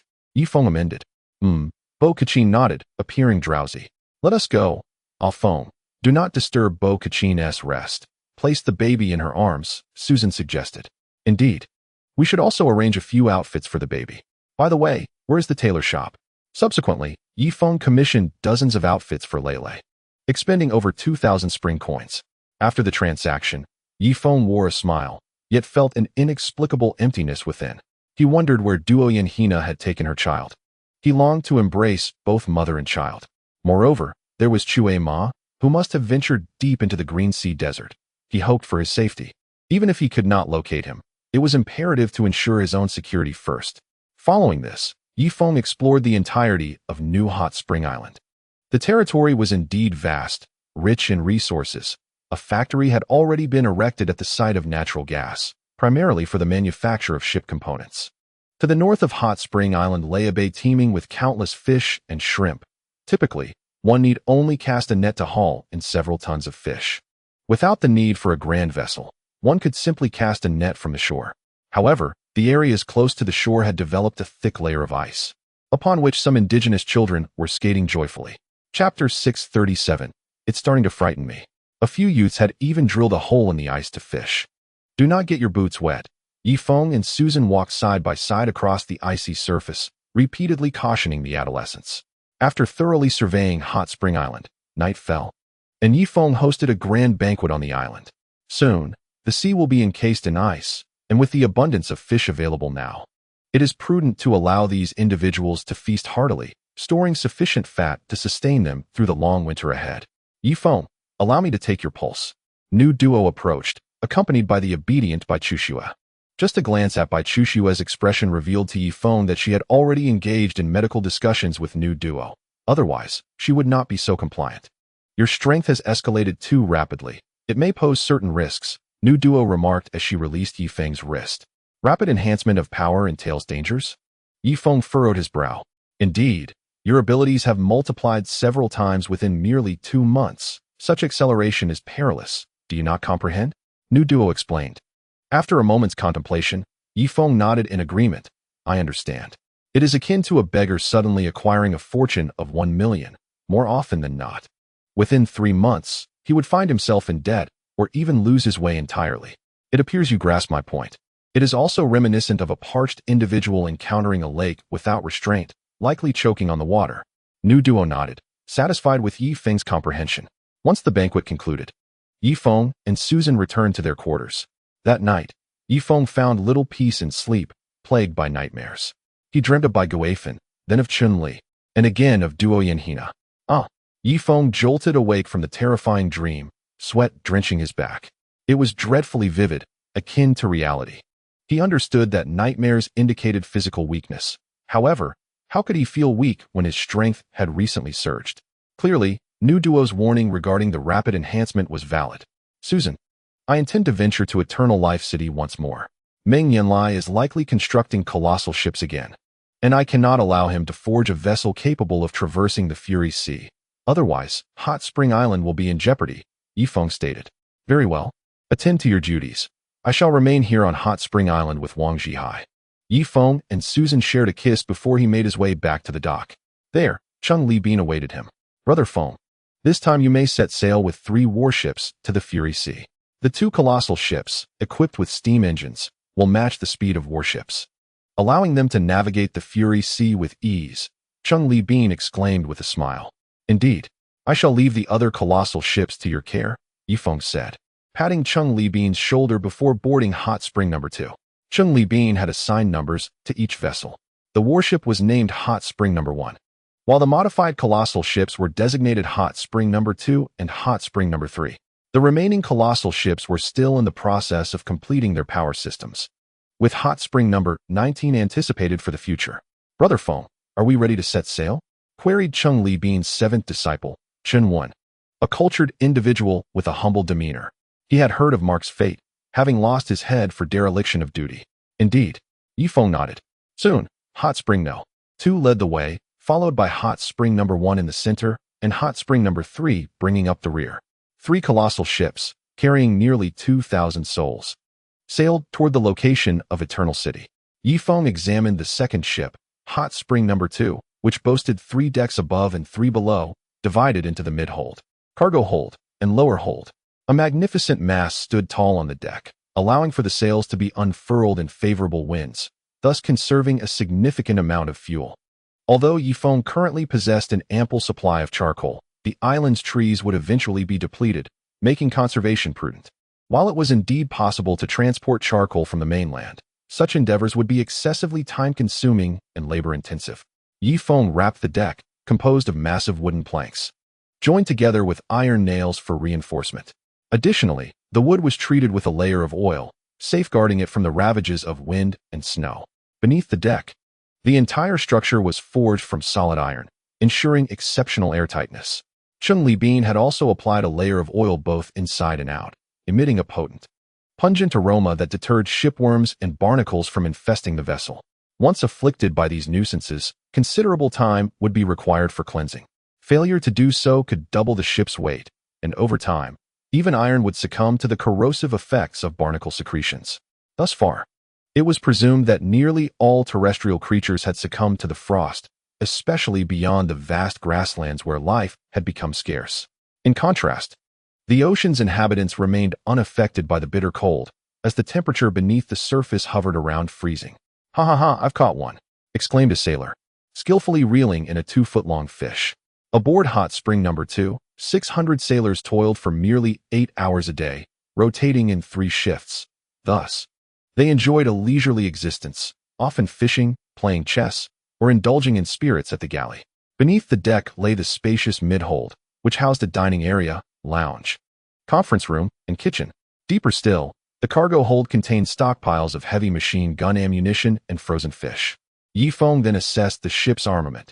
12 heavy machine guns were strategically positioned around the deck, accompanied by waterproof crates filled with ammunition, enabling gunners to respond swiftly in times of peril.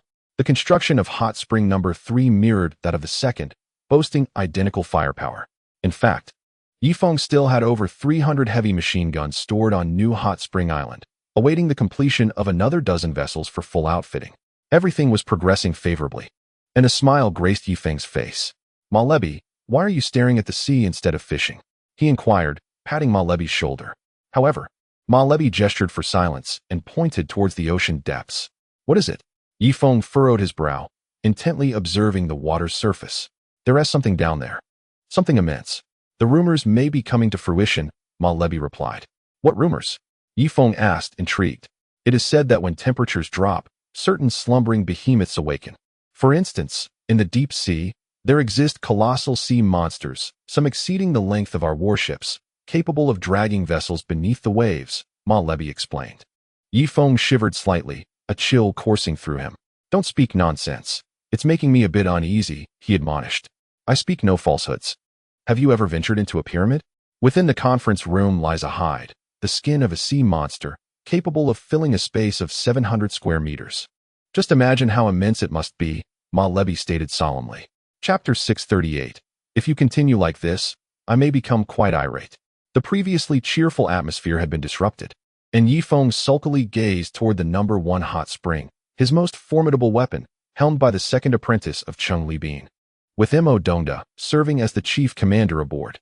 After all, the No. 1 hot spring was equipped with a cannon, and Yifeng had also stationed Mo Dongda there, ensuring that should any skilled adversaries board the deck, he would be capable of engaging in close combat. "Brother Feng, have you noticed that the temperature seems to be rising again recently? Look at the sky. Even the sun has emerged," Chunwen remarked. "Indeed, but this is not a favorable omen.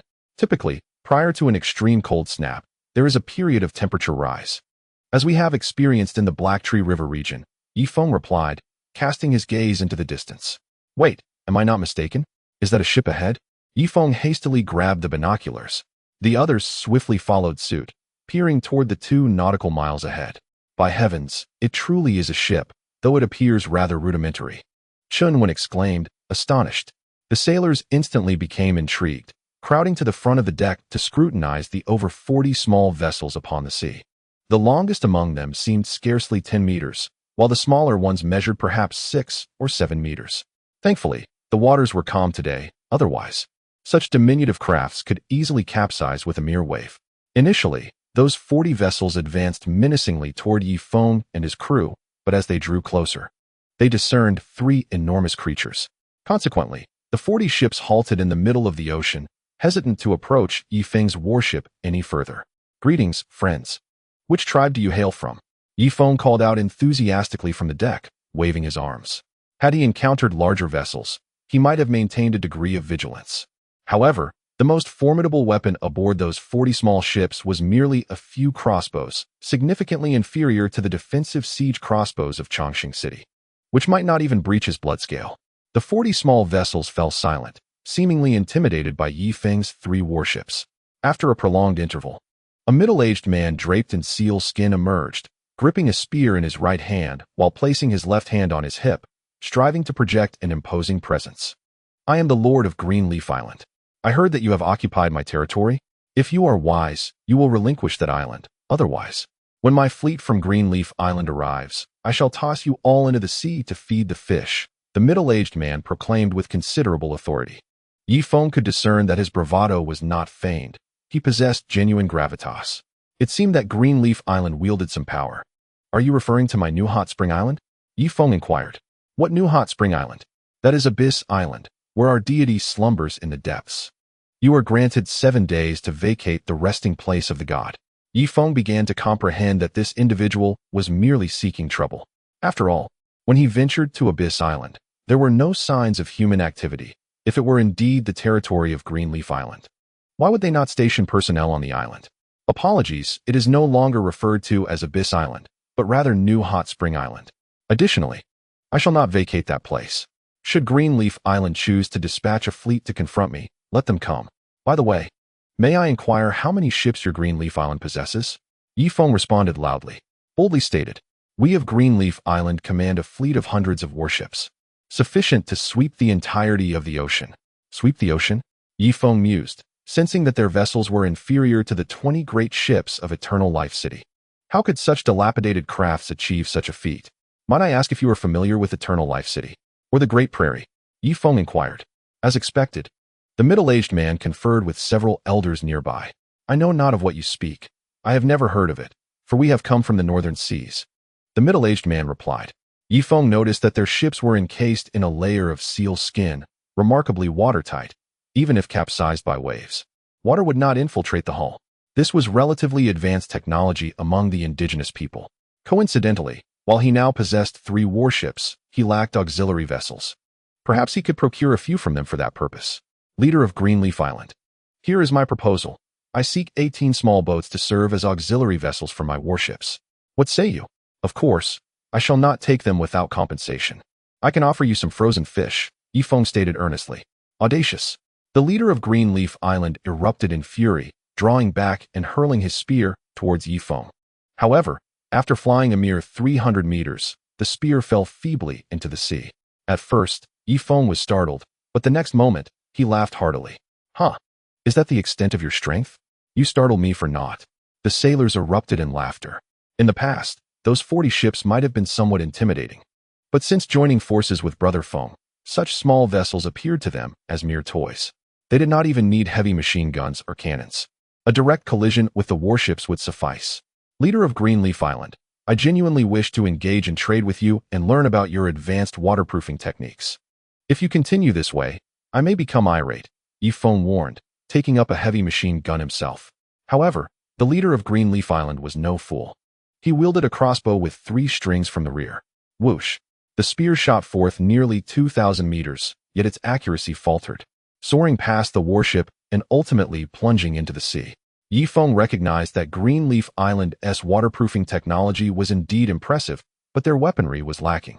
Initially inclined to be merciless, he simply adjusted his aim slightly higher. Boom! The mast of the flagship was shattered, sending the sailors aboard into a frenzy of screams. Yi Feng replicated the action, firing 5 or 6 rounds in succession. All the masts were obliterated, as their vessels were too small. Only 6 had masts, while the rest resembled elongated canoes. Ceasefire. We surrender. The master of Greenleaf Island stood on the deck, raising his hands. Is it so simple to surrender? Yi Feng put away his heavy machine gun and, with a single step upon the water, swiftly brought the master of Greenleaf Island aboard his vessel.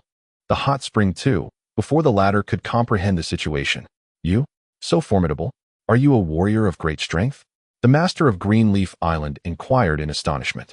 I am Yi Feng, currently the master of Hot Spring Island. May I ask your name? Yi Feng inquired politely. He sought to learn the waterproofing techniques of this individual. For in the icy realm, waterproofing is of utmost importance, be it for boots, clothing, or ammunition. My name is Sean. This name sounded somewhat familiar, but Yi Feng brushed it aside.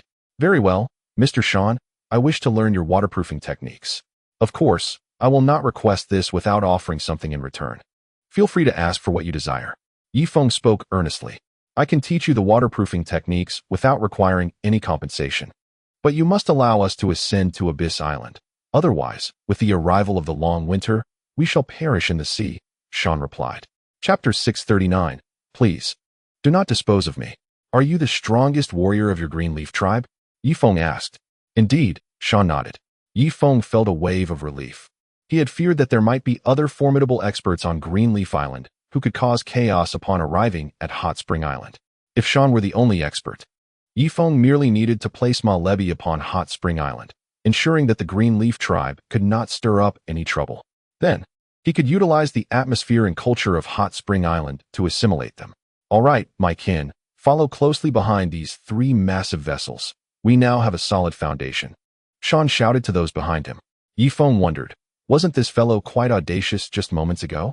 What caused such a sudden transformation? Where do you hail from? Yifeng queried. To the south of here lies the vast prairie, the cloud mist mountains, and the Black Tree River basin. However, if you have not heard of the prairie, it indicates that you must have come from the north, Yifeng surmised. Well, there's no harm in revealing it. In truth, we come from deep within the Green Sea Desert. The temple there has undergone a cataclysm. A level 20 sand beast has destroyed the temple. And within a radius of several hundred kilometers centered around it, humanity has no means of survival, Shan recounted. A glimmer of fear flickering in his eyes as he mentioned the level 20 sand beast. Yifeng's brow furrowed. He had encountered level 6 sand beasts, capable of commanding thousands of their kind, their size comparable to a 7-story building. A level 20 beast? What a terrifying entity that must be. He turned to Ma Lebi and asked, have you ever seen a level 20 sand beast? Never. Although Meng Yanlie often claims to battle in the desert, he merely boasts. His strength only allows him to skirmish at the fringes of the desert, never daring to venture 200 kilometers in. However, my elder brother once encountered a level 10 sand beast, and it frightened Meng Yanlie into a hasty retreat, resulting in the destruction of his 2 avatars by that level 10 beast, Ma Lebi replied gravely. Set sail, increase our speed. We must hasten to Eternal Life City. Yifeng commanded coldly. Duoyan Hina had taken her children to the temple, and if a level 20 sand beast had emerged there, her journey would likely end in tragedy. It is imperative to swiftly eliminate Meng Yanlie. Only then can I extricate myself to the desert in search of Duoyan Hina and my child. At the juncture of Wolf Creek and the Angry Sea, a throng of over 10,000 individuals has gathered, perspiring profusely in the frigid temperature of -50 degrees. The outlines of 10 colossal vessels are gradually taking shape. Hurry! The Heavenly Khan has issued orders, while Yifeng's fleet returns home. We must expedite the construction of the ships and conceal them. Should anyone delay the timeline, I shall promptly relocate their head. A centurion gallops back and forth along the riverbank. At that moment, his expression suddenly shifts, his gaze fixating on the angry sea. From the tumultuous waves emerges a massive entity. This is dire.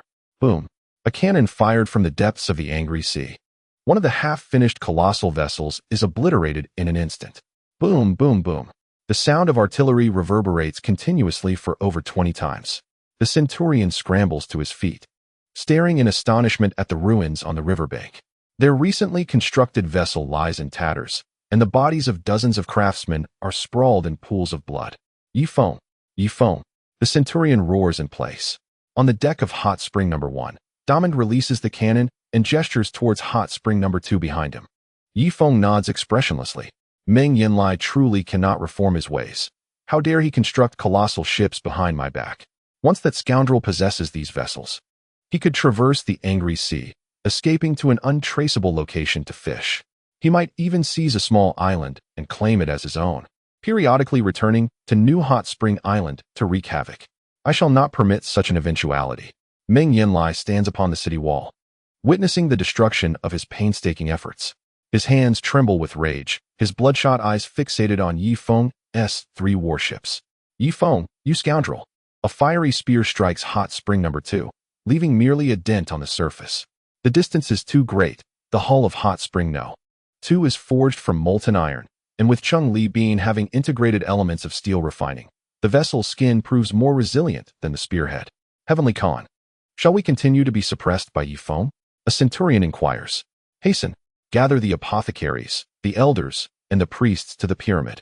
It is time to apply pressure on these individuals. Meng Yanlie declares as he strides back towards the fortress. An hour later, the conference room within the pyramid is filled with attendees. Present are the remaining 4 elders of the council, with the 5th elder presiding, having assumed leadership following the demise of the 2nd, 3rd, and 4th elders. Additionally, over 30 apothecaries are present, led by the recently appointed Grand Apothecary Changsheng. Following them are the priests. Meng Yanlie has always believed that the priests possess sorcery.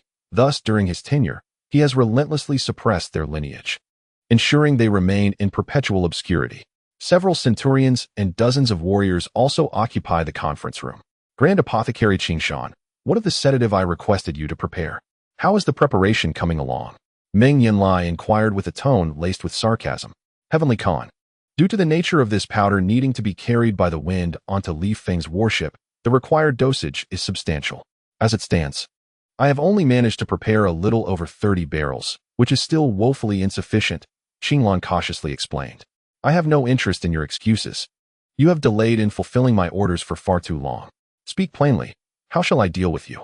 Meng Yanlie retorted coldly. Consumed by rage from being bullied by Li Feng, he could only vent his frustrations on his subordinates. And I? Heavenly Khan, once the powder disperses into the air, it will dilute. Therefore, I aim to prepare an ample quantity at once. If the potency is inadequate, it may alert our enemies. The wind is currently from the south, and I must transport these barrels to Wolf Creek to ensure the powder reaches the angry sea, Qinglan explained nervously. Spare me your justifications. Someone sees a pharmacist for execution. Let it be her, Meng Yanlie commanded with a casual gesture, pointing to a female pharmacist who was then dragged away. Heavenly Khan, please spare me. The desperate pleas of the female pharmacist faded into a chilling scream. All the pharmacists trembled in terror, Qinglan included. Today, I shall execute 1. Tomorrow, 2. The day after, 4. Until you produce the powder I require. Qinglan, the grand pharmacist, I expect you to expedite your efforts, or you shall soon find yourself in the same predicament. Meng Yanlie stated coldly. Having recently reclaimed control over Changsheng City, he felt the need to establish his authority, and what better way than through bloodshed? Targeting the pharmacists would instill fear and hasten their production of the narcotic. Understood, Heavenly Khan. Qinglan's eyes glistened with unshed tears. The pharmacist beneath her dared not breathe a word. Good to hear, Qinglan. Do not presume that your title as Grand Pharmacist grants you immunity. I have executed both the 2nd and 3rd elders of the Elder Council. Let me be clear, I care not for their fates. My sole concern is to eliminate Li Feng. Meng Yanlie warned, casting a menacing glance at the elders. The 4 elders promptly lowered their heads, too frightened to meet his gaze. Yet as they bowed, a flicker of resentment passed through their eyes. After the meeting, Qinglan returned to the pharmacist hall, home to 70 pharmacists and over 300 apprentices. Should she fail to concoct enough antidote, their lives would be forfeit. Secure the doors of the pharmacist hall. Li Xiang, Qingyue, you will stand guard at the entrance to prevent anyone from entering, Qinglan instructed, taking a deep breath as she made a fateful decision. Surely the pharmacists overheard what I stated? Tomorrow, 2 among us shall be executed. The following day, 4, and the day after that, 8. Do you wish for your ranks to be utterly decimated? The faces of those pharmacists who had not attended the meeting paled in shock. At that moment, a shadow darted through the entrance. Who goes there? Qinglan demanded, raising her hand, sending a cloud of powder into the air. Several pharmacists beside her collapsed instantly. However, with a swift motion of his large sleeves, the figure dispersed the medicinal dust, revealing the presence of the 5th elder. Great pharmacist, why such impulsiveness? I have come to discuss a matter of great importance with you, the 5th elder spoke slowly. After he finished speaking, 3 more figures emerged behind him. The other elders of the Elder Council. Qinglan gradually withdrew her hand, her eyes narrowing slightly. Is this regarding his affairs? The conversation between the 2 was laden with subtlety. As their adversary was formidable, even the slightest leak of information could lead to their clan's annihilation. Indeed, our Elder Council cannot afford any more casualties. Do you understand? The 5th elder concluded, taking a seat beside him. After a clandestine discussion among the group for an hour, they finally arose simultaneously. Very well, 9th brother. You shall traverse the waters and negotiate with Yi Feng on his warship, ascertain his intentions. Understood, 5th brother, the 9th elder replied, rising to his feet. On the warship, Yi Feng was in his chamber, absorbing the remnants of the last crystal pill. 5 minutes later, he cast the remnants aside in frustration. Yet unable to absorb? What could possibly be amiss? Yifeng contemplated the energy within him. Since absorbing 50 crystal pills previously, his body had been incapable of harnessing their energy. Perhaps he was still lacking a crucial catalyst. Yifeng recognized his strength. He was certainly inferior to Meng Yanlie. Yet he surpassed the golden armored guards by a considerable margin. If the Grand Elder were not immortal, he might even possess the capability to contend against him. However, once strength reached a certain threshold, the body became unable to absorb energy, which posed a significant challenge. Even though he could procure crystal pills and sacred fruits, if he could not enhance his strength, all efforts would be in vain. "Brother Feng, come up quickly." Just then, a voice called from the deck. Yifeng's figure flickered, appearing on the deck like a specter. At his level of power, his speed became lightning quick, rendering him indistinguishable to the naked eye, as if he had vanished into thin air. Upon reaching the deck, Ma Levi was taken aback. "What? So fast?"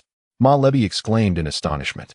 "Aside from my sluggishness in bed, I am quick in all other respects," Yifeng replied, turning his gaze forward. He spotted a figure standing on a plank, rising and falling with the waves, and he felt a sense of familiarity, as though the figure belonged to the Elder Council. "Ma Levi, eliminate him," Yifeng commanded coldly. "Yes." Ma Levi grasped the heavy machine gun from the number 2 hot spring. "Wait, Yifeng, I am the 9th Elder of the Elder Council. I have come with a message. Would you like to hear it?" The 9th Elder inquired. However, in the next instant, Ma Levi fired without hesitation. The bullet struck true, hitting the head directly. The decapitated body of the 9th Elder swayed on the plank before plunging into the furious sea with a resounding splash. "Why did you shoot before he finished speaking?" Yifeng asked. "Me?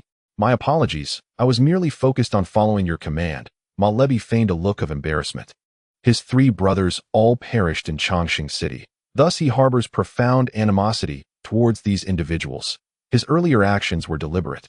"Never mind. If death is to be, then let it be. We shall meander around the vicinity of Changsheng City. Should Meng Yanlie dare to construct a vessel, we shall obliterate it without hesitation. For we cannot allow them to venture into the sea," Yifeng stated calmly. Indeed, once Meng Yanlie navigates through the Fury Sea, he could easily conceal himself amidst the vast ocean, making it exceedingly difficult for us to locate him. Ma Levi interjected promptly. Ma Levi, you are indeed a formidable practitioner.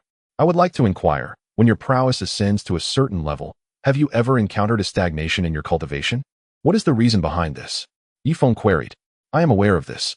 It is said that once a warrior's cultivation reaches the 3rd tier, they may experience a period of stagnation. Do not worry. Typically, after some time, they can resume training," Ma Levi replied. "Oh, so, does that mean my current strength has already attained the level of a 3rd-tier warrior?" Yifeng's countenance darkened. He had heard that Meng Yanlie was a 9th-tier warrior, while he himself was merely at the 3rd tier.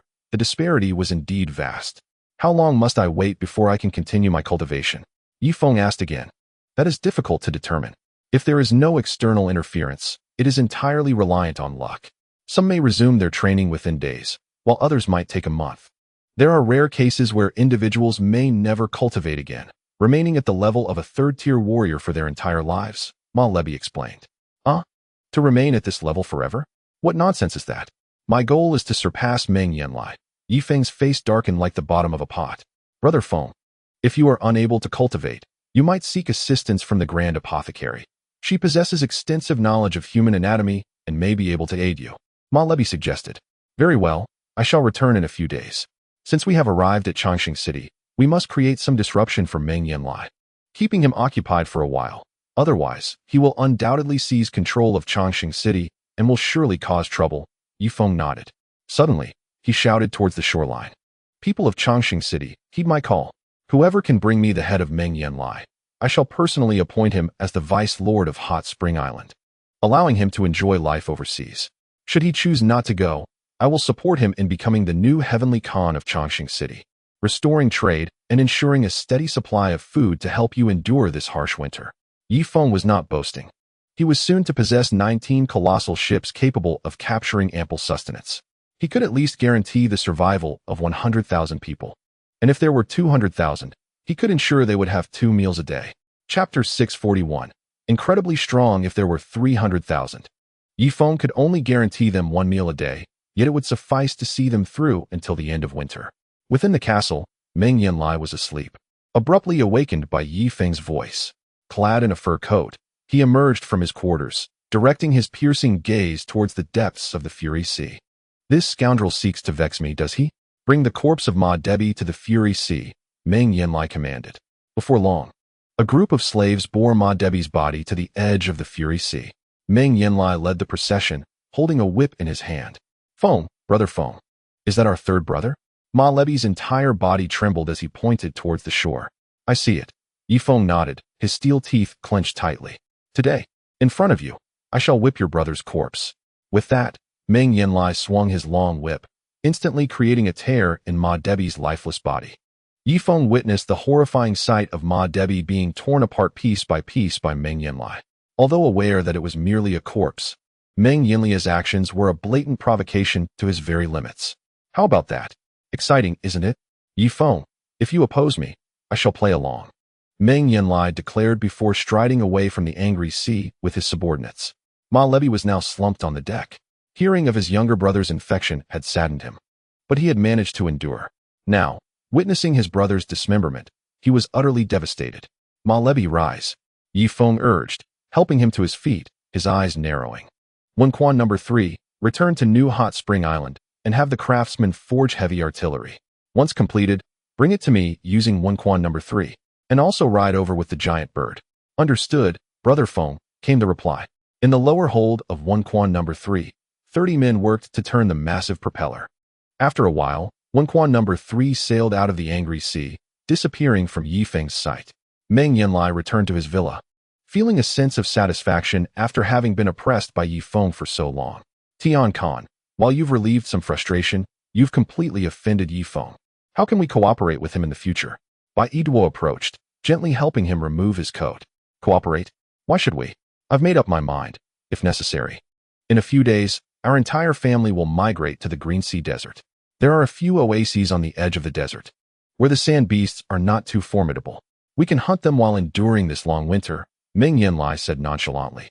He cared for nothing but to eliminate Yi Feng and all the inhabitants of Hot Spring Island. At that moment, a voice from outside interrupted. Tian Khan, Master Qinglan requests your presence at the apothecary hall. She claims to have made a significant breakthrough. Has she managed to concoct sufficient sedatives?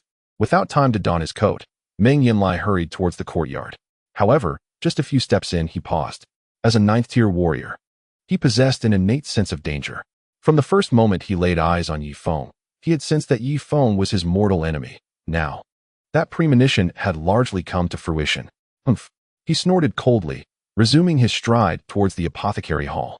In his mind, he doubted that the apothecaries could conjure any significant results. Even the Elder Council would be no match for him, let alone these apothecaries. Yet, for the sake of safety, he decided to bring along 8 newly appointed golden armored guards, whose strength was comparable to that of the Beastmasters from the Yunshan clan. There was no choice. The more capable guards had either perished or defected to Yi Feng's side. The apothecary hall loomed in the darkness, with Master Qinglan and, most importantly, 12 other apothecaries standing at the entrance. They respectfully lined up on either side, their faces adorned with insincere, flattering smiles. Has there been progress with the sedative? Meng Yanlie inquired. Indeed, Your Majesty, please proceed. This concoction, a blend of sedatives and poisons, will undoubtedly incapacitate everyone aboard the warship. So Your Majesty must be prepared to storm the ship and capture them all. Qinglan replied with a smile. Very well. Open the door. Meng Yanlie clasped his hands behind his back. Creak. The heavy iron doors slowly swung open, revealing an empty chamber imbued with an eerie atmosphere. Meng Yanlie furrowed his brow, sensing an ominous premonition. However, his mind was solely focused on devising torment for Yi Feng. So he dismissed his unease and strode into the apothecary hall. Qinglan and the nearby Yuer exchanged a glance, and together they pushed forward. Bang! The iron doors slammed shut. Quickly, secure the door. Upon hearing the resounding bang from behind, Meng Yanlie realized the gravity of the situation. Just as he prepared to force the door open, something exploded above him, unleashing a torrent of pink gas that enveloped him entirely. The gas, infused with an enchanting fragrance, made his limbs grow heavy. This is bad. That wretched Qinglan. Meng Yanlie's body collided violently with the iron door. Boom. The heavy doors burst open, and he surged forward, enveloped in a cloud of pink gas. Cough. Cough. After a couple of light coughs, a wave of dizziness washed over him. Qinglan and Qingwei recoiled in terror, gazing at Meng Yanlie in horror. They had exhausted nearly all the potions in the apothecary hall to confront this man, save for those that would counteract the effects. You wretched harlots. It seems I have been far too merciful. Meng Yanlie, fighting through the disorientation, lunged forward. Bang! Qingwei's head exploded as he grasped it. Her headless body spun before collapsing to the ground. Next, Meng Yanlie fixed his bloodshot gaze upon Qinglan.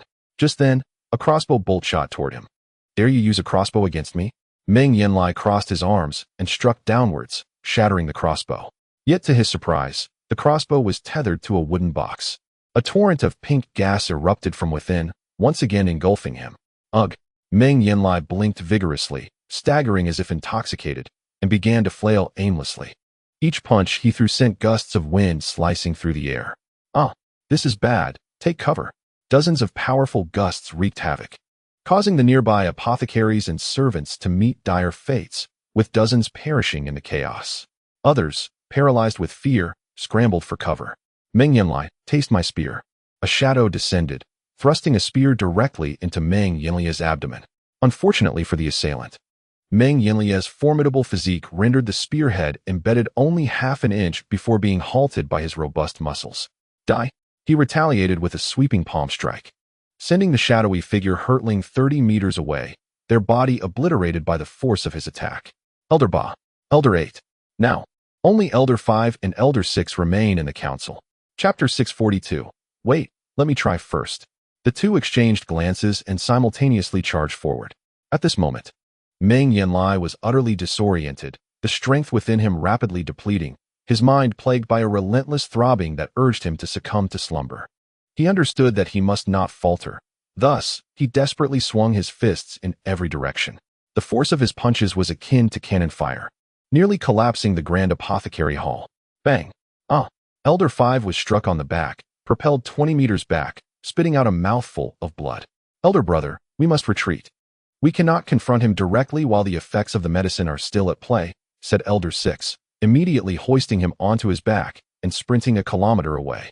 Meng Yanlie's final lunge was so ferocious that the further they fled, the better.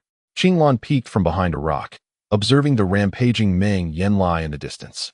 Gritting her teeth, she climbed atop an arrow tower and aimed a crossbow at him. Whoosh! The 5-meter-long bolt whistled through the air. True to his status as a 9th-tier warrior, even in such a dazed state, Meng Yanlie could still discern direction by sound. He cupped his hands and executed a cross slash before him. Thud! Bang! 2 distinct sounds echoed. The crossbow bolt first pierced his abdomen, and only then did his palm strike the weapon. Ugh! Meng Yanlie let out a roar of frustration, kneeling on one knee. At this point, his eyes could barely open, relying solely on his hearing to perceive his surroundings. What? How is he still standing? Qinglan's face was etched with anxiety. Just then, dozens of apothecaries rushed forward with buckets in hand. In the next moment, buckets of seawater were hurled at Meng Yanlie. In the depths of night, the temperature in Changsheng City plummeted to minus 60 degrees. As the cold water splashed against Meng Yanlie, it instantly froze, further diminishing his speed. Damn it! Meng Yanlie shuddered, shattering the ice that enveloped him. Yet, just as he regained his ability to move, another bucket of seawater was tossed upon him. He repeatedly shattered the ice, only to be drenched again. Elder brother, he should be finished, Elder 6 remarked. Wait, let me try first, Elder 5 said, hurling a spear forward with great force. Thud! The spear pierced through Meng Yanlie's chest, causing him to stagger back a few steps. This fellow is too strong. Elder 6 also launched a spear. After several more were thrown, Meng Yanlie finally knelt, resembling a statue, utterly motionless. As the saying goes, a tiger may die but will not fall from its stance. Even in his current state, Meng Yanlie's lingering aura still intimidated those around him. After approximately 10 minutes, one apothecary could no longer contain himself and cautiously approached Meng Yanlie, followed by a second, third, and fourth. Qinglan exhaled in relief, leaping down from the tower and hastening towards Meng Yanlie. For her, he still held some value, alive. He could be presented to Yi Feng, who might grant them some favor in Changsheng City. Just then, a rapid succession of footsteps echoed from behind the apothecary hall. A multitude of Duoyan soldiers surged forward, led by a valiant commander. How audacious of you to besiege the heavenly Khan. Bring forth. Just as the commander uttered these words, he beheld Meng Yanlie, kneeling on the ground, a spear protruding from his body. Surrounding them, the apothecary and the elders made their presence known. Bring forth Meng Yanlie and bind him. This man is utterly unworthy of the title of heavenly Khan, the commander astutely proclaimed. The Duoyan soldiers appeared bewildered. Yet they retrieved iron chains and cautiously approached Meng Yanlie. Qinglong breathed a sigh of relief. As long as these Duoyan soldiers remained disloyal to the heavenly Khan, her focus would be singular. Hahaha. Meng Yanlie is gravely injured, yet the enemy has not been entirely vanquished. You must capture the Khan's consort and the Grand Princess from the castle. If they still seek to protect Meng Yanlie, they must be dealt with ruthlessly, Qinglong instructed calmly. Hahaha hesitated momentarily, glancing at elders 5 and 6. Do not seek our counsel. Follow the words of the Grand Apothecary. Once the task is accomplished, your reward shall be plentiful, Elder 5 spoke slowly. Very well, I shall proceed at once. However, what shall we do with these golden armored guards? Hahaha inquired, looking at the newly appointed recruits. Thud, thud, thud, thud. The golden armored guards fell to their knees in unison. Spare us. We were conscripted against our will. We never desired to be golden armored guards. It was Meng Yanlie who compelled us. They pleaded. Indeed, please show us mercy. We are not loyal to him. I have yet to swear allegiance. I do not count as a golden armored guard. They bowed repeatedly, their strength akin to that of a great beastmaster. However, with the apothecary and the elders having turned against them, it was clear that those who recognized the shifting tides were indeed wise. Consider yourselves fortunate. Inform the others. A thorough purge will commence tonight, eliminating all within the castle who remain loyal to Meng Yanlie, Elder 5 declared coldly. At dawn, Yi Feng and Ma Lubai stood upon the deck, observing the chaotic scene in Changsheng City. What is transpiring? Yi Feng inquired. I am uncertain. The cries of battle have echoed throughout the night, Ma Lubai replied. It is due to the fate of the third brother, who was subjected to corporal punishment. He was restless last night. Regardless, this bodes well for us, Yi Feng remarked, preparing to return to the cabin. At that moment, a large contingent of Duoyan soldiers surged forth from the angry sea. This is bad. We are under attack. On the 2 warships, all sentinels raised heavy machine guns. Yi Feng estimated that at least 10,000 Duoyan soldiers had amassed along the shoreline, occupying every available space. The soldiers parted at the city wall, unveiling a cross upon which a disheveled man was bound. The wild hair obscured the man's face, preventing Yi Feng from recognizing him. Soon, 5 or 6 figures stepped forward, and Yi Feng discerned that one of them resembled Elder 5. Is Mr. Yi present? Elder 5 asked, his excitement palpable. Speak your mind. Yi Feng's voice resonated across the shore. Mr. Yi, it is fortunate you are here. You once stated that whoever brings forth Meng Yanlie's head would be appointed as the deputy lord of Hot Spring Island. I wonder if that still holds true? Elder 5 inquired. Yi Feng squinted, scrutinizing the disheveled man on the cross once more. What? You? Is that person bound up there Meng Yanlie? Yi Feng was taken aback. Mr. Yi, I only wish to inquire whether your previous words still hold weight, the 5th elder asked, visibly anxious. Well, of course they do. Yi Feng responded loudly. The 5th elder exchanged a knowing glance with Qinglong, a subtle smile gracing their faces.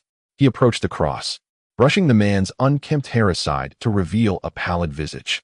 Meng Yanlie? Yi Feng's eyes widened as he picked up the binoculars. Give it to me. I wish to see if it is indeed him. Ma Lebi snatched the binoculars. It seems it truly is Meng Yanlie. Ma Lebi set the binoculars down. As long as it is he, that suffices. Yi Feng nodded. Chapter 643. A Thought's Moment, Mr. Yi. I do not desire the position of Deputy Lord of Hot Spring Island. With the demise of Tian Khan in Changsheng City, my elder council, the Apothecary Hall, the Divine Temple, and the 3 commanders wish to propose you as our Tian Khan. What are your thoughts on this? The 5th elder inquired. You want me to be Tian Khan? Yi Feng squinted, a cold smile creeping onto his face after a moment's contemplation. I surmise you do not genuinely wish for me to take on this role. Rather, you seek my naval vessels to ensure a continuous supply of sustenance for Changsheng City. Yi Feng articulated slowly. Indeed, the expressions of several individuals on the shore darkened. Mr. Yi, as the Minister of Economy in Changsheng City and the Earth Khan, With Meng Yanlie now incapacitated, it is only natural for you to inherit the title of Tian Kahan. I implore you not to decline, the fifth elder insisted. Yes, we beseech you to assume the throne, and we shall follow your lead, spoke the high priest. We, of the apothecary lineage, pledge our unwavering support should you take on the role of Tian Kahan, added the grand apothecary, Qinglan. The three commanders were the most straightforward, kneeling upon the city wall and bowing deeply to Yi Feng. We implore the Tian Kahan to govern Changsheng City. We currently have 15,000 souls remaining, all of whom will heed the commands of Tian Kahan Yi Feng. On the deck, Yi Feng stroked his chin, his gaze flickering uncertainly. To be candid, Changsheng City was akin to a desolate ruin, and he had no desire to inherit such a burden.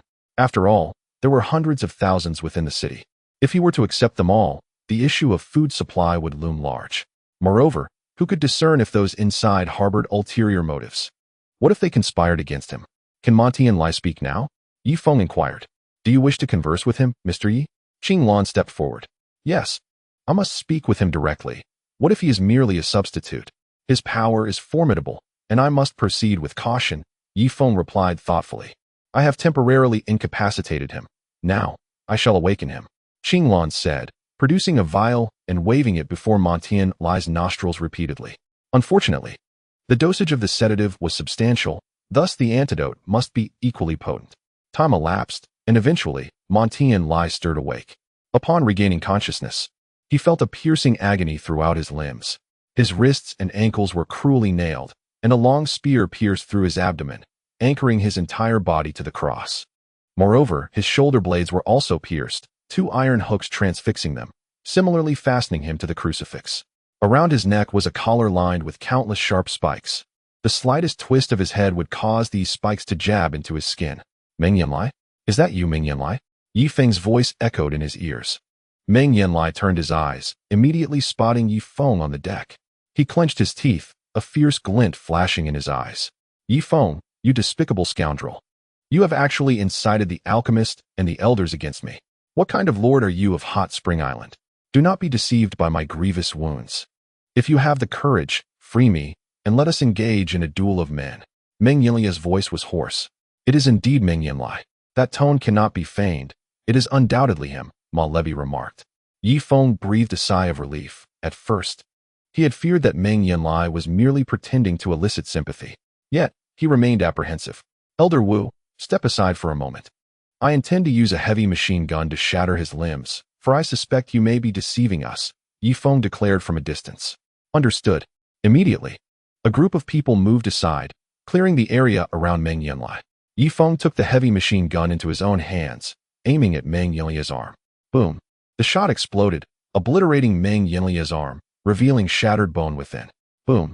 The other arm met a similar fate. Yi Feng then aimed at Meng Yanlie's thighs. Bang bang. After 4 shots, Yi Feng finally regained his composure. Ma Lebi, accompany me to the shore. With that, Yi Feng executed a water-walking maneuver, landing with a resounding crash on the stormy coast. In truth, it was only Meng Yanlie from Changsheng City that he held in regard. The rest were of no consequence to him. As soon as Yi Feng set foot on land, the soldiers of Duoyan fell to their knees in a domino effect, all bowing their heads before him. Ma Lebi followed closely behind, ascending the shore alongside Yi Feng. Yi Feng placed his hand on the hilt of his sword. Striding through the crowd, the Duoyan soldiers kept their heads low, avoiding his gaze. Ma Lebi drew his curved dagger, prepared for any eventuality. Their journey was fraught with tension, but they finally reached the city wall. There lay Meng Yanlie, his limbs shattered, his face paler than death, his lips trembling slightly. It was a sight of utter devastation. Mr. Yi, Elder Wu and Elder Lu knelt on one knee. Then, Qinglan also knelt, arms outstretched, bowing to Yi Feng in respect. Finally, Yi Feng's gaze fixed upon the high priest. The high priest pressed his lips together and performed a kneeling salute to Yi Feng. Yi Feng nodded in satisfaction. It appeared that this individual before him was indeed Meng Yanlie. Who would have imagined that the once dominant sovereign of the grasslands, the leader of Changsheng City, would fall to such depths? Meng Yanlie, now that I stand before you, do you have anything to say? Yi Feng inquired. Meng Yanlie clenched his teeth in silence, yearning only for a swift demise. Otherwise, he would have to endure further humiliation at the hands of Yi Feng. To speak candidly, I shall not spare your life. Since I have come here today, your death is inevitable. However, I possess the authority to dictate the manner of your demise, whether it be a death steeped in humiliation or one marked by dignity. The choice lies entirely within my grasp. Yifeng continued. Indeed, Meng Yanlie finally spoke. What do you desire? Engaging in conversation with an astute individual is refreshingly straightforward. Where have you concealed your crystal elixir? Yifeng inquired. As soon as he finished speaking, every ear in the vicinity perked up, including those of the elders, the pharmacists, and the members of the divine hall. The previous night, they had scoured the area for hours, yet failed to uncover where Meng Yanlie had hidden the elixir. After all, it represented nearly a century's worth of savings from Changsheng City. Whoever obtains this treasure could ascend to become the next Meng Yanlie. Hahaha. Meng Yanlie suddenly erupted into maniacal laughter. Yifeng, even in death, I shall never reveal the location of the elixir. Changsheng City boasts a history of 3,000 years, with its underground tunnels and bunkers intricately intertwined. Go and seek it out yourself. Perhaps after a century of searching, you might uncover the elixir. Meng Yanlie scoffed coldly. So, you are unwilling to die with dignity? Yifeng's eyes narrowed as he exchanged a knowing glance with Ma Lebi. With a swift motion, Ma Lebi unsheathed his curved blade. And in an instant, the blade swept through the air, leaving Meng Yanlie's garments strewn upon the ground, revealing his robust physique. Chapter 644. You and your daughter may yet have a glimmer of hope. As dawn approached, Ma Lebi proposed. Let a few individuals assist in bearing the cross through the streets, so that all the citizens of Changsheng City may spit upon him, hurl stones, and even relieve themselves upon his face. Immediately, 4 soldiers charged forth. Mr. Yi, I have a grand gift for you. Please behold, Elder Wu announced, clapping his hands. Before them, a colossal beast hide was drawn back, revealing a multitude of men, women, and children shackled with iron chains. At the forefront stood the great Khan's consort. Duoyan, her disheveled hair cascading around her, hands and feet bound by chains, with several golden needles embedded in her forehead, presumably to suppress her internal power. Behind her stood her female bodyguard, Yuer, and her daughter, Meng Yanlie. As for the others, Yifeng recognized a few familiar faces, mostly noblewomen, princesses, and some enslaved individuals. Some were deprived of their strength, while others remained unrestrained. Yet, regardless of their circumstances, they all looked up, eyes filled with hope, toward Yifeng upon the city wall. Mr. Yi, these consorts are the most exquisite women from each tribe. I have heard of your fondness for the fairer sex. You may select at your leisure. Elder Wu chuckled. Who has spread such slander? I, Yifeng, am a person of integrity, untainted by lust. However, it is true that I am in need of a cadre of fertile beauties from Warm Spring Island for procreation. I shall send someone to select them shortly. Upon concluding his words, Yifeng leaped from the city wall, striding purposefully toward Duoyan. Initially, she glared at him with fury, but as he approached, her breath quickened involuntarily. After all, her husband was still watching from atop the city wall, and she feared that Yifeng might commit some outrageous act. Meng Yanlie, who had already resigned himself to death, narrowed his eyes and fixated on Yifeng's retreating figure. His heart screamed and roared, but as a prisoner, he knew that any outburst might only embolden Yifeng further. Great Han consort, I never imagined our meeting would unfold in such a manner. Changsheng City is now essentially my territory. Tell me, how shall I dispose of you? Yifeng spoke coldly. Yifeng, I seek nothing but a swift death. To perish alongside the Tianhan, Duoyan declared resolutely. And I too wish to die with my parents. Meng Yanlie struggled to step forward, her face etched with despair as she gazed at Yifeng. She had yet to experience the pleasures of love, and now, faced with the specter of death, she felt an undeniable sense of regret. Yet, her discontent was futile. Yifeng would undoubtedly not allow any loose ends. Great Han consort, your husband is surely doomed. But you and your daughter might still have a glimmer of hope. Reveal to me the location of the century's treasures hidden in Changsheng City, and you both shall live. Otherwise, your family of 3 will suffer unspeakable humiliation before death. I will not grant you a swift end. Yifeng continued coldly. Yifeng, I choose to die alongside my husband. You may proceed. Duoyan slowly lifted her head, a single tear cascading down her fair cheek. To deny the allure of such a stunning beauty would be disingenuous, yet sometimes a man must not live solely for beauty. Do you think I would kill you now? Allow me to elucidate the process of your demise. You and your daughter will be stripped bare, bound to wooden stakes, paraded through the streets. Those commoners you once deemed filthy and contemptible? I shall allow them to violate you. What do you think of such a death? Yi Feng sneered. In truth, he merely spoke to intimidate Bai Yidhua into revealing the whereabouts of the elixir. Mother, I cannot bear such a fate. Bai Yidhua had not yet processed the gravity of the situation when Meng Yanlie, the Grand Princess, became utterly terrified, her face a mask of horror. That manner of death was far too humiliating. Yi Feng, I am after all the great Han consort of Changsheng city, and Meng Yanlie is its esteemed Grand Princess. Revered by thousands. Please do not stoop so low, Bai Yidhua gasped, her chest heaving. Even she was shaken by Yi Feng's words. Revered by thousands? Merely a delusion of yours, I think. Here's the deal. During the parade, if no one throws stones at you, it will prove your claims true. Yi Feng was disinclined to engage in further dialogue. At that moment, several Duoyan cavalrymen approached and escorted the two women away from the ranks. On the city wall, Meng Yanlie watched helplessly. Yi Feng, release them. I will divulge the location of the elixir. I shall tell you everything, Meng Yanlie exclaimed. A single tear of humiliation streaming down his face. Oh, Yi Feng shifted, leaping back onto the city wall. Speak. He leaned closer to listen. A minute later, Yi Feng nodded and withdrew his ear. Malebby, accompany me. Yes, Brother Feng. Immediately, the two strode purposefully towards a certain impoverished district within the city of eternal life. Malebby, Meng Yanlie mentioned that the crystal elixirs are concealed in the 72nd section of the bunker. What does that signify? As a native of the city of eternal life, you ought to comprehend, Yi Feng inquired. How cunning. Brother Feng, follow me. Malebby promptly led the way. They traversed the slums and soon arrived at the heart of the arena. This is the place, Malebby declared as he lifted a floorboard, revealing a dark abyss beneath. Upon entering the bunker, Malebby ignited an advanced torch to illuminate their path. It was Yi Feng's inaugural experience within a bunker. It resembled a mine, with its intricate passages that could easily lead one astray. Fortunately, with Malebby, the native guide, misdirection was averted. Here we are, the 72nd section, Malebby announced as he stepped into one of the tunnels. Yi Feng noticed camouflage traces on the ground, evidence of Meng Yanlie's prior presence. It must be within this wall cavity. Suddenly, Malebby pried open a metal panel and slithered inside like a serpent.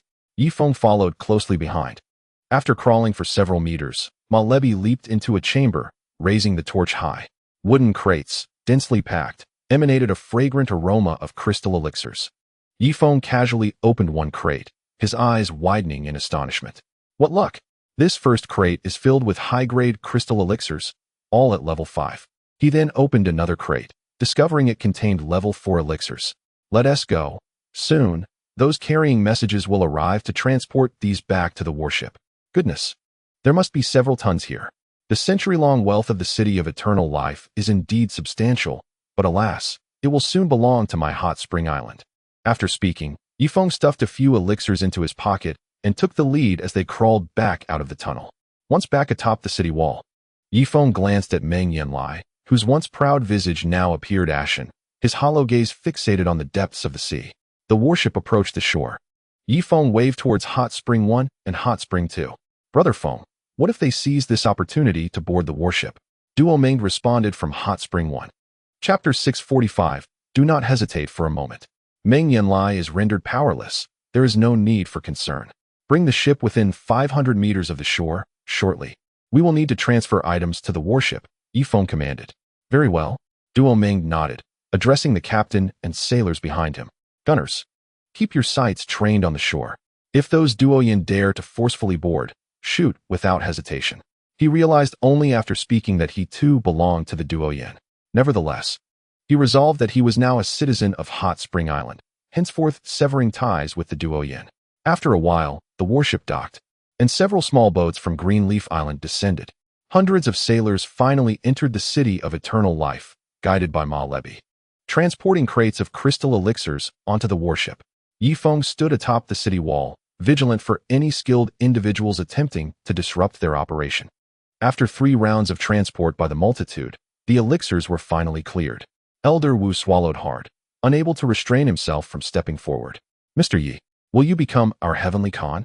Apologies, but I fear I am unqualified for the position of Tian Kahan. as my capabilities are limited to managing the mere population of several tens of thousands on my hot spring island. However, it is of no consequence. I can select one among you to assume the role of Tian Kahan, and my hot spring island shall support him with substantial resources. After Li Feng spoke, his gaze swept across all the senior officials present. A ripple of anticipation coursed through the crowd as they looked to Li Feng with eager eyes. While none dared to claim the title of Tian Kahan, knowing the peril it entailed, the prospect of having Li Feng's formidable backing invigorated their ambitions to at least occupy the position briefly. Mr. Leaf, I believe I am fit to become the Tian Kahan, for among us, my strength is unparalleled. Elder Wu could not restrain himself from declaring. Li Feng cast him a sidelong glance, then surveyed the other high-ranking officials on the city wall. Is there anyone else who wishes to recommend themselves? He inquired. I, too, am capable. Elder Lu could no longer contain his enthusiasm and stepped forward. Li Feng felt a surge of joy. While he intended to appoint a leader for Changsheng City, he preferred not to foster unity among them. Internal strife would prevent them from focusing their energies on his hot spring island. After all, it was crucial that Changsheng City remain divided. Indeed, you still have a chance. Is there anyone else? Li Feng turned his attention to the remaining officials. Great Kahan, I, too, believe I can take on this role. Another voice rose, belonging to a member of the Divine Hall. Are there any more? Soon. Nearly all the senior officials on the city wall had stepped forward, much to Li Feng's delight. Ladies and gentlemen, I must remind you that without a rightful claim, your words carry little weight. While Meng Yanlie certainly deserves his fate, I believe it is only fitting that his descendants inherit the title of Tian Kahan. I urge all of you to assist his lineage in restoring the glory of Changsheng City, Li Feng proclaimed with feigned solemnity. Gasps of disbelief echoed among the high-ranking officials as their eyes widened. Just when they had managed to oust the Meng Yan family, Li Feng, the sly one, intended to pass the title of Tian Kahan to the descendants of Meng Yanlie. If it were merely a matter of succession, they could wait for Li Feng's departure to enact their coup. However, Li Feng's promise of unwavering support for the new Tian Kahan complicated their plans. A flicker of hope ignited in Meng Yanlie's vacant gaze. Very well, I officially declare that the illustrious Princess Mingxin shall become the Tian Kahan of Changsheng City. And the great Kahan consort by Yidua, you will assist her. As for Meng Yanlie, my apologies. With that, Li Feng drew forth his curved blade. Meng Yanlie seemed to grasp Li Feng's intentions. To kill me, so that the young may ascend. Meng Yanlie, you have committed numerous atrocities and repeatedly opposed me. Yet, considering your surrender of the crystal elixir, I shall grant you a moment of mercy. Ma Lebi, you shall execute him. Li Feng handed the curved blade to Ma Lebi. Me? Excellent. Ma Lebi eagerly accepted the blade, excitement gleaming in his eyes. This blade is exceedingly sharp. Do you have one that is a bit duller? He suddenly inquired. This blade has already been dulled. It is sufficient, a clever soldier from Duoyan promptly replied. Good. Ma Lebi raised the blade high and then struck down gently. Puff. The curved blade, with its rolled edge, penetrated just an inch into Meng Yanlie's neck before becoming lodged. A spurt of blood erupted forth. With a sickening thud, the second strike fell, and blood gushed once more. Meng Yanlie's mouth overflowed with blood, his face contorted in agony. Father! Mingxin's anguished cries echoed from below. Bai Yidua cradled her face in her arms, shielding her from the brutal spectacle atop the city wall. With the 10th strike, Meng Yanlie's head was finally severed halfway. Yet his eyes still flickered with life. Meng Yanlie, pay the price for my brothers, Ma Lebi declared, stepping forward to crush Meng Yanlie's head into the ground. Father! Mingxin fainted in Bai Yidua's embrace. Below, the concubine and countless sons and daughters of Meng Yanlie wept in unison, their sobs filling the air. I, Yi Feng, hereby proclaim that from this day forth, Meng Yan Mingxin shall be the celestial Khan of the Great Prairie. You must show her the utmost respect. For I shall offer my support from the shadows, though not excessively so. Let it be known that I hope the Elder Council will not rebel, that the apothecaries refrain from poisoning her, and that the priests do not cast any curses upon her. After Yi Feng's feigned oration, he ascended aboard the number 1 hot spring vessel with Ma Lebi. Quickly, let's return home. We have finally vanquished Meng Yanlie. We shall celebrate for 3 days. And in a week, I have more pressing matters to attend to. As he spoke, the number 1 and number 2 hot spring vessels sailed forth from the tempestuous sea, joining forces with the fleet from Greenleaf Island, all heading toward New Hot Spring Island. Within the ship's hold, Demondi's eyes gleamed as he beheld the towering stacks of wooden crates. Brother Feng, are you saying these crates are filled with spirit pills? Indeed. And of commendable quality, practically devoid of first and second-tier pills. Wonderful. Quickly, see if there are any sixth-tier spirit pills. 11 years ago, the Celestial Khan defeated a sixth-tier sand beast. Those pills must still be preserved. Is that so? Then let us search at once. Yi Feng urged, leading the higher-ups to open the crates one by one. While they did not uncover any sixth-tier pills, they did find over 1,000 fifth-tier ones. Brother Feng, with such a bounty of spirit pills, you can surely elevate your strength to match Meng Yanlie's. Even in the Green Sea Desert, you would possess the means to defend yourself, Demondi beamed. As you mention that, it brings to mind less pleasant thoughts. Let us hasten back to seek Rondu's assistance in opening my meridians. Otherwise, no amount of spirit pills will yield any enhancement, Yi Feng replied. With that, the group exited the warehouse, leaving Demondi to guard the door. Should anyone dare to steal the spirit pills, they will face military justice. Brother Feng has returned. On New Hot Spring Island, some shipbuilders were the first to notice Yi Feng's arrival. Chapter 646. The clouds in the sky trembled slightly. They now worked 8 hours daily, enjoying surplus nutrition, enabling them to labor even in the harshest cold without succumbing to the pestilence.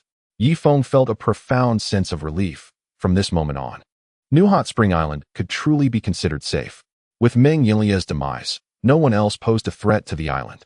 He stepped onto the water with a single stride and directly leaped onto the hot spring island. At that moment, a large shadow lunged towards him. Oh my! Little licking dog, have you grown so much? Yi Feng embraced the adorable creature.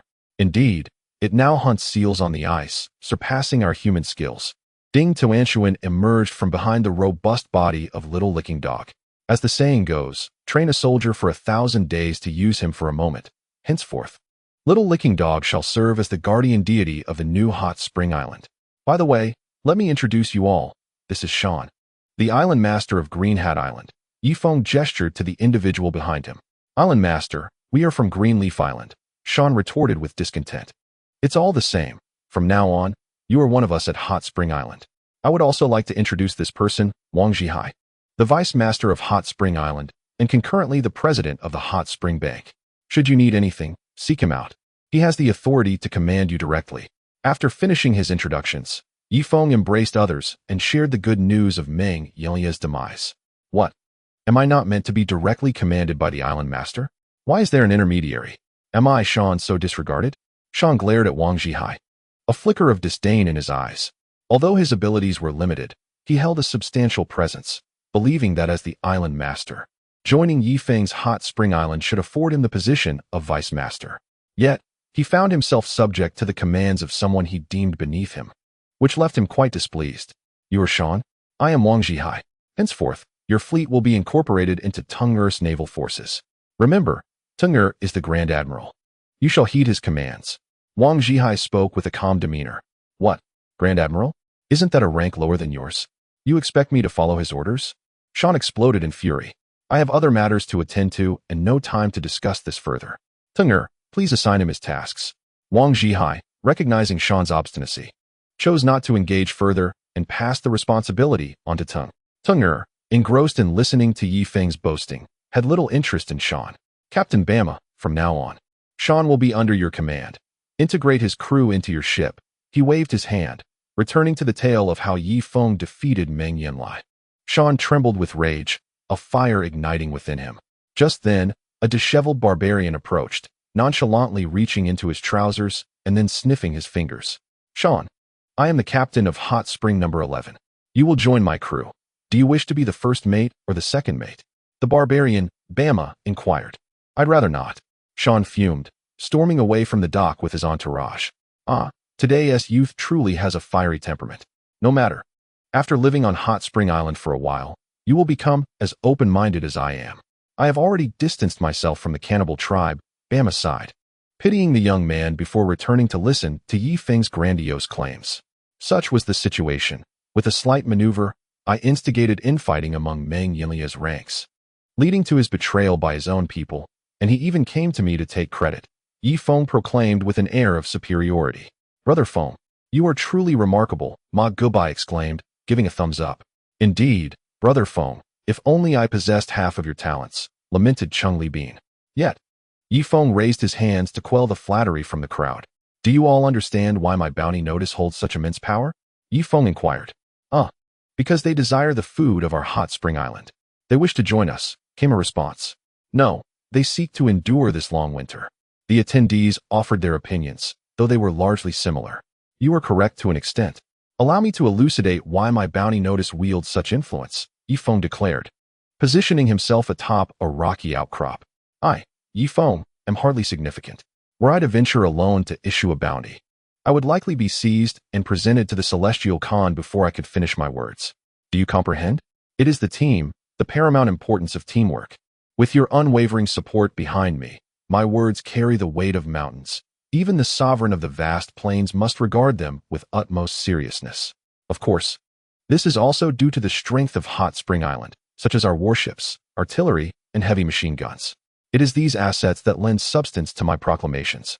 Thus, the efficacy of the bounty notice does not stem from my prowess alone, but from the formidable team that stands with me. Should there come a day when I am no longer the lord of Hot Spring Island, nor even one of its inhabitants, my words would be as light as feathers, scarcely worth a listen. Now, do you grasp my intention?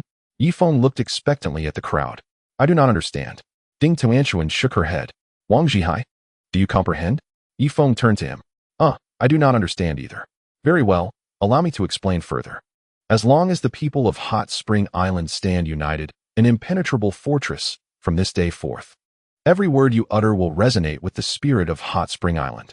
Others will not dare to underestimate you, even if you find yourselves adrift in foreign lands. Should any outsiders seek to oppress you, simply declare that you are from Hot Spring Island, and they will regard you with a measure of respect. Hence, if one of our citizens is wronged, we shall respond collectively, ensuring the world knows that the people of Hot Spring Island are not to be trifled with. If they dare to slay one of our citizens, I shall obliterate their village. If they dare to kill one of our captains, we shall annihilate their tribe. Once our name is proclaimed, Hot Spring Island will emerge as the most formidable team, the strongest race in this realm. Now, do you understand my purpose? Yifeng's voice resonated throughout Hot Spring Island. Even the most dim-witted among them felt a surge of fervor. Some hailed from the Black Tree River Basin, others from the wilds of the Great Marsh, and some from small tribes on the vast prairie. Regardless of their origins, they had all faced bullying and oppression. Yet, should Yifeng's strategy be enacted, they could ascend to a higher status. When others sought to intimidate them, they would weigh their own tribal strength against the might of Hot Spring Island's artillery. Long live, long live, long live Hot Spring Island. Long live Brother Feng. I love you, Brother Feng. Brother Feng, you are indeed the guardian deity of our Hot Spring Island. You are our very soul. A thunderous sound reverberates along the riverbank, causing the clouds in the sky to tremble ever so slightly.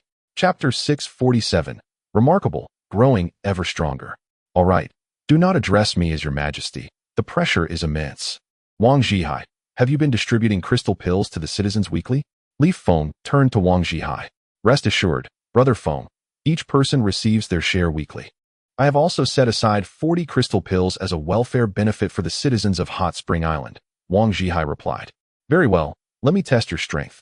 Wang Zhihai, now, can you lift that 2,000-pound boulder? Li Feng inquired. Wang Zhihai nodded, rolled up his sleeves, and approached the boulder step by step. After a moment, he exerted his arms, and the 2,000-pound boulder was gradually raised above his head. Impressive, Li Feng exclaimed, giving a thumbs up. The once frail dog, nourished by the crystal pills, had slowly transformed into a formidable being. Although he still fell short compared to Li Feng and even the deceased Vandy Meng, he was no longer a mere novice without the strength to lift a chicken. Chenin, come over and give it a try.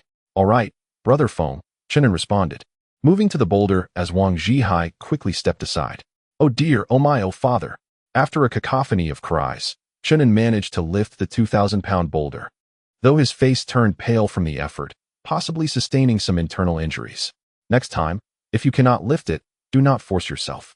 Recovering from internal injuries takes time. Li Feng sighed. Brother Feng, I cannot let Wang Zhihai surpass me. After all, he is just a middle-aged man.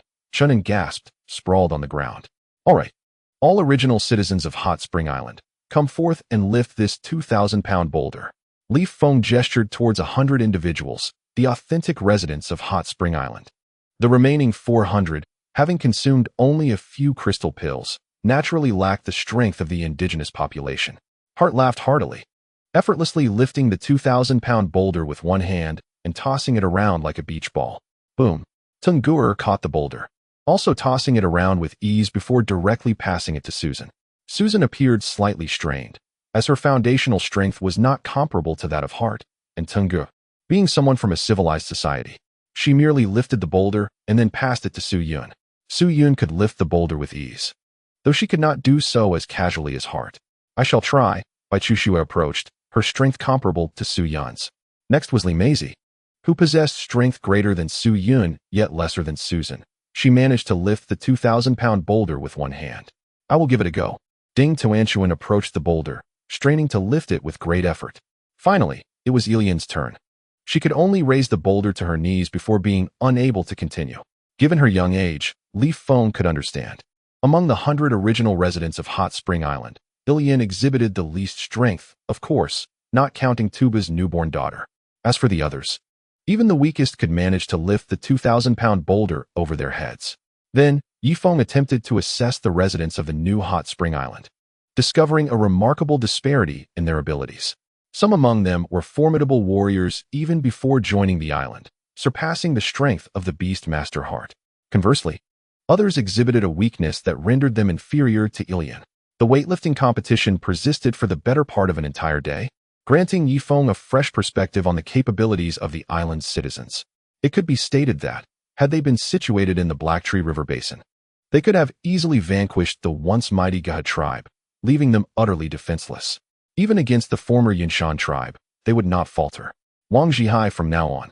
Administer the crystal pills to them every Tuesday and Saturday, Yifeng commanded. He believed it prudent to increase the dosage, changing it from once a week to twice. After all, the long winter was fast approaching, and enhanced strength would enable them to endure hunger better than ordinary folk, potentially allowing them to last until the end of winter. Understood, Brother Feng. Wang Zhihai nodded in acknowledgement. At that moment, a wretched cry echoed from a distance, belonging to the little licking dog. What is happening? Yifeng hastily turned to look. On the riverbank, the little licking dog was clenching a long object in its mouth, dragging it toward Yifeng amidst its anguished yelps, appearing to be in great distress. Goodness, is that an electric eel? Yifeng rushed over. The little licking dog stubbornly bit down on the eel, which retaliated without reservation, unleashing high-voltage shocks. Yet, underestimating the dog's tenacity, the eel found itself met with resistance.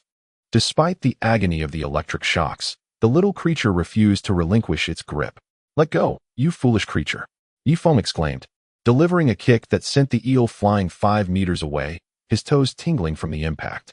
The little licking dog's mouth was charred from the electric shocks, and upon spotting Yifeng, it excitedly began to shake its head in a display of triumph, alternating between the eel and Yifeng, showcasing its achievements. All right, I see you are quite impressive, Yifeng said, affectionately ruffling the dog's head before redirecting his gaze to the electric eel. A sudden and intriguing thought struck him. The star-sucking technique could absorb anything. If the eel emitted electricity, would he also generate an electric charge if he absorbed it? Without hesitation, Yifeng gritted his teeth and seized the electric eel. In an instant, the eel writhed violently. Uffed. Yifeng's hair stood on end as he fought against the tingling sensation coursing through his body and unleashed the blood-sucking technique. The next moment, the eel's body began to twist and rapidly shrink. In mere moments, it transformed into dried fish meat. Yifeng closed his eyes, attuning himself to the energy fluctuations within.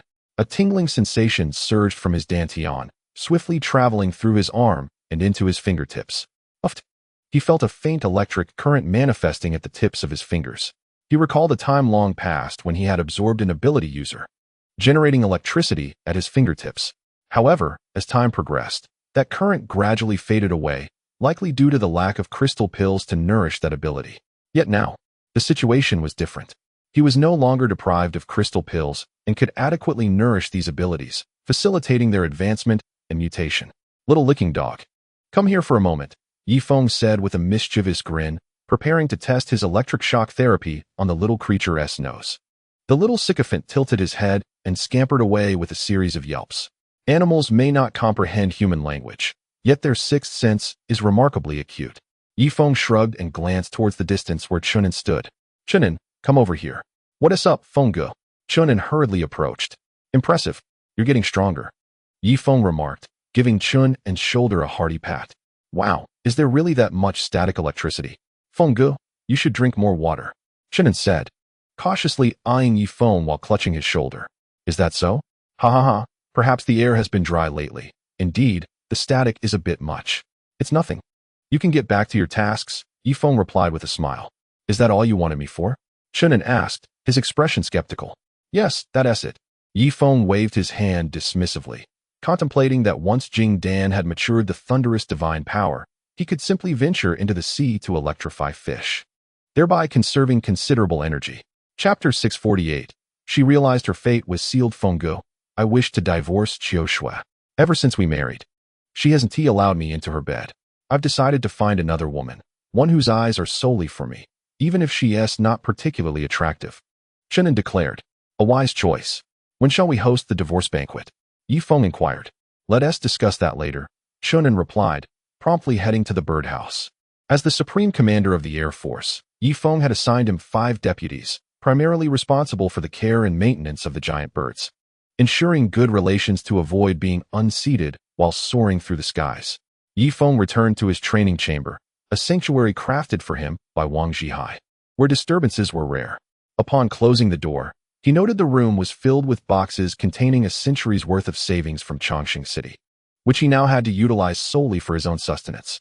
No matter, he resolved, initiating the monotonous journey of his training regimen.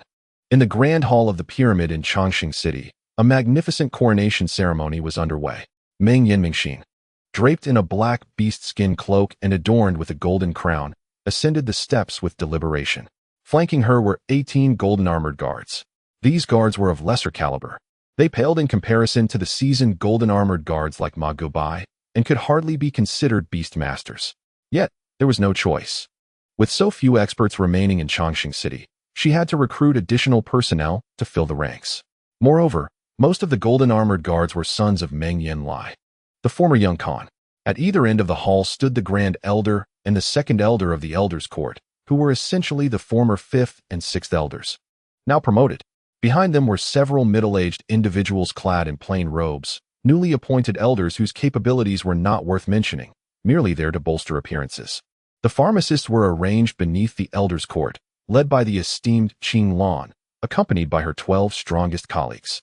Following them were the High Priest and 3 captains, alongside over 30 armored warriors. These individuals represented the backbone of Changsheng City.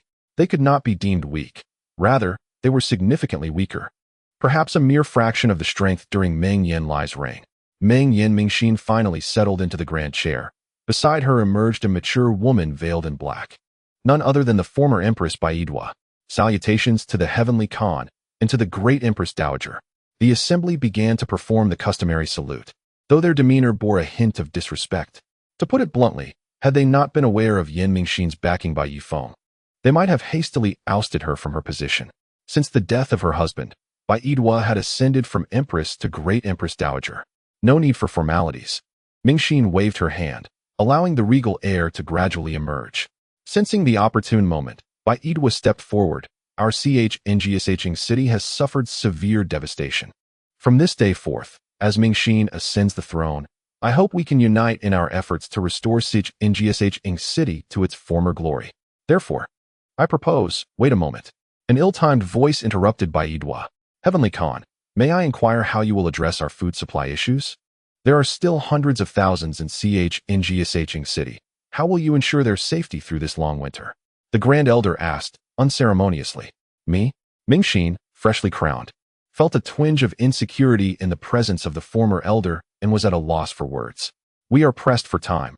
After the coronation ceremony, I must return to repair the elder's tower, she hastily replied. The Grand Elder, growing impatient, retorted, impudent. Baidwa stepped forward. You are exceedingly audacious. Mingxin is now the Heavenly Khan. Should you not show her some respect? It is you who is audacious. I am conversing with the Heavenly Khan, and you, as a mere Empress Dowager, have no right to criticize me. Frankly, as a widow, you should remain in the castle. Furthermore, the Heavenly Khan cannot remain childless. I propose my son, Duo, Marry the heavenly Khan. Surely, there will be no objections? The Grand Elder proclaimed, his voice booming, as he was the strongest in Changsheng city. I apologize, Grand Elder, but I must decline your proposal. Mingxin shook her head. The Grand Elder narrowed his eyes, stepping closer to the platform. The golden armored guards instinctively placed their hands on their blades. Yet they dared not draw their weapons in the face of the Grand Elder's imposing presence. At last, the Grand Elder stood before Mingxin, merely 2 meters apart, gazing down at her like a puppet. Her breath quickened. Heavenly Khan, while Mr. Yi has pledged his support for you, he made it clear that it would be merely a slight backing.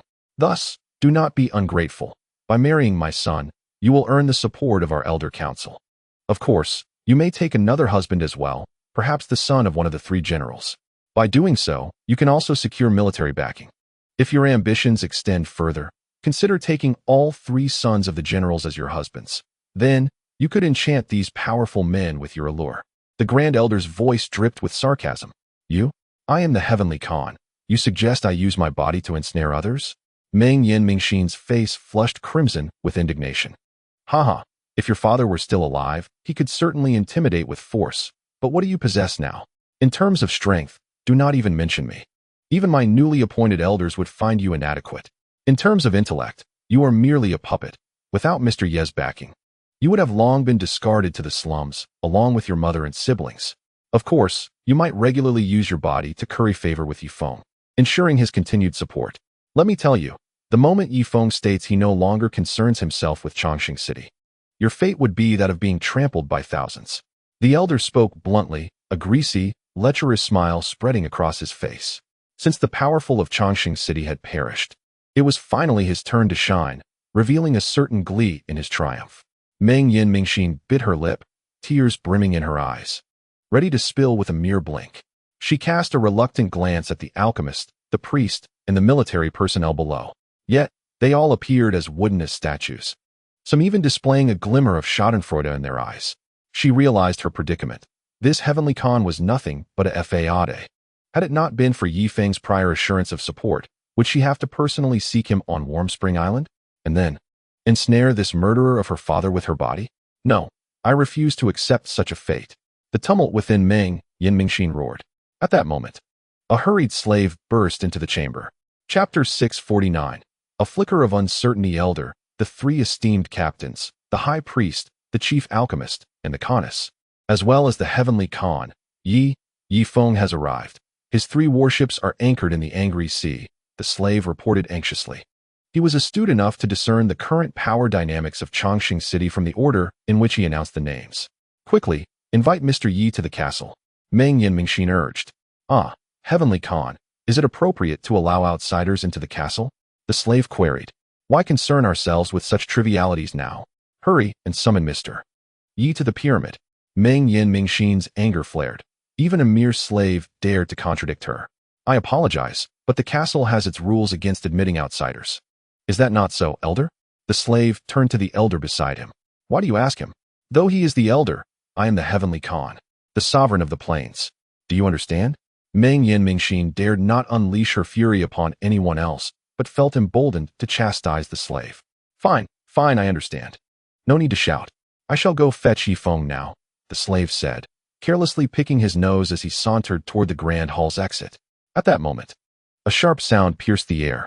Before Meng Yanlie could react, 2 shadowy figures descended at the entrance of the hall. Clad in black cloaks, they entered, conversing with laughter. Yifeng? Meng Yanlie exclaimed with delight, unable to restrain herself from rising.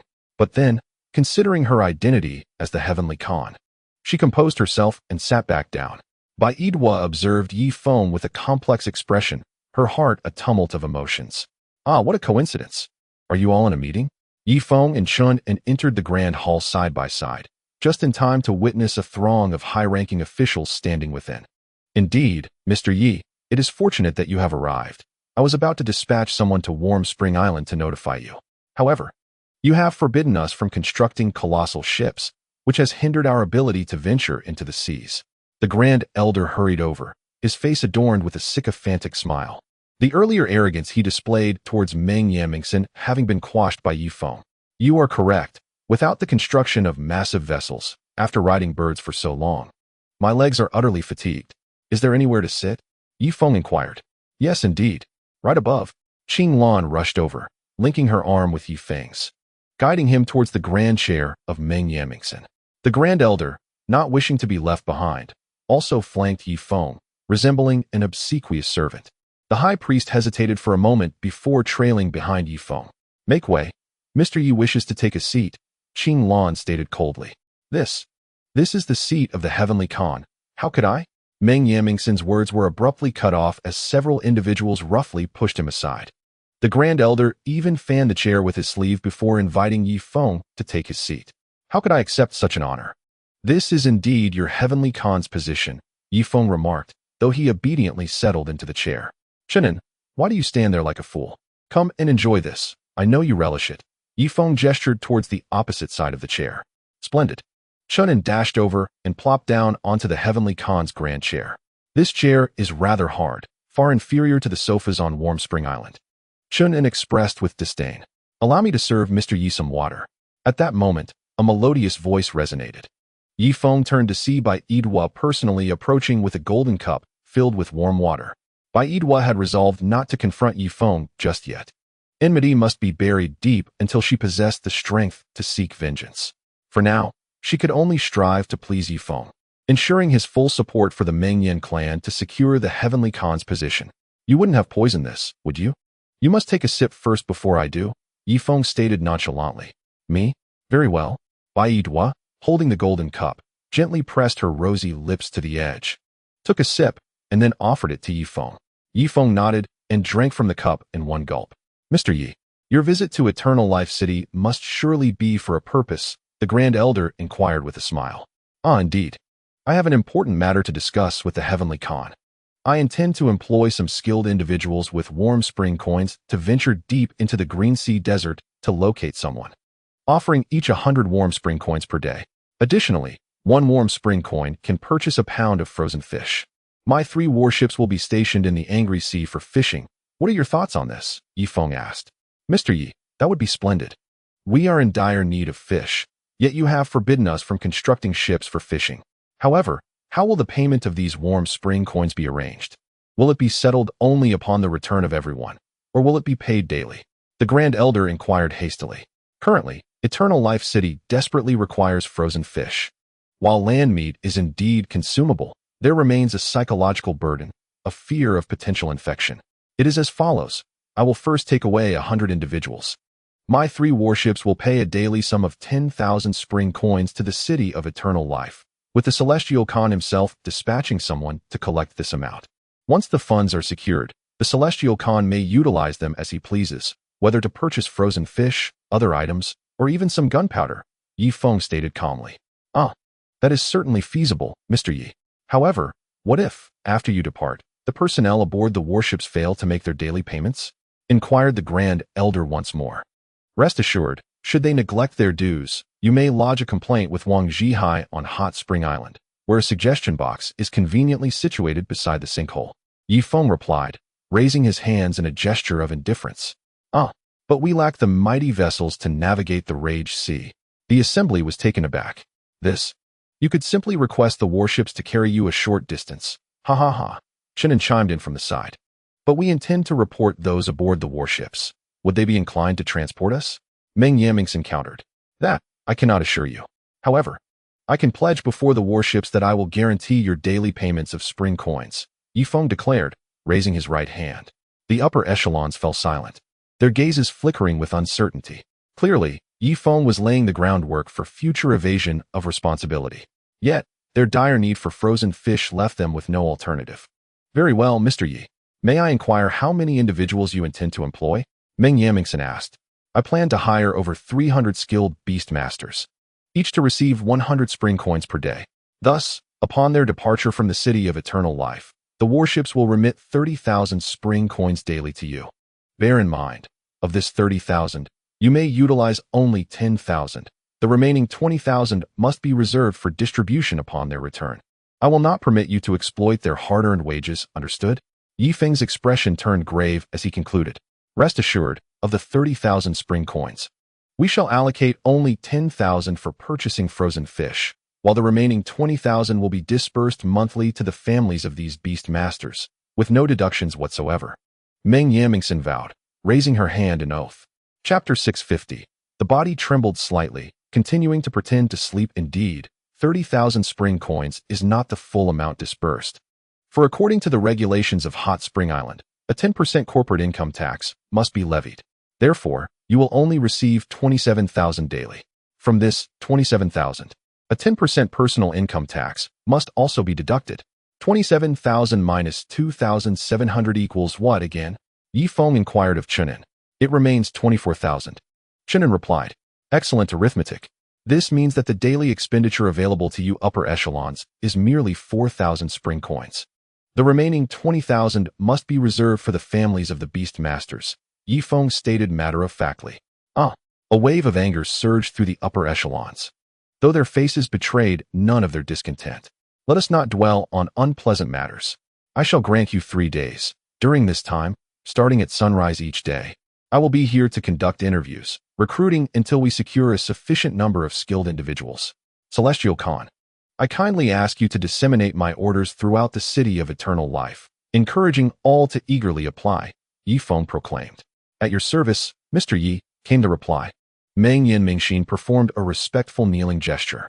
Mr. Yi, will you be staying aboard the warship tonight, or in our Changsheng city? The Grand Elder inquired, his eyes glinting with curiosity. Either is acceptable. Do you have comfortable rooms and beds in Changsheng city? Yi Feng asked. Certainly.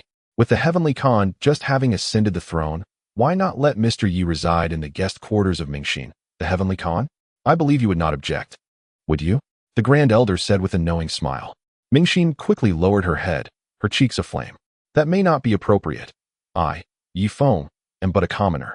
How could I possibly share a chamber with the Heavenly Khan? That would be too presumptuous. Yi Feng feigned modesty. No worries. As long as the Heavenly Khan does not oppose, Mr. Yi may take up residence in her palace, the Grand Elder assured, his demeanor shifting to one of insistence as he turned to face Mingxin. Heavenly Khan, surely you will not object?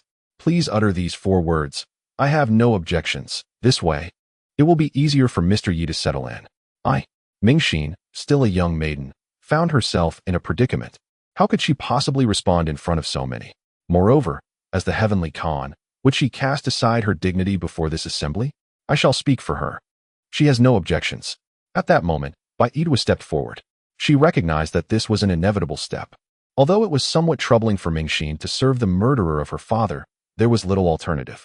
The hall was filled with fierce warriors, and Mingxin was unable to assert control. She could only rely on Yi Feng's support from behind to temper their bravado. Mother, Mingxin exclaimed, feeling a deep embarrassment. There is no need for such shame. You must face this challenge eventually.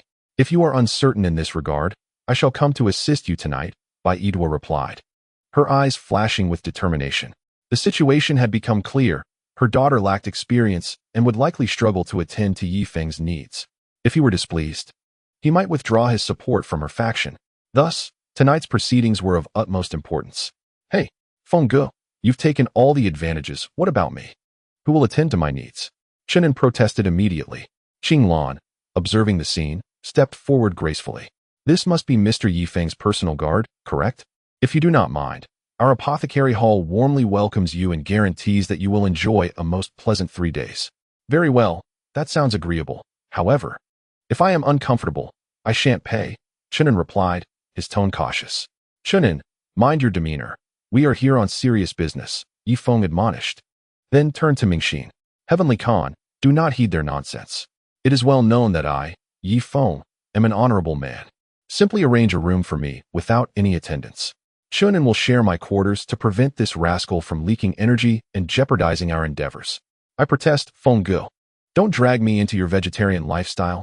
I refuse, Chunin declared vehemently. His protests fell on deaf ears. After a short while, Yi Feng led Chun into a spacious guest residence. If memory serves, this was where the Khan's consort had once resided. Now, it would be his abode. In the dead of night, Yi Feng lay fully clothed, his curved blade positioned within easy reach. Chunin, in the adjacent bed, tossed and turned, unable to find slumber. Having come all this way, I must venture out for some enjoyment. Chunin suddenly thrust his arms skyward, howling as he prepared to dash out in search of women. Come back. Yi Feng admonished, slapping him back onto the bed. With their departure in 3 days, he implored Chun and not to squander his energy on frivolities. There were many dangers awaiting them in the desert. Me? Ugh. Chun slumped onto the bed. Yi Feng returned to his slumber. At that moment, he heard a sound. The wooden door creaked open, and a delightful fragrance wafted into the room. Is it she? Yi Feng squinted. Baidwa entered, draped in delicate gauze, gracefully approaching Yi Feng's bedside in the flickering glow of the charcoal fire. Yi Feng's fists clenched slowly. Should this woman intend to stir trouble, he would have no choice but to re-establish his authority as the Khan. After a prolonged silence, Yi Feng felt a soft body press against him, and at the same moment, his lips were sealed by a pair of fervent ones. Though he initially intended to resist, the esteemed Khan's consort had lowered herself to this level. Rejecting her might incite conflict between their tribes. Reluctantly, he acquiesced. After savoring her warm lips, Baidwa reached toward his waistband. Yi Feng kept his eyes shut, contemplating whether to awaken. Would doing so cause her embarrassment? Humph. With a muffled grunt from Yi Feng, the figure froze. Then, Baidwa lowered her thin veil and stealthily exited the room, making not a sound. Yi Feng, his face flushed, opened his eyes and quickly glanced at Chunin, who trembled slightly before continuing to feign sleep. Forget it. Yi Feng decided to ignore it and closed his eyes once more. Time passed, and as dawn broke, he was the first to rise, only to find Chun still sprawled across the bed like a lifeless pig. The fellow lay in a starfish position, one hand groping about, a hint of a blissful smile gracing his face. Rise and shine, Yi Feng bellowed, startling Chun into an immediate upright position. What are you doing, Haha? It's time to get to work. The sun has risen, and we must conduct our affairs within the pyramid. Once we gather 300 people, we shall venture to the Green Sea Desert. Yi Feng declared. All right, you certainly had your fun last night, providing me with a 2-minute spectacle. Chun rubbed the sleep from his eyes. It couldn't have been just 2 minutes. It felt more like 10, Yi Feng replied, his face aflame. There was no help for it. Baidwa must have mastered another form of allure, exceedingly potent. Under normal circumstances, he would last half an hour, yet with Baidwa, he was vanquished in just a few exchanges. After donning their attire, the two made their way back to the Grand Hall, where they found it already filled with high-ranking officials, including the Elder Council, the Apothecarian, the Divine Hall, military leaders, and the forces of the Khan. Mr. Yi, did you sleep well last night? A tall figure approached with an ingratiating smile. Yi Feng disregarded him and slowly lifted his gaze to the graceful silhouette standing beside Meng Yanlie. Baidwa stood there with a dignified presence, her face devoid of any expression, as if the gentle spring breeze of the previous night had merely been a fleeting dream. Yi Feng pondered. Could it be that it wasn't her last night? Or was I merely dreaming? Please take your seat, Mr. Yi. Meng Yanlie kindly moved aside, allowing Yi Feng and Chun to occupy the grand chair. This was the unfortunate reality for a defeated nation. Even the Heavenly Khan had to show utmost respect towards Yi Feng. Otherwise, if Yi Feng were displeased, he could easily enforce a blockade, leading to starvation for the entire city. All right, let all the applicants in. Let us not waste any more time. Yi Feng waved his hand. Understood. The Grand Elder gestured, and a large crowd entered, forming a long line. What is your name? I am Ada. What accomplishments have you achieved? I am a fisherman. Return and await news. What is your name? I am Koban. You are too old. Return and await news. And you? Return and await news.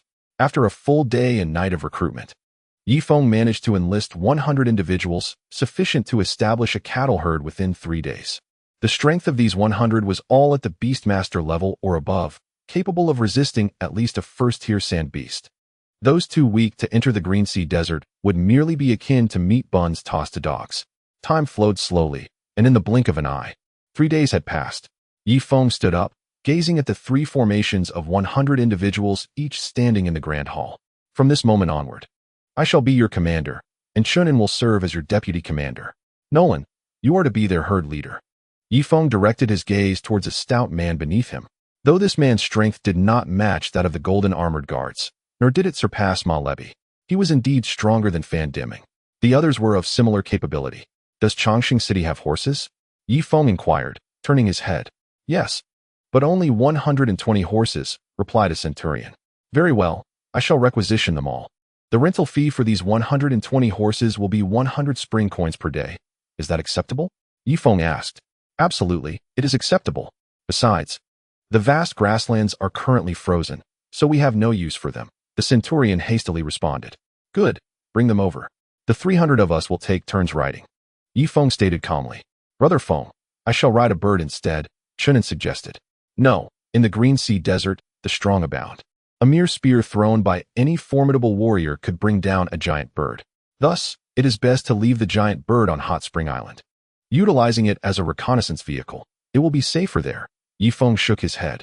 During this time, he had absorbed some crystal elixirs and had also listened to Ma Guobai and Duo Mengdao expound on the perils of the Green Sea Desert. In the larger oases, even top-tier experts at the level of strength masters could be found. Meanwhile, Meng Yanlie was merely at the level of a 9th-tier strength warrior, a tier below that of strength masters. Therefore, Yifeng could not allow the giant bird to venture into the Green Sea Desert for any risks. Heavenly Khan, esteemed elder, I shall take my leave now. You may collect the hot spring coins from the warship daily. Remember, once you receive the coins, they must be promptly distributed to the families of these individuals. Embezzlement is strictly forbidden. Yifeng's expression turned grave as he concluded his statement. Rest assured, Mr. Yi, we would never dare to misappropriate these coins. They will certainly reach the hands of their families, a group of senior officials hurriedly assured him. Yifeng then cast his gaze upon the 300 subordinates under his command. Indeed, their looks softened considerably as they regarded him. See, following Mr. Yi, even the high-ranking officials of Eternal Life City would not dare to squander the fruits of their labor. This sense of superiority emerged instantaneously. At that moment, the 300 men lifted their heads, casting disdainful glances at the upper echelons of Eternal Life City.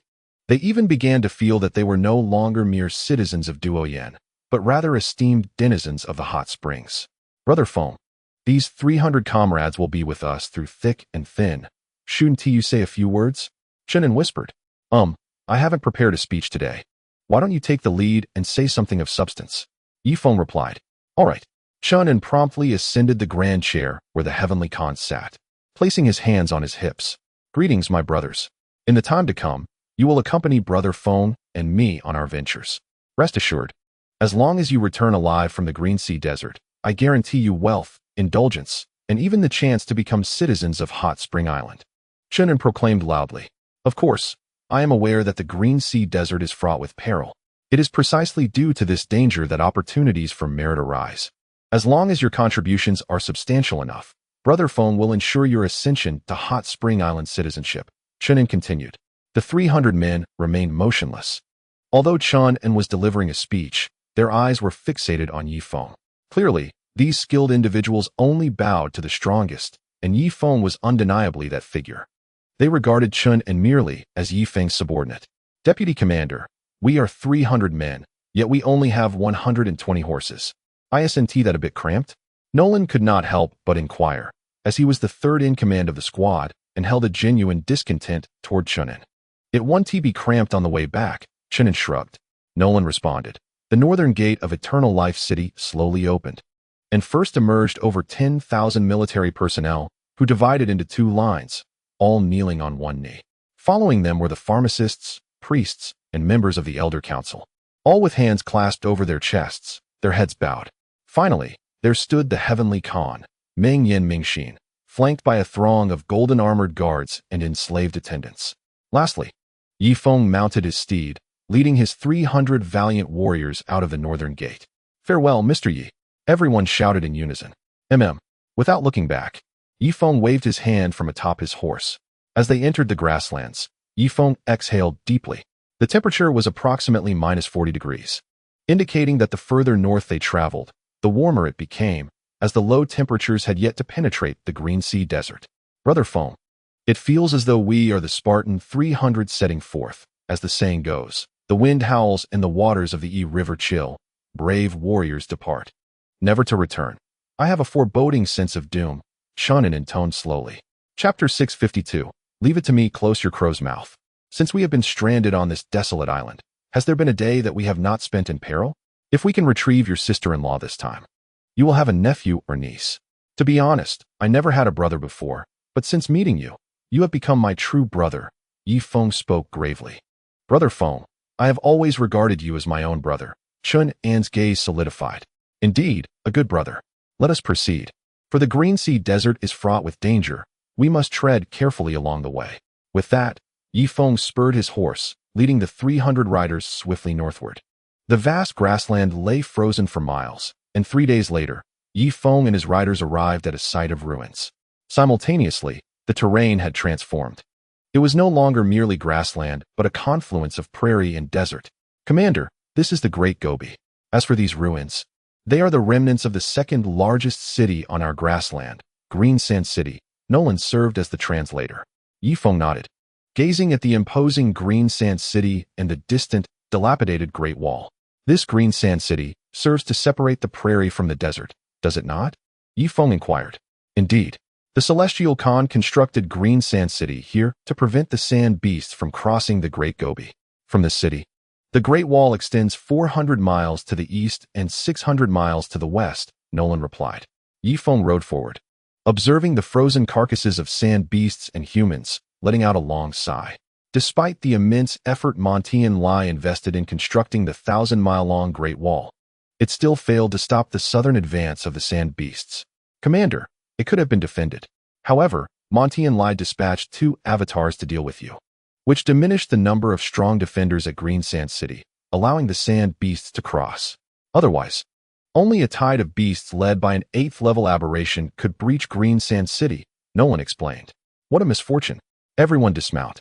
Let us examine these sand beast corpses to ascertain whether their crystals have been taken, Yifeng commanded, moving towards one of the sand beasts.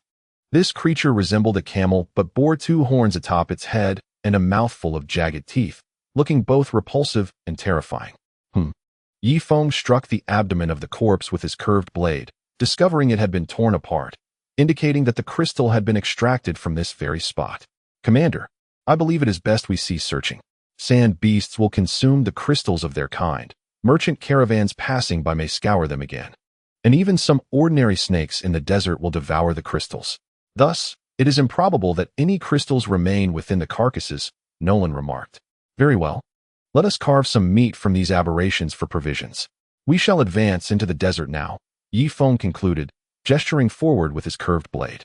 Wait. Nolan suddenly produced a wooden stick from behind and ignited the tip with a torch, then extinguished it with a blow. A peculiar fragrance wafted from the stick. What is this for? Yifeng asked, a look of confusion on his face.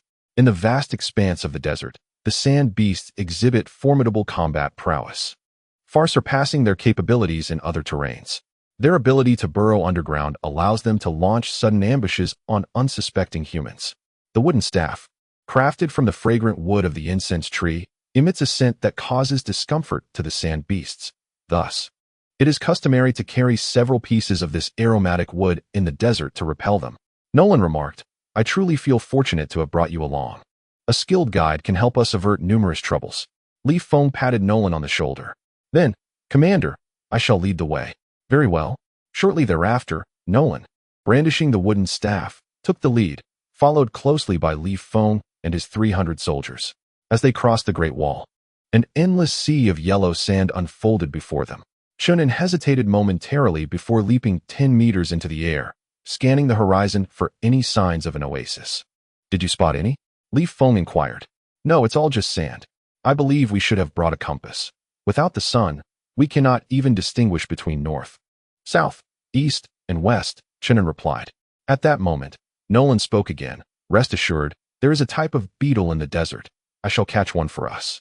With that, he dismounted and urinated on the sand. In a brief moment, dozens of green beetles emerged from the grains, their heads pressed against the damp sand as they eagerly absorbed the moisture. Nolan captured one in his palm and blew gently on it. The beetle spun around and suddenly oriented its head in a specific direction, spreading its wings. It intends to fly, Yifeng exclaimed. Not quite, Feng. The beetle believes rain is imminent. It opens its wings to prepare for a bath. Typically, the prevailing wind in the desert is from the west, so it faces that direction to maximize its exposure to any falling rain. Hence, the beetle is now facing west, Nolan explained. How fascinating. Yifeng raised an eyebrow. Haha. Let us proceed, facing west. With south to the left and north to the right, the path is clear. Chunin laughed heartily. The 300 soldiers gradually ventured deeper into the desert, while Yifeng produced a breathable veil to cover his mouth and nose, protecting against the swirling sands. Regrettably, he lacked sunglasses, which would have shielded his eyes as well. Just then, the sand ahead shifted unexpectedly. Li Feng's expression changed, and he swiftly drew his curved blade. Suddenly, a monstrous creature, exceeding 7 meters in length, erupted from the sand, brandishing 2 pincers and emitting a serpentine hiss. It was a silver scorpion sand beast, albeit only at level 1. "Commander, allow me to handle this," Nolan said as he unsheathed his blade with a swift motion. The silver scorpion, crossing its pincers, charged directly at Nolan. "How dare you attack when you're merely level 1? Nolan leaped 10 meters into the air, soaring over the back of the silver scorpion. The sound of his blade slicing through the air resembled metal against metal. The creature was cleaved in 2, blood gushing forth. Nolan approached the fallen beast, severed its abdomen with a swift stroke, and extracted a crystal roughly the size of a pigeon egg from within. "Commander, here is the crystal pill," Nolan said respectfully. Yi Feng nodded, cradling the crystal pill in his palm as the blood-sucking technique gradually activated. "Let us depart." The army continued its march, encountering several silver scorpion beasts along the way. However, these first-tier sand beasts posed no challenge. Yi Feng's subordinates efficiently dealt with them, presenting the crystal pill in return. Yi Feng discarded the drained crystal pill onto the gravel. At this moment, his strength had reached its zenith, and a certain mysterious gateway within him began to loosen. "Brother Feng, there is an oasis ahead. Shall we enter?" Nolan inquired. "Let us go in and see if there are any small ponds to replenish our water supply." Yi Feng replied, shaking the water pouch hanging from his saddle. "We must tread carefully, for there are surely sand beasts lurking within the oasis. They cannot remain hidden in the gravel forever," Nolan cautioned, prompting the 300 men to simultaneously raise their shields. Chapter 653. "Then I shall accompany you on this journey charge." The first 120 cavalrymen forged ahead, followed by nearly 180 infantrymen. "Who goes there?" Just then, a man emerged from the oasis, wielding a heavy iron spear, which he thrust into the ground. "Halt!" Yi Feng reined in his horse, scrutinizing the man cautiously. "Who are you?" Yi Feng asked. "I am, of course, a human. And you? From whence do you hail?" The man replied, exuding a faint but palpable pressure that made Yi Feng uneasy. Yet, beneath this subtle pressure, Yi Feng felt the loosening of the gateway within him, an energy surging through his limbs. In that instant, he ascended from a 3rd-tier warrior to a 4th-tier warrior. You managed to break through right before my eyes. How fortunate," the man observed, immediately recognizing Yi Feng's advancement. "What tier warrior are you?" Yi Feng inquired. Based on the man's aura, he surmised that the man was likely a 5th-tier or 6th-tier warrior, certainly no weaker than Meng Yanlie.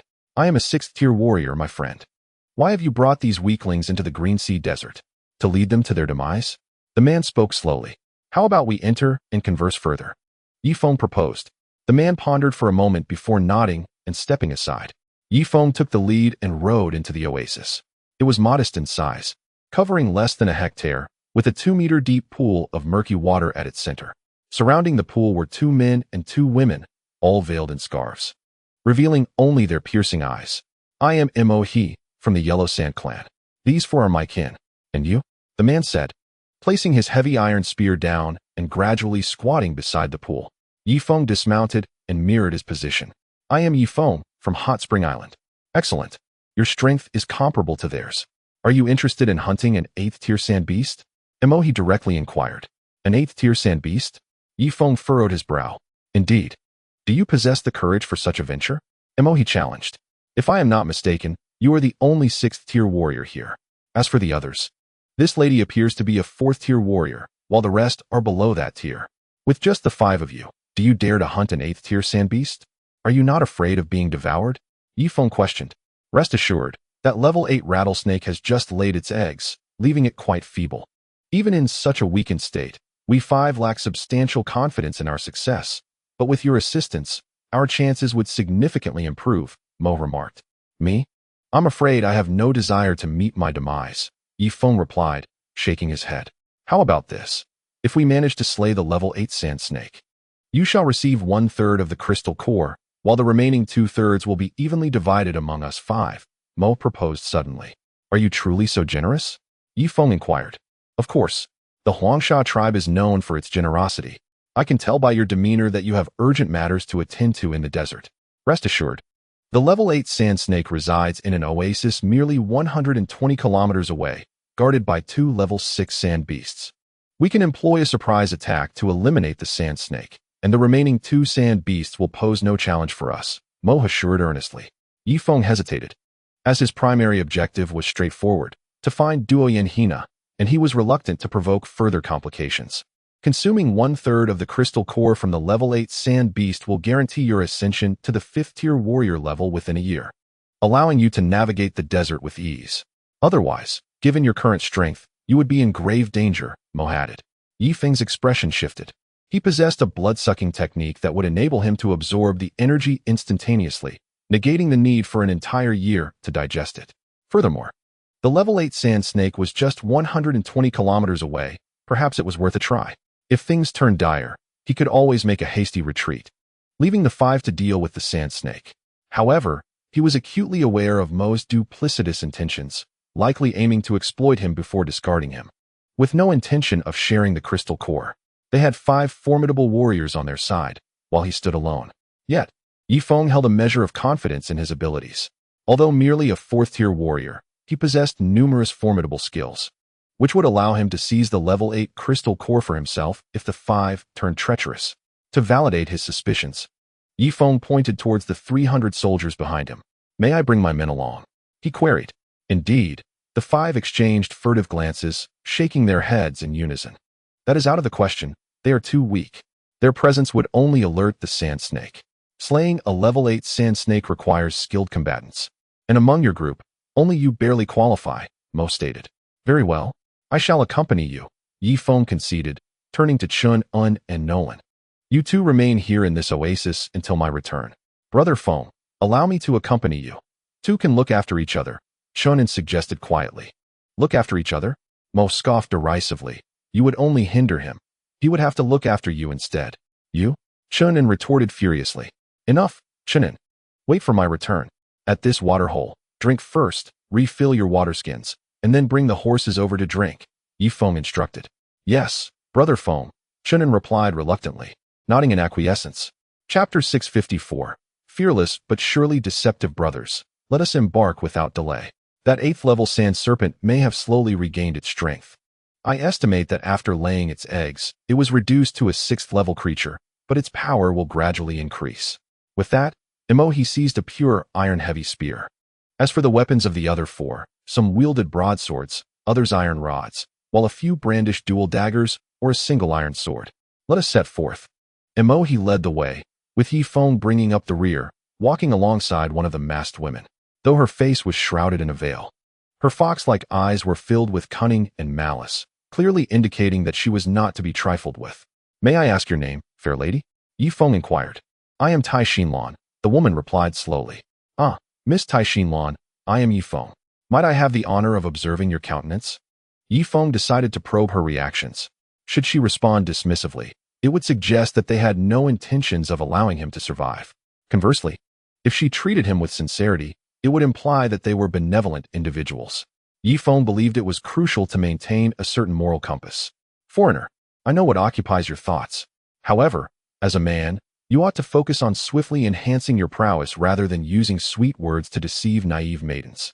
Coincidentally, I am not that type of foolish woman." With that, Tai Xinlan strode ahead, seemingly intent on distancing herself from Yifeng. Yifeng thought to himself, how arrogant. Believing herself to be a beauty? I have yet to even behold her face. "Miss Tai Xinlan, I apologize for my earlier rudeness. How many of your Yellow Sand clan are there?" Yifeng shamelessly pressed on. It was a rare opportunity to encounter a native, and he needed to comprehend the desert's environment. Otherwise, he would be utterly lost in the face of impending danger. "Why do you ask this? Foreigner Yifeng, you should concentrate on enhancing your strength. Once you achieve greater power, countless women in the desert will be drawn to you, myself included. I do not require you to be exceptionally strong. If you can reach the level of Brother Emohi, I might even engage you in conversation. Understand? But look at you now, merely a 4th level warrior. From now on, refrain from speaking to me, for I do not wish to waste any of my energy or breath on you." With that, Tai Xinlan quickened her pace, soon positioning herself beside Emohi. In his presence, she transformed into a compliant figure, her gaze toward Emohi brimming with adoration. Yifeng, feeling thoroughly insulted, thought, how could I, the esteemed lord of Hot Spring Island, be subjected to such disdain by this wretched woman? True, he was merely a 4th-level warrior. But in a situation where all his abilities were unleashed, even a 7th-level warrior would be no match for him. Fair maiden, might you remove your veil so that I may behold your face? Yifeng leaned toward another woman nearby. The foreign woman stated, our current objective is to confront the level 8 sand serpent. Once we succeed, I shall reveal my visage to you. Furthermore, my sister is correct. A man ought to be formidable in his own right, for only then will women gravitate towards him, unlike your situation. Do you comprehend my meaning? After speaking, she advanced a few steps, closely positioning herself beside the desert river.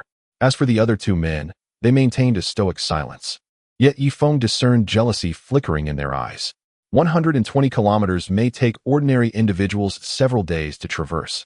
But for skilled practitioners like Yifeng and his companions, setting off in the morning meant they could behold a vast oasis as dusk approached. Surrounding the oasis lay countless carcasses of sand beasts. Observing coldly, Yifeng noted that the abdomens of these creatures had been hollowed out, indicating that the level 8 sand serpent had consumed their crystal cores. Quickly, ignite the incense, urged Emohi. The 5 of them swiftly produced wooden sticks from their belongings and struck flint to light them. What about your incense? Emohi inquired. I did not bring any, Yifeng admitted, a hint of embarrassment on his face. Alas, truly, one can tell you hail from a lesser place, utterly unaware and unprepared.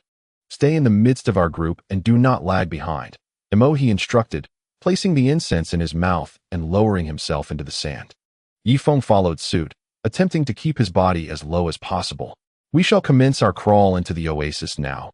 The likelihood of being detected will diminish. Emohi continued. Yifeng, you must exert your utmost effort. Should we succeed, your reward shall be substantial. In future hunts for formidable sand beasts, you will be invited to join us. As Emohi spoke, his voice quivered slightly. After all, confronting a level 8 sand serpent was daunting, despite his bravado earlier. Brother Emohi, are you afraid? Taishinlan could not help but ask. To claim I am unafraid would be a falsehood. Remember, the serpent's venom is exceedingly potent. Should it release its poison, we must swiftly evade, lest we succumb and become its meal, Emohi cautioned in a hushed tone. Understood. The group responded as they crawled into the oasis. Here, various plants such as sand jujubes, aloe, poplar, and sand willows flourished. Yifeng perceived a resemblance to earth, as these flora were drought-resistant and possessed the ability to retain moisture within their structures. Chapter 655. No need to conceal the ground was adorned with some dark green wild grass, which Yifeng could not identify at the moment. But it appeared ancient and likely unpalatable to horses. As the sun gradually descended, fiery clouds cast their final glow over the sprawling desert. Upon closer inspection, Yifeng noted several human remains scattered haphazardly on the ground. Some were reduced to mere halves, while others had their upper bodies torn away. Disturbingly, the exposed skin of these individuals was mottled with a layer of black spots, an utterly repulsive sight. Could this be the work of the level 8 sand serpent's venom? Yifeng tugged at Taishinlan's sleeve. Silence, she snapped. The iron-hearted Lan was furious, yet dared not raise her voice, opting instead for a quiet tirade directed at Yifeng. At that moment, a rustling sound emerged from the underbrush ahead, as if something were slithering towards them. Alarmed, Emohi sprang to his feet, gripping the iron spear across his shoulder. Before them, a serpent's head, the size of a water barrel, rose ominously, its tongue flickering as it seemed to sense the elements in the air. Realizing there was no escape, Emohi hurled his iron spear with all his might. The spear pierced through the giant serpent's abdomen with a sickening thud. A piercing hiss erupted, as the spear had struck a vital point, causing the black serpent to writhe in agony. What are you waiting for? Dispatch it swiftly. It's merely a 6th-level guardian snake. The true serpent lies deep within the oasis, Emohi commanded, then leaped 7 meters into the air, gripping the spear and pulling with force. Alas, a massive tail descended from above, sending Emohi tumbling 20 meters away. A man wielding a broadsword leaped into action, cleaving the serpent's tail, which fell with a thud. The giant serpent, in pain, began to retreat in a zigzag towards the depths of the oasis. It must not escape, Emohi urged, suppressing the searing pain in his chest as he hurled the iron spear once more. The spear lodged itself in the serpent's tail, pinning it in place. Charge! The remaining 4 rushed forward, hacking at the serpent with fervor. One unfortunate soul was ensnared by the serpent's body, nearly meeting his demise. Yi Feng, feeling the urgency, brandished his curved blade and joined the fray. After 5 arduous minutes, the serpent's head was severed. Search for the crystal core, he gasped, hastening to slice open the serpent's belly with a meat cleaver. In an instant, a black crystal core appeared in his palm. Yi Feng approached cautiously, recognizing the toxic nature of the core, which could not be absorbed but might fetch valuable goods from the alchemical tribes. Having placed the core into a sack, Mo Feng then knelt beside the serpent's wound, inadvertently placing his palm inside. In that moment, the blood-sucking technique activated, restoring his stamina in mere moments. We shall leave the corpse here. This 6th-level sand beast possesses skin, bones, and gall that can be traded for good items. We must first eliminate the 8th-level sand serpent, he declared, striding forward. Their previous battle had likely roused the 8th-level serpent, rendering concealment unnecessary. They would confront it head-on. Yi Feng wiped the blood from his blade on the grass, trailing behind the group. Deep down, he understood that although the 8th-level sand serpent was formidable, it was not their true adversary. The real threat lay among these humans. He believed that once the 8th-level sand serpent was vanquished, internal strife would inevitably ensue. For there was but a single crystal core, and each would covet it for themselves. The foreigner Yi Feng, I hope to exert my utmost strength in the upcoming battle. Otherwise, we shall all perish. Do you understand? Tai Xinlan turned her head and shot Yi Feng a fierce glare. In the recent endeavor of slaying the serpent, Yi Feng appeared to strike vigorously, yet in truth, he exerted little effort. I have always given my all. Yi Feng raised his hands in a gesture of surrender. Humph. I can't be bothered with you. If you wish to survive, you had better give your full effort shortly. After Tai Xinlan spoke, she took a few steps forward, her body nearly brushing against Imohi's. Imohi had displayed remarkable bravery moments ago. What woman does not appreciate a valiant man? As for Yi Feng, he was entirely outside her considerations. This oasis sprawled over a considerable expanse, nearly twice the size of Yi Feng's new hot spring island. After traversing a hill, Imohi halted. In a grove of red willows, a thick black mist hung in the air, a foul stench detectable even from several kilometers away. Now, do your best to hold your breath. Avoid inhaling the toxic gas, understood? Imohi instructed. Yes. The other 4 responded respectfully. Since Imohi had exerted considerable effort, they naturally revered strength. Let us go, there's no need to hide, Imohi declared, soaring forward. Yi Feng took a deep breath and followed suit. Yet he consistently lagged at the rear of the group. These 5 individuals clearly intended to use him before disposing of him. He certainly could not afford to truly exert himself, and merely refraining from stabbing them in the back was already a testament to his martial ethics. Roar. At that moment, a thunderous roar erupted from the black mist. Yi Feng's expression changed dramatically. The distant black fog churned, swiftly expanding in all directions, nearly obscuring the light from above. Chapter 656. What lies outside cannot be perceived. This is bad. Retreat quickly, Imohi exclaimed in alarm, brandishing his iron spear as he dashed backward. Run. 2 others fled in panic.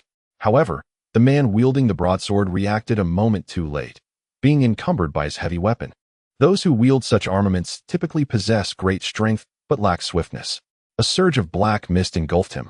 The next instant, the man staggered back a few steps, appearing as though he were inebriated, his eyes tightly shut. I think I am blind. What should I do? The man shouted in despair. Yet no one paid him any mind. Yi Feng and the others had already fled towards the edge of the oasis. Who would have thought that this 8th-tier water serpent possessed such might? Merely the power of its roar was enough to leave them reeling. How careless. Hey, where are you all? Imohi, where are you? Come help me, I can't see. The man spun in place, slowly wandering deeper into the black mist. Suddenly, 2 pairs of crimson-golden eyes flickered to life within the shadows. Aya! A piercing scream resonated from deep within the oasis. Yi Feng felt a shiver run down his spine. Turning to look, he saw that Imohi and the other 4 were equally terrified. Imohi, do we still hunt it? Tai Xinlan inquired.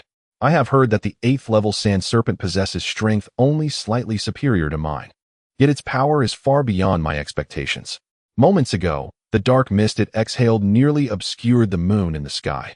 It seems prudent to depart, Mer remarked, his complexion pale. Indeed, Upon entering the misty zone, I felt dizzy and disoriented, indicating mild poisoning.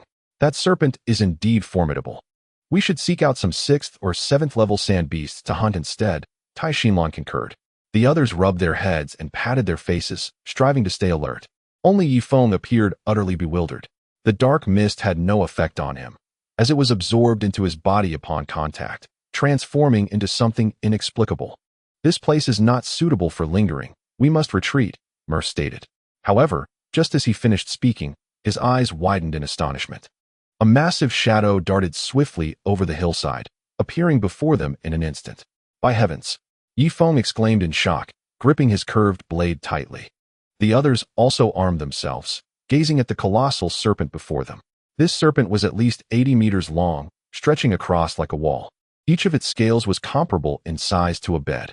Most terrifying of all, its eyes gleamed with a golden light, seemingly capable of ensnaring the mind. "Run!" shouted the man wielding the staff, his form darting towards the oasis. Yet, halfway through his escape, the 8th level water serpent extended its forked tongue, ensnaring his waist. "Help me! Please save me!" he cried out in desperation, striking the serpent's head repeatedly with his staff. The serpent attempted to swallow him whole, but each time, he managed to block it with his weapon. "Forget him. Take this chance to flee," Mer commanded, immediately veering in another direction. "Wait for me." Tai Xinlan hurriedly followed Mer. However, they had scarcely run a few dozen meters when the serpent had already consumed the staff-wielding man. Its body enjoyed a natural advantage in the sand, swiftly positioning itself before Mer and Tai Xinlan. Hisses! The serpent's head was as large as a house, its tongue flicking in and out as its golden slit pupils fixated upon Mer and Tai Xinlan. "Fellow tribesmen, let us escape in the opposite direction. Mer will buy us some time," the last woman suggested, removing her veil to reveal a passably attractive face. Yet, Yifeng shook his head. "None of us can hope to escape today. Its speed in the sand surpasses ours by more than 5-fold. If we scatter now, we will be picked off one by one. Mer, Tai Xinlan, and this lady at this juncture. We must unite our strength for a decisive strike and see if we can slay it. You must understand, fleeing is futile given its unparalleled swiftness in the desert." Yifeng spoke slowly. The previously tense expressions of the three shifted to one of astonishment. "Yifeng, you are indeed correct. At this juncture, we must unite our strengths, and no one is permitted to withhold their full capabilities. We must unleash our most formidable techniques." Emohi nodded, positioning his pure iron-heavy spear before him. In an instant, a layer of frost enveloped his long spear. Yifeng was taken aback. "This fellow possesses the ability to wield ice-imbued energy? It seems I have underestimated him. He had not exerted his full power in the preceding battle." Tai Xinlan hesitated for a moment, then crossed her dual blades. In the next heartbeat, 2 flames ignited upon her swords. Yifeng widened his eyes, but soon narrowed them again. Judging by the temperature, the flames on Tai Xinlan's blades were mere ordinary flames, unlike the fierce inferno he commanded, which could incinerate a person into mere bones upon contact. "And you? What is your most powerful technique?" A woman beside Yifeng inquired. "My most potent technique cannot be discerned from the outside," Yifeng replied, raising his hands. In truth, he possessed several extraordinary abilities, but at present, he intended to combine his fiery mastery with blood-sucking sorcery in hopes of seizing the opportunity to defeat the 8th level sand serpent. Chapter 657. A wail of agony. "Your prowess is not visible?" The sword-wielding woman expressed evident disbelief, yet infighting was not an option at this moment, as the 8th level sand serpent circled around them, clearly intent on devouring the 4. "Come, stand together." Emohi beckoned to Yifeng and the others. Yifeng nodded and swiftly joined the sword-wielding woman. Hiss, hiss, hiss. The 8th level sand serpent appeared unhurried in its pursuit of the 4, merely flicking its tongue as if it were a cat toying with a mouse. "Yifeng, Tai Xinlan, and Green Moth. We must strike together with our most potent blow at its head and vital spots, aiming for a decisive hit. Otherwise, if it regains even a modicum of strength, we shall all perish." Emohi intently fixed his gaze on the serpent's head, speaking slowly. "Brother Emohi, I will heed your counsel." Tai Xinlan nodded. "Brother Emohi, my sister and I will give it our all." With that, the 2 women simultaneously turned their attention to Yifeng. "Rest assured, I too shall exert my utmost," Yifeng replied, narrowing his eyes as he slowly nodded. "Very well, I shall begin counting. Upon reaching 3, we shall all charge forth together, Emohi declared, stepping forward. 1, 2, 3, attack. In an instant, the sword-wielding green moth and the dual-wielding Tai Shinlan leapt simultaneously, their weapons aimed at the head of the 8th-level sand serpent. Hiss! The serpent recoiled its head, suddenly opening its massive jaws wide. Whoosh! A great cloud of black gas erupted towards the two women. Ah, this is bad. Retreat quickly. The two women gasped in shock. For Yifeng and Mo, he remained rooted in place, unmoving. Ah! Green Moth was struck directly by the noxious gas. She plummeted to the ground, staggering backward a few steps. In the next moment, she clutched her face and emitted a heart-wrenching scream. In but a brief moment, her visage turned an ominous black, dark toxic sores erupting upon her skin. Ah! Green Moth. Tai Shinlan gasped in horror. Fortunate that she had shielded herself with her cloak at that critical moment. Even so, black poisonous sores had erupted on the back of her hand, repulsively grotesque. I. After uttering 2 sentences, Green Shadow collapsed onto the grass with a thud. The black sores spread across her body, quickly engulfing her skin. Green Moth. Iron Core Orchid landed beside Green Moth, but hesitated to reach out, for the sight was too revolting. Mole and Leaf Maple, why do they not charge forward? Green Moth lifted her head, her face marred by the sores, casting a venomous glare at the two. Leaf Maple and Mole remained still, their expressions unperturbed. It seemed they were the only wise ones, fully aware that the true enemy was never the sand beasts, but humanity itself. The two exchanged a slow glance before awkwardly diverting their eyes. Observing this, Iron Core Orchid rushed toward them. However, with a flick of its tail, the sand snake sent her flying several meters into the air, crashing down with a resounding thud. Uft! Iron Core Orchid spat out a mouthful of blood, her 2 blades landing several meters away. Leaf Maple, let us strike together this time. No one is allowed to retreat, or we shall truly perish, Mo spoke slowly. Of course, as long as you engage, I shall too, Leaf Maple nodded. Kill. Mo was the first to charge forward. Leaf Maple narrowed his eyes and followed closely behind. Uft! The pure iron-heavy spear plunged deeply into the body of the sand snake, instantly causing a layer of frost to spread around, encasing half of its body in ice. Quick, Leaf Maple, unleash your powers. I have frozen its tail. Mo exclaimed. Just then, the sand snake suddenly exhaled a cloud of toxic gas. Ah!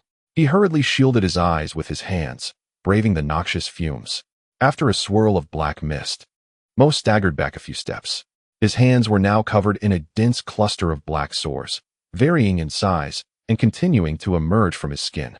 Leaf Maple felt goosebumps rise all over his body. It seemed the most formidable weapon of this level 8 sand snake was its venom. Leaf Maple swiftly dodged the snake's attack, landing directly atop its head. Inferno! A half-foot-long fire serpent shot forth from Leaf Maple's fingertips, striking the snake's head squarely. Hissing, the flames rapidly enveloped the sand snake's head, causing it to howl in agony. After thrashing its head from side to side, the snake flung Leaf Maple 30 meters away. Upon landing, Leaf Maple rolled and sprang to his feet, hurling his curved dagger fiercely at the giant serpent. Whoosh! The dagger spun like a sand wheel, swiftly striking towards the snake's head. Uft! A scale was sliced open, and blood rained down like a deluge. Roar! The level 8 sand snake howled, enduring 2 forms of injury. What sorcery is this? Why does the flame not extinguish? Mo stared at Leaf Maple in astonishment. In truth, he should have taken the opportunity to eliminate the sand snake, but he understood that the real adversary was Leaf Maple. Should he kill the snake now, there would undoubtedly be significant disputes over the distribution of the crystal cores later. Iron Core Orchid also gaped, staring at Leaf Maple with a look of sheer shock. How could you be so powerful? Why didn't you intervene earlier? Yifeng dismissed her with indifference, swiftly darting to retrieve the long sword beside the corpse of the green moth, hurling it once more at the water snake. This sand snake had lived for over a century, its intelligence rivaling that of humans. It too was perplexed as to why the flames atop its head refused to extinguish. Yet it had its own method to quench the fire. With a fierce thrust, it plunged its head into the ground, narrowly evading the flying sword thrown by Yifeng. In the next instant, the entire snake's head buried itself in the gravel. What are you two dawdling for? Act quickly. It has extinguished the flames on its head. We are all doomed. Yifeng bellowed. It was only then that Tai Shinlan snapped back to reality, brandishing her dual blades to relentlessly strike at the sand snake's body. In a mere second, She unleashed over 20 strikes, leaving the snake convulsing, its flesh a mangled mess. Emohi ceased his pretense, once more hoisting his iron spear over his shoulder, and in the next moment, frost enveloped the spear. With a grunt, he thrust the icy spear into the snake's vitals. A layer of ice swiftly spread from the wound, rapidly encasing a section of its body. We have succeeded. Quickly, deliver a few more blows, Emohi declared, seizing the fallen horse-slaying saber. However, at that moment, the sand snake had already extinguished the flames upon its head. It raised its charred head, opening its mouth wide. A billowing cloud of dark, toxic gas surged toward Emohi. Emohi hurriedly positioned the saber to shield his face. After the toxic gas dissipated, he staggered for a moment before collapsing to the ground. Poisonous sores began to spread from his forehead, rapidly engulfing his entire face and creeping toward his neck. The water snake tilted its head, its golden slit pupils locking onto Yifeng. In the next moment, another wave of toxic gas surged forth. Harboring a grudge against Yifeng, it unleashed a nearly full barrage of venom from its toxin sac. Yifeng evaded with a series of swift movements, quickly escaping the toxic cloud's range. Yet, the gas seemed inexhaustible, relentlessly pursuing him. Curse it! Yifeng gasped in astonishment. At a critical juncture, he ceased his retreat, his body trembling as he activated the blood-sucking technique across every inch of his skin. A large cloud of toxic gas struck Yifeng. After 3 long seconds, the venom from the 8th-level sand snake was fully expelled, leaving it looking significantly weakened. An alien? Tai Xinlan exclaimed in shock, hastening a few steps toward Yifeng. Her concern for him was not out of compassion. Rather, without Yifeng, it would be just the two of them against the 8th-level sand snake. A battle they stood little chance of winning. As the toxic gas dispersed, Yifeng emerged, concealing his face with his hand. Are you unharmed? Tai Xinlan was astounded. At that moment, Yifeng's skin appeared unchanged, devoid of any dark aura or poisonous sores. He slowly examined his hands and touched his cheek, a glimmer of astonishment flashing in his eyes. He had wagered correctly. The blood-sucking technique was all-consuming, impervious even to the toxic gas. However, once this toxic gas infiltrated his body, it seemed as though the energy within him underwent a peculiar mutation.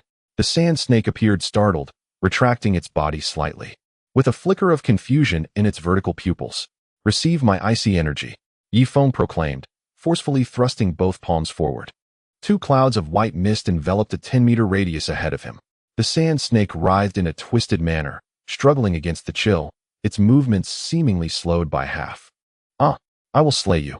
Emohi leaped into the air, his broadsword unleashing a blade of energy that stretched 20 meters long. Although the range of his blade was merely 20 meters, its density surpassed that of the renowned Vandi Meng by an immeasurable degree. With a splatter, nearly half of the sand snake's head was severed, and its body plummeted towards the ground, twitching faintly. Yifeng, why do you linger?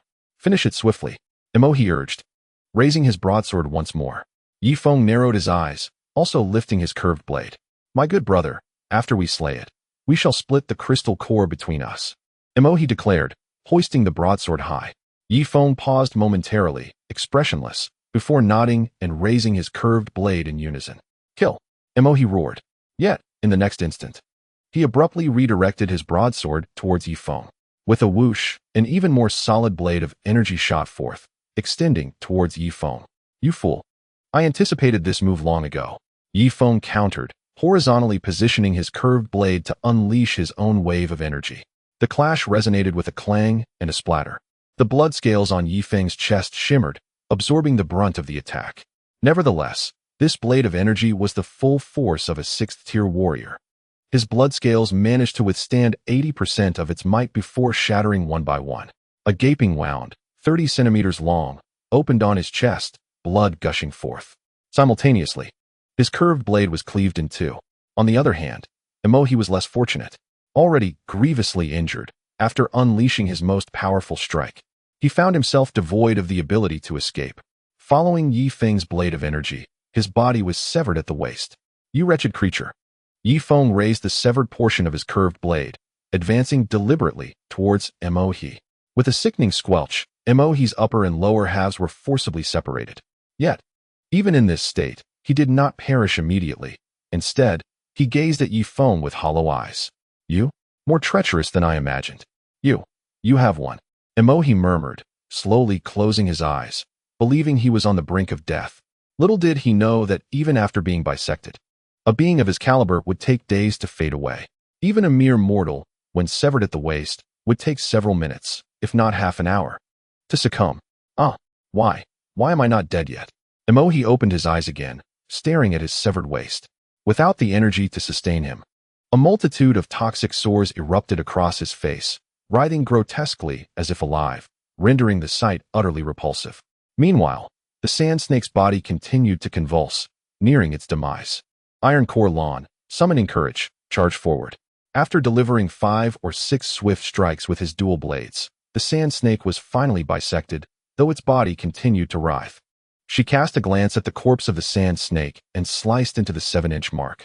After a moment, her face lit up with delight as she extracted a fist-sized green crystal pill. An 8th-level crystal pill. The tremor in Tai Xinlan's voice revealed her astonishment. Perhaps it was the first time in her life she had encountered such a precious item. Yet, she hesitated for merely 3 seconds before cradling the crystal pill and approaching Yifeng. At that moment, Yifeng was seated beside the remnants of Emohi. Gasping for breath, he had just unleashed the flame divine art and the ice true chi, and had taken a full force blow from Emohi, leaving him with only 20% of his strength. Seeing Tai Xinlan approach, Yifeng placed his hand on the hilt of his sword. "Brother Yi, I retrieved the crystal pill," she announced, presenting it before him. Yifeng let out a sigh of relief as he grasped the crystal pill. Truly a remarkable treasure. Its surface felt warm and smooth, and he could sense the terrifying energy contained within. With a narrowed gaze, he immediately employed the blood-sucking technique. Gurgle, gurgle, gurgle. Tai Xinlan's eyes widened in astonishment.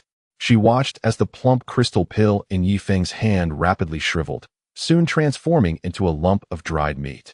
Yifeng felt an explosive surge of energy coursing through his body, akin to a person catching the nozzle of a high-pressure water gun, instantly filling his stomach. This potent energy began to surge through his limbs and bones, visibly healing the wound on his chest at an astonishing rate.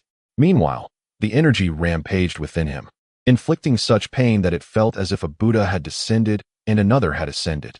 Gradually, the benefits emerged when this energy struck Yifeng's left arm. It finally found a breakthrough. With a sudden burst, the obstruction was shattered, and a terrifying wave of energy enveloped his entire body. In that moment, he transformed from a 4th-tier warrior into a 5th-tier warrior. However, the energy of the 8th-level crystal pill was so formidable that, even after breaching the barrier, it continued to wreak havoc. Approximately 2 minutes later, Yifeng sensed another barrier in his abdomen loosening, but it was merely a slight relaxation. The energy of the 8th-level crystal pill had been exhausted, and it no longer possessed the capacity to break through this barrier. This indicated that Yifeng's strength had reached the zenith of a 5th-tier warrior, and with the consumption of a lower-level crystal pill, he could ascend to the 6th tier, becoming a master like Emohi. Emohi, whose upper body was still clinging to life, gazed at Yifeng in disbelief. How is it possible? You've digested the potency of the crystal pill so swiftly? In his traditional view, consuming a crystal pill, even the most basic one, required 2 to 3 days for complete absorption of its medicinal power. As for an 8th-level crystal pill, even someone of his caliber would need at least 2 to 3 years to fully assimilate its potency, and over such an extended period, a significant portion of the energy would be lost due to metabolism. This meant that of the full energy, at least half would be dissipated. Yet Yifeng had nearly wholly absorbed the energy of the 8th-level crystal pill, with losses not exceeding 1%. What extraordinary ability was this? Yifeng slowly rose to his feet, his eyes sparkling with vitality, exuding an imposing aura with every movement. Tai Xinlan could not help but take a few steps back. "Brother Yi, you wouldn't kill me, would you?" she implored, gazing at him with a pitiful expression. "Kill you?" Yifeng glanced at her before striding towards the corpse of the sand snake. The creature's blood had yet to fully congeal, and he plunged his hand into the wound. Gurgling sounds echoed as the body rapidly shriveled around his palm. However, this phenomenon lasted only about 2 minutes, after which the snake's blood completely froze, leaving Yifeng unable to extract anything further. He tore open the leather armor on his chest, revealing a massive wound. The injury had entirely scabbed over, and his previously depleted energy was now nearly restored. Sighing, He recalled what Nu Duo had said. While the blood-sucking technique could restore vitality swiftly, it harbored endless risks and could even harm one's innate essence. Yet what choice did he have? Despite the formidable side effects of this technique, it could very well save his life in critical moments, rendering it indispensable. Never mind, he thought. I'll let Nu Duo tend to me slowly when I return. Brother Yi, where shall we go next? Tai Xinlan approached him, appearing quite helpless. We? Yi Feng raised an eyebrow. Indeed. Now, it's just the two of us left. And I have given you all the crystal pills, Tai Xinlan replied. Shouldn't you return to your Huangsha tribe? Yi Feng inquired. I wish to accompany you because you are a formidable warrior. As a 4th-tier force master, you can slay 8th-tier sand beasts and even defeat a 6th-tier force master like Emohi. Thus, I deduce that your future is boundless. And I believe you will inevitably become a force master one day, Tai Xinlan said softly. I merely possess a few extraordinary abilities. What makes you think I will become a force master? Yi Feng sat down to consolidate his realm while inquiring about the desert from Tai Xinlan. That is not how it works. According to the traditions of the desert, those who can defeat foes beyond their tier generally live long lives. And those who live longer have greater hopes of advancement, Tai Xinlan explained. But wouldn't he defeating foes beyond 1's tier incite hatred? How could that lead to a longer life? Yi Feng countered. Indeed, if a force master sees you as a 5th-tier warrior, they are less likely to target you, believing you possess no valuable crystal pills or treasures. However, 8th-tier or 9th-tier warriors are often pursued by force masters, as they are perceived to have a higher chance of possessing valuable artifacts. Of course, if you were a 9th-tier warrior, given your earlier display of power, you might even be able to stand toe-to-toe with a force master. Do you understand my point? I can only explain it to this extent, Tai Xinlan flusteredly articulated, revealing a hint of charm. Yi Feng recalled how, earlier, Tai Xinlan had regarded him with indifference and disdain, and he was surprised at her rapid transformation. In that moment, he forgave Chun-Li for her disloyalty. Whether on Earth or in this unfamiliar world, women have always been drawn to strength. As long as one is powerful, they can act with impunity. I comprehend your sentiment. It is to say that I possess great strength, yet present myself as feeble. For a modest demeanor allows one to endure longer. Conversely, if an individual is indeed powerful and displays such prowess, their longevity may be compromised. Likewise, a person who appears weak but feigns strength is often the first to meet their demise. Is that not so? Yi Feng chuckled, a flicker of cold light flashing in his eyes. Indeed, Brother Yi, that is precisely the essence of it. Therefore, moving forward, you must refrain from divulging your extraordinary abilities and divine powers to anyone. Otherwise, even the weak, when cunningly motivated, could bring down the strong. Tai Xinlan spoke with a clever demeanor. Yi Feng's expression momentarily froze as he lifted his gaze to the heavens. You speak the truth. It is no wonder that in the end, you 5 only revealed your hidden abilities. It appears the rules in the desert differ from those on the vast prairie. On the prairie, the strong revel in showcasing their might, compelling the smaller tribes to submit. Having spoken, Yi Feng suddenly swung his blade without warning. Thud! Tai Xinlan's body halted, her hand struggling to reach her neck. A crimson line spread across her fair skin, swiftly forming a circle. You? She managed to utter a single word before blood spilled from her lips. In the next moment, her head rolled onto the ground with a soft thud. You are all members of the Yellow Sand tribe. I cannot leave any potential threats. Furthermore, you have already witnessed more than 2 of my abilities. Sparing you would be too great a risk. Yi Feng sighed, gathering her corpse alongside the others. In the next instant, a flame erupted, incinerating all the bodies. Homeward. Yi Feng strode back, when suddenly a faint rustling sound reached his ears, as if something heavy was treading upon the underbrush. He slowly turned his head toward the back of the oasis. In the next moment, Yi Feng leaped skyward, soaring over 40 meters high. Utilizing the moonlight, his gaze swept across the entire oasis. There, amidst a grove of red willows, lay a black scorpion in ambush. I had heard tales of the sand serpent's 2 minions. It seems this one is a scorpion. Yi Feng muttered to himself, descending directly before the sand scorpion. The creature, perhaps having witnessed Yi Feng's slaughter of the serpent, raised its pincers in alarm and retreated, displaying signs of trepidation. Forgive me, but as a 6th-tier sand beast, you shall not escape my grasp, Yi Feng declared, launching his heavy firearm with great force. Hiss! The sand scorpion swiftly raised its pincers, attempting to shield itself from Yi Feng's projectile. Alas, Yi Feng had reached the pinnacle of the 5th tier.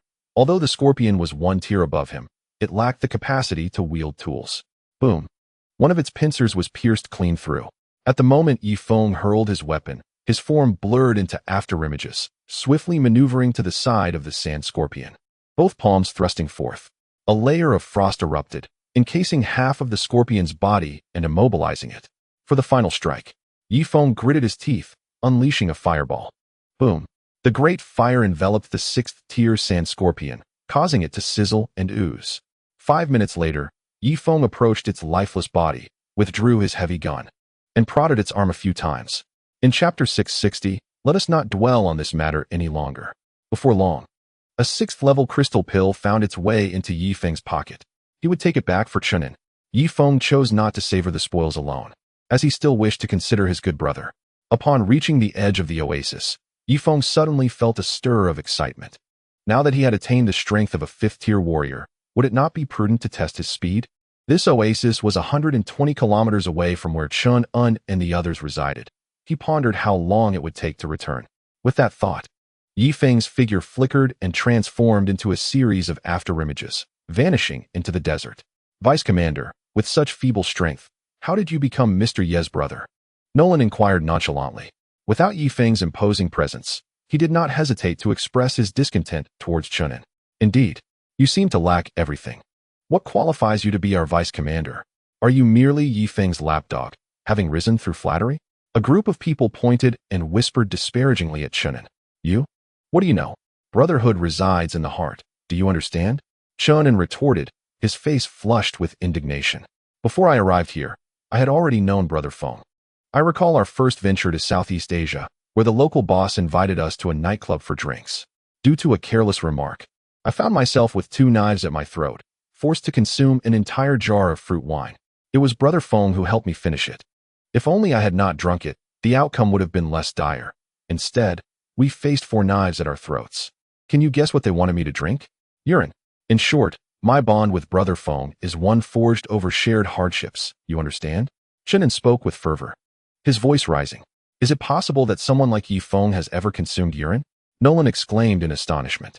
Wait, do you see the distant yellow sands? It appears something is charging towards us. A cavalryman suddenly pointed into the distance. What is it? Chunin quickly stood atop his horse. In the next moment, a figure swiftly darted past him. Huh. Chunin brushed the dust from his face and turned to look back. A tall figure gradually emerged from the haze of dust. Hahaha. In less than 20 minutes. That figure laughed heartily. It was none other than Yi Feng. Brother Feng, your speed rivals that of a train. Chunin gazed at Yi Feng in astonishment. Seeing this, Nolan and the others all knelt to the ground. We have witnessed the commander. Rise, we are all brothers now. There is no need for such bowing in the future, understood? Yi Feng helped Nolan and the others to their feet. He calculated his speed. Indeed, it had reached approximately 360 kilometers per hour, though he knew it could not be sustained for long. At most, half an hour before fatigue would set in. Chunin, Nolan, come here for a moment. I have something to discuss with you. After speaking, Yi Feng led the two to another side of the oasis. Brother Feng, what is the matter? Commander, what are your orders? Yi Feng patted Nolan on the shoulder. Do not call me Commander. We are comrades now, do you understand? Call me Brother Feng. Here, take this 6th level crystal elixir and share it between you two. Do not disclose this to anyone else. After all, there is only one piece. And I fear they might become discontented, Yi Feng whispered. He had his own plans. Upon entering the Green Sea Desert, where formidable warriors were abundant, Chun In and Nolan were of little assistance. Thus, he decided to provide them with some less precious crystal elixirs to gradually absorb the medicinal power and elevate their strength to the level of a 1st-tier warrior. A 1st-tier warrior was akin to the seasoned golden armor guards, capable of charging through swarms of sand beasts. Brother Feng, Nolan's voice trembled, nearly breaking into tears. This was a 6th-level crystal elixir. The Heavenly Khan had fought across the lands for a lifetime and had scarcely acquired 5. Yet Brother Feng, without hesitation, offered one for himself. Enough said, open your mouths. Yi Feng fed each of them a bit of the crystal elixir, waiting until they had digested it sufficiently before administering more. Given their frail strength, overindulgence could lead to self-detonation. 3 hours later, Chun In and Nolan sat cross-legged on the ground. Their complexions were flushed yet pained as they absorbed the potent medicinal energy of the 6th-level crystal elixir. After a while, Nolan was the first to open his eyes. His strength surpassed that of Chunin, allowing him to digest the elixir more swiftly. Chunin soon followed suit. Brother Foam, I now feel an abundance of power coursing through me. Too bad there are no women around, Chunin exclaimed joyfully, still so unfocused. Conserve that energy and prepare to forcefully break through the barrier. By the way, Nolan, did you feel any faint sounds emanating from within your body just now? Yifeng inquired suddenly. Nolan pondered for a moment before shaking his head. Yifeng sighed. It appeared Nolan had not yet reached the level of a first-tier warrior, falling far short of the golden armor guards. However, it was of no concern. In a year or so, once he fully digested the crystal elixir's power, he should attain the standard of the golden armor guards. By the way, Brother Foam, what about the 5 fellows who accompanied you? Chunin asked abruptly. Oh, they decided to return home since they couldn't defeat that 8th-level sand serpent. Yifeng replied casually, preferring to keep darker truths from the two. That can't be. Then why do you possess the heavy spear of the Mo people? Chunin pressed further. A sudden jolt. Nolan's heart raced, and he regarded Yifeng warily. Mo. Ha. The Mo people are quite generous. Noticing our outdated weaponry, they gifted me this spear, claiming they have hundreds of long spears at home and do not mind parting with this one. Yifeng continued to fabricate. I initially held animosity towards him, but it turns out he is a man of warm heart despite his cold demeanor. I, Chunin, should forge a brotherhood with him. Chunin sighed, filled with regret. Enough of this. Let us prepare to head northward. Nolan, you shall guide our direction. With that, Yifeng joined his 300 warriors. Let us set forth. Nolan took the lead, pointing the fragrant wood ahead. In the realm of the Black Tree River, 1,000 miles lay frozen in ice, and 10,000 miles were blanketed in snow. The sky poured down feather-like snowflakes, submerging all the buildings of Hot Spring Island. As for the Black Tree River, it had long been entirely encased in ice, linking both banks seamlessly. By the riverside, numerous large trees bore frozen corpses, remnants of the Cloud Mountain tribe who had failed to migrate to the vast plains. After the departure of Hot Spring Island, they found themselves devoid of sustenance, resigned to await their demise, lacking the strength to reach the city of longevity. The entire world lay in a profound stillness, punctuated only by the soft sound of snowflakes landing upon the ground. At that moment, heavy footsteps echoed from a thicket of ice-laden trees. Suddenly, a colossal creature emerged from the woods. With a thunderous roar, it crashed to the ground, sending up a flurry of snow. The temperature along the Black Tree River had plummeted to over 120 degrees below zero, a condition even the most resilient beasts could scarcely endure. Just then, a flash of golden light darted through the trees as a figure leapt forth, directly targeting the creature's abdomen. Chapter 661. Do you still wish to deceive me? Its iron-like claws scraped fiercely, swiftly opening a gash in the beast's belly. The golden figure, bare-chested and seemingly unperturbed by the cold, exhibited a glimmer of human-like expression in its golden eyes. After devouring several mouthfuls of flesh, the figure gradually rose, its dazed gaze fixed upon the ruins of Hot Spring Island, as if lost in recollection. With a roar, it leapt several times, landing atop the remnants of the island, clearing away the accumulated snow. After a moment, it unearthed a hole and descended into a large shed. The snow had not collapsed the structure, which still retained elements of its former architecture. Inside were several long benches, assorted tables and chairs, and a few large braziers, yet only remnants of charcoal remained within. Longwu wandered back and forth in the shed, occasionally touching the benches, then the tables, his gaze oscillating between the primal and the civilized. After a long while, he suddenly crouched down in agony. Roar, foam, foam. He uttered a few words before abruptly turning his gaze northward. With a swift motion, the golden figure burst forth from the shed, racing towards the north. In its path lay the fallen corpses of humans and beasts, occasionally revealing a frozen waterfowl, sculpted by ice. At the dock of the angry sea, wooden houses had been erected to provide rest for the esteemed elders of the upper clan. The Duoyan people seized the opportunity to engage in trade with these dignitaries, women leveraging their beauty while men offered their labor. Approximately 2 kilometers from the dock, 7 warships lay anchored. Indeed, during Yifeng's absence, all 18 colossal vessels of Hot Spring Island had been completed. Wang Zhihai contemplated the need for abundant craftsmen to construct the new hot spring island. Thus stationed 7 warships here to facilitate the transport of laborers from the city of longevity. A canoe glided from the warship, gradually approaching the dock. Standing upon it was the spirited Demandi. He now wielded considerable influence, commanding 7 warships simultaneously, 5 of which would periodically venture into the deep sea for fishing to uphold the credibility of the hot spring currency. As he disembarked, he was greeted by Qinglan. Having met Mr. Demandi, our apothecary hall is in need of 1,000 pounds of frozen fish, which amounts to 1,000 hot spring coins. Please accept this. Qinglan graciously offered the money. Please refrain from seeking my assistance for such trivial matters in the future. Simply approach the store manager, as he is capable of addressing this issue. Do amend, return the money. Indeed, he had arrived on land this time with the intention of displaying his grandeur in the city of eternal life. After a while, he mounted a goat and, under the escort of 8 sailors, made his way slowly toward the castle's location. The journey from the dock to the castle spanned several kilometers, and the Khan Meng Yanlie was anxious about potential mishaps. Thus he stationed 2,000 soldiers on either side to ensure that no refugees would attempt to rob them. At least 80,000 individuals had gathered on the new hot spring island, located over 100 nautical miles away. They were diligently establishing a foundation atop the towering cliffs, compacting the earth, and burying stones beneath the surface. Chief Engineer Cheng Bin was directing operations while riding a horse. You lot, do not slack off.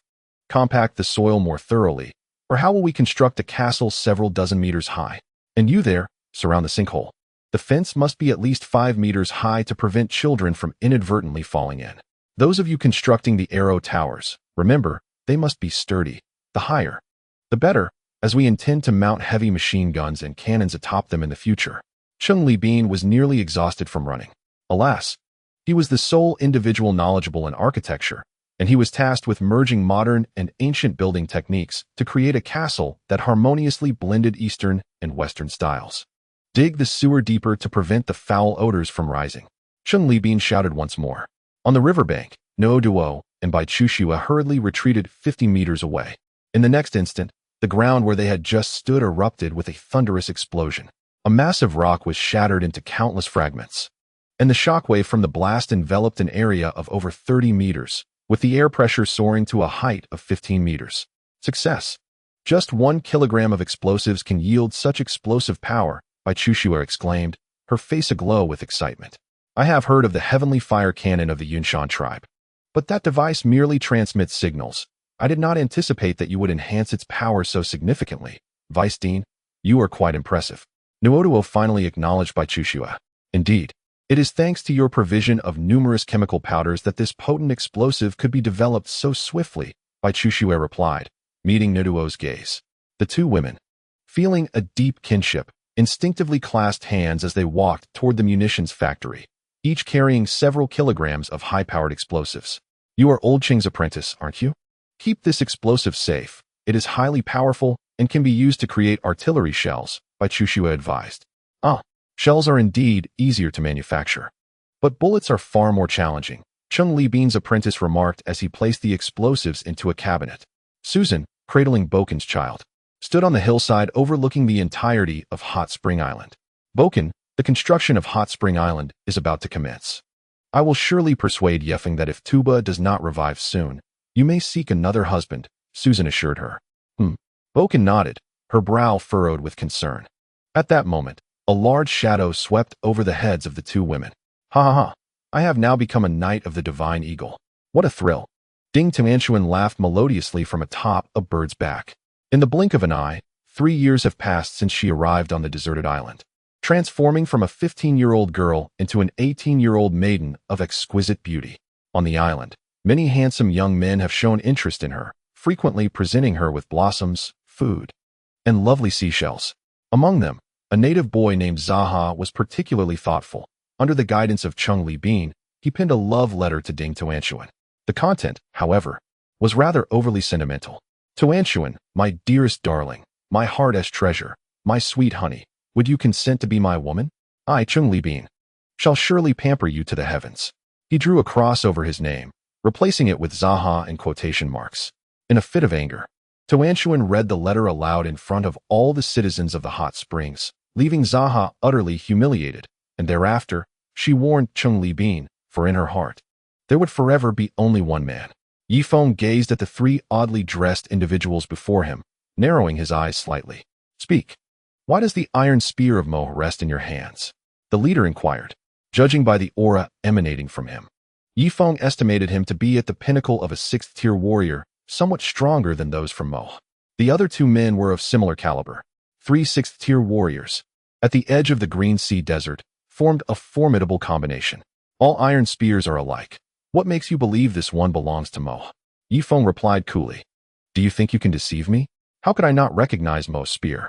Now tell me, what have you done with him? The leading man stepped forward, releasing his aura. Chapter 662. Let us use it for now. We shall address future matters later. Very well, I confess, this was gifted to me by Mo. We share a strong bond. Having been life and death friends for many years, Yifeng boasted without hesitation, fabricating a tale on the spot. He was uncertain if he could indeed contend with all 3 6th-tier warriors simultaneously, but he was mostly confident. Primarily, he was reluctant to take risks. Otherwise, he would have already unleashed his full powers. Nonsense, encircle him. The trio swiftly moved to surround Yifeng. What do you intend, gentlemen? Yifeng's expression shifted slightly. What do we intend? Mo has just graduated from the Bloodstained Hall. He has been in seclusion there for years. How could he possibly be your long-standing life and death friend? You must have killed him. The leader's eyes narrowed. Yifeng sighed. It appeared that the desert dwellers were not easily deceived, and a moment's carelessness could lead to exposure. With this thought, he narrowed his eyes and channeled his powers into his fingertips. I speak nothing but the truth. If you doubt me, observe closely. With that, Yifeng suddenly thrust his hand forward. Puff!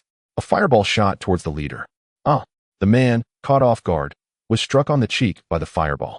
In the next moment, flames enveloped his body, causing him to roll on the ground in agony. Master! The other two were taken aback, simultaneously launching an attack at Yifeng. Bang! Bang! Yifeng took 2 punches to the chest, his body hurtling back 20 meters. Yet, the power of a 6th-tier warrior no longer posed a significant threat to him. The blood scales manifested, effortlessly shielding him from the blow. What manner of creature are you? The two exchanged tight-lipped glances, staring at the charred remains of their senior brother beside them. Now it is my turn. With that, Yifeng struck out with both fists. Bang! The two retaliated simultaneously, colliding fists with Yifeng. Boom! He was forced back several steps before barely regaining his balance. In contrast, the two remained utterly unmoved. It appeared that, in terms of physical strength alone, Yifeng, at the pinnacle of the 5th tier, still had some way to go before reaching the 6th. Another punch from me. Yifeng unleashed both fists once more. Seeking death? The two muscle-bound warriors exchanged a knowing glance and suddenly exerted all their might. They had resolved that if Yifeng was foolish enough to engage in a contest of strength, they would eliminate him once and for all. Boom. In the next moment, 2 blasts of icy true energy erupted from Yifeng's palms, enveloping the 2 men's heads and faces. Not good, my body is freezing, they exclaimed in unison, hastily patting their bodies. With their 6th-tier prowess, the icy energy would only freeze them for a maximum of 2 seconds. Yet, those 2 seconds were more than sufficient for Yifeng. Poof! A heavy spear pierced through one of the warrior's bodies, its tremendous destructive force shattering his heart. The other, startled, desperately twisted his body, stiffly attempting to flee. Poof! A shadow zipped past him. The man's head was sent flying 3 feet high. Chunin coolly sheathed his curved blade. Brother Feng, Chunin, can still be of assistance, he remarked coolly. Indeed, I shall rely on you to support me in the future, Yifeng replied, giving him a thumbs up. Rest assured, Brother Feng, it is my duty to provide for you in your old age. Though, wait, that feels a bit off, Chunin paused. Perplexed. Haha, let us not dwell on unhappy matters. Let us check these 2 fellows' bags for any valuable items. Yifeng stated as he retrieved the backpack from one of the fallen warriors. As expected, a 6th-tier warrior was bound to possess treasures. Yifeng discovered 3 golden holy fruits, 2 6th-tier crystal pills, and a beast skin scroll inscribed with curvilinear script. A fruitful haul, Brother Feng. This fellow has 6 crystal pills, seemingly 4th tier, Chunin exclaimed, joyfully brandishing the sack. Let us divide those 6 crystal pills into small pieces and distribute them evenly among all the brothers. Remember to ensure they are shared fairly. Yifeng nodded, feeling quite pleased within. He had roughly gauged his own strength. He could likely contend with 2 6th-tier warriors simultaneously. If faced with 3, he could potentially ambush one and have a considerable chance of success. Moreover, during his encounter with the 2 6th-tier warriors, he hadn't even unleashed his full arsenal, such as the blood-sucking technique or thunder ability. If he truly employed all his methods, perhaps he could take on 4 6th-tier warriors. As for 7th-tier warriors, he had never encountered one, but he might stand a chance. However, he was certain he would not be able to defeat a 9th-tier warrior. As Meng Yanlie is a 9th-tier warrior, it is evident how formidable such beings are, especially since even during his time as a 3rd-tier warrior, he was impervious to the flame divine technique. The strength of a 9th-tier warrior is truly remarkable. Everyone lined up and sat down in their places. Each person assured a portion. Shunin set out a wooden board and placed 6 4th-level crystal pills upon it. With a meat cleaver, he meticulously sliced them into small pieces to distribute among the 300 Spartan warriors below. How wonderful it is to follow the commander and receive crystal pills to consume. Now I understand why everyone aspires to be a citizen of Hot Spring Island. The benefits are indeed splendid. If we can survive and return, we will undoubtedly become citizens of Hot Spring Island, leading a life free from concerns over crystal pills. I not only wish to become a citizen myself, but also aspire to bring along my entire family of 80 to share in this privilege. The 300 warriors chattered joyfully, their eyes gleaming as they gazed at the small pieces of crystal pills in Chunan's hands. Yifeng settled upon a sand dune, each hand grasping a 6th-level crystal pill. In the next moment, both advanced pills were depleted, absorbed entirely by him. Crack! A faint, crisp sound echoed in his ears.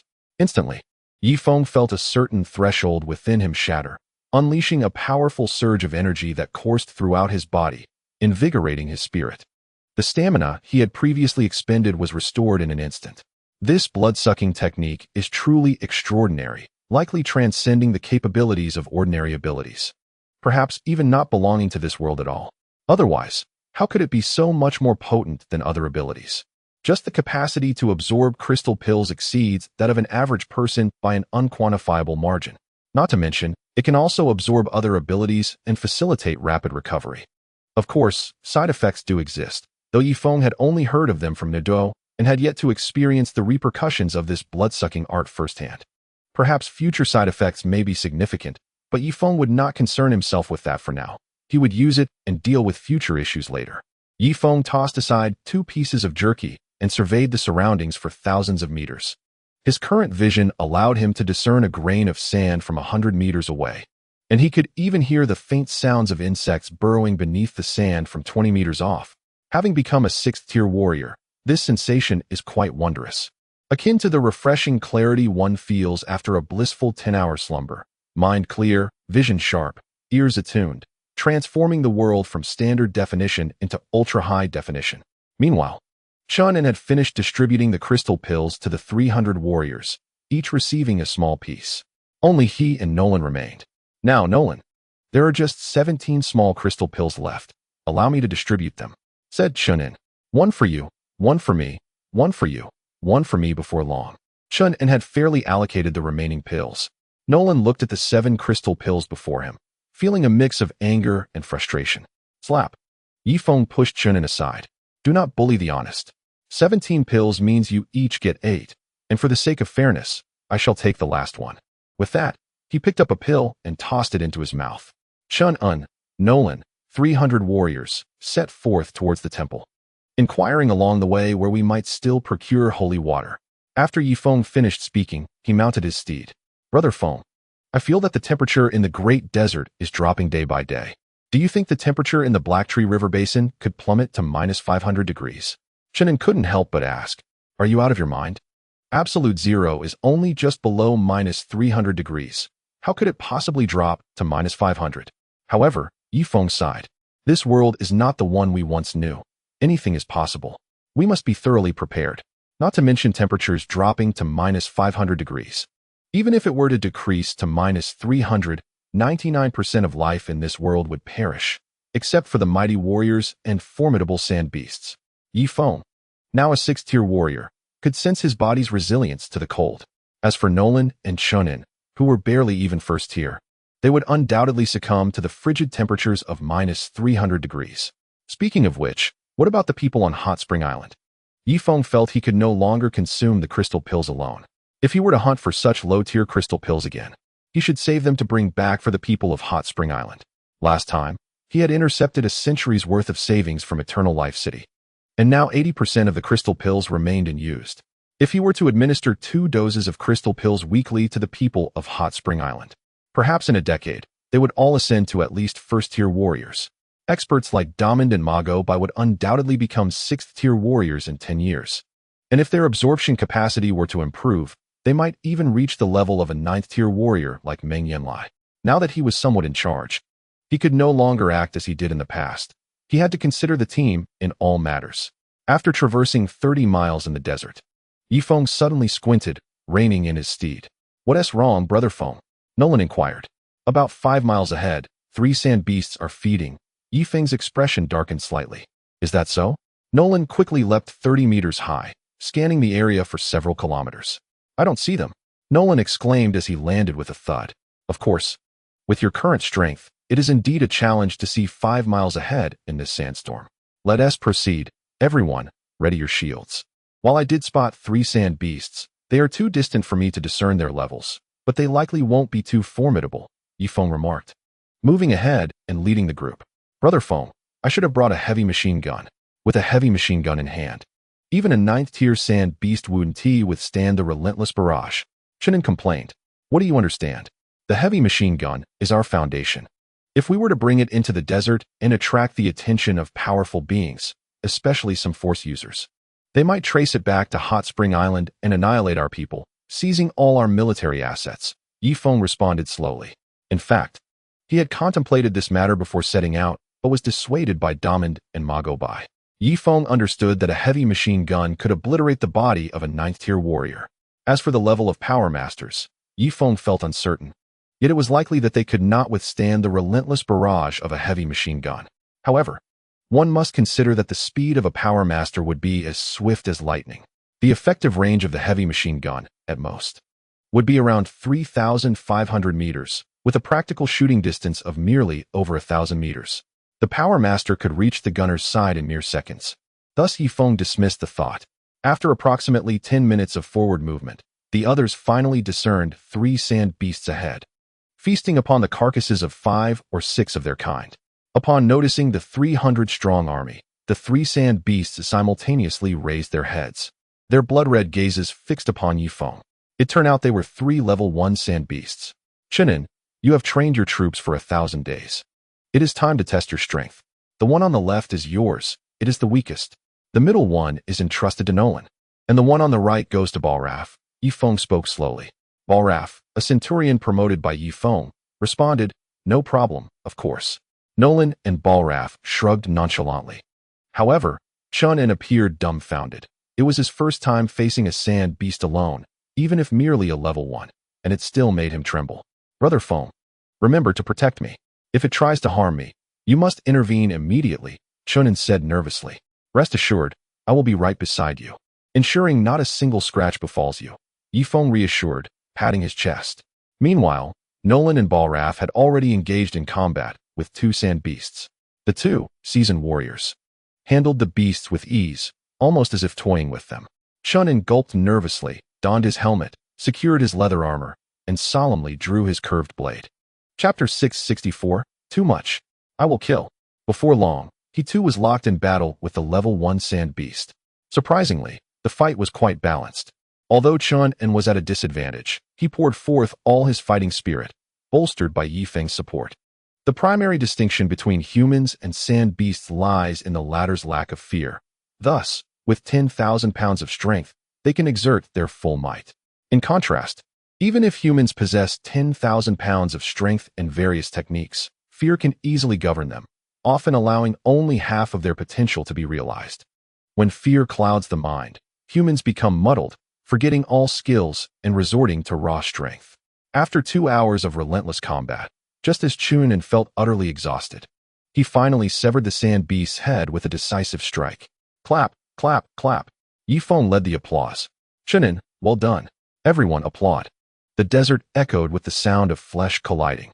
"Oh dear, could someone prepare a stretcher? I need to rest for a while," Chun-En said, utterly drained, feeling a sharp pain in his kidneys. Someone, help him onto the horse and tie him up for rest. A group of individuals promptly assisted by binding Chun into the horse's back. Yifeng approached and extracted 3 crystal pills, placing them in a sack beside the horse. Let us take these inferior crystal pills back for the people of Hot Spring Island. He has now realized that the more powerful one becomes, the higher grade crystal pills one must consume. The efficacy of lower grade pills wanes when it comes to advancement. The inhabitants of Hot Spring Island possess relatively modest strength. Thus, level 1 crystal pills are perfectly suitable for them. Oh, third brother, how is it that there are so many foreign tribespeople here? They do not resemble the races of our great desert. At that moment, 3 riders approached from the front. The leading man was wrapped in a headscarf, with a hefty sword slung across his back. The other 2 wielded curved blades, their gazes icy and penetrating. Hiss! Yifeng inhaled sharply, his smile instantly fading. The man in the headscarf exuded a formidable aura, reminiscent of Meng Yanlie from earlier. The strength of the other 2 was comparable, even if somewhat weaker. They were certainly not less than 7th-tier warriors. Moreover, they were within 100 meters of him before he even detected their presence, indicating their adeptness at concealment in the desert.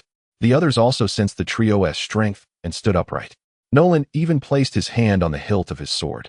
Yifeng hastily intervened, stepping forward with a beaming smile. Esteemed brothers, which tribe do you hail from? Yifeng inquired courteously. The 3 men did not respond to Yifeng's question. Instead, they directed their sharp gazes towards the 300 individuals behind him. What is a 6th-tier warrior like you doing bringing so many novices into the great desert? The man in the headscarf asked blandly. We are here for a tour of the desert, Yifeng replied nonsensically. A tour? Haha. What fortuitous timing to encounter us 3 brothers. Do you possess anything of value? The headscarf man inquired. Yifeng hesitated briefly before producing 3 level 1 crystal pills. Esteemed sirs, this is all we have. Please accept it, he said. Having concluded that the trio's strength was unfathomable, it was wiser to part with some possessions to avert disaster. The headscarf man glanced at the 3 low-grade crystal pills, raising an eyebrow. Do you take me for a fool? You and your companions will strip naked and turn your bags inside out. Make haste. My brothers and I are pressed for time, he commanded coldly. You? Yifeng's expression shifted slightly. Brother Feng, do not provoke them. They must be desert bandits. Nolan urgently grasped Yifeng's arm. Desert bandits? Yifeng's expression darkened. He had heard of them. Desert bandits were typically formidable, notorious for their malevolence, akin to wanted criminals among the various tribes of the desert. Esteemed brothers, it is impossible for us to strip naked, but I can ensure they turn their bags inside out for your inspection. Listen closely, turn the bags inside out for the esteemed gentleman to see. After speaking, Yifeng turned his own bag inside out, revealing some golden fruits and a few relatively worthless crystal pills. The 3 men dismounted and wove through the 300 individuals, scrutinizing each pocket. Too impoverished. We were told to find 1 or 2 items from the Yuanchai tribe's mechanisms, yet none are present, the headscarf man sighed. Yuanchai tribe? Yifeng's expression shifted. Esteemed sirs, are you referring to the Gei tribe in the Heishu River Basin? What Gei tribe? What Heishu River Basin? Laozi spoke of the Enchanted Child clan, a formidable tribe in the desert. Do you possess any of their crafted mechanisms, or perhaps even a mere saber? The turbaned man inquired with unrestrained boldness. What does this mean? Why are the 3 of you so fixated on the mechanisms and weapons of the Enchanted Child clan? Yifeng suppressed his fury. It is no trivial matter. The weapons forged by the Enchanted Child clan are unparalleled throughout the desert, fashioned from the finest steel. Their mechanisms, especially the celestial-grade devices, can annihilate an entire tribe with ease. Upon concluding his words, the turbaned man mounted his horse without hesitation. Yifeng refrained from further comment, hoping these 3 would depart swiftly. Very well, we shall take our leave now. You may proceed to blind yourselves at your convenience. The turbaned man declared from his mount with an air of entitlement. What? You want us to blind ourselves? This is outrageous. The 300 men accompanying Yifeng erupted in indignation. Chapter 665. A glint of madness and ruthlessness flickered in his eyes if you do not act. We 3 brothers shall take matters into our own hands. Do not compel me, the turbaned man warned, his finger twitching, causing the massive sword to slide a mere inch from its sheath. Must you truly resort to this? Yifeng asked with a stoic expression. What do you think? The turbaned man slightly tilted his body. Very well, I shall blind myself at this moment. Yifeng declared, extending 2 fingers slowly towards his own eyes. In the next instant, his body surged forward. 3 fiery bursts shot forth towards the trio with the swiftness of lightning. Oh no. 2 of them were engulfed in flames, writhing in place while emitting blood-curdling screams. However, the turban man's reflexes were astonishingly swift. In a critical moment, he cleaved the flames in 2 with his sword. "Leave the 2 to me. I shall handle this turban man," Yifeng said, positioning himself to intercept the turban man from aiding his fallen companions. "What are you waiting for? Finish off those 2 half-lives," Shunan yelled, charging forward. Though those 2 were indeed 7th-tier warriors, their senses were rendered null as flames enveloped their features. Shunan struck once and retreated, allowing the next man to strike. After a barrage of blows, 5 unfortunate souls were struck by the fists of the fiery figures, their bodies torn asunder. Meanwhile, the turban man struck without hesitation. With a sharp sound, the sand before him was furrowed into a deep trench. Yifeng rolled swiftly, exerting all his strength to evade the lethal blow. The speed of a 6th-tier warrior is no trifling matter. The turban man swung his massive sword in a horizontal arc, unleashing a cross-shaped sword aura towards Yifeng once more. With a grunt, Yifeng felt a strip of flesh slice from his shoulder, despite his utmost efforts. He yearned to employ his blood-sucking technique or the ice divine art, yet the turban man was exceedingly formidable, leaving no opportunity for close combat. "Brother Feng, I can barely hold on. Send 100 men to my aid," a centurion shouted, leading a throng of over 100 men toward the fray. "No, don't come over." Yifeng urgently tried to intervene, but it was already too late. Clang! A tangible sword energy surged forth towards 100 men. Boom! The friction between the sword energy and the bodies produced a sonic boom. The first 20 or so were cleaved in half, both body and shield. The others, startled, gritted their teeth and charged at the turban man from all directions. How dare these ants resist me? The turban man finally unleashed his fury. His colossal sword emerged. A tiger among sheep. Boom, boom, boom. Each swing unleashed a torrent of sword energy, the deafening sonic booms resonating for miles. "Do not slay my brothers," roared the centurion, advancing with his sword and shield. Boom. A wave of sword energy grazed the centurion's shield. In the next instant, his body erupted, transforming into a mist of crimson. Kadoma. Yifeng's eyes turned bloodshot as he lunged forward, narrowly evading a streak of sword energy aimed at him. Ice true chi. 2 frosty streaks shot forth. Yet the turban man merely shifted his body, appearing directly behind Yifeng, his massive sword descending viciously upon Yifeng's back. "Brother Feng." 2 valiant warriors selflessly leaped to shield Yifeng. Thud! They were cleaved in 2. The air thickened with the scent of blood. The blood-scaled armor on Yifeng's back manifested, saving his life. "You wretched cur." Yifeng crouched, his fingers flicking forward simultaneously. Whoosh whoosh. 2 fiery serpents darted forth. However, with a slight lean, the turban man evaded them effortlessly. "Ha. This flame has some merit, but your speed," just as he spoke. A shadow flashed before him. Yifeng was merely a meter away. Death. Yifeng pressed both palms against the turban man's shoulders. "What do you intend?" The turban man head-butted Yifeng's forehead. Yifeng rolled his eyes, struggling to remain conscious. In the next moment, a powerful suction emanated from his palms. Blood-sucking technique. Maximized. Gurgle, gurgle, gurgle. The turban man initially wore a puzzled expression, but as the blood-sucking technique took effect on his shoulders, his countenance shifted, and he kicked forcefully at Yifeng's abdomen. Bam! Yifeng's lower body lifted off the ground, yet his hands remained firmly gripping the turban man's shoulders, refusing to let go. He understood that should he release his grip now, the turban man would never grant him the opportunity to close the distance again. "What is in your grasp?" The turban man felt his energy gradually waning, his shoulders aching intensely, and his arms losing strength. "Release me." Thud, thud, thud, thud. He kicked Yifeng's abdomen repeatedly, 7 or 8 times, each strike lifting Yifeng off the ground and causing him to spit blood. Yet, his blood-sucking technique continuously healed his injuries. "Not good. You?" The turban man felt his waist growing weak. He raised his leg once more, delivering a fierce kick to Yifeng. However, due to the blood-sucking technique draining his energy, the kick he delivered only caused Li Feng to shudder. Unlike the previous strikes that had sent Li Feng's lower body soaring off the ground. "Trash, how does it feel?" Li Feng extended his tongue to lick the blood from the corner of his mouth, a glint of maddened ferocity flashing in his eyes. Chapter 666. The evil place. When confronting such filth, one must not show mercy. It is imperative to overturn him in one decisive blow. What is this supernatural ability? Release me, and I shall cease blinding your eyes. The man in the hood felt his thighs growing unresponsive. Furthermore, the blood-sucking technique had already taken effect on his dantian. Nevertheless, being a 9th-tier warrior, the energy within his dantian was exceptionally fortified, although the blood-sucking technique had targeted that area. It could not conquer the dantian in a short span of time. A minute passed, and the hooded man found himself completely immobilized, with only the energy in his dantian holding the final line of defense. You foreigner, release me, and I promise not to trouble you again. I am a desert bandit.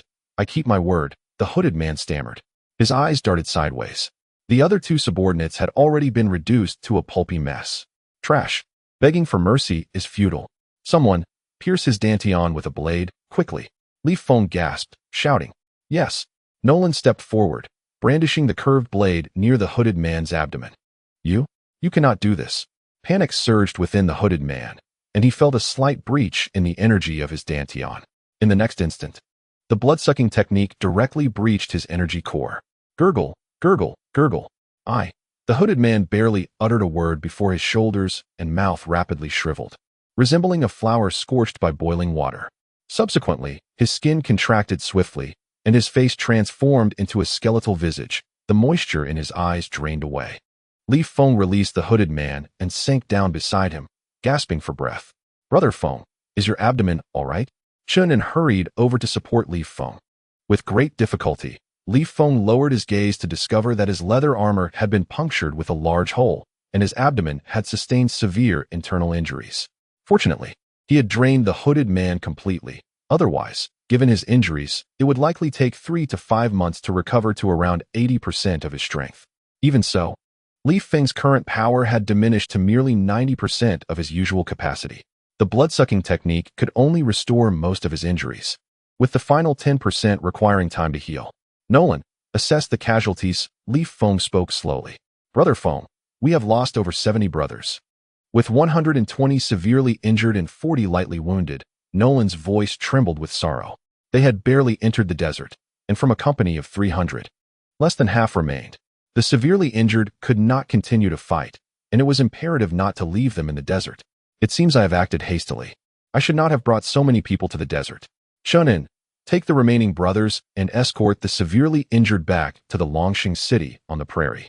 Then, bring them and their families to Hot Spring Island, where they can reside temporarily. Wang Zhihai will initiate a vote, granting them the rights of citizenship. Yi Feng spoke slowly. Brother Feng, let Nolan lead them back. I will accompany you. Chunin replied resolutely. Are you certain? Yi Feng narrowed his eyes. Yes. With so many sand beasts in the desert, I intend to harness their crystal cores to elevate my strength to that of a mighty warrior, Chunin affirmed. Yi Feng sighed. Very well. Chunin, Nolan, the two of you will accompany me to find Duoyan. The rest will return to Changsheng city under the leadership of Barloff. I shall write you a letter. Otherwise, Mon will not permit your boarding on the warship. After speaking, Yi Feng produced a piece of animal hide and began inscribing a blood letter, sealing it with his palm print. Take this, Barloff. If you encounter Susan, tell her I am faring well in the desert, rapidly enhancing my power, and she need not worry, Yi Feng instructed. Then, Brother Feng, we shall return with the injured brothers. Farewell, Barloff replied, understanding the urgency for the gravely wounded, and promptly departed with them. As Yi Feng watched his comrades leave, he suddenly struck the ground fiercely. In the next moment, a vast sand pit appeared. Yi Feng pushed his palms forward. A powerful gust of wind propelled the bodies into the deep pit. Fill it in, Chunin, Nolan, he commanded. The three began to cover the pit with sand, burying the 70-odd brothers. Let us depart. Yi Feng mounted his horse, leading the two towards the north. Time swiftly passed. A month had gone by in the blink of an eye. Along their journey, the trio encountered 2 bands of sand bandits, but fortunately, they were of weak strength. With a slight display of his abilities, Yi Feng frightened them all away. He also vanquished an 8th-level sand beast, acquiring another 8th-level crystal core. The remaining beasts were all below level 4, and Yi Feng distributed the low-level crystal cores among Chun and Nolan. Additionally, they came across a few smaller oases, one of which housed a small tribe of about 70 individuals, including 9 warriors. Yi Feng could not bear to harm them, so he merely requested water and then departed. At this moment, the 3 stood before a towering wall, their faces awash with astonishment. Brother Feng, this wall is even more majestic than that of Longsheng City. How vast must this oasis be? Chunin exclaimed in disbelief. Yi Feng pressed his lips together, observing the throngs of merchant caravans entering through the city gate. Upon the wall stood dozens of warriors, wielding peculiar weapons that exuded a strong sense of technology, creating a striking contrast with the primitive society. The Yuanhai clan. This is indeed the Yuanhai clan, someone from a caravan shouted. So this is the renowned Yuanhai clan? Yi Feng scrutinized the warriors atop the wall, suddenly narrowing his eyes. One of the warriors bore a small swastika insignia on his sleeve, which, despite its diminutive size, did not escape Yi Feng's keen eye. Brother Feng, shall we enter the city? With so many merchant caravans going in, the Yuanhai tribe must not be a malevolent place, Chunin urged. As they had not had water for 4 days. Let us go in and take a look. Perhaps we might procure some fine steel, Yi Feng replied confidently. The 3 riders slowly approached the city wall. Chapter 667. Your thoughts mirror mine. Stop. Which tribe do you 3 belong to? At that moment, 2 warriors appeared at the city gate, armed with what resembled hand crossbows. We are of the Yunshan tribe, Yi Feng casually stated, fabricating a tribal identity. As revealing they were from Wengchuan Island would be too recent, and they would surely be unfamiliar with it. Yunshan tribe, you say? What is the name of your chieftain? One of the guards inquired. I've forgotten. I am actually a wild man from the Black Tree River region south of the Cloud and Mist Mountains. Yi Feng shifted his identity once more. After a brief exchange of whispers, one of the warriors dashed off to a nearby pavilion. Yi Feng observed a young man seated within.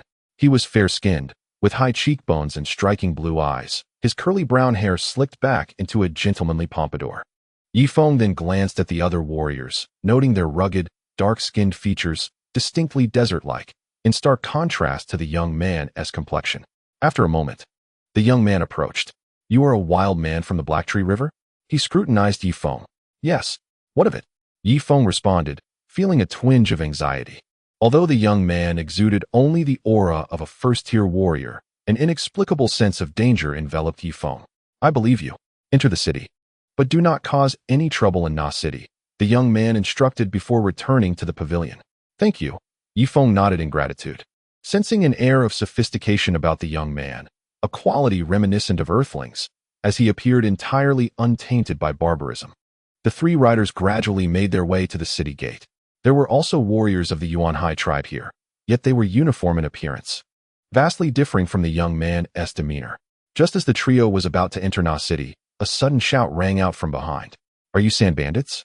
Yi Feng swiftly turned, spotting 6 burly men lined up, weapons in hand, their piercing gazes scanning the surrounding Yuanhai warriors.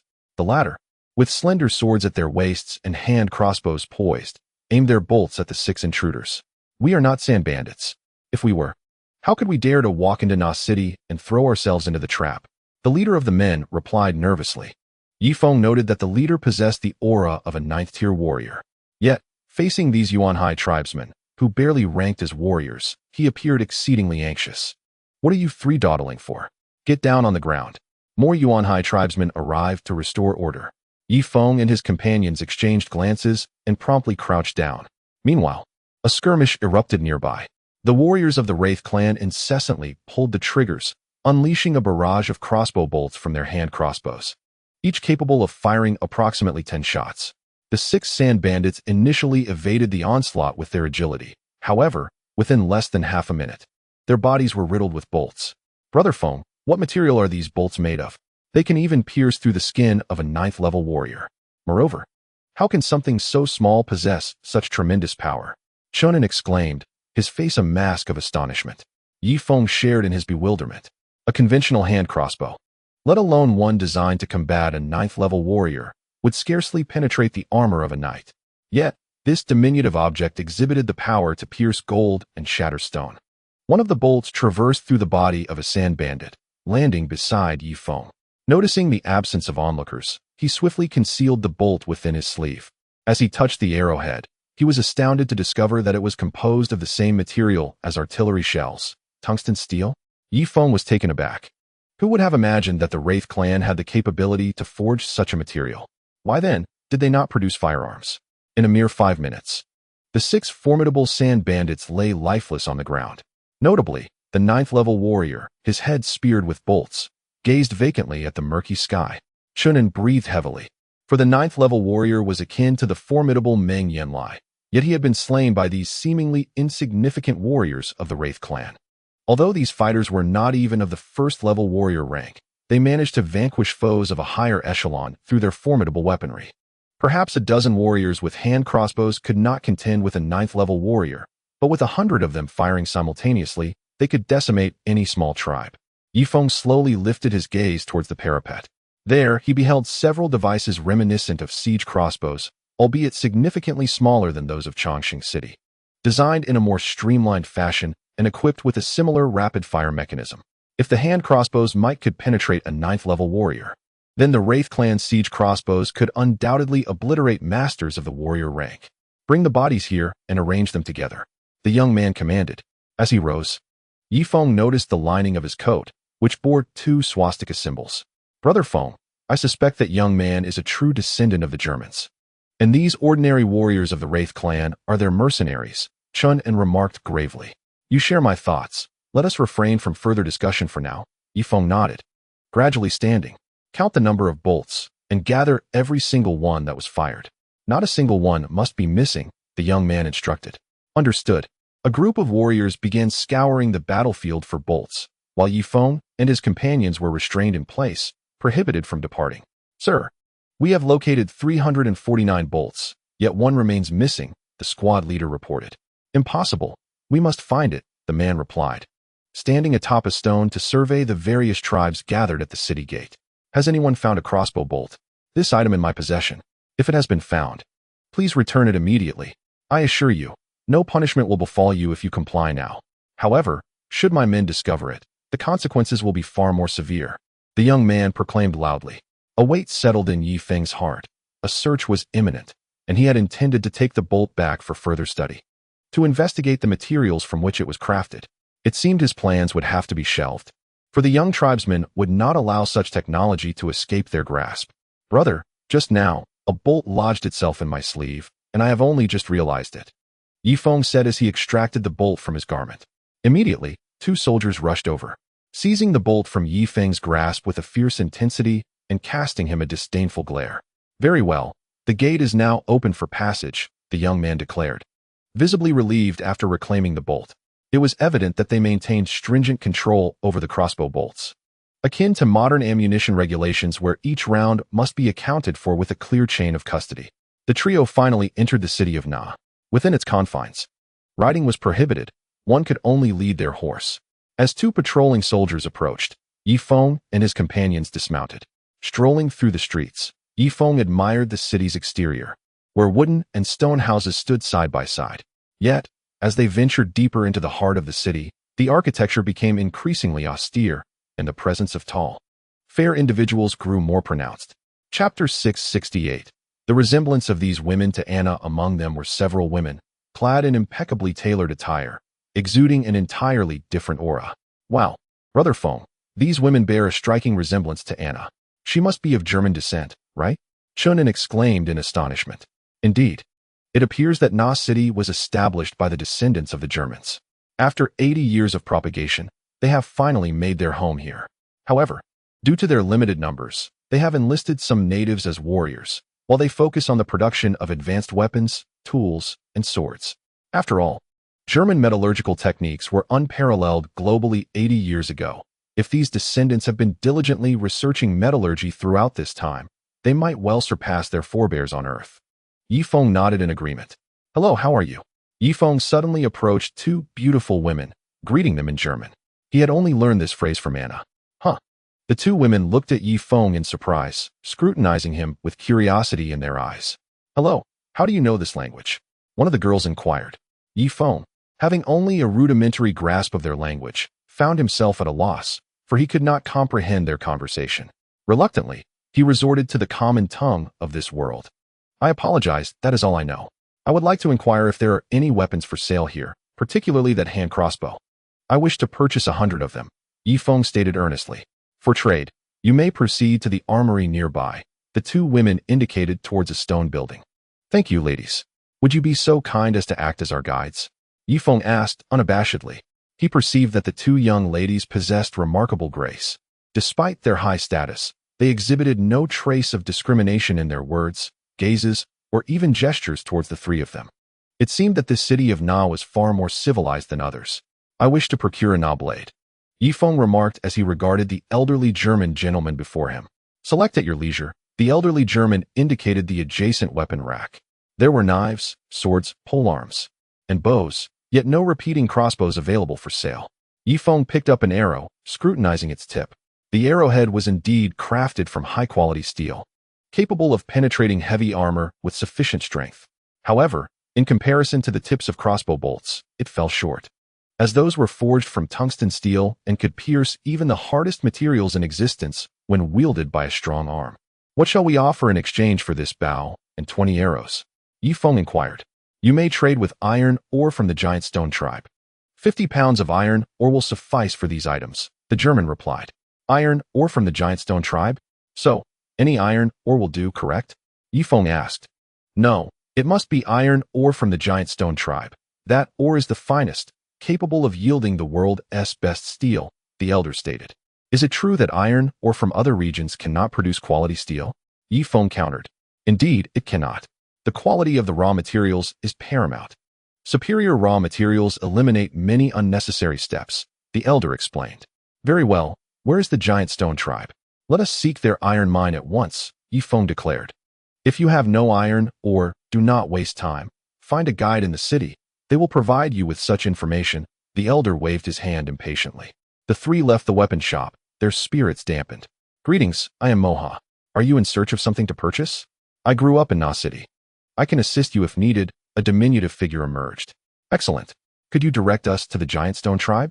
Yifeng inquired. The giant stone tribe is quite distant, and they harbor animosity towards the people of Na. If they discover you have sold their iron ore to the outcast clan, they will ban your entry into the city henceforth, Moha explained. Ah, that explains it. No wonder the outcast clan encourages trade. They seek to acquire iron ore from the giant stone city through the aid of outsiders. Yifeng seemed to grasp the situation. Will you employ me? Moha asked. Certainly. What do you require for your services? Yifeng replied. Do you possess crystal pills or sacred fruits? Moha inquired. Fortunately, I have a 6th level crystal pill right here. Yifeng produced the pill. A 6th level crystal pill can hire me for 3 months. It's not particularly valuable, Moha remarked. What? A 6th level crystal pill is not valuable? Yifeng and his companions were taken aback. Certainly, after consuming such a substance, it takes at least 3 years for its medicinal effects to be fully absorbed. In our community, everyone has partaken of the crystal pills, yet the potent effects linger within our bodies. Moreover, human life is finite. Most individuals can only assimilate a little over 30 crystal pills in a century. However, if the crystal pills could be refined into medicine, the absorption process would be expedited, Moha remarked. Now I understand. You keep the crystal pills. You have been with us for 3 months, Yifeng stated. Very well. Should you have any questions, feel free to ask me. For now, I shall guide the 3 of you on a tour of Nancheng, Moha concluded, taking the lead without further ado. Yifeng and his companions had no choice but to follow suit. By the way, Moher, do you know the source of the holy water? Yifeng suddenly inquired. There are 3 people at home who require the holy water to be revived. The holy water from the temple is notoriously difficult to procure. Only a handful of portions are produced each year. Furthermore, I have heard that there have been significant upheavals at the temple, Moher responded. What kind of upheaval? Yifeng pressed. It is likely related to the sand beasts. When the temperature drops, these colossal creatures awaken from their subterranean slumber. Due to their massive size, their internal temperatures are excessively high, forcing them to remain dormant in the ocean depths or underground during warmer weather. Once the temperature falls, they are free to roam, Moher explained. At that moment, a group of riders approached from behind, galloping boldly towards the city center. Moher, those individuals do not appear to be nobles of Nancheng. Why are they so audaciously riding through the city? Yifeng queried. Because they belong to the Huangsha tribe, a prominent clan. Particularly, their bloodstained hall frequently cultivates formidable warriors. It seems their young clan leader has been slain, and a manhunt is currently underway, Moher replied. The young clan leader? Yi Feng's heart sank. Who is the young clan leader? He asked. I am not certain of the name, but it is said he wields a heavy spear forged of pure iron. Although the overall strength of the Huangsha tribe is average, their numbers are considerable, placing them among the top races in this region. Even the Yuanhai tribe dares not provoke them, allowing them to ride into the city with impunity, Moher elaborated. Yi Feng and his companions exchanged glances, their expressions turning grave. What level of power does the strongest member of the Huangsha tribe possess? Yi Feng inquired further.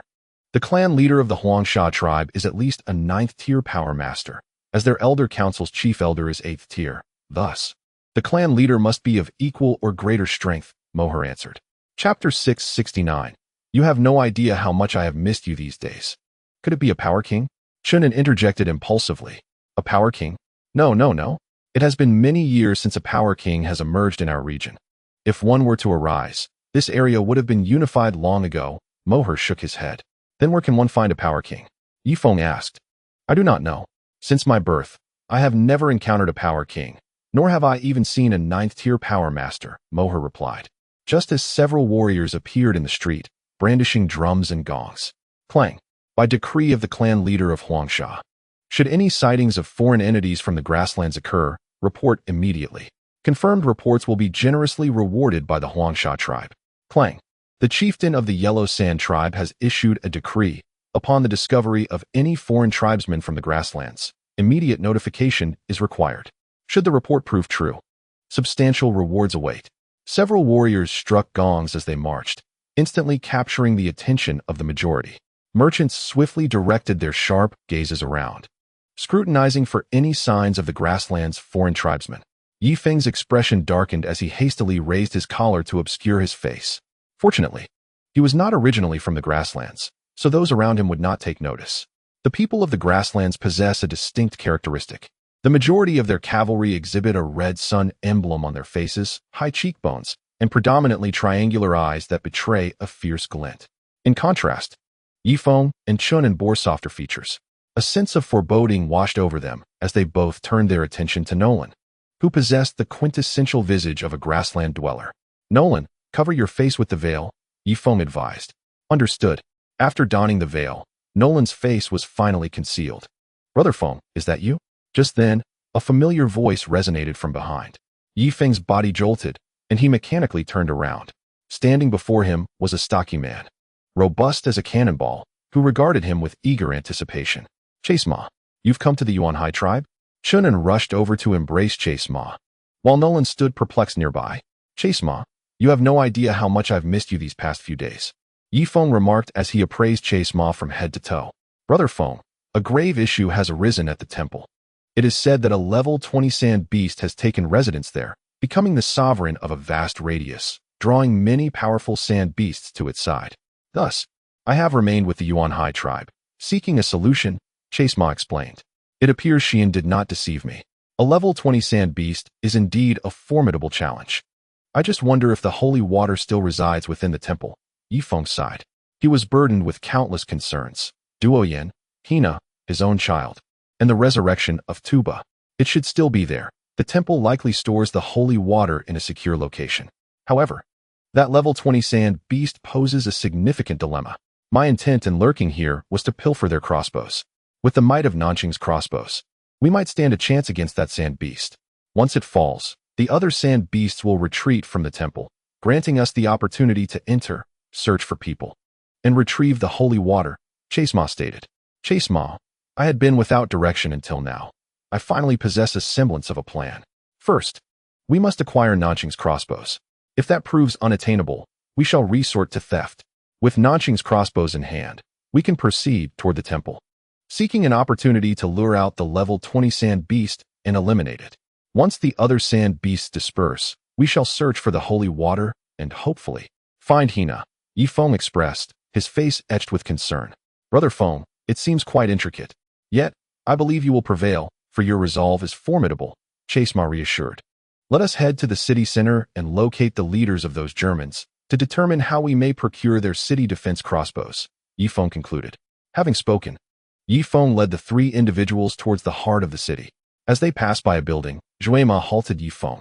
Shortly thereafter, he emerged with two beastmasters. "Great Khan, Brother Feng," the two exclaimed, rushing over to embrace Yi Feng with palpable joy. "What of the others?" Yi Feng inquired. "As for the others, one perished from thirst, and two fell victim to the sand beasts," Zhuema replied, his tone somber. "Alas, they must have families on Hot Spring Island. Upon our return, we should locate their kin and provide generous compensation," Yi Feng stated, continuing onward with his companions towards the city center. The entire area was constructed from stone. The floors, walls, and buildings were all fashioned from pristine white stone, evoking a sense of grandeur reminiscent of ancient Rome and the pyramids. Concurrently, the number of Caucasians surged, with only a handful of indigenous people interspersed among them. Upon spotting Yi Feng, a flicker of surprise flashed in their eyes. "Moha, is there a way to exchange for a crossbow?"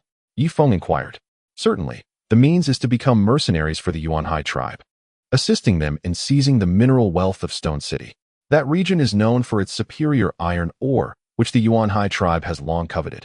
However, the inhabitants of Stone City have declared that the weapons crafted by the Yuan tribe are unrivaled across the desert. Should they gain access to the mines, they would become an unstoppable force. Thus Stone City is unwilling to part with even a single ounce of iron ore," Moha elucidated. "I can comprehend that. No realm would allow a single race to grow excessively powerful. Otherwise, should the leader of the Yuan tribe be a tyrant, it would spell catastrophe for the entire desert." Yi Feng acknowledged gravely. "How is the hierarchy within the Yuan tribe delineated?" Yi Feng queried. "Their tribal leaders are not referred to as chieftains or chiefs, but as F-rares. Beneath them are 4 deputy F-rares, followed by battalions, each commanded by a battalion leader, consisting of approximately 5,000 individuals. Each battalion leader has 2 deputies, and then there are guards, with each guard unit comprising about 1,000 people, led by a guard captain. Below the guards are units of 300, and each unit is further divided into squads of 100, eventually leading to small teams of 20 to 30 members," Moha explained, demonstrating his deep-rooted knowledge of the Yuan tribe's military structure. Yi Feng felt that the investment in that crystal pellet was indeed worthwhile. "May I inquire how many battalions they possess in total?" Yi Feng asked. "The battalions vary in size and composition. The battalions I just described are infantry battalions, of which there are approximately 6, totaling around 30,000. There are also specialized battalions for crossbows, siege engines, sandcarts, and cavalry, each being relatively smaller, generally numbering less than 5,000, likely around 3,000 or so," Moha continued.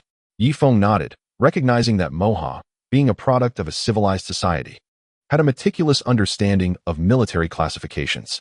No wonder the Yuan tribe had risen to prominence. It seemed they not only excelled in weaponry, but also possessed significant advantages in military organization. In any era, a diverse military force would consistently outmatch a singularly focused one. One last question: are all these soldiers mercenaries, or are there nobles from the Yuan tribe among them? Yi Feng inquired further. Chapter 670. A flurry of touching the upper echelons are predominantly composed of Caucasians. Among the leaders of the battalions, only one is an indigenous person, while the remainder are all white. Ah, indeed, among the vice leaders, there is also one indigenous individual, Mahato. I comprehend that in this grand amalgamation of ethnicities, these nobles aspire to cultivate amicable relations with the locals, necessitating the elevation of a few indigenous individuals to high-ranking positions. Otherwise, their limited numbers would be inadequate to govern such vast territories and to establish themselves as a formidable clan." Yi Feng nodded in agreement. Furthermore, the Sand Chariot Battalion consists entirely of white soldiers, including the rank and file, Mahato added. "What is a sand chariot?" Yi Feng inquired, but was abruptly interrupted by a thunderous sound nearby. A war chariot, forged entirely of iron, approached from a distance, its heavy rumble resonating painfully in their ears.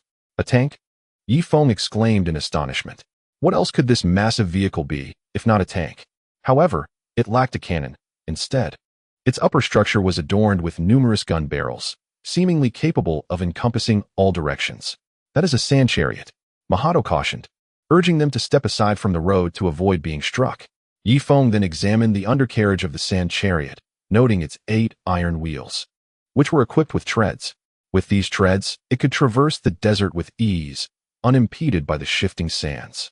Truly, the descendants of the Germans have even devised such a contraption, Yifeng marveled.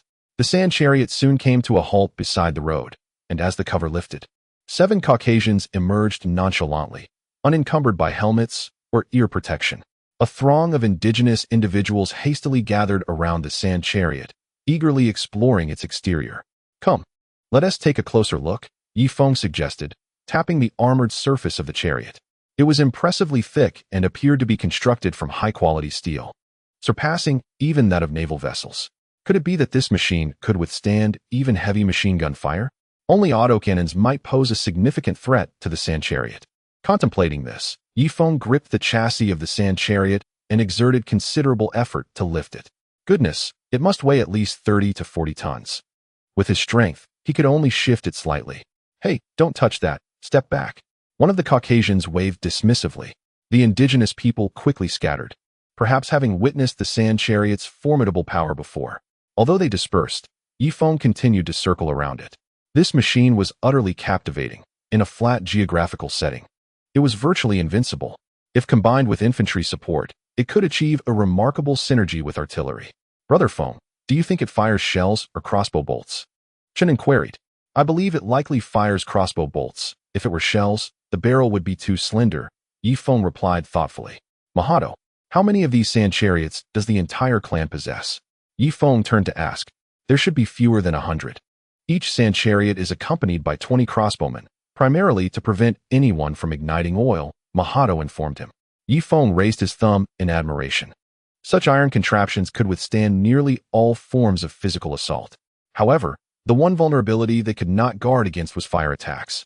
After a while, the 7 Caucasians returned, each taking their place in the sand vehicle. With a thunderous roar, the vehicle belched out plumes of black smoke and swiftly vanished from Yifeng's sight. Despite its considerable weight, the vehicle managed a speed of approximately 20 kilometers per hour.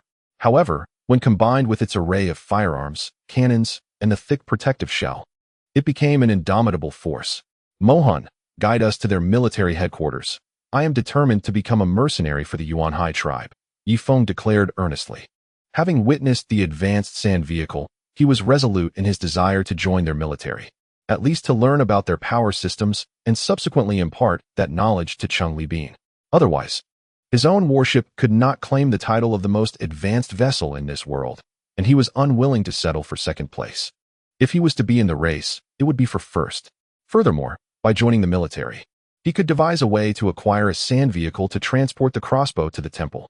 The military headquarters lay ahead, yet Mohan hesitated, stating, I must remind you that once you enlist as a mercenary for the Yuan tribe, I shall no longer be at your service, and the crystal pill cannot be refunded.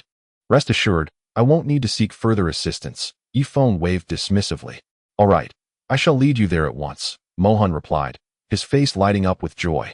In less than half a day, he had earned a 6th-level crystal pill, a significant profit. The group swiftly arrived at the heart of the city, where a row of buildings stood, and several Caucasians sat on chairs, attended by a long queue. Do you see?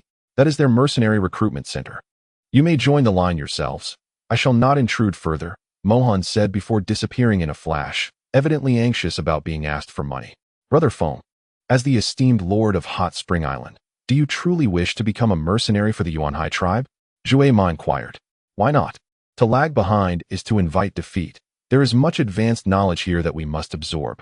Just mastering metallurgy alone could occupy us for a lifetime. Thus, I will now assign tasks, Yifeng replied.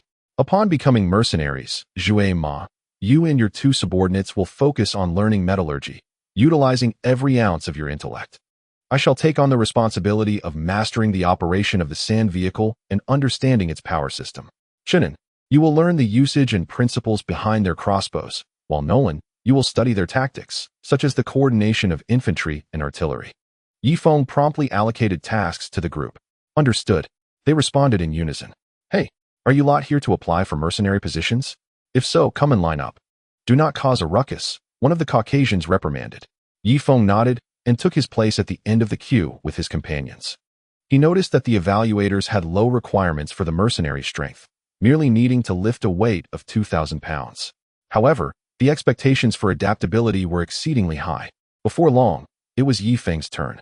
You, state your name, The Caucasian inquired. My name is Yi Feng. Proceed to lift that 2,000-pound stone. Without hesitation, Yi Feng approached and effortlessly lifted the stone with one hand. Very well, the examiner began. I shall pose a few questions to you. My first inquiry is, when encircled by adversaries without any form of support, what course of action should one undertake? One should endeavor to escape, Yi Feng replied.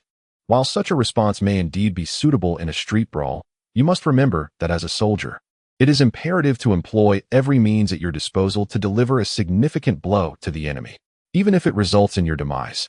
You ought to take at least one foe down with you, thereby laying the groundwork for future victory. That is the essence of what it means to be a soldier. The stern Caucasian instructor articulated. Yi Feng's face flushed crimson. Having never served in the military, he feared he would be dismissed. May I return to apply again later? Yi Feng inquired.